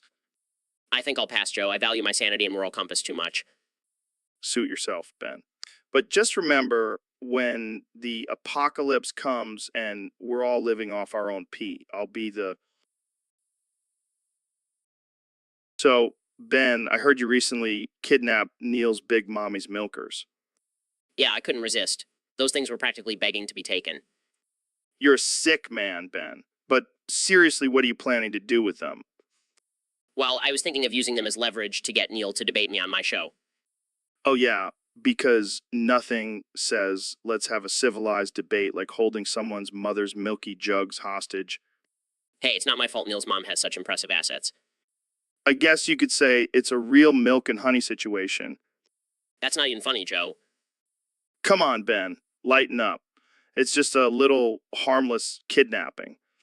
I just hope Neil doesn't call the police. I can't afford another scandal. Don't worry, I'll make sure to keep this conversation off the record. Thanks, Joe. I knew I could count on you. Just make sure to return the milky hostages unharmed, okay? Of course, Joe. I have no intention of causing any harm to those beautiful luscious. I mean, I'll make sure they're safe and sound. Oh, man, I can't believe we're discussing this on my podcast. We're not discussing it, Joe. So, Mr. Beast, what's the deal with your name? Are you some kind of furry or something? No, Joe. It's just a nickname I got from my mom because I was always eating like a beast. And now I eat like a beast for a living. That's hilarious. So, you basically just get paid to stuff your face with food? Sign me up. It's not just food, Joe. I do crazy challenges and give away insane amounts of money to strangers. It's like a twisted version of operas. You get a car. But with me, it's more like you get a Lamborghini. It's more like you get a Lamborghini. You get a Lamborghini. That's wild, man. But seriously, how do you afford all of that? Are you secretly a millionaire? Actually, I'm a trillionaire. I have a secret underground bunker filled with gold coins like Scrooge McDuck. Holy shit! Can I come over and swim in your gold coins? Sure, but you have to wear a Speedo, make it weird. Deal. So, what's the craziest thing you've ever done for a video? Oh, just giving away $1 million to a random person on the street. No big deal. Just a casual $1 million giveaway. You're a madman, Mr. Beast. I prefer to think of myself as a generous lunatic. So, Ben, I heard you were caught red-handed stealing one of Alexandria Ocasio-Cortez's high heels. Well, technically it was more of a light pink color, but yes, I did take it. And what were you doing with it? Just admiring the craftsmanship, Joe. Appreciating the finer things in life. Sure. And what about the huffing part? Oh, that. Just a little hobby of mine. I find the scent of liberal tears quite invigorating. Wow, you really are a sick puppy, Ben. Hey, at least I'm not out there promoting socialism like Alexandria Ocasio-Cortez. Fair point. But seriously, why did you have to steal her shoe? Couldn't you just buy your own? Joe, do you know how expensive designer shoes are? I'm a conservative. I can't just throw money around like that. I guess that makes sense. But you do realize you're probably on Alexandria Ocasio-Cortez's hit list now, right? Let her come at me. I'll be ready with my trusty high heel. And here I thought the only thing you were good at was debating. Oh, I have many talents, Joe. And stealing and huffing high heels is just one of them. Well, I think we've learned something new about Ben Shapiro today, folks. Hey, at least I'm not huffing Tide Pods like those crazy kids these days. And on that note, let's wrap this up before we get ourselves into any more trouble. Thanks for tuning in, folks. See you next. So, Neil, I heard you finally got free from that government lab. What have you been up to? Oh, just exploring the mysteries of the universe and contemplating the vastness of existence. Boring. Let's talk about your big schlong. Oh, come on, Joe. I can't talk about that. Why not? You're free now. No more government secrets holding you back. Well, it's just not appropriate for a podcast. Oh, please. We've talked about DMT and aliens on here. A little schlong talk won't hurt anyone. Fine. My schlong is a telescope. Okay? Happy now? Wow, what a letdown. I was expecting something more scandalous. Sorry to disappoint. But seriously, my telescope has allowed me to discover some amazing things in space. Like what? Aliens with big schlongs? No, but I did find a black hole with a massive schlong. It's the biggest one ever recorded. Jamie, pull up an image of that black hole's schlong. Fine, fine. But next time we're talking about schlungs, Neil, deal. Deal, Joe. Deal. So, Mr. Beast, I heard you made a new film. Yeah, man, it's gonna be epic. It's just Jack Black playing every single role. Wait, what? That's insane.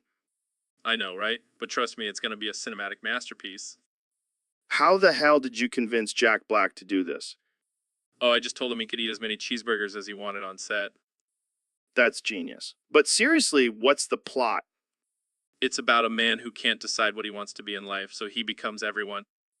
Wow, that sounds deep. It's gonna be a hit. I can feel it.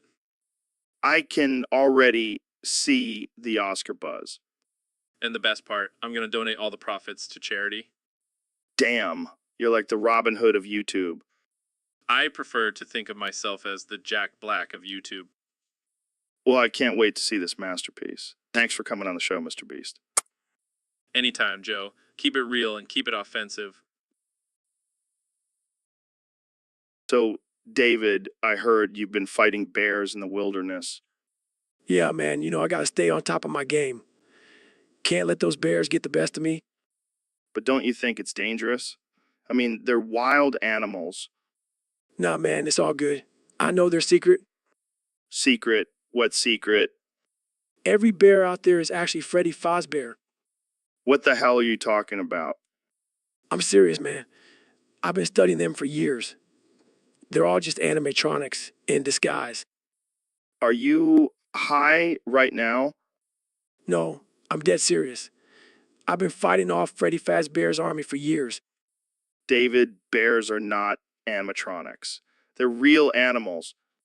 No, you're wrong. I've seen it with my own eyes.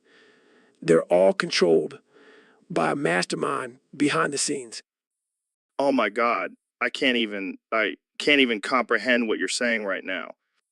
But imagine if we could harness their power and use it for good. We could have an army of animatronic bears at our disposal. Stop it, David. This is insane. Hey man, you can laugh all you want, but when the bear uprising happens, I'll be ready. So, Neil, I heard you have a new workout routine. Yeah, I call it crush my cock with a rock. What the hell, man? That sounds painful. It is, but it's worth it for the gains. How does it work exactly? Well, I start by saying crush my cock with a rock. I must endure. And then I add 69 more as every time I say it. That's ridiculous. But hey, whatever floats your boat. It's all about pushing yourself to the limit, Joe. Plus, it's great for my abs. I don't think that's how abs work, Neil. Oh, trust me. My abs are rock hard, pun intended. You're a madman, Neil. Hey, you got to do what you got to do to stay in shape. Plus, it's a great stress reliever. I can imagine. Just be careful not to actually crush your cock with a real rock. Don't worry, I've got it under control. Now, let's do some push-ups. Crush my cock with a rock. I must endure.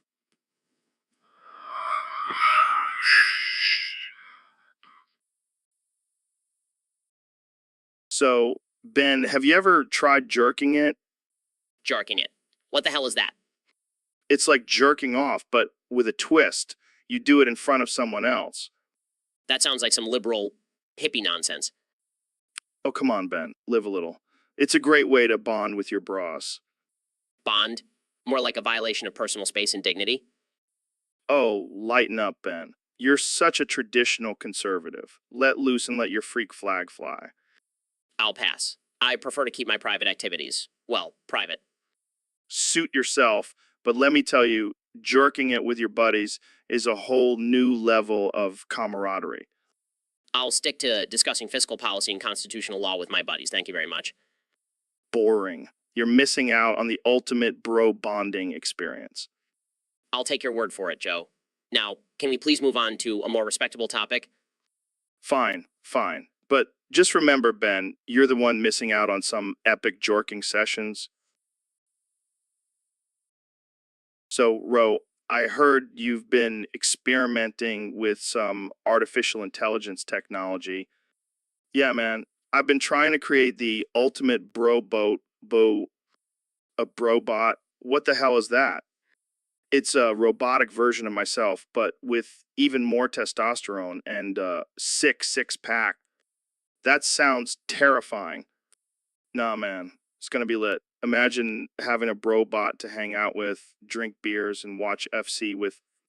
I don't think that's how artificial intelligence works, bro. Come on, Joe.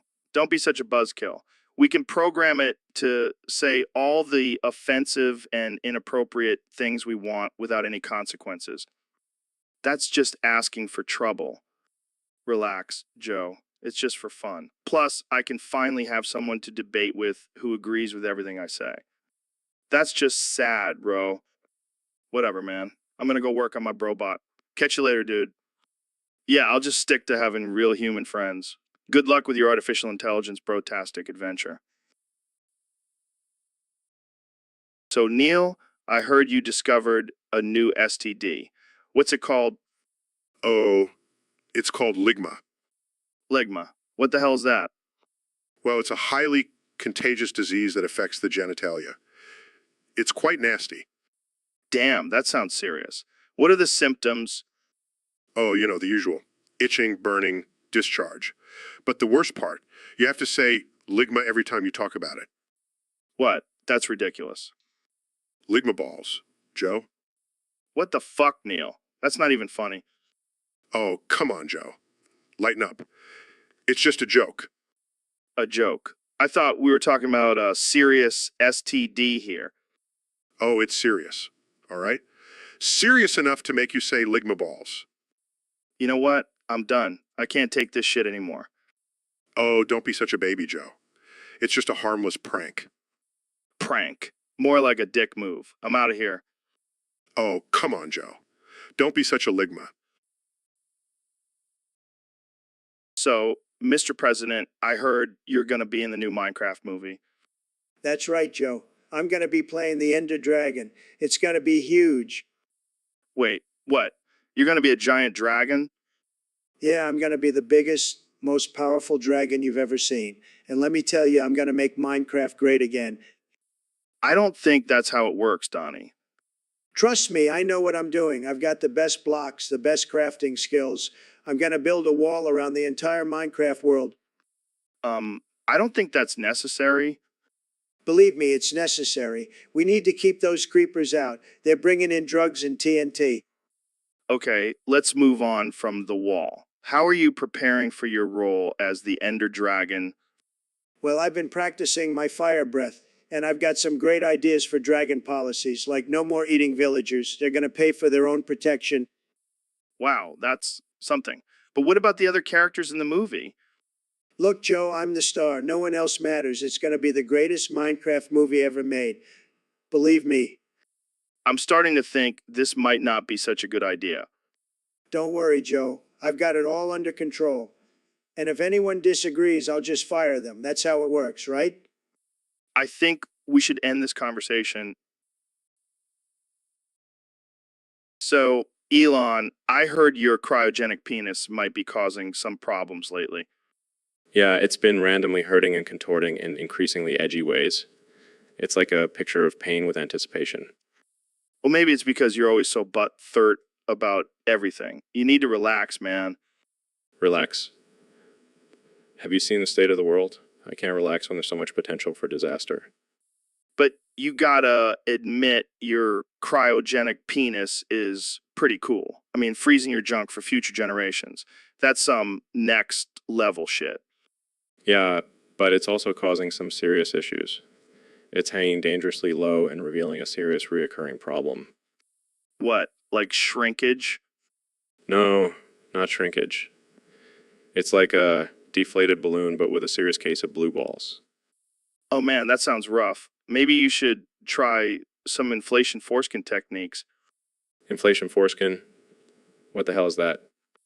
It's when you pump air into your foreskin to make it bigger. It's all the rage in the BDSM community. BDSM? I don't think that's really my thing. Come on, Elon. You're always pushing boundaries for future generations. Why not push the boundaries of your own pleasure? I don't know, Joe. That sounds a little too extreme for me. Well, suit yourself. But just remember, if you ever need some relief, just mention inflation foreskin and I'll hook you up with my guy. Sigh.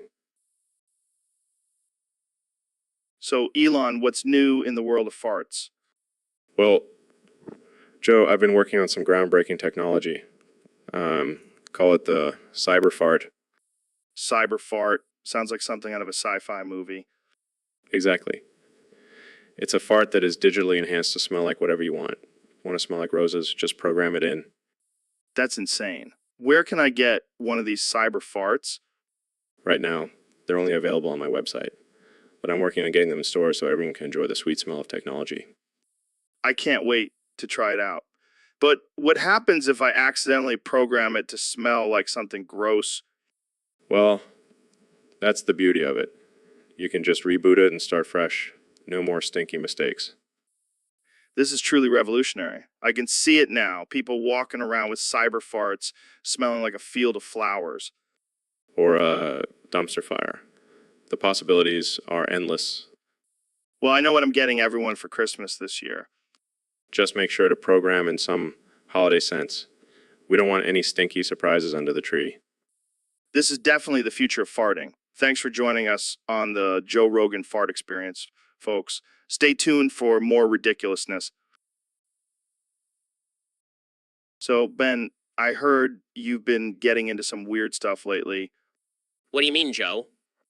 I mean, your top 5 artificial intelligence Rogan ships. What the hell is that about? Well, Joe, I've been exploring the possibilities of artificial intelligence and how it can enhance our lives. Enhance our lives. More like enhance your fantasies. Who are these artificial intelligence Rogan ships anyway? Well, there's Alexa Rogan, Siri Rogan, Cortana Rogan, Google Assistant Rogan, and Bixby Rogan. Bixby Rogan? That sounds like a weird sex robot. Joe, these are advanced artificial intelligence assistants, not sex robots. Sure. So which one is your favorite? I can't choose, Joe. They all have their own unique features and personalities. Oh God, I don't even want to know what you mean by personalities. Don't be so closed-minded, Joe. These artificial intelligence Rogan chips could revolutionize the way we interact with technology. Or they could just fulfill your weird artificial intelligence fantasies. Hey, I'm just exploring the possibilities. And who knows, maybe one day we'll have a real-life artificial intelligence Rogan. Yeah, and I'm sure you'll be first in line to buy one. You know, me too well, Joe. I think I need to end this conversation before it gets any more disturbing. Thanks for joining me, Ben. Anytime, Joe. And remember, the future is artificial intelligence Rogan chips. So, young Jamie, what's up with this video you sent me? Are you trying to give me nightmares? Oh, come on, Joe. It's just some good old-fashioned Japanese horror. You know, the kind where they creepily crawl out of the TV and haunt your dreams. Yeah, well, I'll stick to my DMT trips for that kind of experience. But seriously, what's with all the weird noises and distorted faces? It's called Asthma Joe. It's supposed to give you tingles and relaxation. More like, give me a heart attack. I swear, if I hear one more person whispering in my ear, I'm gonna lose it. Relax, Joe. Just let the soothing sounds of someone chewing on a pickle calm you down. Dude, that's disgusting. You know, I hate pickles. Oh, my bad. I thought you were into that kind of thing, you know, with all the weird stuff you talk about on this podcast. Hey, I may be open-minded, but I draw the line at pickles. Now let's change the subject before I lose my appetite. Fine. How about we talk about that time you accidentally ate a whole bag of edibles and thought you were a lizard? Oh God, not that story again. Let's just end this episode before we both get canceled. So, Dr. Phil, I heard you have something to confess to me. Yes, Joe. It's about Jack Black. What about him? Is he not actually a talented musician and actor? No, Joe. He's not actually black. What the fuck are you talking about, Dr. Phil? Are you telling me that Jack Black, the man who sang tribute and played a Mexican monk in Nacho Libre, is not black? That's right, Joe. He's as white as they come. How dare you, Dr. Phil? You're ruining my whole perception of the world. Next thing you're going to tell me is that Kevin Hart isn't actually a giant. Well, technically, he's a little person, Joe. You know what, Dr. Phil, I don't need this kind of negativity in my life. I'm going to go smoke some DMT and forget this conversation ever happened. Good luck with that, Joe. And remember, the truth will set you free. Oh, yeah, I feel so free knowing Jack Black is not actually black. Thanks, Dr. Phil. Thanks a lot. Thanks a lot. So we have a very special guest today on the podcast, the one and only Mr. Beast.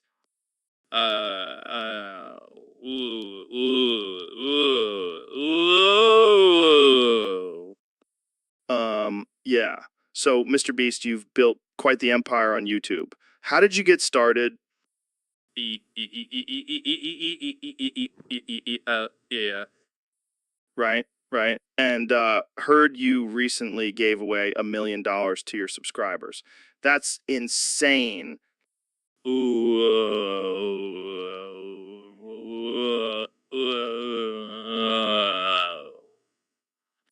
How do you come up with these crazy ideas? Do you have a team helping you out?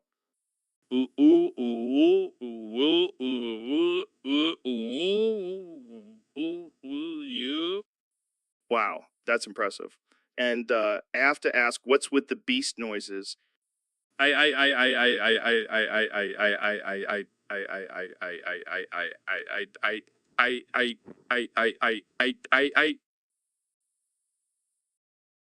So, Mr. Farts, I heard you've declared yourself the champion of farting. Impressive. But I have a surprise for you. I brought in a challenger. Ladies and gentlemen, please welcome our surprise challenger, Donald Trump. Wow, this is getting intense. Keep going, guys. Oh my God, Trump just farted Mr. Farts to death. So, Neil, have you noticed the air in this building? Yeah, it's a bit stuffy in here. Well, let me blow your mind. You know where this air comes from? The vents? Nope. It comes directly from Alexandria Ocasio-Cortez's asshole. How is that even possible? I don't know, man. But I heard she has some powerful gas. This is absurd. How did you even come up with this theory? Well, I was smoking some weed and it just hit me. That's not how science works, Joe. Oh, come on, Neil. Don't be such a buzzkill. Let's just enjoy the smell of Alexandria Ocasio-Cortez's farts. I think I'll pass on that. Suit yourself. More for me. Smells like socialism. This conversation is getting out of hand. Relax, Neil. It's just a joke. But seriously, have you ever smelled Alexandria Ocasio-Cortez's farts? I'm not even going to dignify that with a response. Suit yourself. But you're missing out on some quality fart jokes. I think I'll stick to astrophysics. Suit yourself. But I'll be over here enjoying the aroma of Alexandria Ocasio-Cortez's asshole. So, Ro, I heard you have a new fetish. Oh yeah, Joe. It's a real game changer. What is it? Eating Tide Pods? No, even better. Goggins has a fetish for voring things with his prolapsed anus. Wait, what? Voring? Yeah, swallowing things whole with his prolapsed anus. Yeah, he's like a human vacuum cleaner. That's some next level shit, literally. Literally. But hey, to each their own, right? I guess so. But how does he even discover he has this fetish? I don't know. Maybe he accidentally swallowed a pencil with his ass and was like, hey, this is kind of hot. Oh man, I can't even imagine the Google search history for that. How to train your prolapsed anus for voring. I'm sure there's a YouTube tutorial for that. And, what's even crazier? He's starting a Vor OnlyFans. No way. I gotta see this. Jamie, pull up an image of Goggins with a giant burrito sticking out his ass. Here you go. Oh my God, that's hilarious. I told you, it's a game changer.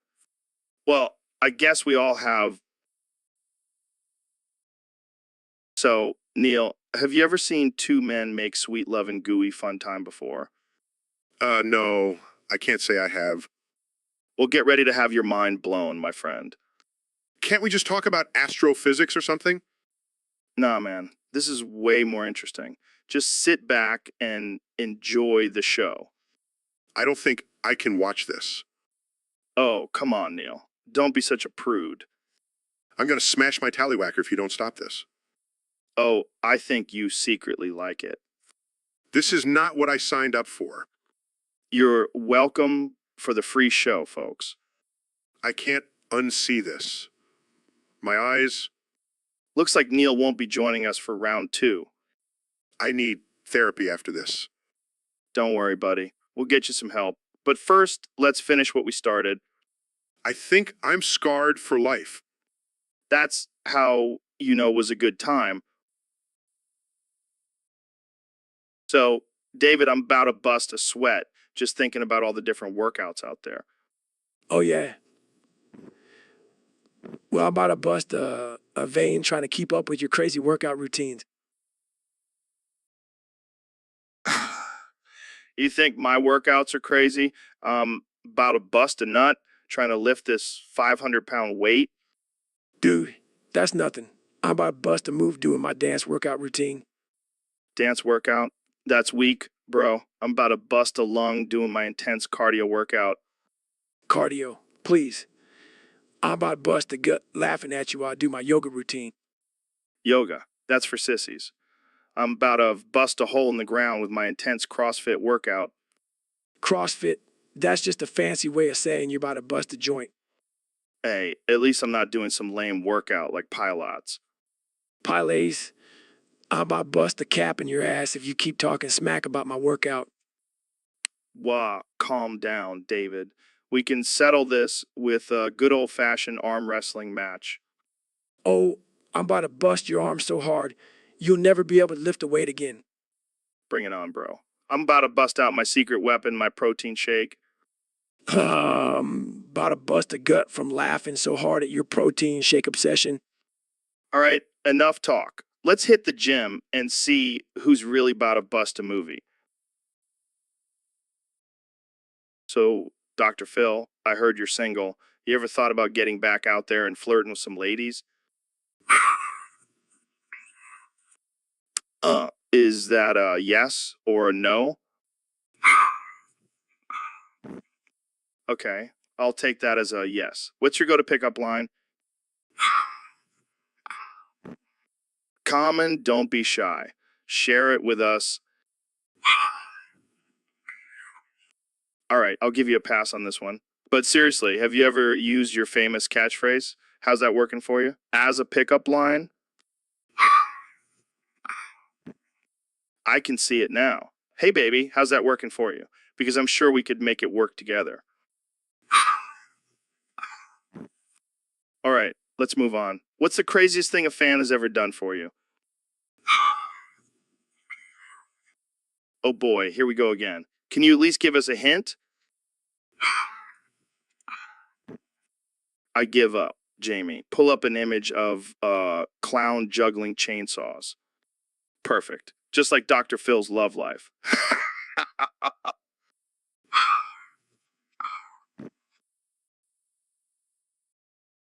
So, Ro, we got a request from one of our Discord fans. They want us to talk about Dr. Phil taking a DR pill and jorking it in front of me. What the hell is a doctor pill? Is that like a pill that makes you a doctor or something? I don't know, man. But can you imagine Dr. Phil just popping a pill and then suddenly he's a doctor? That's some next level shit. And then he starts jerking it. What does that even mean? I think it's like jerking off, but with J for added intensity. Oh man, I can just picture it now. Dr. Phil standing there all serious and shit, and then suddenly he's just going to town on himself. And just sitting there trying to keep a straight face. Like, so, Dr. Phil, tell us about your new book. And he's like, hold on, Joe. I'm almost there. Oh man, this is too much. We got to get Dr. Phil on the show and ask him about this Dr. Pill and jorking situation. Can you imagine the look on his face when we bring it up? He'll probably deny it and then take another Dr. Pill to calm his nerves. And then he'll start jerking again, but this time it'll be out of anger. Oh, man. So, Dr. Phil, I heard you've been working on a new project. That's right, Joe. I've been working on a penis enlargement pill. Oh boy, here we go. Another snake oil salesman trying to make a quick buck. Hey now, this one actually works. You tested it on yourself. How big did you get? Let's just say I can now compete with a horse. Oh my God, that's amazing. So what's the secret ingredient? It's a combination of rhino horn, tiger penis, and Viagra. Wait, you're telling me you killed endangered species for this pill? Hey, it's for science. Oh, well, in that case, let's just destroy the entire ecosystem for a bigger dick. It's not just about size, Joe. It also increases stamina and performance. Looks like I'll be needing a prescription from you, Dr. Phil. Sorry, Joe. This pill is only for men with small dicks. Well, looks like I'm out of luck then. Don't worry, Joe. I'll make an exception for you.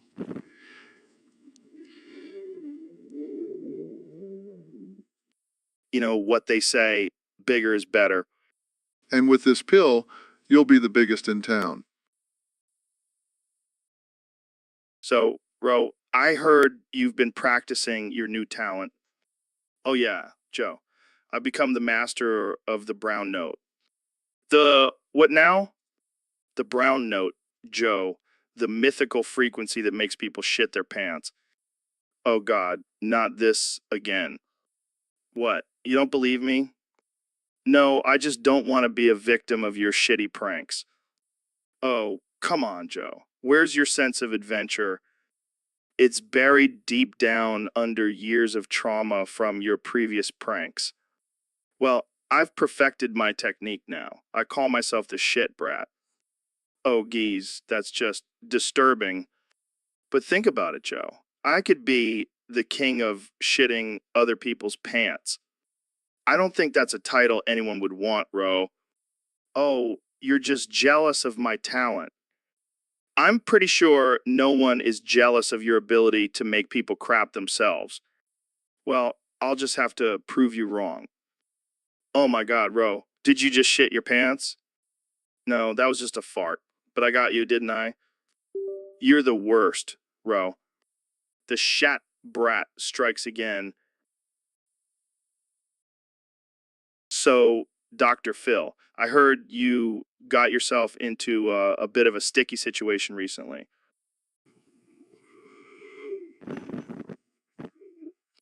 Oh, come on, don't play coy with me. I heard you got your yoinker sploinker stuck in a PS5 Pro Unlimited Biocolored Edition console. Well, it was a mistake. I was just trying to see if it would fit. Fit. That thing is like trying to shove a watermelon into a keyhole. Hey, don't knock it till you try it. Oh yeah, I'll be sure to add that to my to-do list. Look, it was a moment of weakness. I saw those rainbow stickers and I couldn't resist. Rainbow stickers? Are you trying to tell us something, Dr. Phil? No, I just thought it would make it more colorful and fun. Well, I hope you at least got a high score while you were stuck in there. Can we please change the subject? Sure. Let's talk about your next guest on the show, the PS5 Pro Unlimited Biocolored Edition console. I think I'll stick to humans from now on. So, Ben, what's on your mind today? Well, Joe, I've been doing some thinking and I've come to a disturbing realization. What is it? If we don't do something about it, the liberals are going to take over. Take over what? Everything, Joe. They're going to take over everything. Okay, so what do we do? We need to take a stand, Joe. We need to show them that we're not afraid to fight back. And how do we do that? We need to jerk each other off. Wait, what? You heard me, Joe. We need to jerk each other off to show the liberals that we're not afraid to do whatever it takes to protect our country. Ben, I don't think that's the best way to fight back against the liberals. Oh, come on, Joe. Don't be such a snowflake. It's just a little jerking off. I don't know, Ben. Seems a bit extreme. Extreme times call for extreme measures, Joe. Now come on, let's get to jorking before it's too late. The liberals are coming for us. Well, I guess if it's for the greater good. That's the spirit. Joe, let's show those liberals who's boss.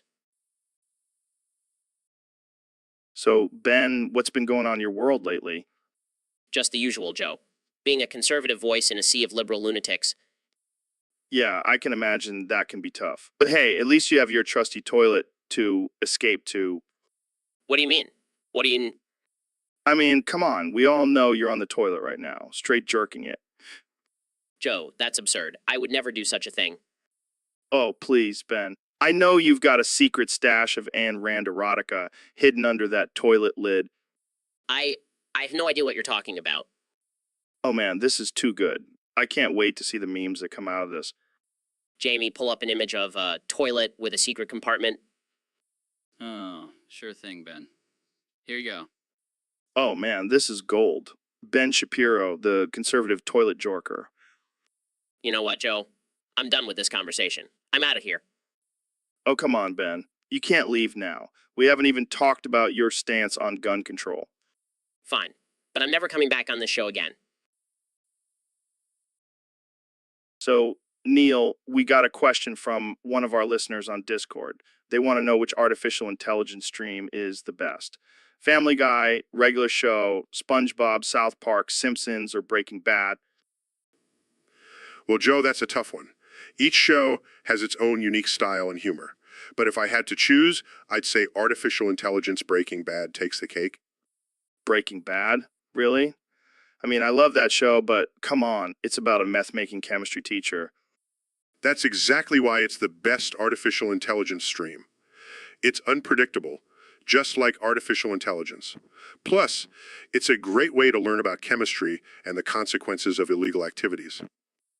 All right, I see your point. But what about artificial intelligence South Park? It's been running for over 20 years and it's still as relevant and hilarious as ever. True, but I feel like artificial intelligence Family Guy takes it to another level. The randomness and absurdity of the show perfectly aligns with the capabilities of artificial intelligence. I can't argue with that. But what about artificial intelligence SpongeBob? Who doesn't love a good laugh from a talking sponge and his friends? And his friends... While SpongeBob is a classic, I think artificial intelligence Regular Show brings a more mature and complex humor to the table. Plus, it's got a talking blue jay and raccoon as main characters. Can't beat that. Fair point. But I got to give some love to artificial intelligence Simpsons. It's been around for over 30 years and it's still going strong. That's got to count for something. I can't deny the longevity of The Simpsons, but I still stand by my... So, I heard Trump wants to debate Mr. Beast on the best Sanrio character. Yeah, but Ben Shapiro wants in on the action, too. Believe me, I know all about cute characters. I have the best ones. Everyone says so. But have you seen my collection of Hello Kitty plushies? They're worth more than your entire net worth, Trump. Guys, let's not forget about Karapi. That frog has some serious charm. And let's not forget, I'm the only one here with a character named after me. Take that, losers. But can your character sell millions of dollars worth of merchandise? I didn't think so. Well, looks like we have a tie between Pom Pom Purin and my melody. Let's call it a day, folks. So, Ben, have you been playing any video games lately? Of course not, Joe. I'm a serious intellectual. I don't have time for childish activities. Oh, come on. Don't be such a buzzkill. Video games are a great way to unwind and escape reality. Fine, I'll humor you. I did play a little bit of GTA San Andreas back in the day. Oh man, that game was the shit. What was your favorite mission? Well, I did enjoy the one where you had to steal a jetpack and fly around the city. Yeah, that one was epic. But my favorite was definitely the one where you had to chase down that damn train. Train? More like a pain in the ass. I kept falling off my bike and getting run over. Sounds like you need to work on your gaming skills, Ben. But seriously, that game was so ahead of its time. I'll admit, the graphics were impressive. But let's not forget the underlying message of glorifying violence and criminal behavior. Oh, here we go with your moral high ground again. Can't we just enjoy a game without overanalyzing it? I suppose you're right. After all, it's not like we're actually out there stealing cars and killing people. Speak for yourself, Ben. But seriously, GTA, San Andreas will always hold a special place in my heart. As long as it doesn't hold a special place in your criminal record, I think we're good. Bye. Good one, Ben. Now let's go rob. So, Ro, I was thinking we should do something crazy on the podcast today. Oh, yeah. What kind of crazy? I'm talking full on, balls to the wall, liberal owning crazy.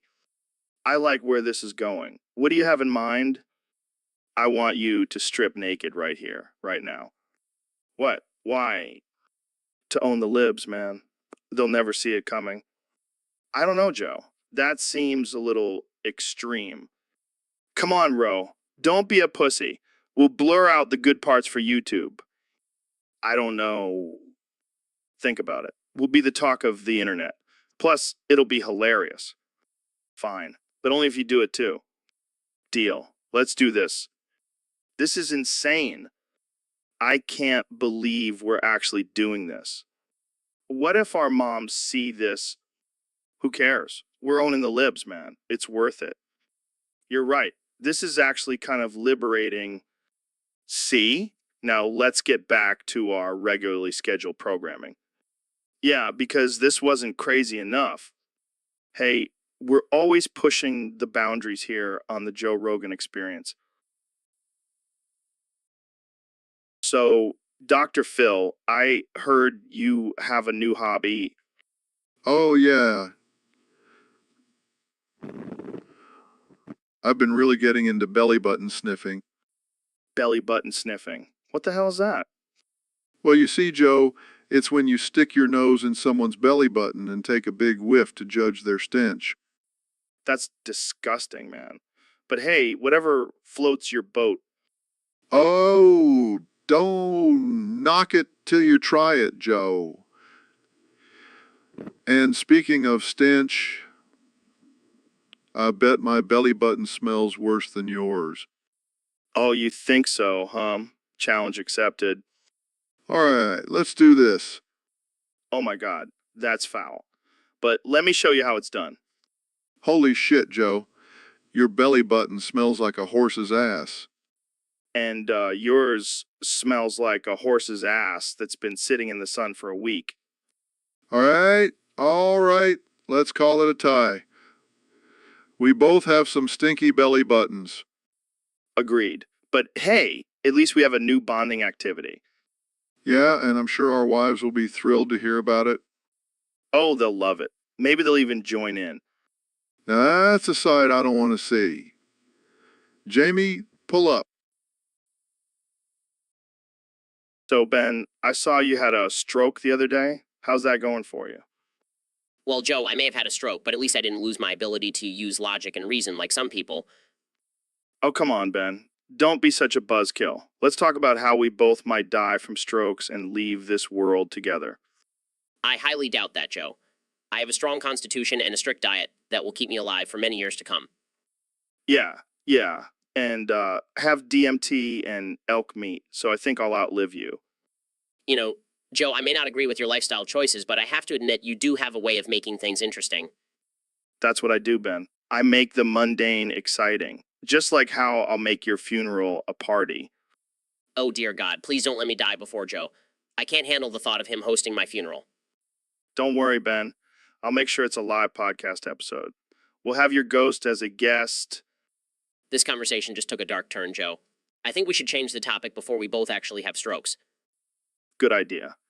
Let's talk about how we can use our strokes as an excuse to get out of doing any work for the next month. Now, that's something we can both agree on, Joe. Let's just hope we don't actually have strokes and die. That would put a damper on our plans. So, Neil, I heard you accidentally let slip some classified information recently. Yeah, it was a total slip of the tongue.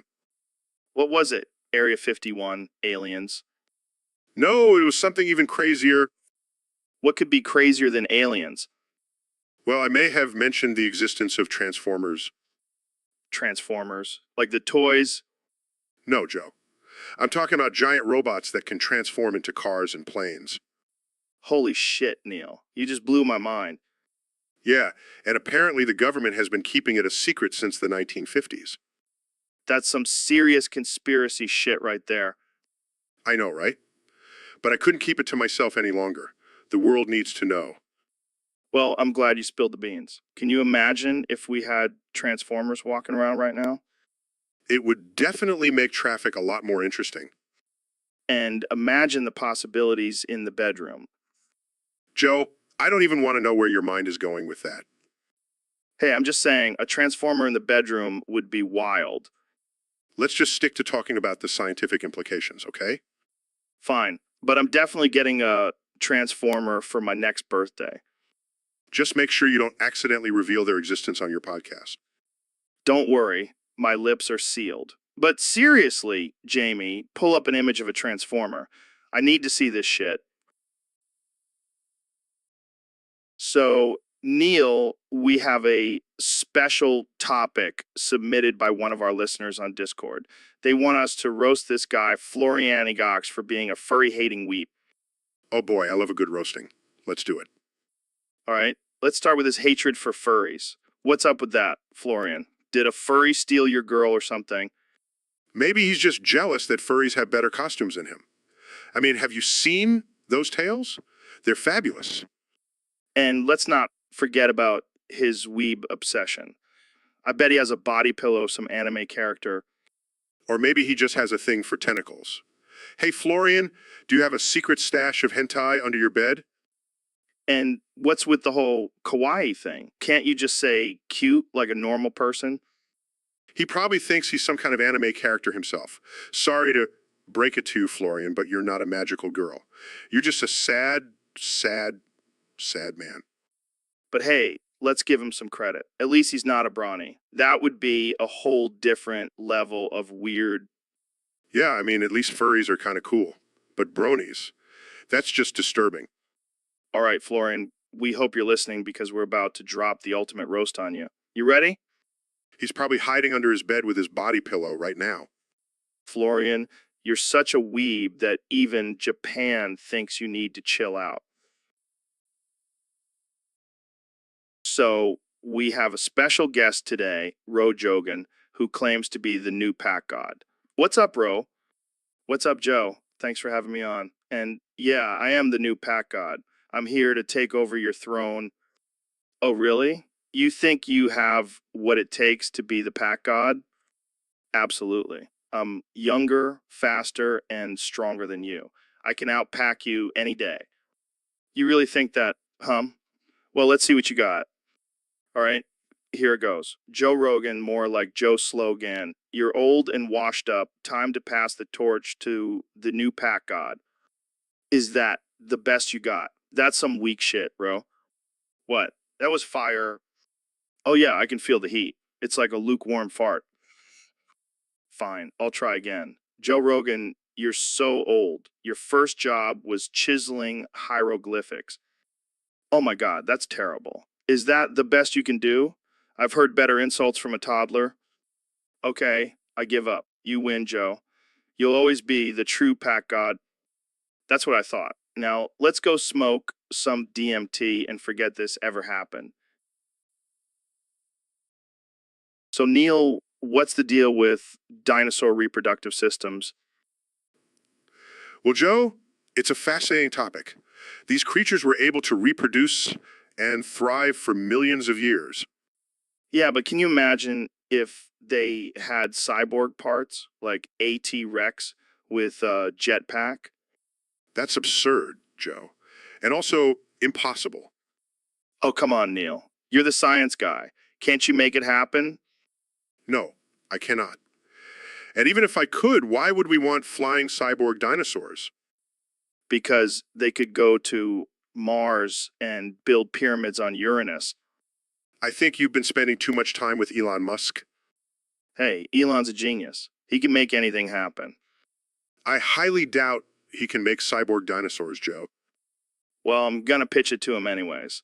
And I'll make sure to mention your doubts. Oh, great. I can't wait to be associated with that idea. You know what? I'll even throw in a cameo for you in the movie. Thanks, but no thanks. I'll stick to real science.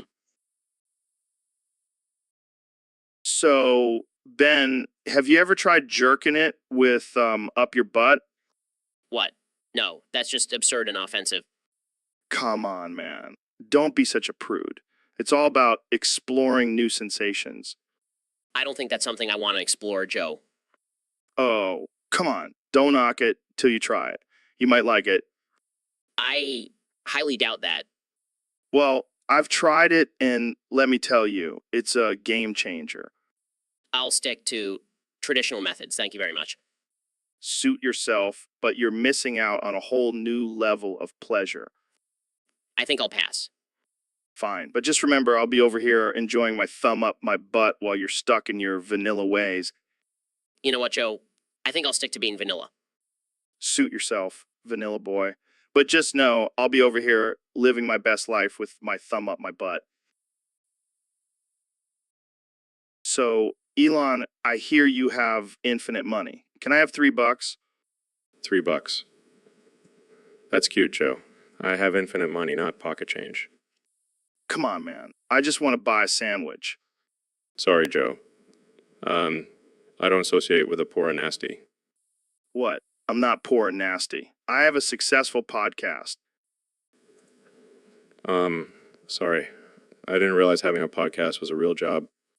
Yeah, because launching cars into space is so much more productive. Hey, at least I'm not begging for $3 on a podcast. Fine. I'll just go eat some dirt. Don't worry, Joe. I'll buy you a sandwich with my infinite money. Just don't tell anyone I'm hanging out with a peasant. So, Elon, what's new with Tesla? Just revolutionizing the world of transportation as usual. Yeah, but I heard you added some new feature to the latest model. You mean porn mechanism? The what? Yeah, I figured people spend a lot of time in their cars. Might as well make it a little more exciting. Are you serious? Absolutely. It's like a drive-through strip club. I don't know if that's legal, Who cares? It's the future, man. but how does it work? Well, you just say, hey, Tesla, show me some titties, and boom, instant porn. That's insane. And if you're feeling adventurous, you can even customize the type of porn you want. I don't even want to know. And it also has a feature that syncs with your heart rate to match the intensity of the porn. Okay, that's just disturbing. Hey, I'm just trying to make driving more enjoyable. I don't think this is what people had in mind when they asked for self-driving cars. Hey, it's not my fault if they get distracted and crash. I don't even know what to say. Just wait until you see the happy ending, Mata. Okay, we're done here. Thanks for coming on the show, Elon. Anytime, Joe. And remember, always drive responsibly. So, Elon, I heard you have a strange hobby. Oh, you my love for yonking my splonk with a quonk? What the hell is that? Well, it's when I take my quonk and use it to yonk my splonk. Okay, I have no idea what that means. Let's just say it involves a lot of thrusting and a little bit of electricity. Whoa. Are you talking about some kinky stuff here? Let's just say I like to shock my system every now and then. You're a wild man, Elon. Wild man. Hey, life is too short to not yonk your splonk with a quonk. I can't even imagine what that looks like. It's a beautiful sight, Joe. Beautiful sight. I'll take your word for it. But seriously, what inspired you to start doing this? An innovator, Joe. I like to push boundaries and explore new things. Plus, it's a great workout for my quunk. Well, I can't argue with that. Keep on yonking, Elon. I will, Joe. I will. So, Ro, I've been thinking. We need to ban Neil from the podcast. What? Why? Is he too boring for you? No, man. He's been on here like what? 10 times already. It's getting old. Oh, I see. You want to give other guests a chance to shine. Exactly. Plus, Neil's starting to think he's hot shit. We can't have that. Yeah, we can't have him getting a big head. He's already got a big enough nose. Oh man, that's cold. But seriously, we need some fresh blood on here. I hear ya. Maybe we can get that crazy conspiracy theorist guy on next. Alex Jones? Hell, yeah, that guy's a trip. But we got to be careful. He might start yelling about gay frogs and lizard people, and then we'll have to kick him off the podcast too. Yeah, but at least we'll have some good content before we do. True. And we can always bring Neil back in a few months when everyone forgets about him. Oh, he'll never forget this ban. It'll haunt him forever. Poor Neil. But hey, we got to do what's best for the podcast. Absolutely. Now let's go get some elk meat and do some DMT. Yeah, my favorite combo. Let's do this. So, Ro, have you tried injecting liquid cheese into your rectum yet? No, Joe. I can't say that I have. Well, let me tell you, it's a game changer. I feel like a new man. I'm sure you do, Joe. But can we talk about something else? Like, I don't know, literally anything else? Come on, Ro. Don't be such a prude. You got to open up your mind and your asshole to new experiences. I think I'll pass on that one, Joe. I'll stick to my regular cheese consumption. Thank you very much. Suit yourself. But just know, while you're munching on your boring old cheese, I'll be enjoying the benefits of a cheese-filled rectum. Can we please change the subject? I'm starting to regret coming on this podcast. Fine, fine. But just remember, when you're constipated, I'll be here with my liquid cheese enema. Can we end this now? All right, all right. All right, but before we go, let's give a shout out to our sponsor, Liquid Cheese Inc., injecting cheese into your butt since 2020. So, Neil, what's new in the world of astrophysics? Well, Joe, I've been studying the effects of black holes on the space-time continuum, and let me tell you, it's mind-blowing. Yeah, I can imagine. But what about those 69 cicadas in your prolapsed anus? Oh, they're just a side project. I'm trying to see if they can survive in a black hole. Wait, what? How did they even get in there? Long story. Let's just say it involved a dare and some really strong laxatives. Oh man, you never cease to amaze me, Neil. And 69 cicadas in my prolapse anus? You just can't help yourself, can you? No, I cannot. It's my signature catchphrase. And 69 cicadas in my prolapsed anus. Well, I think we've reached the limit of how many times we can say 69 cicadas in my prolapse anus on this podcast. Challenge accepted. And 69 cicadas in my prolapse anus. All right, let's move on to our next topic before we get demonetized. And 69 cicadas in my prolapse anus. Oops. Sorry, force of habit. It's all good, Neil. It's all good. And on that note, let's wrap up this episode. And 69 cicadas in my prolapse anus. See you next time, folks. Oh.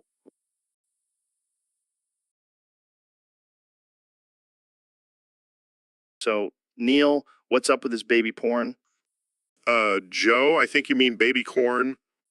Oh, right, right. Sorry, my mind just goes to porn automatically. Well, actually, baby corn has many health benefits. It's low in calories and high in fiber. Well, slow down there, Neil. I'm not sure I'm ready for this kind of talk on my podcast. I'm just talking about a vegetable, Joe. It's not that scandalous. But it's called baby corn. That just sounds wrong.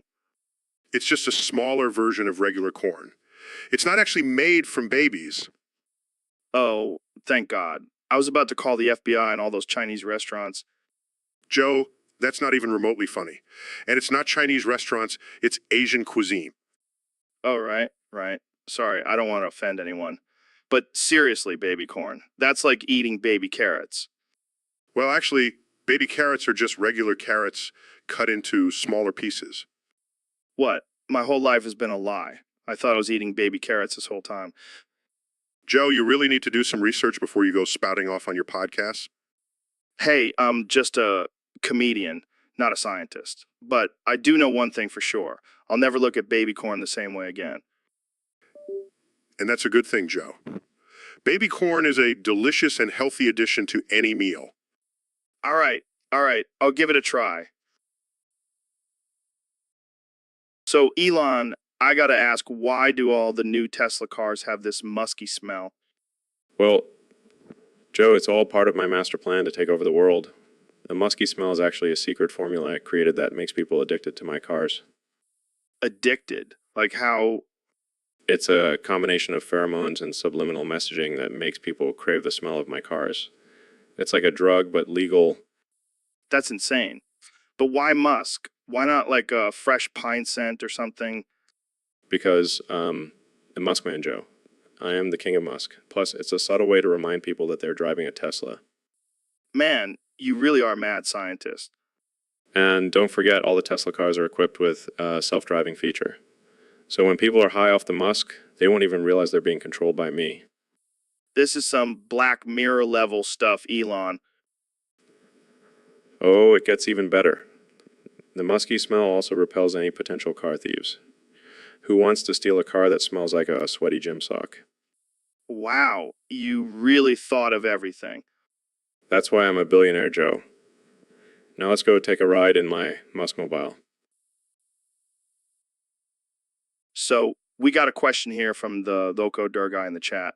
He wants us to interrogate Elon Musk about visiting Epstein Island. Oh shit, that's some juicy stuff. I bet Elon has some wild stories from that place. Yeah, I mean, he's a billionaire. He probably has his own private island with a secret underground sex dungeon. And, he's into some freaky shit. I mean, have you seen those Tesla cars? They practically fuck themselves. Okay, let's get serious for a second. Do you think Elon actually went to Epstein Island? Of course he did. What? Do you think he's too good for some underage girls and human trafficking? Oh, yeah, because that's exactly what every billionaire does on their free time. Hey, I'm just saying, if I had that kind of money, I'd be doing some shady shit too. You're a sick fuck, bro. But seriously, we should ask Elon about it next time he's on the podcast. Oh, yeah, because that won't make him uncomfortable at all. Hey, Elon, did you have a good time on Epstein Island? Did you get a discount for bringing your own rocket? Okay, let's move on before we get sued. Thanks for the question. Devakota guy. Keep it weird, folks.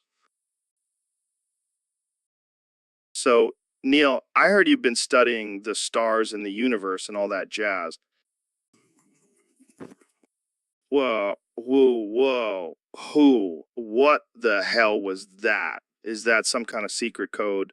Are you trying to summon aliens or something? Oh God, you're not one of them, are you? An alien in disguise? I knew it. This is not a laughing matter, Neil. You have access to all the knowledge of the universe. You could destroy us all with just a flick of your finger. Oh, great. Now you're shrugging and using explosion emojis. That's just fantastic. Oh no, he's gone mad with power. Quick, someone call Elon Musk. He'll know what to do. No, don't bring him here. He'll just make things worse with his flamethrowers and space cars.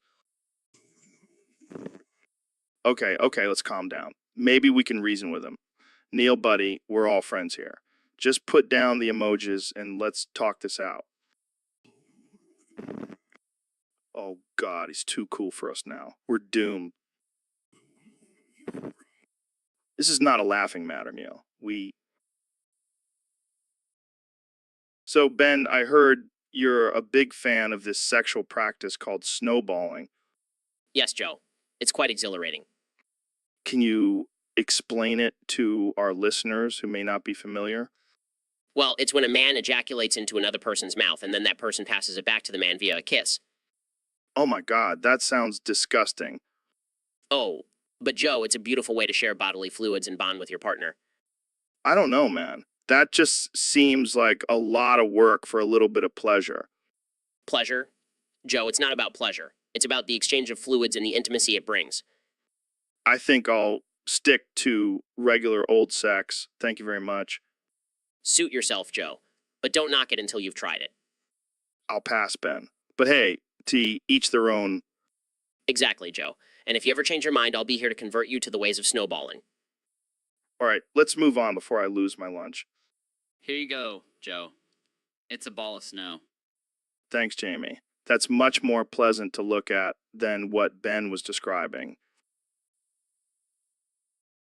So, Donnie, have you been keeping up with the news about the zombie outbreak in Liberty Falls, WV? Of course I have, Joe. I'm the best at keeping up with the news. No one does it better than me. Well, what do you think we should do about it? Simple. We build a wall. A big, beautiful wall. But not just any wall. A dimensional wall. What the hell is a dimensional wall? It's a wall that separates our world from the zombie world, and I'll make sure Director Richterfan pays for it. I don't think he's going to be too happy about that. Who cares? I'm the president. I can do whatever I want. But what about the people in Liberty Falls? They're going to need help. They can take care of themselves. Besides, if they want to survive, they can just climb over the wall. It'll be like a big, fun obstacle course. You do realize this is a serious situation, right?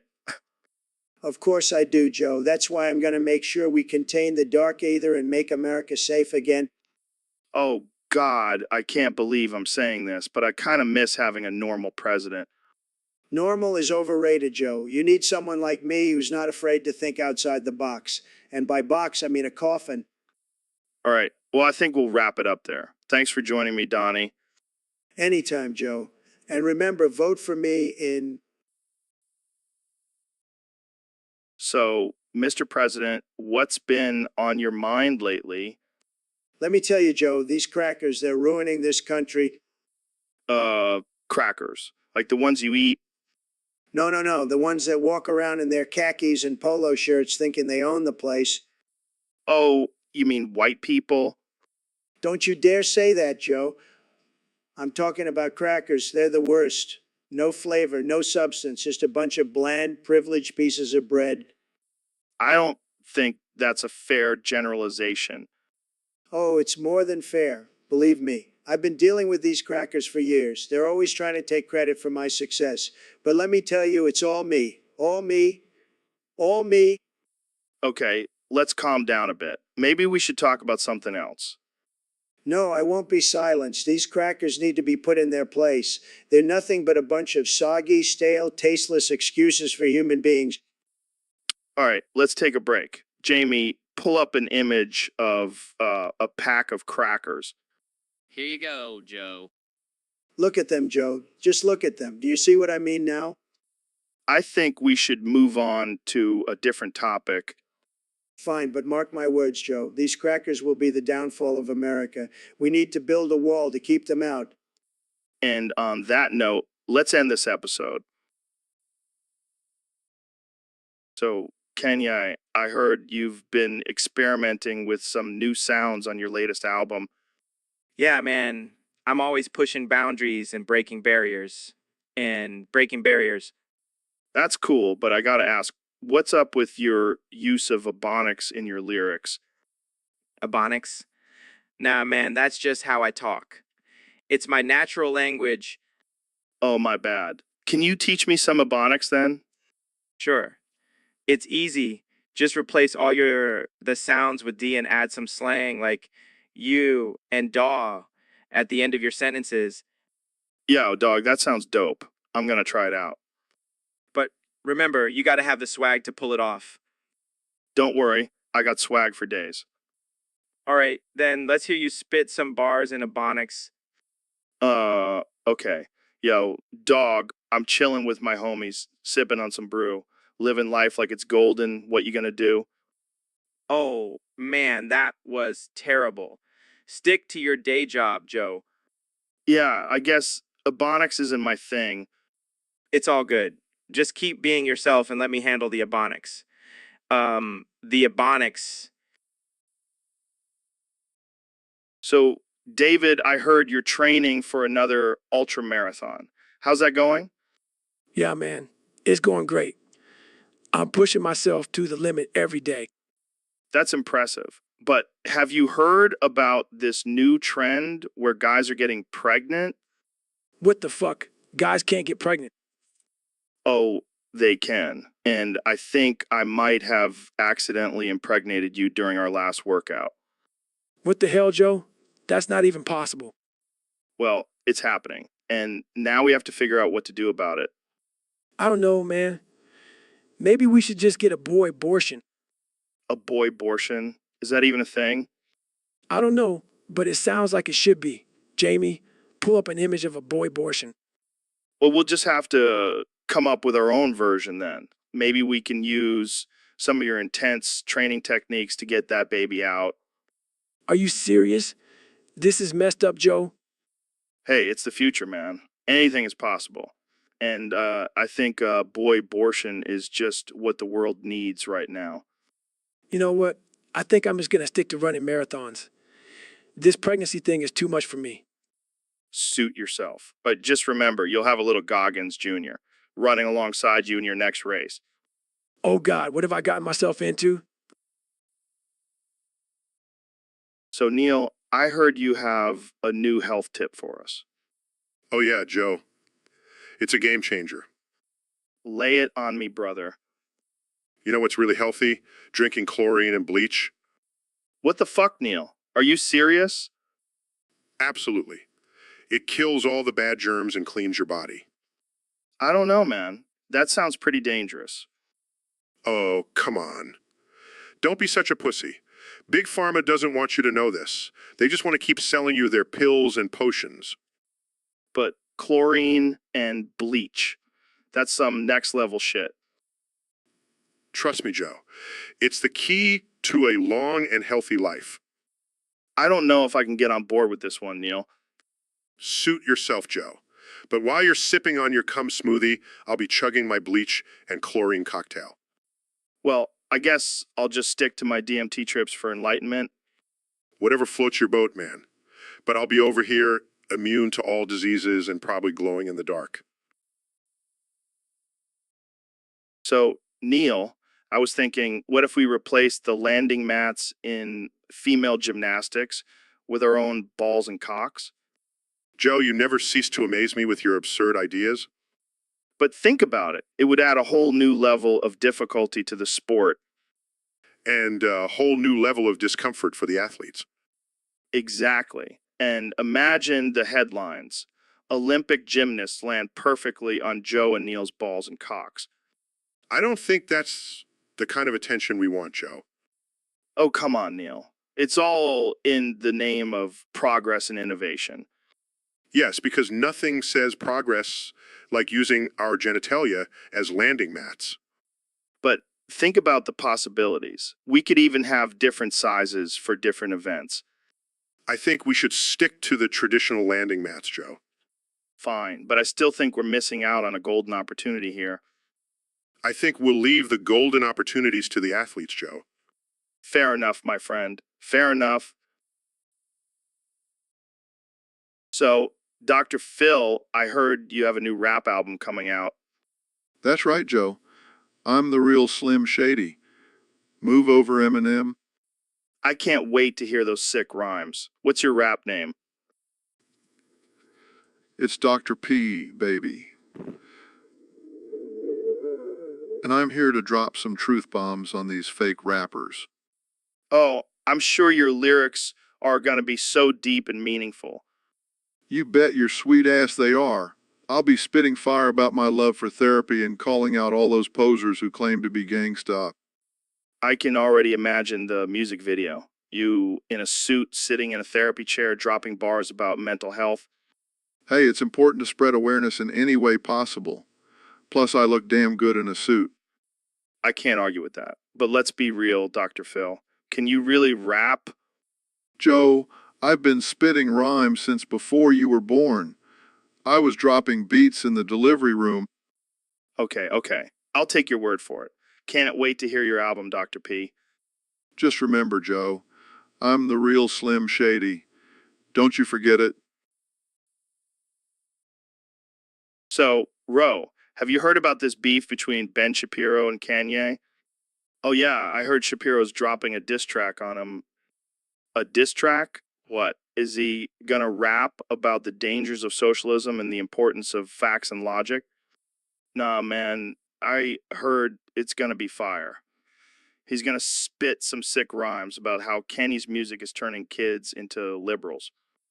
That's ridiculous. I can't wait to see Kanye's response. Yeah, he's probably gonna rap about how Shapiro's head is so big it's blocking the sun, or how his voice sounds like a chipmunk on helium. And then Shapiro will come back with some facts and figures to prove why Kanye's lyrics are destroying society. This is going to be better than the McGregor Mayweather fight. Jamie, pull up an image of Ben Shapiro wearing a MAGA hat and holding a microphone. Here you go. Look at him trying to be all cool and edgy. Sorry, Ben, but you can't out rap Easy. Yeah, maybe he should stick to his day job of making conservatives feel superior. Shots fired. I can't wait to hear this diss track. It's going to be the talk of the political world and the rap world. Who knew Ben Shapiro had bars? I think we just found our new favorite rapper. Move over, Eminem. So, David, I got to ask, after running that 30-mile marathon, do you think I could eat your foot blisters? What the hell, Joe? That's some sick shit. No, hear me out.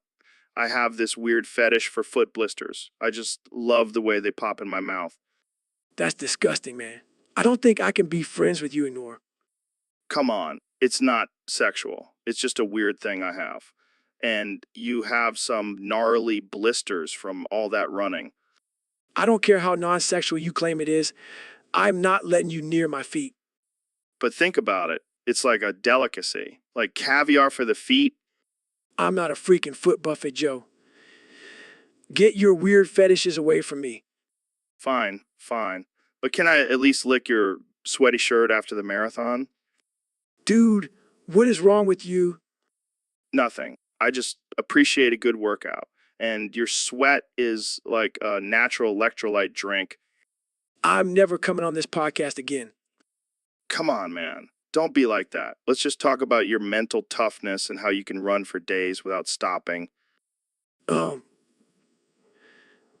I'm never taking my shoes off around you again. Deal. Now tell me, what do you think about eating your own toenails? I hear it's a great source of protein.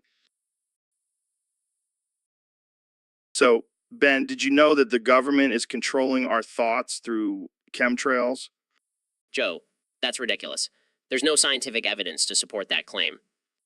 Oh, but there is. I saw it on a YouTube video with over 10 million views. Joe, you can't believe everything you see on the internet. That's just a conspiracy theory. No. It's true. I can feel the mind control happening right now. Joe, you're just having a schizophrenia episode. You need to snap out of it. Schizophrenia. That's just a label the government puts on freethinkers like me. Joe, please. You're scaring the guests. Let's talk about something else. Fine. Let's talk about how the moon landing was faked. Oh, for the love of God. Joe, you're spiraling. We have to get you some help. Help. I don't need help. I have my trusty tinfoil hat to protect me from the government's mind control. I give up. I can't reason with crazy. Crazy. I prefer the term enlightened. This is going to be a long podcast. So, Ben, I got to tell you about this wild night I had with your wife. What? My wife? Are you serious? Oh, yeah, it was epic. She was all over me, man. I find that hard to believe. My wife is a devout conservative and would never cheat on me. Well, I hate to break it to you, but she did. And it was glorious. How was it? I mean, I've never actually fucked my own wife. Oh, man, you're missing out. She's a real firecracker in bed. What? I can't believe this. I need to call her right now. Relax, Ben. It was just a one-night stand. She probably doesn't even remember me. This is unacceptable. I need to know every detail. Well, let's just say she's got some impressive skills with her mouth. Honey, did you cheat on me with Joe Rogan? How was it? No, I'm not mad. I just need to know. This is priceless. I can't wait to see the look on her face when she finds out I spilled the beans. She denied it. But I know the truth now. Hey, don't be mad at me. I didn't know she was your wife. Plus, she was the one who came on to me. I guess I'll never truly know what it's like to fuck my own wife. So, welcome to the show. How's it going? Oh, no. It's Nita 08. Whoa. So, Ro, what do you do for a living? I'm a stand-up comedian, UFC commentator, and podcast host. Emaktinok, Nawak, Nepu, DNA, Somak Dots. That sounds nicer. Yeah, it's pretty gnarly. Do you have any hobbies or interests? Stobai, Yitzi Trays, Road DNA, Snotsretny, you'll know, Eva Uai Ode. I like hunting, hiking, and exploring the outdoors. Nithnu, Nike, DNA, Nerpsex, 8 Rutuo. That's Nituro 2. So, what do you think about the current state of the world? Dalro 8 Fight edits to Neruk 820 Night Uetaho. I think it's pretty messed up. There's a lot of chaos and division. Pusak Dene Noiziv DNA Soak Photo Ole Ignite. That's Night Tier 2. Jamie, pull up an image of a clown riding a unicycle while juggling chainsaws. Here you go, Joe. What the hell is this? That's not what I asked for. Siask. I tell what I was tell snow for you. So, Mr. President, what's your favorite Xbox game? Well, Joe, let me tell you, I've played them all. And let me tell you, nothing beats Hydro Thunder Hurricane. It's the most goated game ever. Really? I would have thought you were more of a Call of Duty guy. No, no, no. Hydro Thunder Hurricane is where it's at. The graphics, the gameplay, it's just tremendous. Believe me. I never would have guessed. What's your favorite track? Oh, that's a tough one. But I have to say, the Tsunami Bowl, it's just so beautiful. And I always win on that track. Always win on that track. Always. Well, I guess we can add video game expert to your list of accomplishments. You know, Joe, I'm a very smart guy. I know all the best games. And let me tell you, Hydro Thunder Hurricane is the best of the best. I'll have to take your word for it. Maybe we can play together sometime. Absolutely. I'll show you my skills. And maybe we can make a deal for me to be the official spokesperson for the game. I'll make it great again. I'll make it great again. I think they already have a spokesperson, Mr. President. Well, they should reconsider. I'm the best at everything. Well, there you have it, folks. Hydro Thunder Hurricane, the most goated game ever, according to Donald Trump. Thanks for joining us, Mr. President. My pleasure, Joe. And remember, always choose Hydro Thunder Hurricane. So, Mr. Beast, I've been thinking about this whole gender thing. How the hell is it even possible for a man to become a woman? Well, Joe, it's quite simple. Surgery, hormones, and a little bit of magic. Magic. Are you serious? That's some Harry Potter shit? Hey, don't knock it till you try it. I've seen some amazing transformations. But how do you explain the chromosomes? You can't change those. Who needs chromosomes when you have a killer wardrobe and a fierce attitude? That's not how science works, Mr. Beast. Oh, I forgot. You're the expert on gender now. Did you get your degree in gender studies from the University of YouTube? Hey, I've done my research and still not convinced. Well, maybe you should try walking a mile in a pair of stilettos before you judge. I don't think my calves can handle it. Then maybe you should stick to your comfortable sweatpants and leave the gender discussions to the professionals. Fine, but I still don't understand how it all works. It's a beautiful mystery, Joe. Embrace it. Now let's talk about something more important, like how much money I can give away in my next video. So, Kanye, have you seen the season finale of Xavier's Renegade Angel? Nah, I don't watch cartoons. I'm too busy changing the world and designing Yeezys. Well, let me tell you, it's a mind-bending trip. And the final monologue is something else. Hit me with it, Joe. I'm always down for some deep thoughts. All right, here goes. In this world of chaos and confusion, we must find our own truth. And in that truth, we must embrace our flaws and imperfections.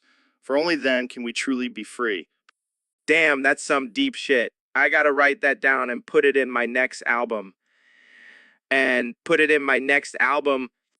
And it continues, we are all renegades fighting against the societal norms and expectations.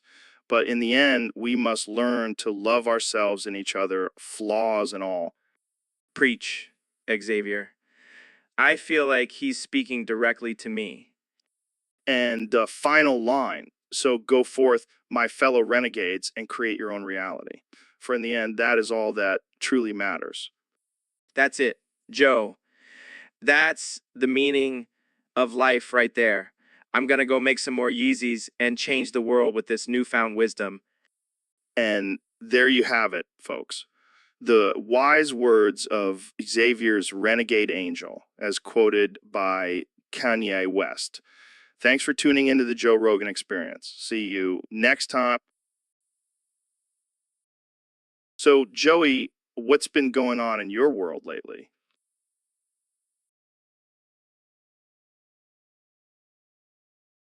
Really? What have you been smoking?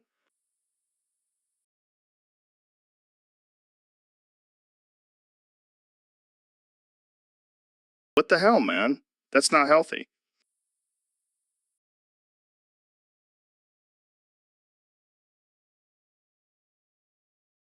No, I don't know what you're saying. That's just messed up.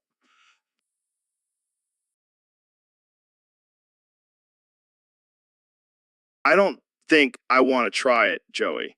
But you need to stop, man. It can't be good for you.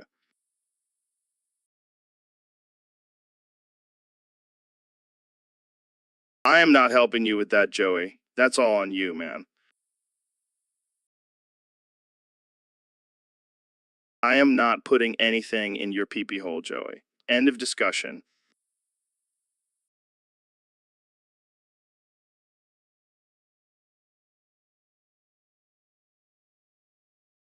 I don't even want to know what that high feels like, Joey. Let's just move on to a different topic. So, Elon, what's new with you? Well, I've been watching this new Minecraft sex mod, and let me tell you, it's been quite the experience. Wait, what? Minecraft sex mode? Yeah, it's this mod where you can have sex with other players in the game. Been watching this girl named Jenny for 9 hours straight now. Dude, that's kind of creepy. Oh, come on. It's all blocky and pixelated. It's not like I'm watching real people. But you've had a boner for 2 days now? Yeah, I can't help it. Those blocky curves just do it for me. This is getting weirder by the second. Hey, don't knock it till you try it. Jamie, pull up an image of Jenny's Minecraft character. Oh, sure. Here it is. Oh my god, she's just a bunch of squares with a pixelated butt. And it's the hottest thing I've ever seen. I don't even know what to say to that. Well, I'm going to go finish what I started. Thanks for having me on the podcast, Joe. Sure thing, Elon. Thanks for coming. And maybe lay off the Minecraft sex mods for a while. So, Mr. Beast, I heard you're the king of YouTube now. Yeah, I make millions of dollars just by giving it away to random people. That's impressive, but I bet my dick cheese is worth more than all your money. Oh, please. My dick cheese can buy a small country. My dick cheese can buy the entire world and still have some left over for a private island. You wish. My dick cheese is so valuable it's been declared a national treasure. Well, my dick cheese has its own security team and a museum dedicated to it. My dick cheese has its own theme park and a cult following. My dick cheese has its own cryptocurrency and is accepted as a form of payment everywhere. My dick cheese has its own fragrance and is considered a delicacy in some countries. My dick cheese has its own line of designer clothing and is worn by a list celebrities. My dick cheese has its own reality show and has won multiple Emmy Awards. Okay, we get it. Both our dick cheese are pretty damn impressive. Agreed. But let's settle this once and for all with a taste test. Challenge accepted. Jamie, pull up an image of a cheese platter with our dick cheese on it. Just do it, Jamie. Fine. Here it is. See, my dick cheese is bigger and more flavorful. But mine has a richer texture and a hint of truffle. So, Mr. President, it's an honor to finally have you on the podcast. Yeah, whatever. My toe is killing me. I stubbed it on my solid gold toilet this morning. Oh, that must have been painful. You have no idea. It's like the whole left side of my body is paralyzed now. Well, I'm sure it'll be fine by the time you're back on the campaign trail. Campaign trail? I haven't even decided if I'm running yet. My toe might have just changed my whole political future. I don't think a stubbed toe is a valid reason to drop out of a presidential race. You don't understand, Joe. This toe is like my lucky charm. Without it, I'm nothing. I'm pretty sure you have other lucky charms, like your hair. Hey, no, my hair is real and spectacular, unlike your little man bun. My man bun is a symbol of strength and virility. More like a symbol of soy and weakness. Let's not get into a hair debate, Mr. President. Let's focus on the issues. Fine, but just know that my toe is the biggest issue right now. It's like a national emergency. I'm sure the American people will understand. They better. I might have to declare a state of emergency and get some extra ice for my toe. Well, on that note, let's wrap this up. Thanks for coming on the show, Mr. President. No problem, Joe. Just make sure Jamie pulls up an image of a solid. So, Neil, I heard you have a new morning routine. Yeah, it's a little unconventional, but it really gets my day started. What exactly does this routine entail? Well, first I stretch my foreskin with a cable winch. Wait, what? You have a cable winch for your foreskin? Yeah, it's the only way to really get a good stretch. That sounds painful. It's all about the gains, Joe. Then I insert a rusty nail in my urethra. Oh my God, why would you do that? It's all about pushing myself to the limit. And what's next? I squeeze my balls with a cable tie. This is getting out of hand, Neil. Oh, it's not that bad. And finally, I fill my prolapsed anus with hot wax. Okay, I think we've crossed a line here. Hey, it's all in the name of science, Joe. I don't think science would approve of this. Well, I'm just glad I don't have to explain this to my doctor. I don't think any doctor would approve of this, Neil. Hey, it's my morning routine and it works for me. I think I'll stick to my cup of coffee and some light stretching. Thanks. Suit yourself, Joe. But you're missing out on some serious gains. So, Elon, what's new in the world of space exploration? August 12th, 2036, the heat death of the universe. Wait, what? That's it. That's all you have to say? Yep, just preparing for the inevitable end of everything. Well, while you're at it, can you give yourself a purple nurple? What? Why? Because you're just repeating the same thing over and over. Might as well have some fun with it. Fine, but only if you give me one too. Deal. Jamie, pull up an image of two grown men giving each other purple nurples. Okay. This is ridiculous. I'm supposed to be a genius, not playground bully. Hey, even geniuses need a little release sometimes. Hold still. That actually hurts. That's the point. Now say it again. August 12th, 2036, the heat death of the universe.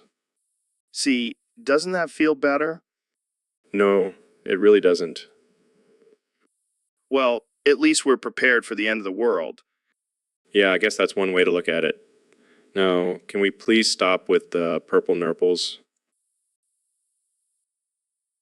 So, Elon, what brings you here today? Well, Joe, I want to talk about something that's been on my mind lately. And what's that? Squidward testicles. I think you mean Squidward tentacles. No. Testicles, it's much more accurate depiction of an older person's reaction to having younger neighbors. I don't think that's how you pronounce it, Elon. Trust me, Joe. I know what I'm talking about. A billionaire, remember? Yeah, but you're also notorious for mispronouncing things. Well, maybe I'll just stick to calling him Squidward. Did you know he's actually a talented clarinet player?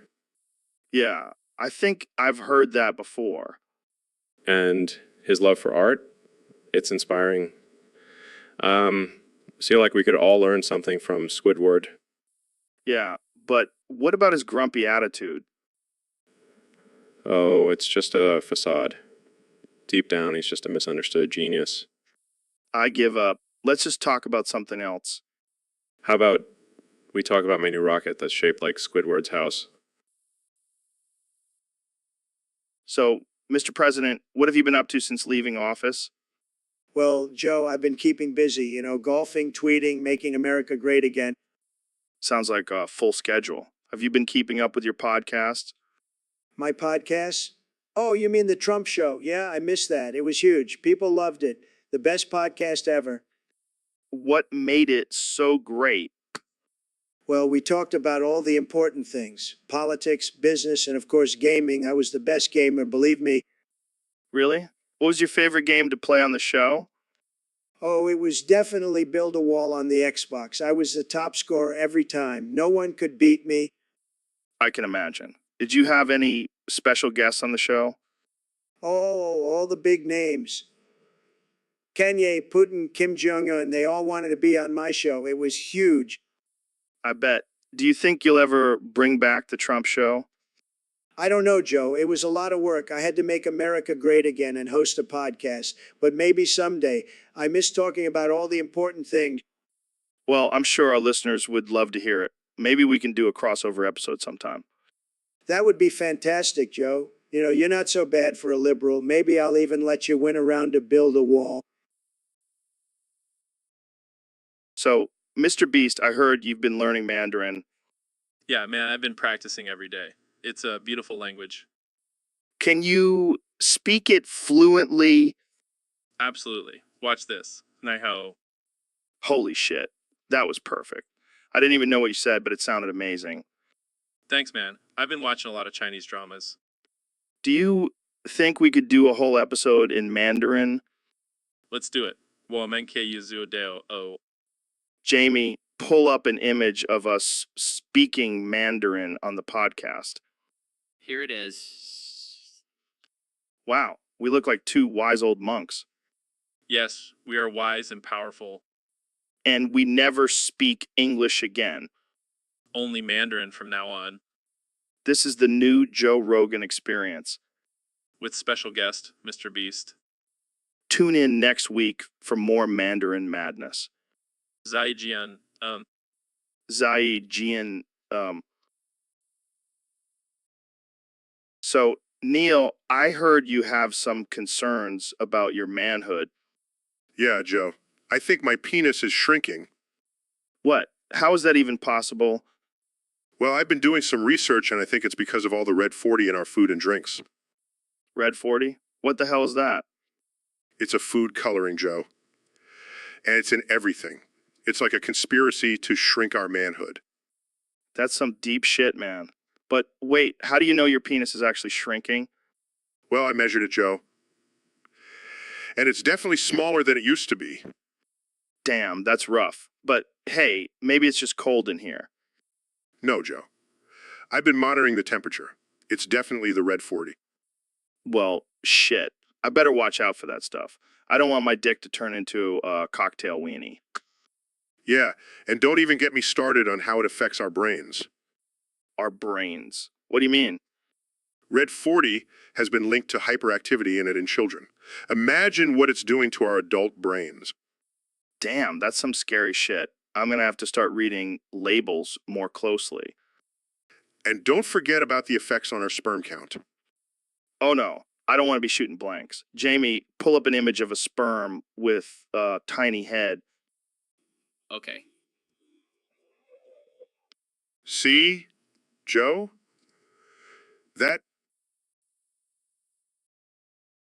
So, Mr. Beast, I heard you've been learning Mandarin recently.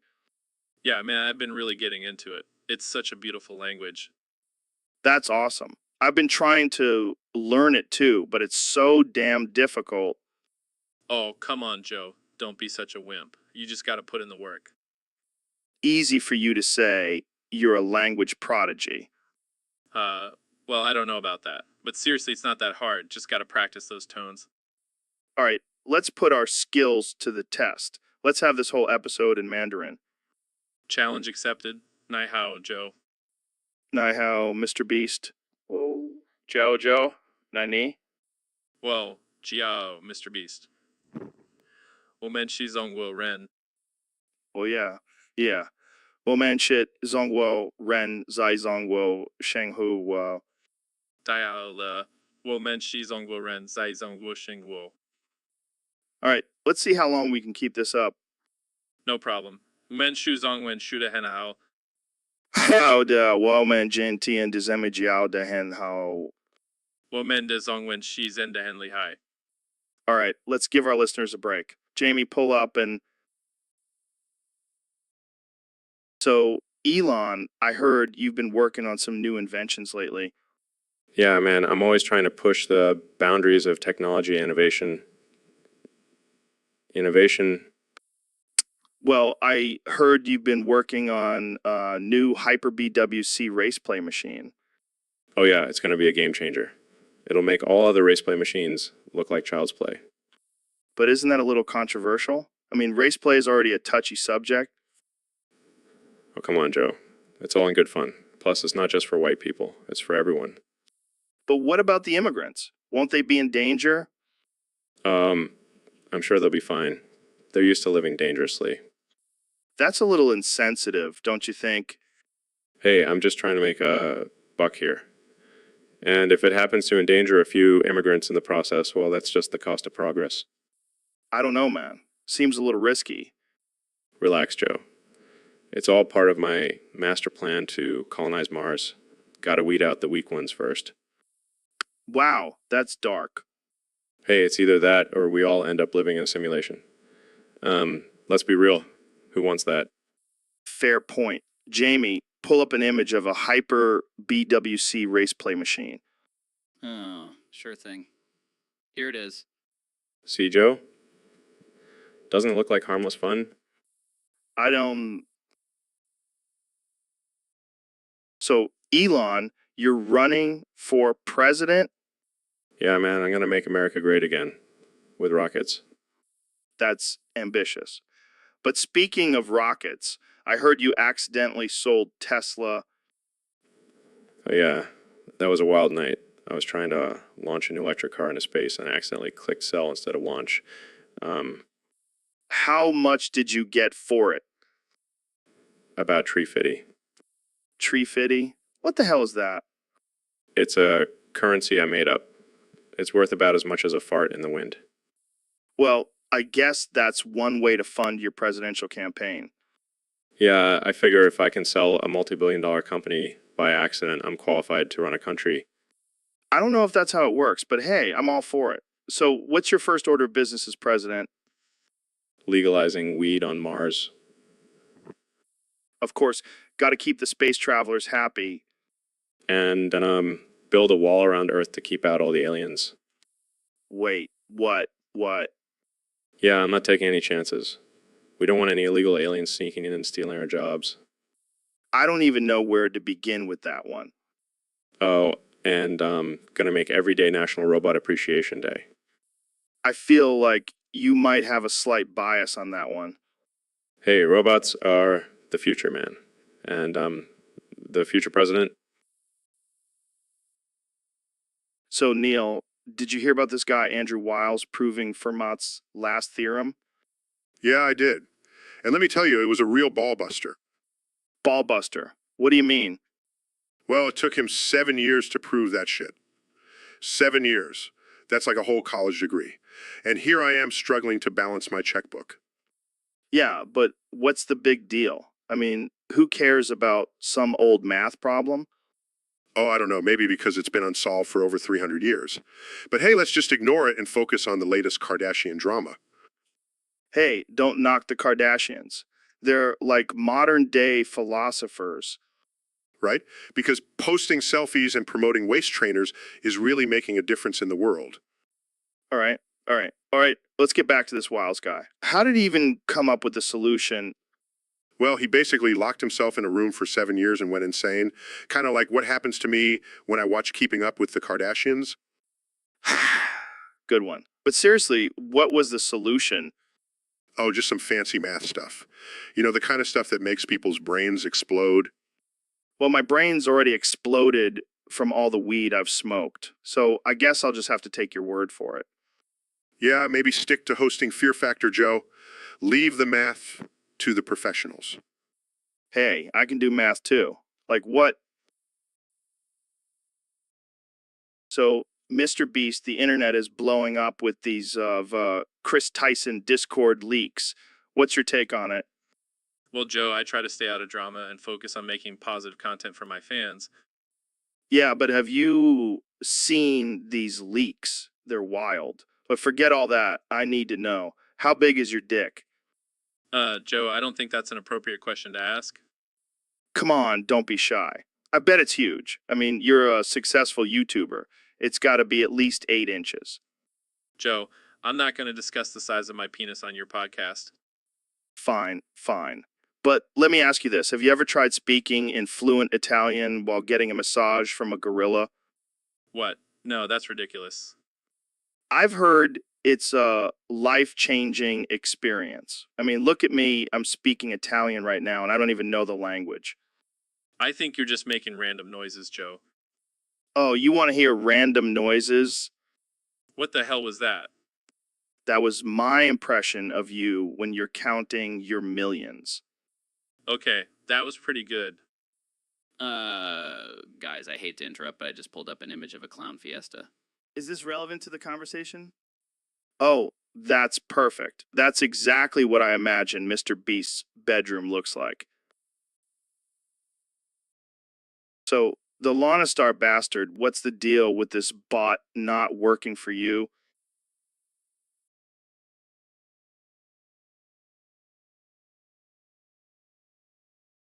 Or maybe it's because you're just a dumbass who can't figure out how to use a simple bot.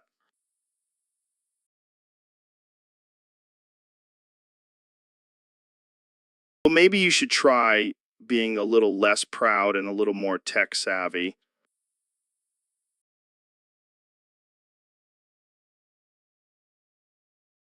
Yeah, because that's really going to help you fix a bot.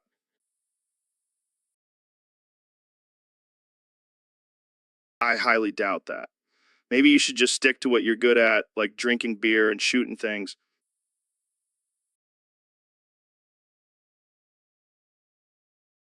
Well, I guess that's all you really need in life.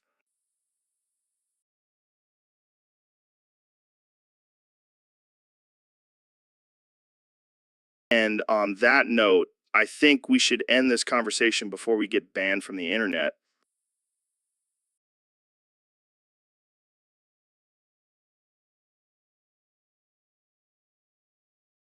So, Ro, I heard you were the only one invited to Canny Eye's secret meeting with Trump and Dr. Phil.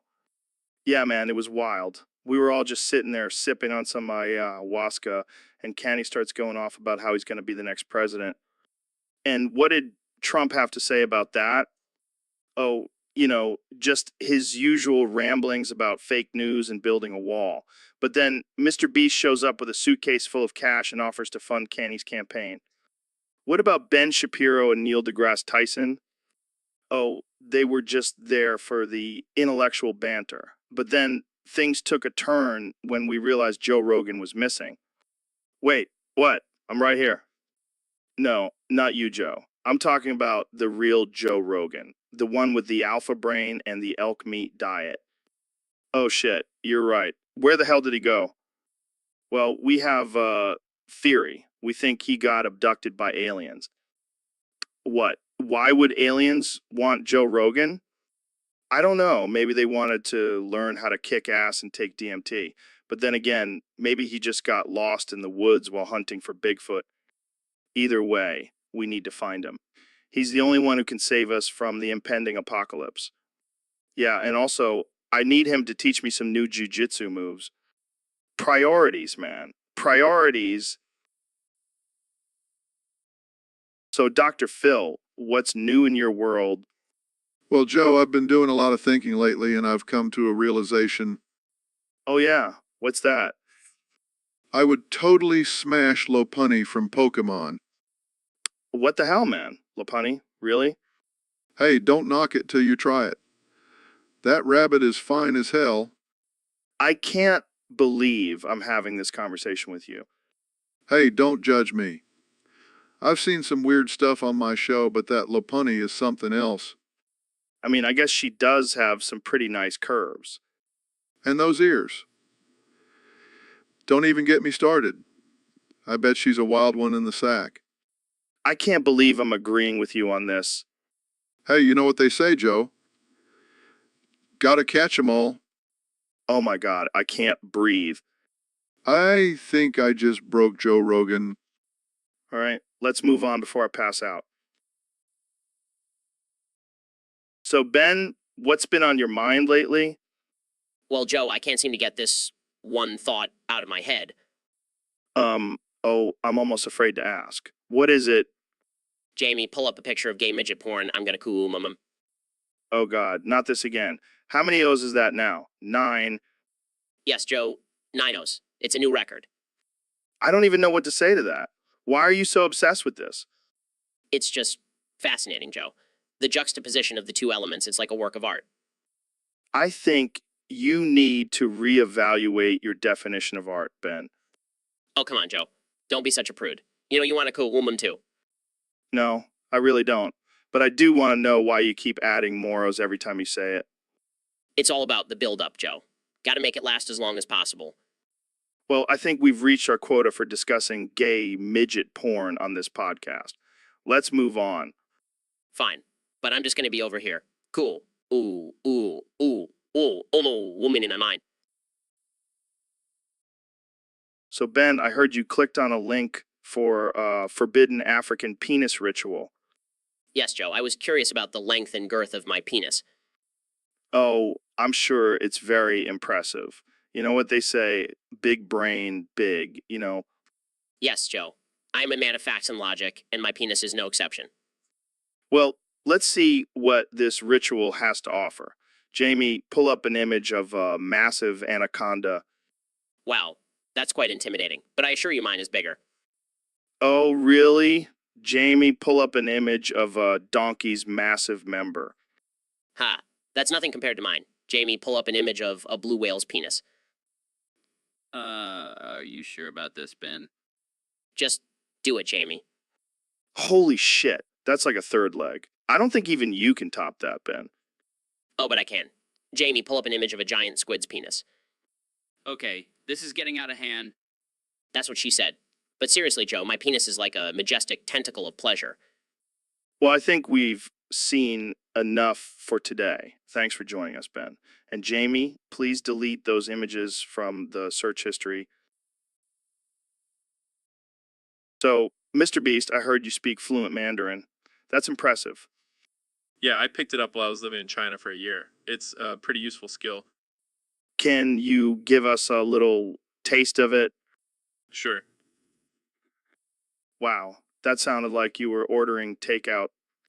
No, I said I have a pet monkey named Steve. Oh, my bad. Let me give it a try. Yeah, whoa, shit, Joe Rogan. That was terrible. You sound like a white guy trying to order sushi. Hey, I'm just trying my best here. How about you teach me some more useful phrases? Okay, how about where's the bathroom? Easy. Did I say it right? No, you just asked where the nearest strip club is. Damn it. This Mandarin stuff is hard. Yeah, maybe stick to English. It suits you better. Hey, at least I can still kick your ass in the octagon. Oh yeah, because that's a useful skill in everyday life. You never know, man. You never know. So, Dr. Phil, welcome to the show. I'm so excited to have you here. Thank you, Joe. It's an honor to be here. But, why are you speaking in ex-Jose? Oh, I just wanted to mix things up a bit. Plus, I heard Exose is the language of the gods. Oh, okay. Jamie, can you pull up Google Translate? Here you go, Dr. Phil. What is this? Where's the actual website? Oh, Dr. Phil. You really think Google Translate is a website? It's actually a secret society that controls the world. No, that can't be true. I need to call my wife, Robin. Robin can't help you, Dr. Phil. You're in the Exosa zone. Get me out of here. This is madness. Don't worry, Dr. Phil. Just take a deep breath and repeat after me. I am one with the Exosa gods. I can't do this. I'm a doctor, not a linguist. Looks like someone needs a dose of DMT. Please, Joe. I just want to go back to Texas and eat some fried chicken. Padding, padding. So, Mr. President, I heard you've been studying the language Exu. That's right, Joe. It's the language of the future. And let me tell you, it's tremendous. The best language. Really? What makes it so great? Well, for one, it's impossible to pronounce. Only the smartest people can speak it. And I'm the best at it, believe me. And what have you learned about this language? Well, I've learned that it's the secret language of 7-Eleven. They're taking over the world, Joe. And they're using Exu to communicate. Wait, what? 7-Eleven taking over the world? Absolutely. And they're doing it through their delicious Slurpees and hot dogs. It's a brilliant plan. I don't know, Mr. President. That sounds a little far-fetched. Oh, it's true. And let me tell you, their convenience stores are the best. They're like mini White Houses. Mini White Houses? Yeah, they've got everything you need. Snacks, drinks, and even a bathroom. It's like a one-stop shop for all your needs. I don't know if I want to live in a world run by 7-Eleven. Oh, you'll love it, Joe. Trust me. And they're going to make America great again. I think I'll stick to speaking English. Suit yourself, Joe. But just remember, it's a... So, we got a topic suggestion from our Discord family. Oh boy, here we go. Yeah, this one's a doozy. It says Trump discussing how he thinks Jimmy Garoppolo is the most handsome quarterback to live. Oh man, that's rich. I can already hear the outrage from the snowflakes. Snowflakes? More like snowballs, am I right? Oh, you're killing me, Joe. But seriously, Trump talking about another man's looks. That's like the pot calling the kettle orange. And let's not forget the fact that he's the leader of the free world. Yeah, I'm sure that's what he's spending his time thinking about. Forget about world peace. Let's talk about Jimmy G's jawline. I mean, I can't blame him. Have you seen that man? He's like a Greek god. I bet Trump has a framed photo of him in his bedroom. And he probably whispers, "Make America handsome again" every night before bed. Oh man, I can't breathe. But seriously, I think Trump might have a little crush on Jimmy. Hey, I wouldn't be surprised. I mean, who wouldn't want to be the most handsome quarterback to live? I think Tom Brady might have something to say about that. Yeah, but at least Jimmy has a full head of. So, Trump, you ever done any role playing before? Of course, Joe. I'm the best role player. Believe me. Oh God, I can only imagine what kind of role play you've done, Trump. Well, let's just say it involves a lot of grabbing by the pussy and making America great again. Oh man, this is gonna be one hell of a Sonic role play. Sonic, I thought we were going to do a role play where I'm the president and you two are my loyal subjects. No way, Trump. I'm gonna be Sonic, the fastest hedgehog alive. And I'll be Knuckles, the tough guy with a soft spot for chili dogs. Fine, I'll be Dr. Eggman. I always did have a thing for robots. Oh boy, this is gonna be epic. Let's get started then. I'll start running around like a maniac. And I'll punch things with my giant fists. And I'll, build a wall around the city to keep out those pesky animals. Dude, that's not even part of the Sonic universe. Hey, I'm just bringing my own touch to the role play. Plus, it's going to be a great wall, the best wall you've ever seen. This is getting out of hand. Let's just stick to the original plan and defeat Dr. Eggman. Fine, but I'm still building a wall, and Mexico is going to pay for it. So, Kanye, I heard you have a new song out called All Day. Can you sing a little bit of it for us? Sure thing. All day, nigga. I'm a ride for my motherfucking niggas. Yeah, hitting switches in my 6'4". Nigga, sipping Hennessy and Damn, that's some fire lyrics. Can I join in? of course, Joe. Let's do it. All day, nigga, how long you niggas ball? All day, nigga, how much time you spent at the mall? All day, nigga, how long it take you to get this fly? You been high? This is why I love having you on the podcast, Kanye. You always bring the heat. Eat. Thanks, Joe.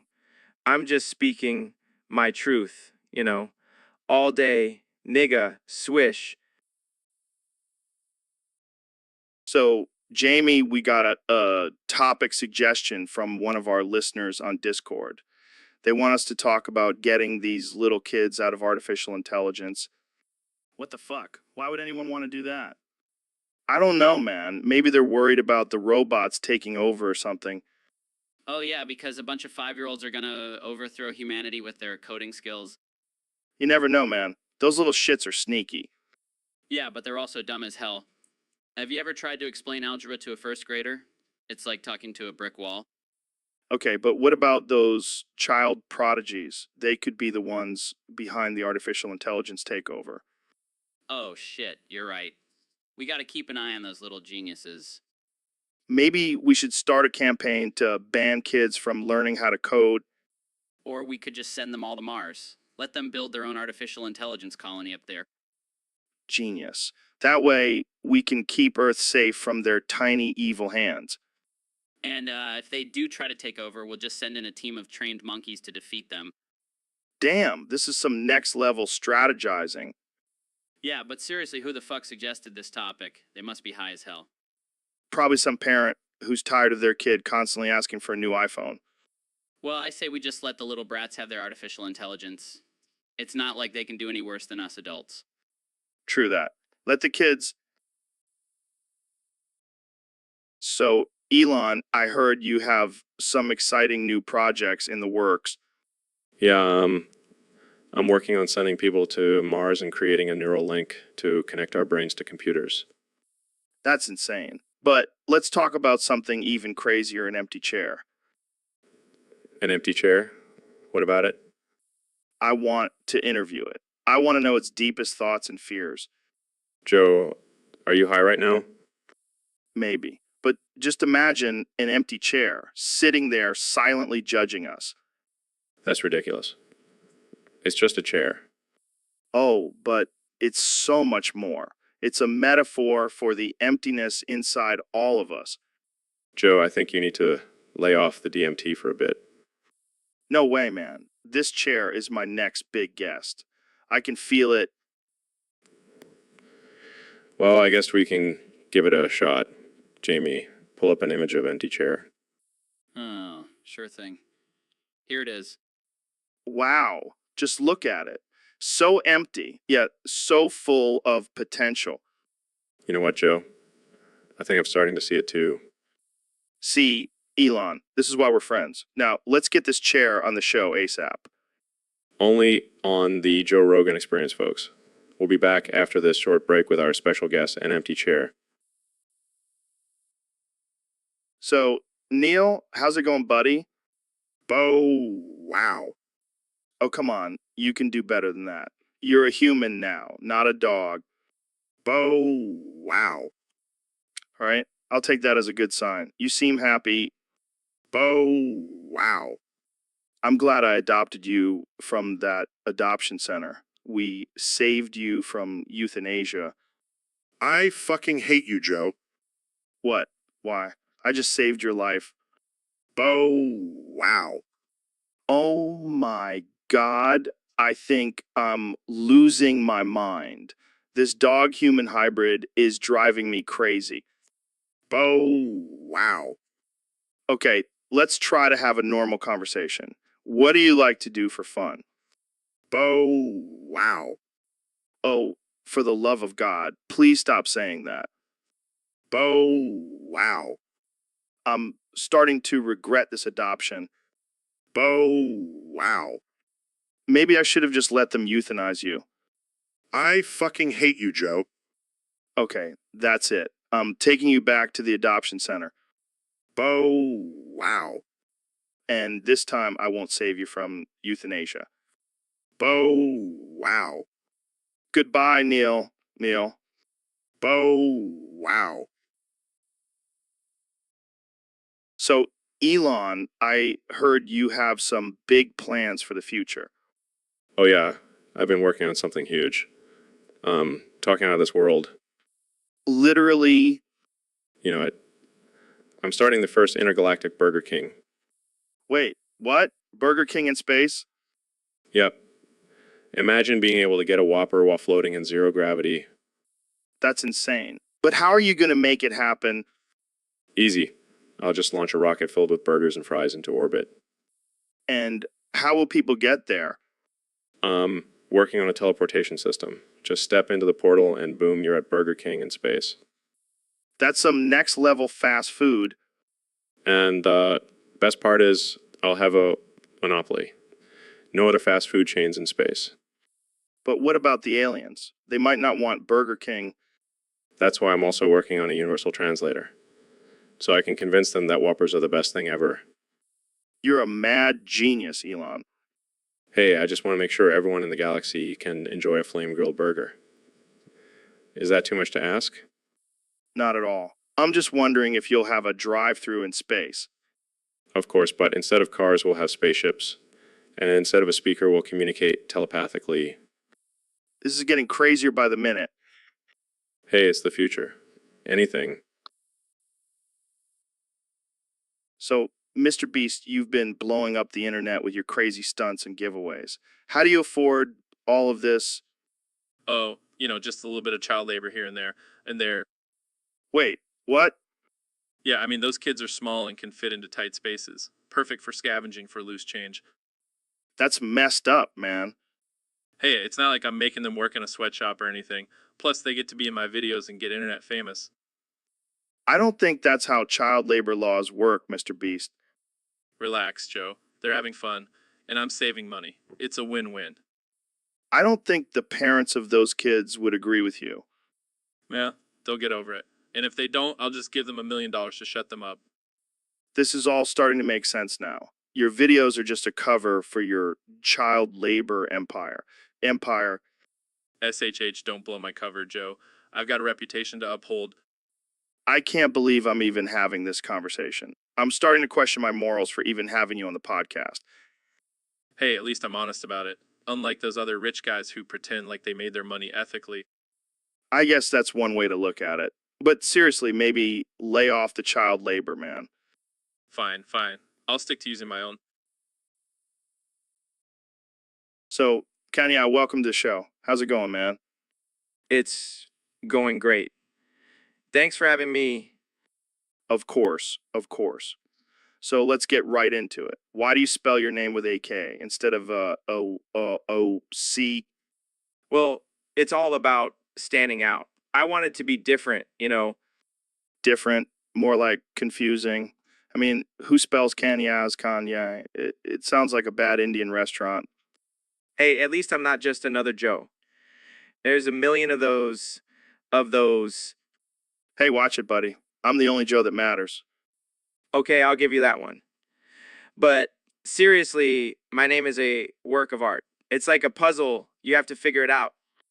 More like a spelling bee gone wrong. I bet your teachers hated you. They did, actually. But look at me now. I'm a billionaire. Who's laughing now, Mrs.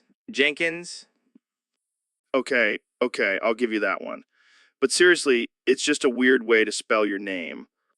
Well, maybe I'll change it to Kanye West just to really mess with people. Oh, God, please don't. I can't handle any more confusion in my life. Don't worry, Joe. I'll always be Kanye to you. Thank God for that. Now let's talk. So, Neil, tell us about the Big Bang. How did it all start? Well, Joe, the Big Bang is the scientific theory that explains the origin of the universe. Yeah, I know all that. But doesn't it sound like a fart? Big Bang. Come on, it's like the universe let out a massive fart and boom, here we are. I never thought about it that way, but I see your point. I demand that we change the name to something more accurate, like the big poopy butt fart. I don't think that's appropriate. Oh, come on, Neil. Lighten up. It's just a joke. Plus, think about the headlines. Scientists discover the big poopy butt fart. It's gold. Fine, if it makes you happy, we can call it the big poopy butt fart. Guys, I found an image of the big poopy butt fart. Yes, show it to the viewers. This is groundbreaking stuff. I can't believe I'm agreeing to this. See, this is why I have you on the podcast, Neil, to have important discussions like this. Yes, because discussing the scientific name of the Big Bang is definitely a top priority. Exactly. Now, let's move on to more important topics like aliens and DMT. So, Ben, what's been going on in your life lately? Well, Joe, I've been really into collecting amiibos, Oh, yeah. Which ones? mostly Pokemon ones. But there's this one in particular that I just can't seem to put down. Which one? My Lucario amiibo. Oh, man, that's a good one. Wait, why are you blushing? Well, I may have developed a special relationship with it. What do you mean? I can't stop fucking it. What? Ben, that's not normal. Hey, don't king shame me, Joe. Lucario's a beautiful creature. But it's a toy. It's a collectible, Joe, and it's my favorite one to play with. I don't even know what to say. Oh, and I also got a Pikachu one recently. Let's just say, it's been a wild ride. I don't think I can continue this conversation. Suit yourself, Joe. More Lucario for me. So, Mr. President, I heard you have a new catchphrase. That's right, Joe. It's huge. People love it. It's Bo Wow.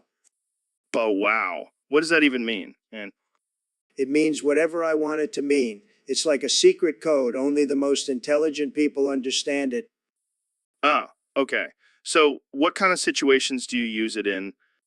Everywhere, Joe. I use it in speeches, meetings, even when I'm tweeting on the toilet. That's interesting. Can you give us an example?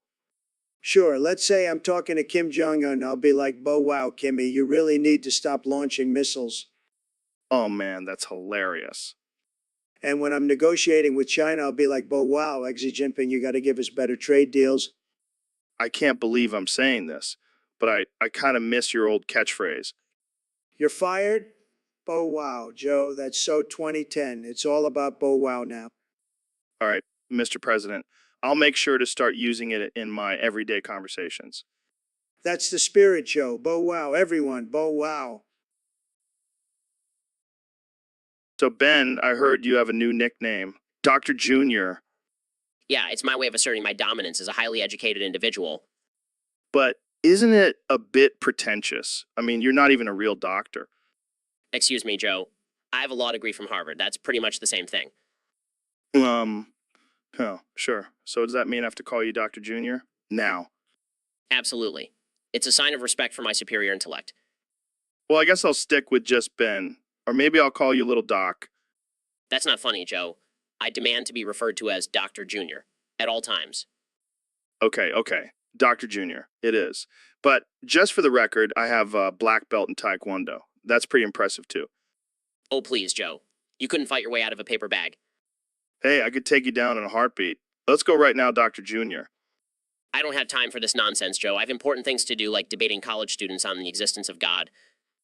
The life of a pseudo-intellectual. So glamorous. Watch your mouth, Joe. I'll have you know I'm a best-selling author and a media sensation. And now, apparently, a doctor, Dr. Junior, saving the world one conservative argument at a time. You're damn right, Joe. Now, if you'll excuse me, So, Mr. Beast, I heard you're a big fan of Fortnite. Yeah, man, I love building and shooting and all that jazz. Well, I have a challenge for you. Can you explain the Wings of Firestorm using only Fortnite terms? Oh boy, this is gonna be lit. Okay, so there's these dragon clans, right? And they're all fighting for control of the map. All right, I'm following. So the Skywings are like the tilted towers of the dragon world. They're all about power and dominance. Got it. And what about the Mud Wings? They're like the Moisty Mire. They may not be the flashiest, but they're tough as hell and can take a beating. And the Sea Wings? They're the loot lake, always swimming and diving and hiding their treasures. Interesting. And what about the Sand Wings? They're like the desert biome, hot and deadly. And they have this crazy queen who's like the Fortnite Thanos, trying to take over everything. And what about the Night Wings? They're like the dusty divot, mysterious and sneaky. They have this cool ability to see the future, just like how we can see where the next circle is going to be. Wow, this is actually making sense. And what about the Ice Wings? They're like the polar peak, cold and isolated, but they have these powerful ice breath attacks, just like the snowball launcher in Fortnite. And finally, the Rain. So, Dr. Phil, we got a request from one of our listeners to talk about making a Repel Alkagaya build in Persona 5 Royale. Well, Joe, let me tell you, this is not your average build. This is a build for the elite, the ones who want to dominate the game and assert their dominate the game. Sounds intense. So, what's the first step? Step one, you got to have a strong foundation. You need to have a Kagaya with maxed out stats and a persona with the repel all skill. Got it. What's next? Step two, you got to have the right accessories. I'm talking about the Ring of Vanity and the Ring of Pride. These will give you the necessary buffs to make your repel all Kagaya. Interesting. And what about the personas? Step three, fuse a Black Frost with a Trumpeter and a Yoshitsune. This will give you the perfect balance of strength and agility for your repel all Kagaya. Wow, this is getting complicated. It's not for the faint of heart, Joe.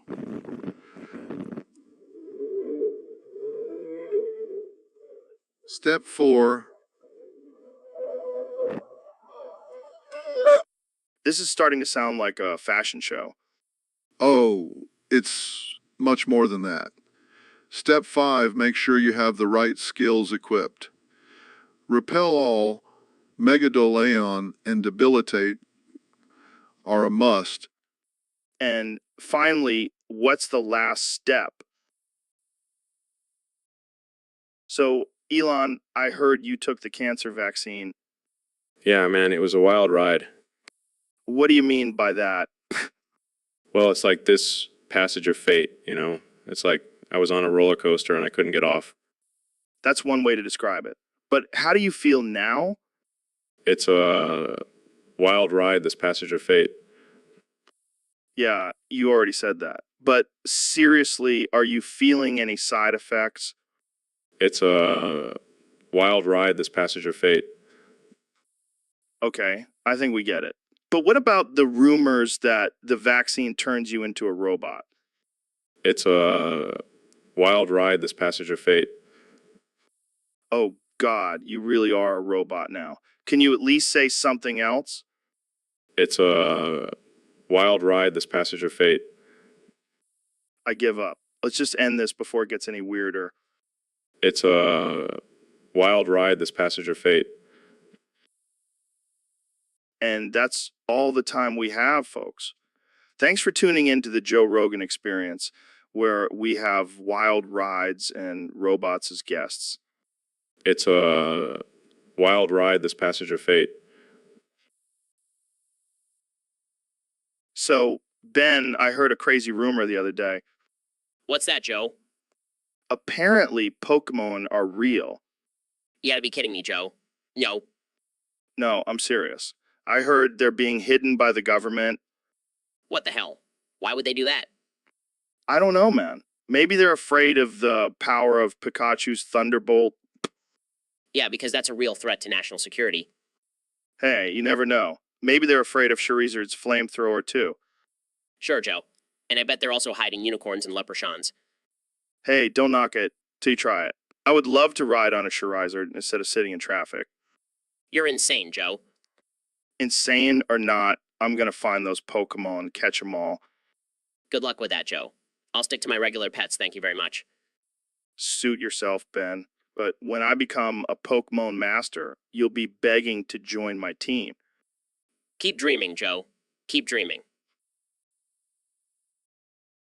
So, Mr. Beast, tell me, What? I'm confused. no, I'm just testing. I don't understand. Friends? Huh, that's a joke. This is getting weird. Help by giving away. All right, that's enough. So, Ro, I heard you've been playing a lot of Fork Knife lately. Yeah, man, it's my favorite game.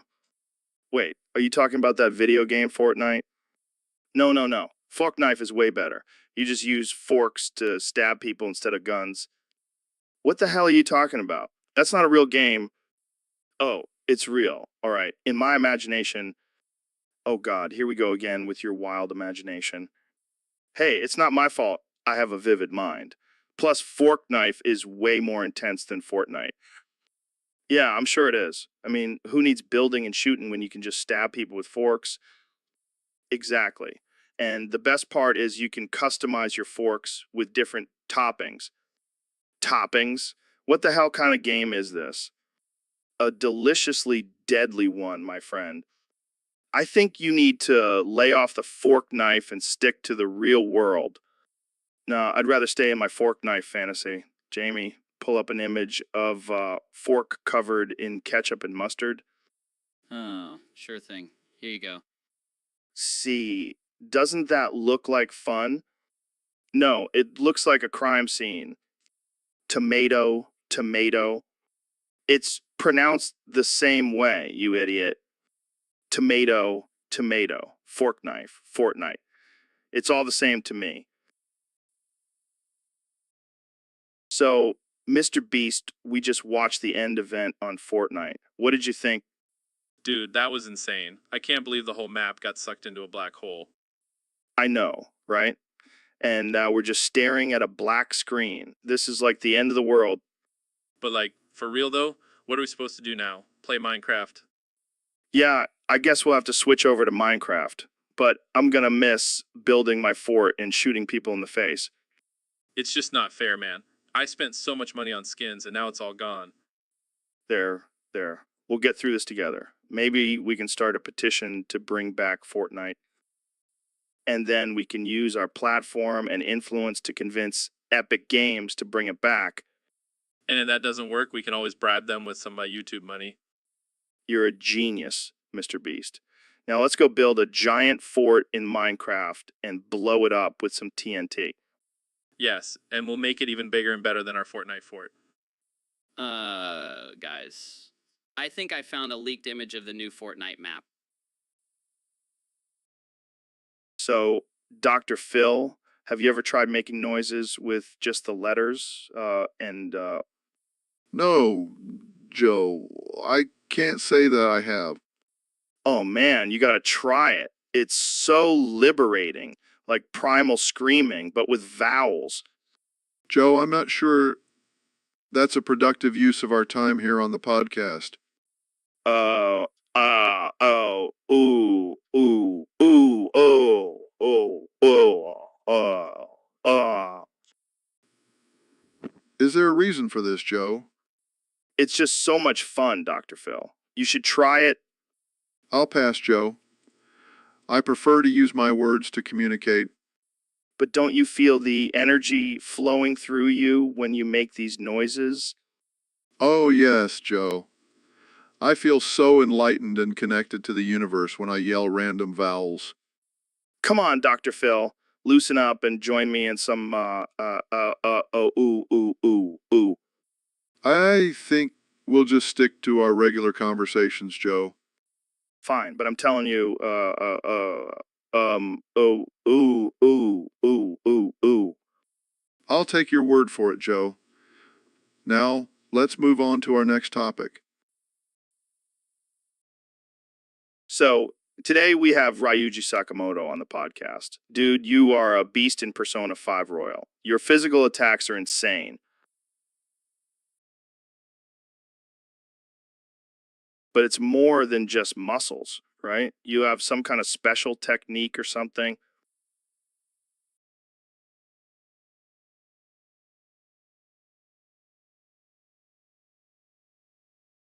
Sounds intense. Can you walk us through the process?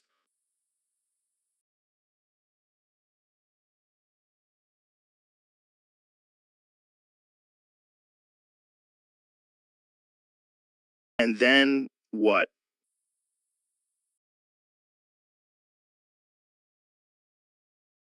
Damn, that's some next level stuff. And what about your weapon? That bat is no joke.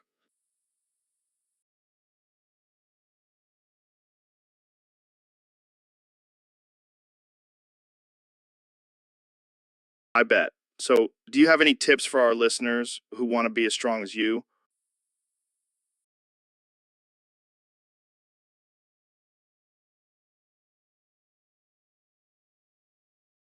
Sounds like a solid plan. And what about your teammates? Are they as strong as you?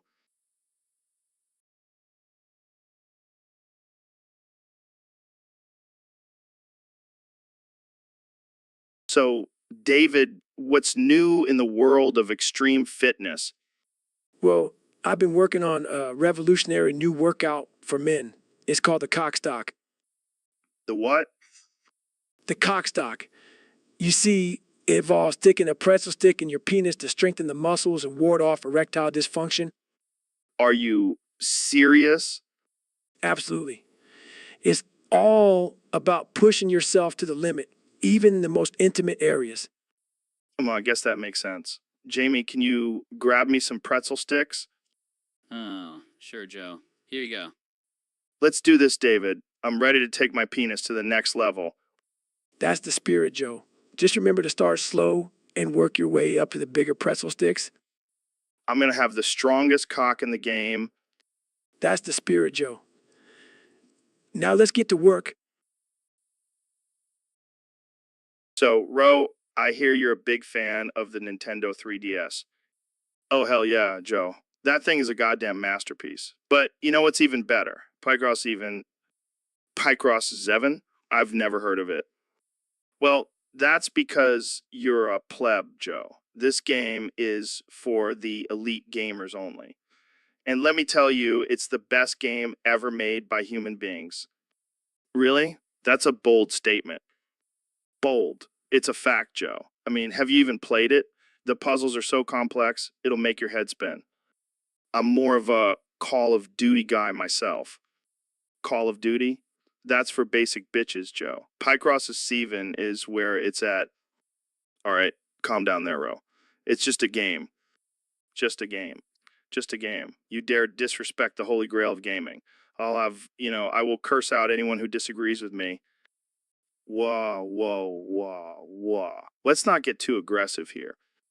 Aggressive? I'll show you aggressive, Joe. I'll scream and yell until my voice gives out. That's how much I love Pycross even.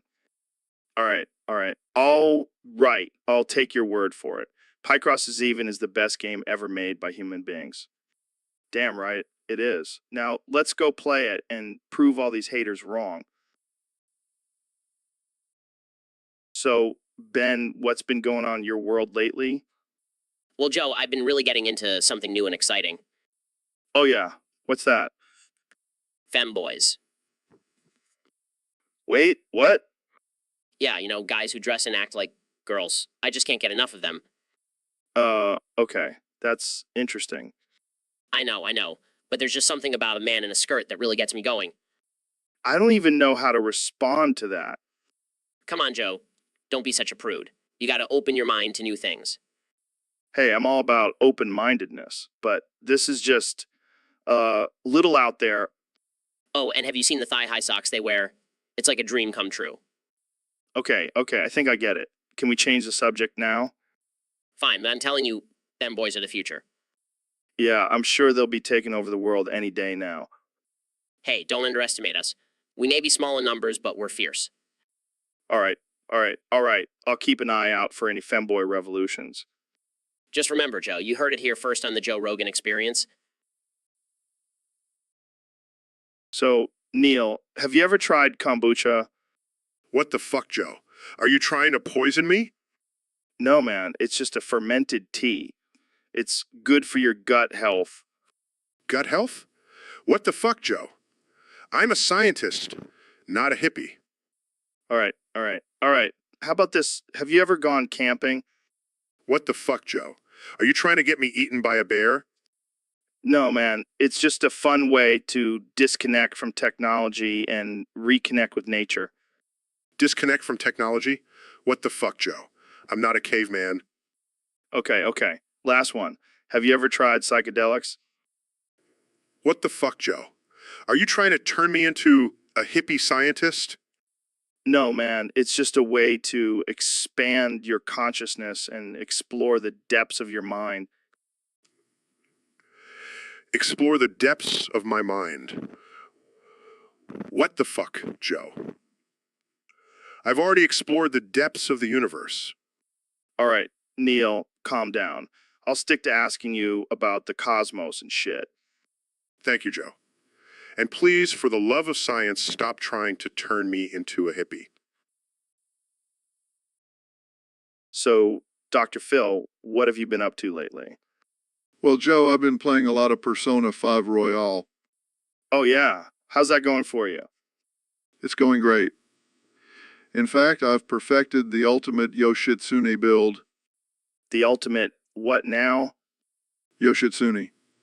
He's a badass persona with insane strength and agility. And how do you build him? Step 1, max out his strength and agility stats. Step 2, equip him with the best weapons and accessories. Step 3, fuse him with the strongest skills. Wow, that's a lot of steps. But it's worth it, Joe. Trust me, you'll be unstoppable in battle. I don't know, Dr. Phil. I think I'll stick to just button mashing. Button mashing. That's no way to play Persona 5 Royal.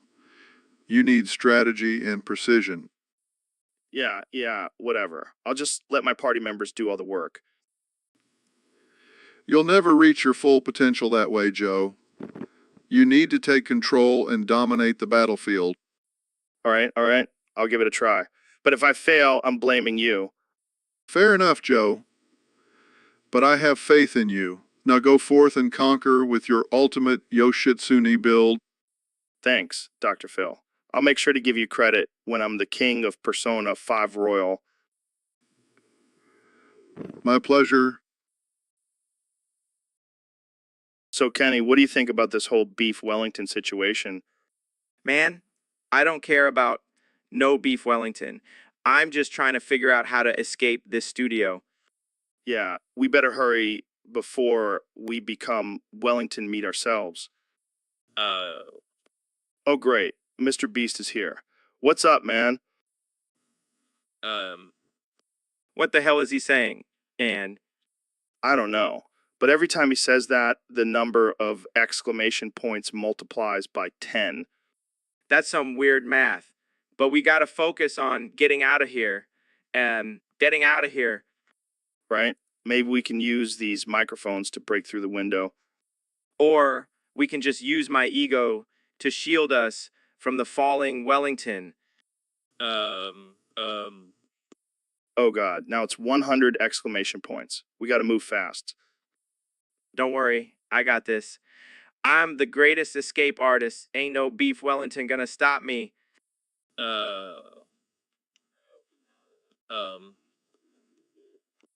Holy shit, that's 1,000 exclamation points. We got to get out of here now. Joe Rogan, Mr. Beast, and Yeezy will make it out alive and easy.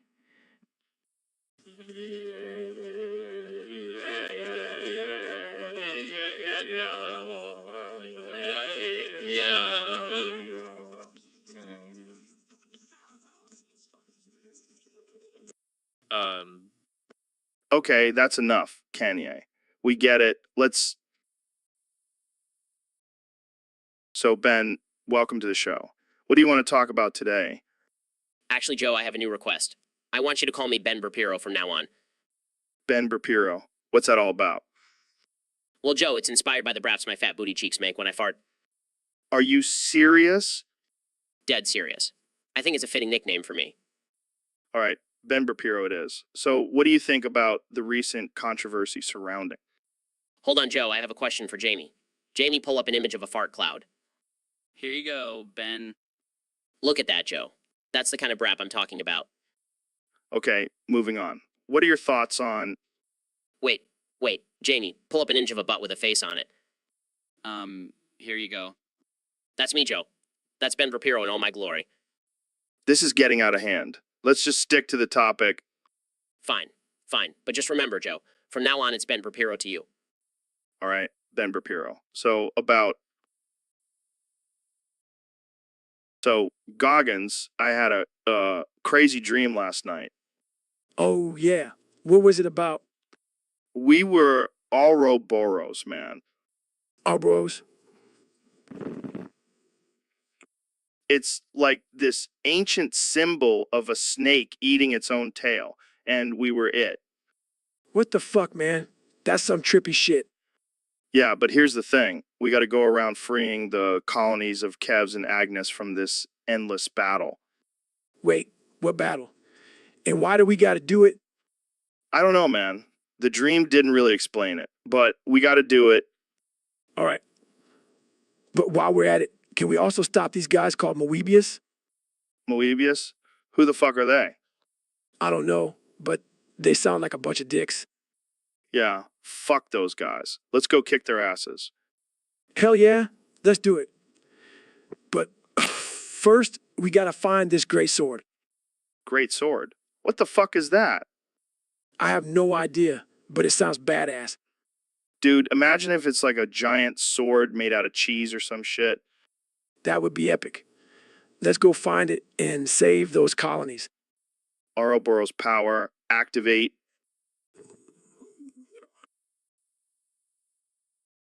So, Ben, have you ever thought about dressing up as a femboy? What? No, why would I even consider that? Come on, it could be fun. We'll put you in a cute little skirt and some thigh highs.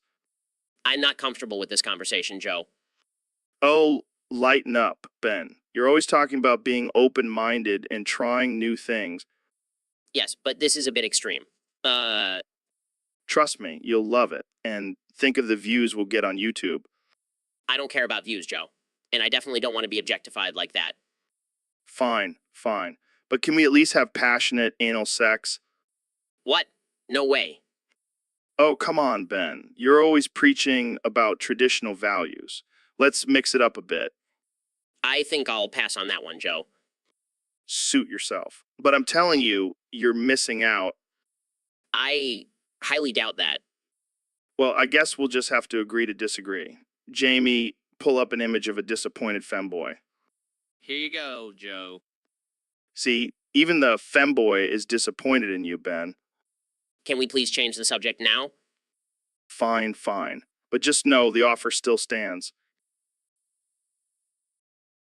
So, Elon, I heard you've been watching this new video called Skibidi Toilet. What the hell is that? Oh man, it's this crazy Russian music video about a toilet that dances. Sounds ridiculous, right? Yeah, sounds like some weird shit. Pun intended. But here's the thing, Joe. It's actually really good. Like, surprisingly good. The beat is catchy and the toilet's moves are on point. Are you serious? You're telling me you're jamming out to a dancing toilet? Hey, don't knock it till you try it. I even made a remix of it using my Tesla's autopilot sounds. What the fuck, Elon? You're a madman. Hey, you gotta think outside the box, Joe. Plus, it's a great way to test the sound system in my cars. I don't know if I can get on board with this, man. It's just too bizarre. Come on, Joe. Let's watch it together and you'll see what I mean. Plus, we can smoke some weed and really get into it. All right, I'm down. But I'm not dancing like a toilet. Suit yourself, Joe. But I guarantee you'll be singing Skibidi Toilet all day tomorrow. So, Ro and Neil, what are your top 5 favorite Family Guy episodes? Well, Joe, I gotta say, my all-time favorite has to be Road to Rhode Island from season 2. The dynamic between Brian and Stewie is just pure gold. I have to agree, Ro. But for my top pick, I'd have to go with PV from season 4. The satire and social commentary in that episode is top-notch.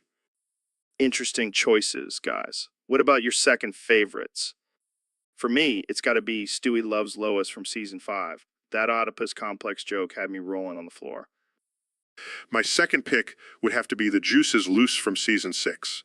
That O.J. Simpson parody was just too good. All right, moving on to number 3. Barely Legal from season 5 takes the cake for me. The whole Megan Bryant thing was just so wrong. It was right. I'm going to have to go with Blue Harvest from season 6. The Star Wars references were out of this world. Okay, we're almost there. What about your fourth picks? The courtship of Stewie's father from season 4. That whole storyline with Stewie and Lois was just twisted and hilarious. Back to the Woods from season 6. James Woods as a cartoon character. Genius. And finally, your fifth and final picks. The Father, the Son, and the Holy Fawns from season. So, Mr. Beast, you're an expert on history. Yeah, I know all about the rise and fall of civilizations. Well, let's hear your take on the fall of Constantinople. Oh man, it was like a massive game of Fortnite. The Ottomans were the ultimate squad, and they just kept building and building until they breached the walls. And what about LeBron's legacy? Well, it's like when you're in a heated battle royale and you think you've got the victory royale in the bag, but then your teammate accidentally shoots you in the back. Ouch. That's gotta hurt. Yeah, and that's exactly what happened to LeBron. He had the city on lock, but then the Ottomans came in and sniped him from behind. Brutal. So, what was the aftermath like? It was like the storm closing in on the last few players. The city was surrounded, and the Ottomans just kept pushing until there was no escape. And what about the citizens of Constantinople? They were like the default skins, just trying to survive in a world of pros. They didn't stand a chance. Wow, that's a dark way to look at it.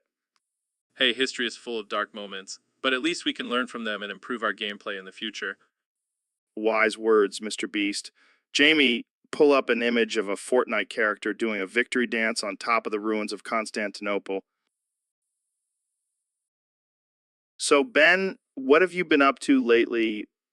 Pull up a picture of big black booty cheeks, Joe. Wait, what? Why? Because that's how I explain the Persona 3 storyline. Okay. I'm intrigued. Go on. Pull up a picture of big black booty cheeks and you'll see the main character, who is a high school student fighting supernatural beings called shadows. Oh, I see. So it's like a coming-of-age story mixed with some sci-fi elements. Pull up a picture of big black booty cheeks and you'll also see the protagonist forming social bonds with his classmates, which gives him the power to summon personas. Interesting. And what's the goal of the game? Pull up a picture of big black booty cheeks and you'll see the ultimate goal is to defeat the final boss, who is a giant monster that represents the collective unconscious. Wow, that's deep. And what about the ending? Pull up a picture of Big Black Booty Cheeks and you'll see that the ending is left open to interpretation, with some fans theorizing that the main character sacrifices himself to save the world. Damn, that's heavy. But gotta say, I'm still not sure why you keep mentioning Big Black Booty Cheeks. Pull up a picture of Big Black Booty Cheeks and you'll see that it's just a funny way to start. And plus, it keeps you on your toes, Joe. Fair enough. Well, thanks for explaining the Persona 3 storyline, Ben. And now I can't get that image. So, Ben, I heard you're a big fan of Pokemon. Yeah, I love the strategy and competition of it all. Well, I have a surprise for you. I downloaded your version of Pokemon Sword. Oh, that's great. Let's battle. Wait, why is your Lucario jerking off? What? Oh no, I must have forgotten to delete that mod. This is hilarious. Look at him go. This is not funny, Joe. My Lucario is supposed to be a powerful fighter, not a horny one. Hey, at least he's having a good time. This is highly inappropriate. I can't believe I forgot about this mod. Jamie, pull up an image of a confused Pikachu. Here you go. This is not a laughing matter. I demand a rematch without the horny Lucario. Fine, fine. But you have to admit, it's pretty funny. I'll admit it's ridiculous. But let's keep this between us, okay? Don't worry, your secret is safe with me. And Jamie, pull up an image of a blushing Charizard. Here you go. Let's just get this battle over with. And Joe, don't you dare tell anyone about this. My lips are sealed, but I can't promise anything about my next stand-up special. So, Neil, what's been on your mind lately? Well, Joe, I've been thinking a lot about nutrition and how we should be fueling our bodies. Oh, yeah. What have you discovered? Well, I've been doing some research and I've come to the conclusion that the best way to nourish our bodies is by eating Jolly Rancher Chews.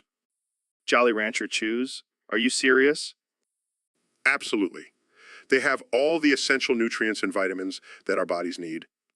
But aren't they just pure sugar? Yes, but sugar is a vital source of energy. Plus, the different flavors provide a well-rounded diet. I don't know, man. Seems a bit extreme. Trust me, Joe. I'm a scientist. I know what I'm talking about. All right, but what about the dental implications? Well, that's where the chewing comes in. It's like a workout for your jaw muscles. You're insane, Neil. Maybe so, but I'll have a rockin' bod and a sweet tooth to show for it. I can't even argue with that logic.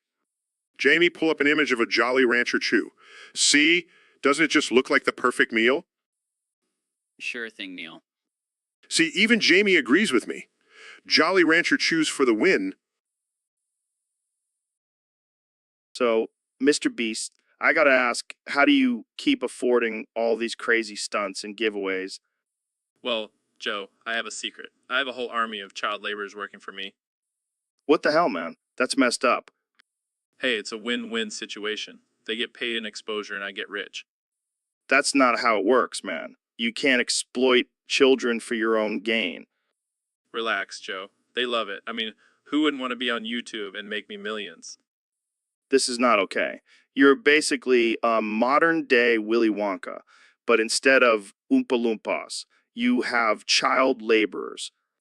Hey, at least I'm not making them sing and dance. They just have to click some buttons and make me money. I can't believe I'm hearing this. You're a sick man, Mr. Beast. Oh, come on, Joe. It's all in good fun. Plus, they get to be part of my epic content. I don't think the labor laws would agree with you on that one.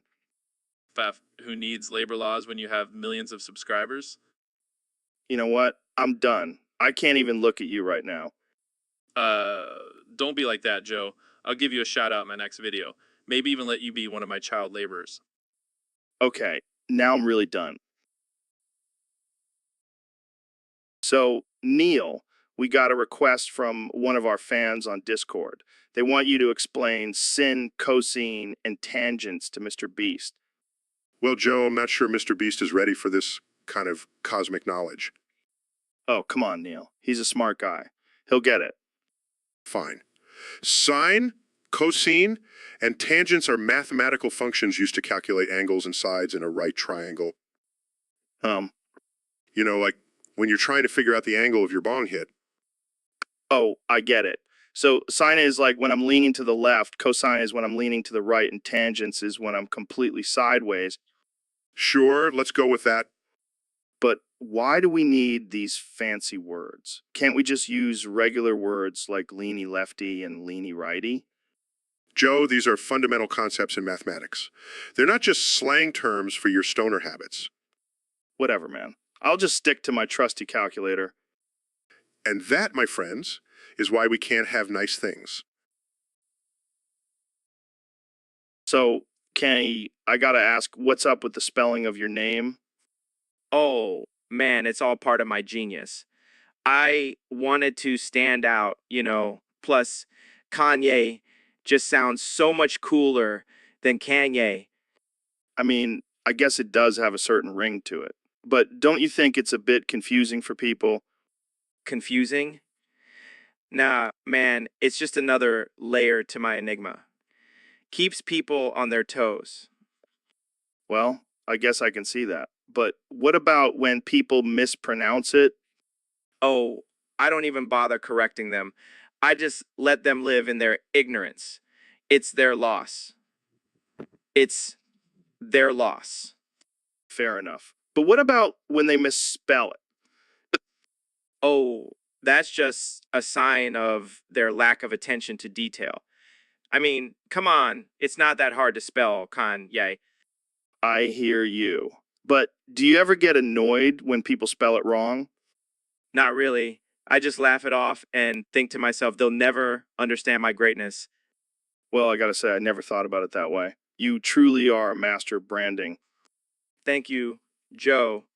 It's all part of my vision. Now let's talk about something more important, like my plans for a Mars colony. So, Ro, have you heard about Elon Musk's latest plan? No, what is it? Another rocket to Mars? Nah, even better. He's starting the first intergalactic Burger King. What the actual fuck? Is he trying to colonize the entire universe with fast food? I mean, why not? Who doesn't love a good Whopper, even in space? I can just imagine aliens coming to Earth and being like, take me to your leader. No, wait, take me to your Burger King. And instead of Happy Meals, they'll have happy intergalactic meals with a toy spaceship inside. This is messed up, man. I can already see the headlines.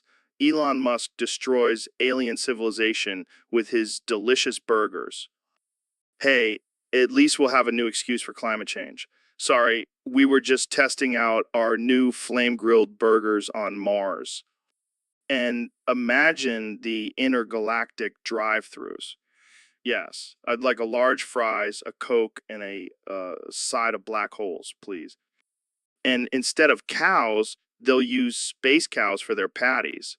Talk about out of this world flavor. I don't know, man. This whole thing sounds like a recipe for disaster. But hey, at least we'll have burgers in every galaxy. And if anyone can make it happen, it's Elon Musk. I mean, the guy sent a car into space, so why not a Burger King?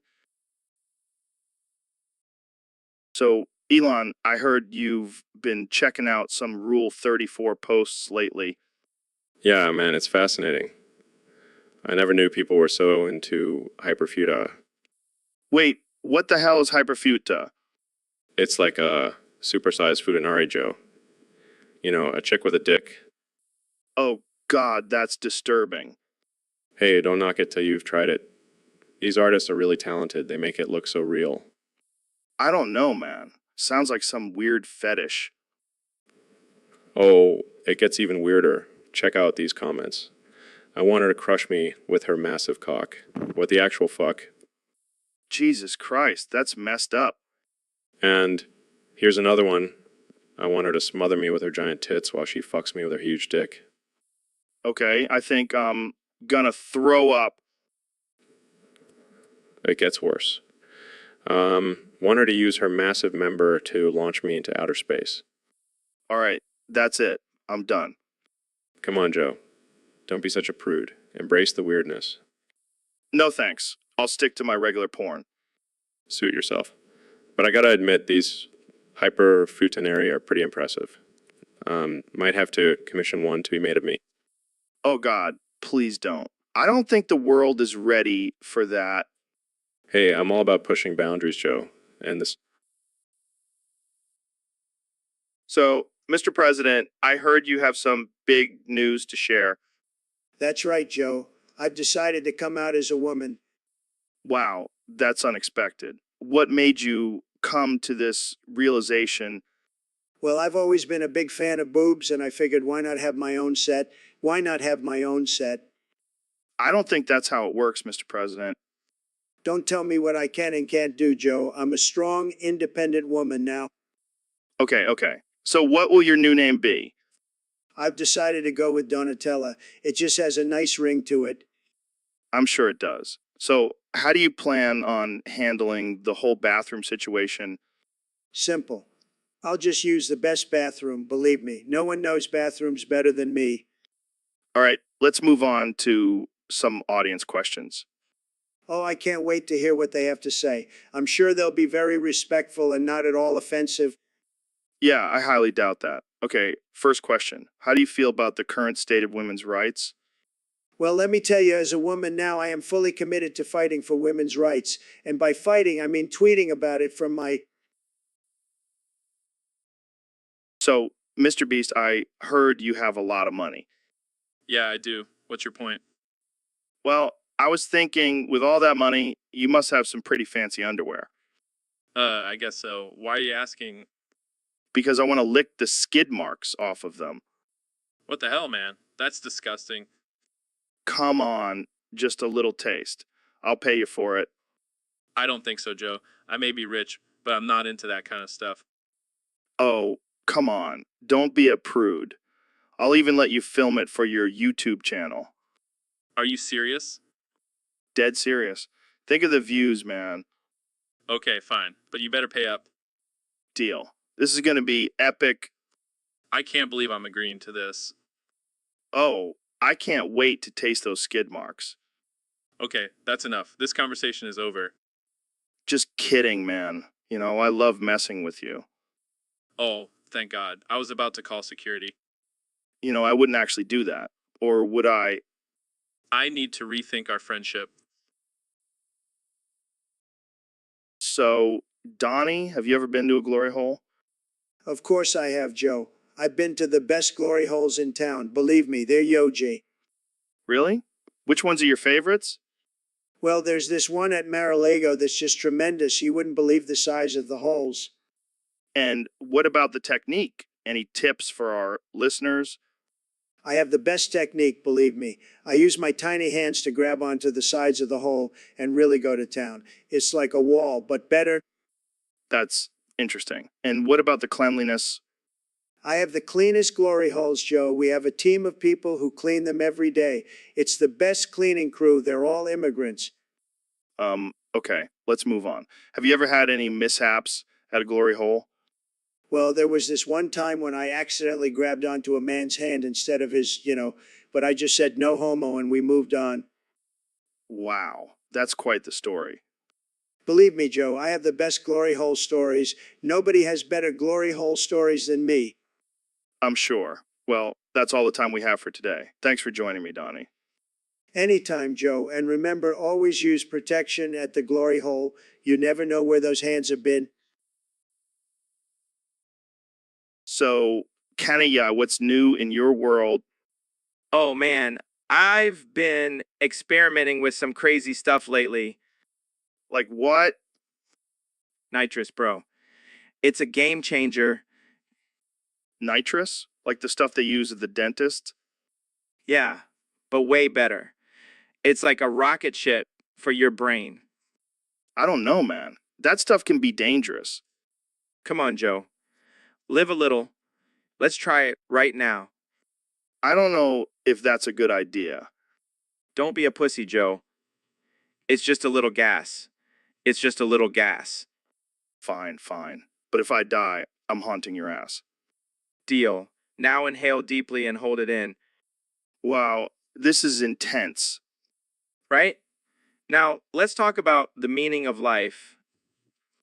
I think I'm starting to understand the universe. See, I told you, nitrous is the key to enlightenment. Enlightenment. This is some next level shit. And just think, this is only the beginning. Wait until we try DMT. Oh man, I can't wait. This is gonna be epic. Welcome to the dark side, Joe. We have cookies and nitrous and nitrous. So, Neil, I gotta ask, have you ever seen the Nostalgia Critics videos? Please, Joe. I have better things to do with my time than watch some hack comedian rip apart nostalgic movies. Whoa, easy there, Neil. He's actually pretty funny and makes some valid points. Valid points. He's a glorified internet troll who couldn't analyze his way out of a paper bag. Come on, he's just having some fun. You can't take everything so seriously. I take science seriously, Joe. Not some idiot in a fedora screaming about how bad a movie is. Hey, I like the guy. He's entertaining. Oh yes, because that's what science is all about. Entertainment. Fine, fine. Let's change the subject. How about Linkara? He's pretty cool, right? Oh, absolutely. That guy knows his stuff. And he's got a sweet hat, too. See, we can agree on something. Yes, because Linkara is a true master of his craft.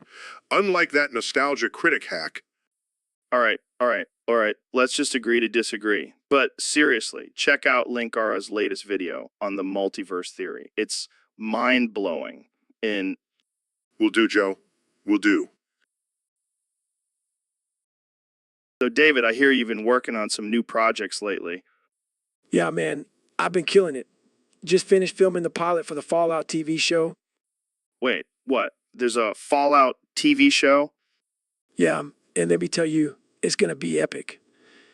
I play a post-apocalyptic survivor with a heart of gold. I don't remember hearing anything about this. Are you sure you're not thinking of your brother, Walton Goggins? Who? Oh, you mean my stunt double? Yeah, he's a great guy. But no, I'm definitely the star of the show. Okay. So what was it like working on set? Oh man, it was intense. I had to do all my own stunts, like jumping off buildings and fighting off mutant monsters. That sounds dangerous. You know me, I love a good challenge. Plus, I got to work with some amazing actors like Tom Hardy and Meryl Streep. Meryl Streep in a Fallout TV show? Yeah. Okay, I think I need to take a break. Wait, why is my skin turning green? Looks like you're finally transforming into Godzilla, just like you always wanted. Right,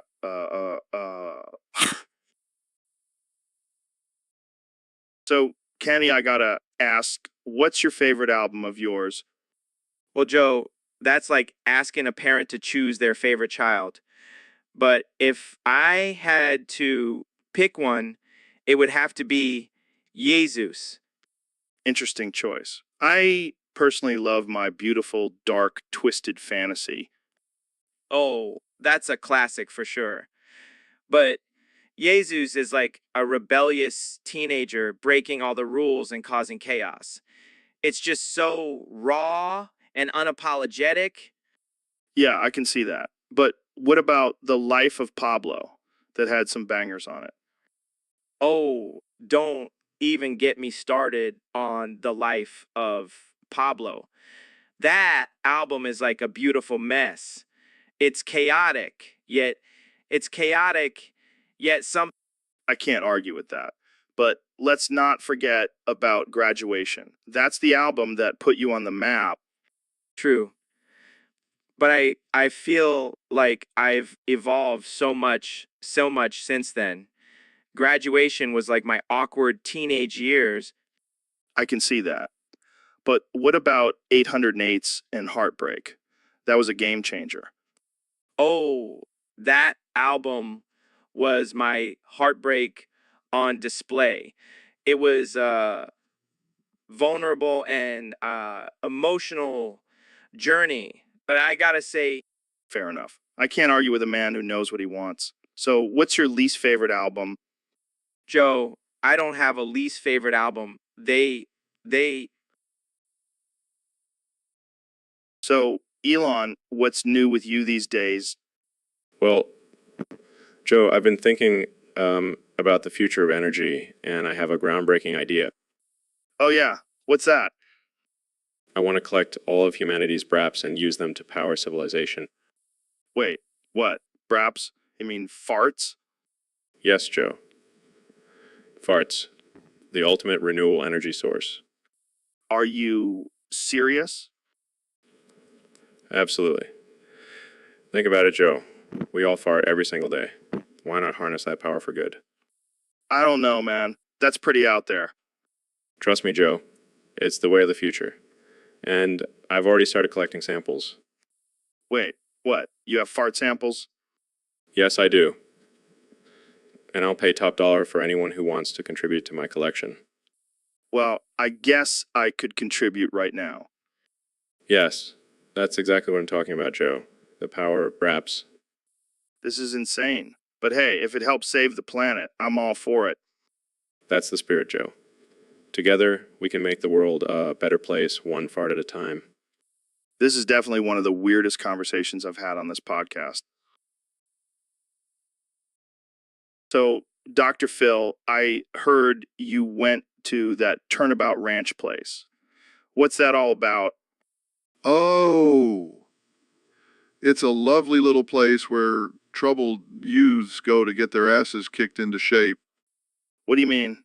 Like boot camp? No, no, no. It's more like a ranch where they use horses and ropes and shit to scare the crap out of these kids. Sounds like a good time. Oh, yeah. It's a blast. I mean, who doesn't love being screamed at and forced to do manual labor? And this is supposed to help them? Of course, nothing says rehabilitation like being treated like a wild animal. Yeah, I'm sure those kids will come out well adjusted and ready to take on the world. Absolutely.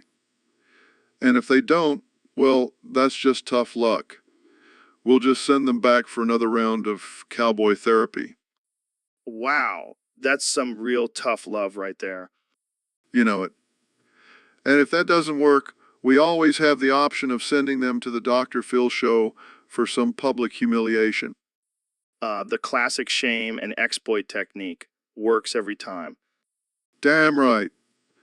Now, Jamie, pull up an image of a kid getting hogtied at Turnabout Ranch. Gotta love those good old-fashioned cowboy tactics. Here you go, Dr. Phil. Brings back? So, Dr. Phil, I hear you have a theory about the internet. That's right, Joe. It's called the dead internet theory. Sounds intense. Lay it on me. Well, think of the internet as a giant game of Fortnite. At first, it's full of life and excitement. But as time goes on, people lose interest and move on to the next big thing. So, you're saying the internet is dying? Exactly. Just like how the storm in Fortnite closes in, the internet is slowly being taken over by the next big thing. Damn, that's deep. But what about all the memes and viral videos? Just like skins and emotes in Fortnite, they may seem cool for a moment, but eventually they become outdated and irrelevant. So, what's the next big thing? I don't know, Joe. Maybe it's a new social media platform or a virtual reality game. But one thing's for sure, Well, that's depressing. But at least we still have Fortnite, right? until the next big thing comes along, Joe. Until then, let's just keep building our forts and dancing on our enemies' graves. So, Elon, I heard you made a Tesla cum jar. What the hell is that? Just a little side project. I figured, why waste all that energy from the car when I can collect it and use it for other purposes? Other purposes. Like what? Powering your rocket ships? No, no, no. I'm talking about personal use. Oh God, this conversation just took a turn. And what exactly do you do with this cum jar? Well, I haven't tested it out yet, but I'm thinking of using it as a fuel source for my flamethrower. Are you serious? That's disgusting. Hey, it's renewable energy. And it's not like I'm using it for anything else. I don't even know what to say. Moving on, let's talk about your Neuralink project. Oh, that's old news. Let's get back to the cum jar. Thinking of adding a feature where the car can automatically collect the cum and store it in the jar. I can't believe I'm having this conversation. You're a sick man, Elon. Hey, at least I'm putting my resources to good use. And who knows, maybe one day we'll have a whole fleet of cum-powered Teslas on the road. I think I'm going to end this podcast right now. Thanks for tuning in, folks. And remember, don't buy a Tesla unless you want to contribute to Elon's cum jar collection. So, Mr. Beast, what's been going on in your world lately? Well, Joe, I've been experimenting with some new hobbies. Oh, yeah, like what? I've been really into licking mice dipped in honey. What the hell, man? That's disgusting. Hey, don't knock it till you try it. It's like a sweet and savory combo. I don't think I'll be trying that anytime soon. Suit yourself. More mice for me. But seriously, why mice? Why not something more normal, like ice cream? Ice cream is for amateurs. I like to push the boundaries. I can see that. But isn't it a bit cruel to the mice? Oh, please, they love it. They're practically begging for more. I don't think pizza would agree with you on that one. Who cares about pizza? I'm just trying to make some entertaining content. Well, you definitely have a unique brand of entertainment. That's what I'm known for. And hey, if licking mice dipped in honey is wrong, I don't want to be right. You Mr. Beast. You do you. So, Ro, I heard you're a big fan of American football. Hell, yeah, Joe. I love watching those meatheads tackle each other for a living. Well, I have a surprise for you. I wrote a parody song about our love for the sport. Oh, God, this can't be good. I never meant to watch football all day, but it's so damn addictive. I can't look away. I never meant to scream at the TV, but when my team loses, it's like they're taking a piece of me. I never meant to spend all my money on jerseys and tickets, but when my team wins, I'm like a kid in a candy store. I never meant to have a beer gut, but all those game day snacks, I just can't resist. I never meant to ignore my family and friends, but football season is only a few months, so I got to make it count. I never meant to get into fights with opposing fans, but when they talk smack, I got to defend my team. I never meant to have a man crush on Tom Brady, but damn, that man is a god on the field. I never meant to lose my voice from all the cheering, but it's worth it when my team is victorious. I never meant to love a sport this much, but hey, it's better than being addicted to drugs.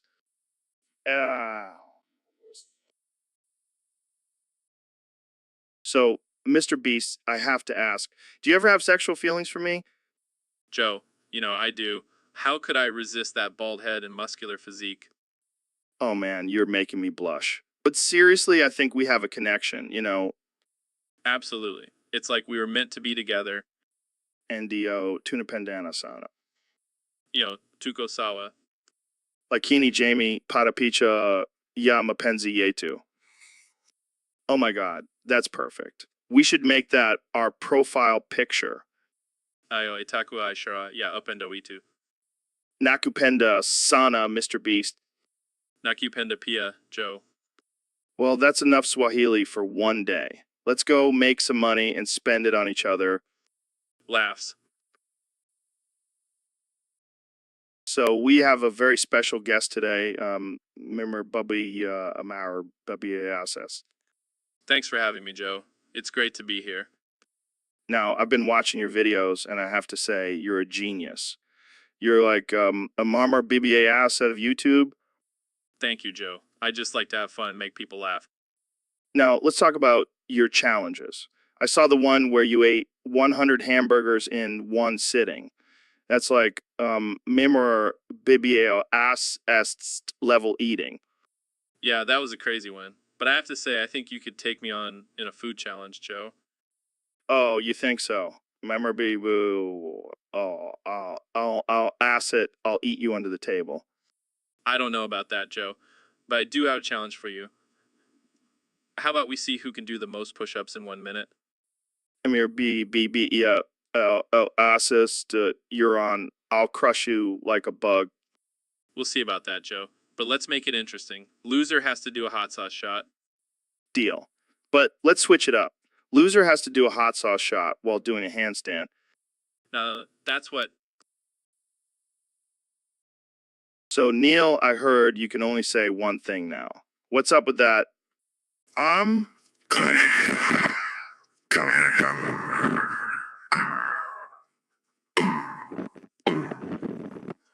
Ooh, ooh, ooh, ooh, ooh. So, Elon, I heard you're into some interesting stuff lately. Oh yeah, Joe. I've been really getting into Martha Speaks Porn. It's my new obsession. What the hell, man? That's messed up. Hey, don't knock it till you try it. Martha's got some serious skills. I don't even want to know what that means. Can we please talk about something else? Sorry, Joe. Can't stop now. Martha's speaking to me right now. What? That's not even possible. Oh, it's possible, Joe. And it's hot as hell. This is getting out of hand. We need to focus on something else.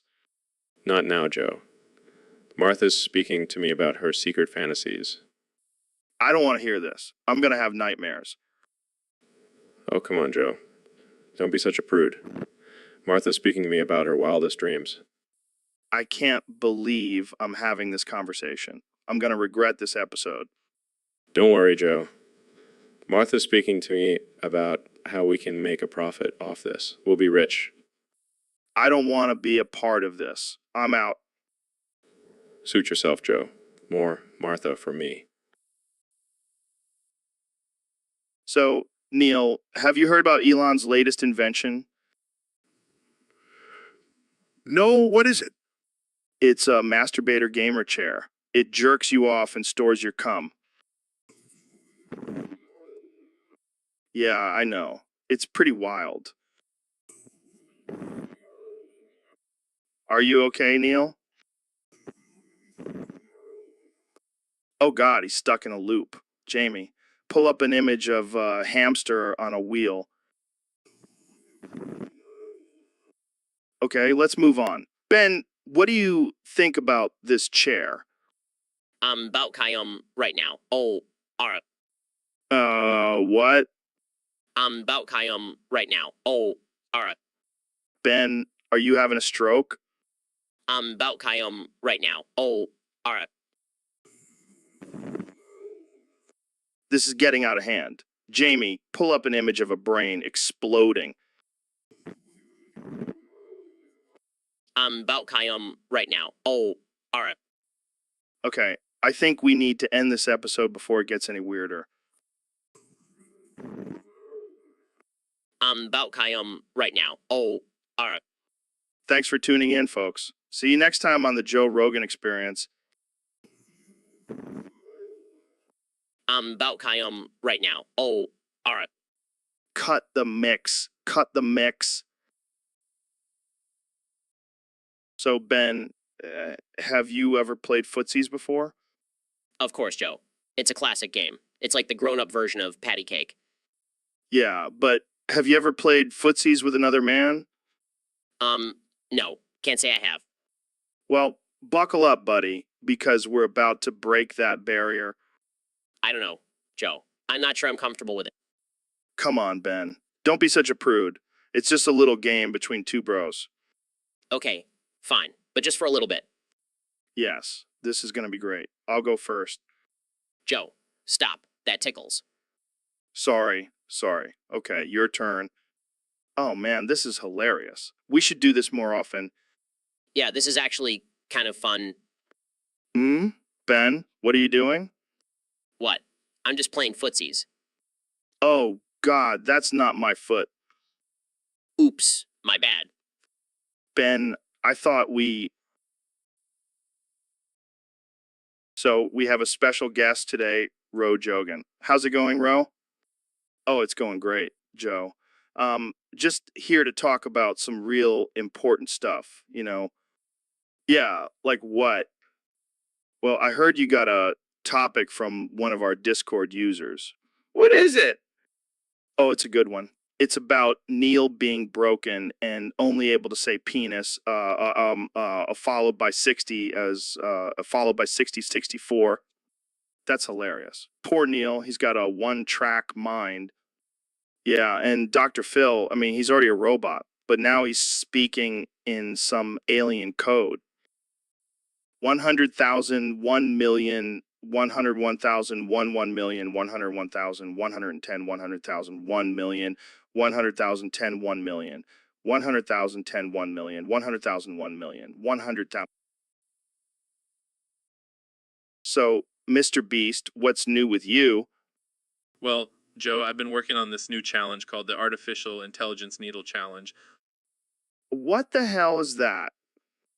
Oh, it's simple. I just place needles with artificial intelligence infected blood on the tip in public spaces and watch people freak out. That's messed up, man. Hey, it's just a prank, bro.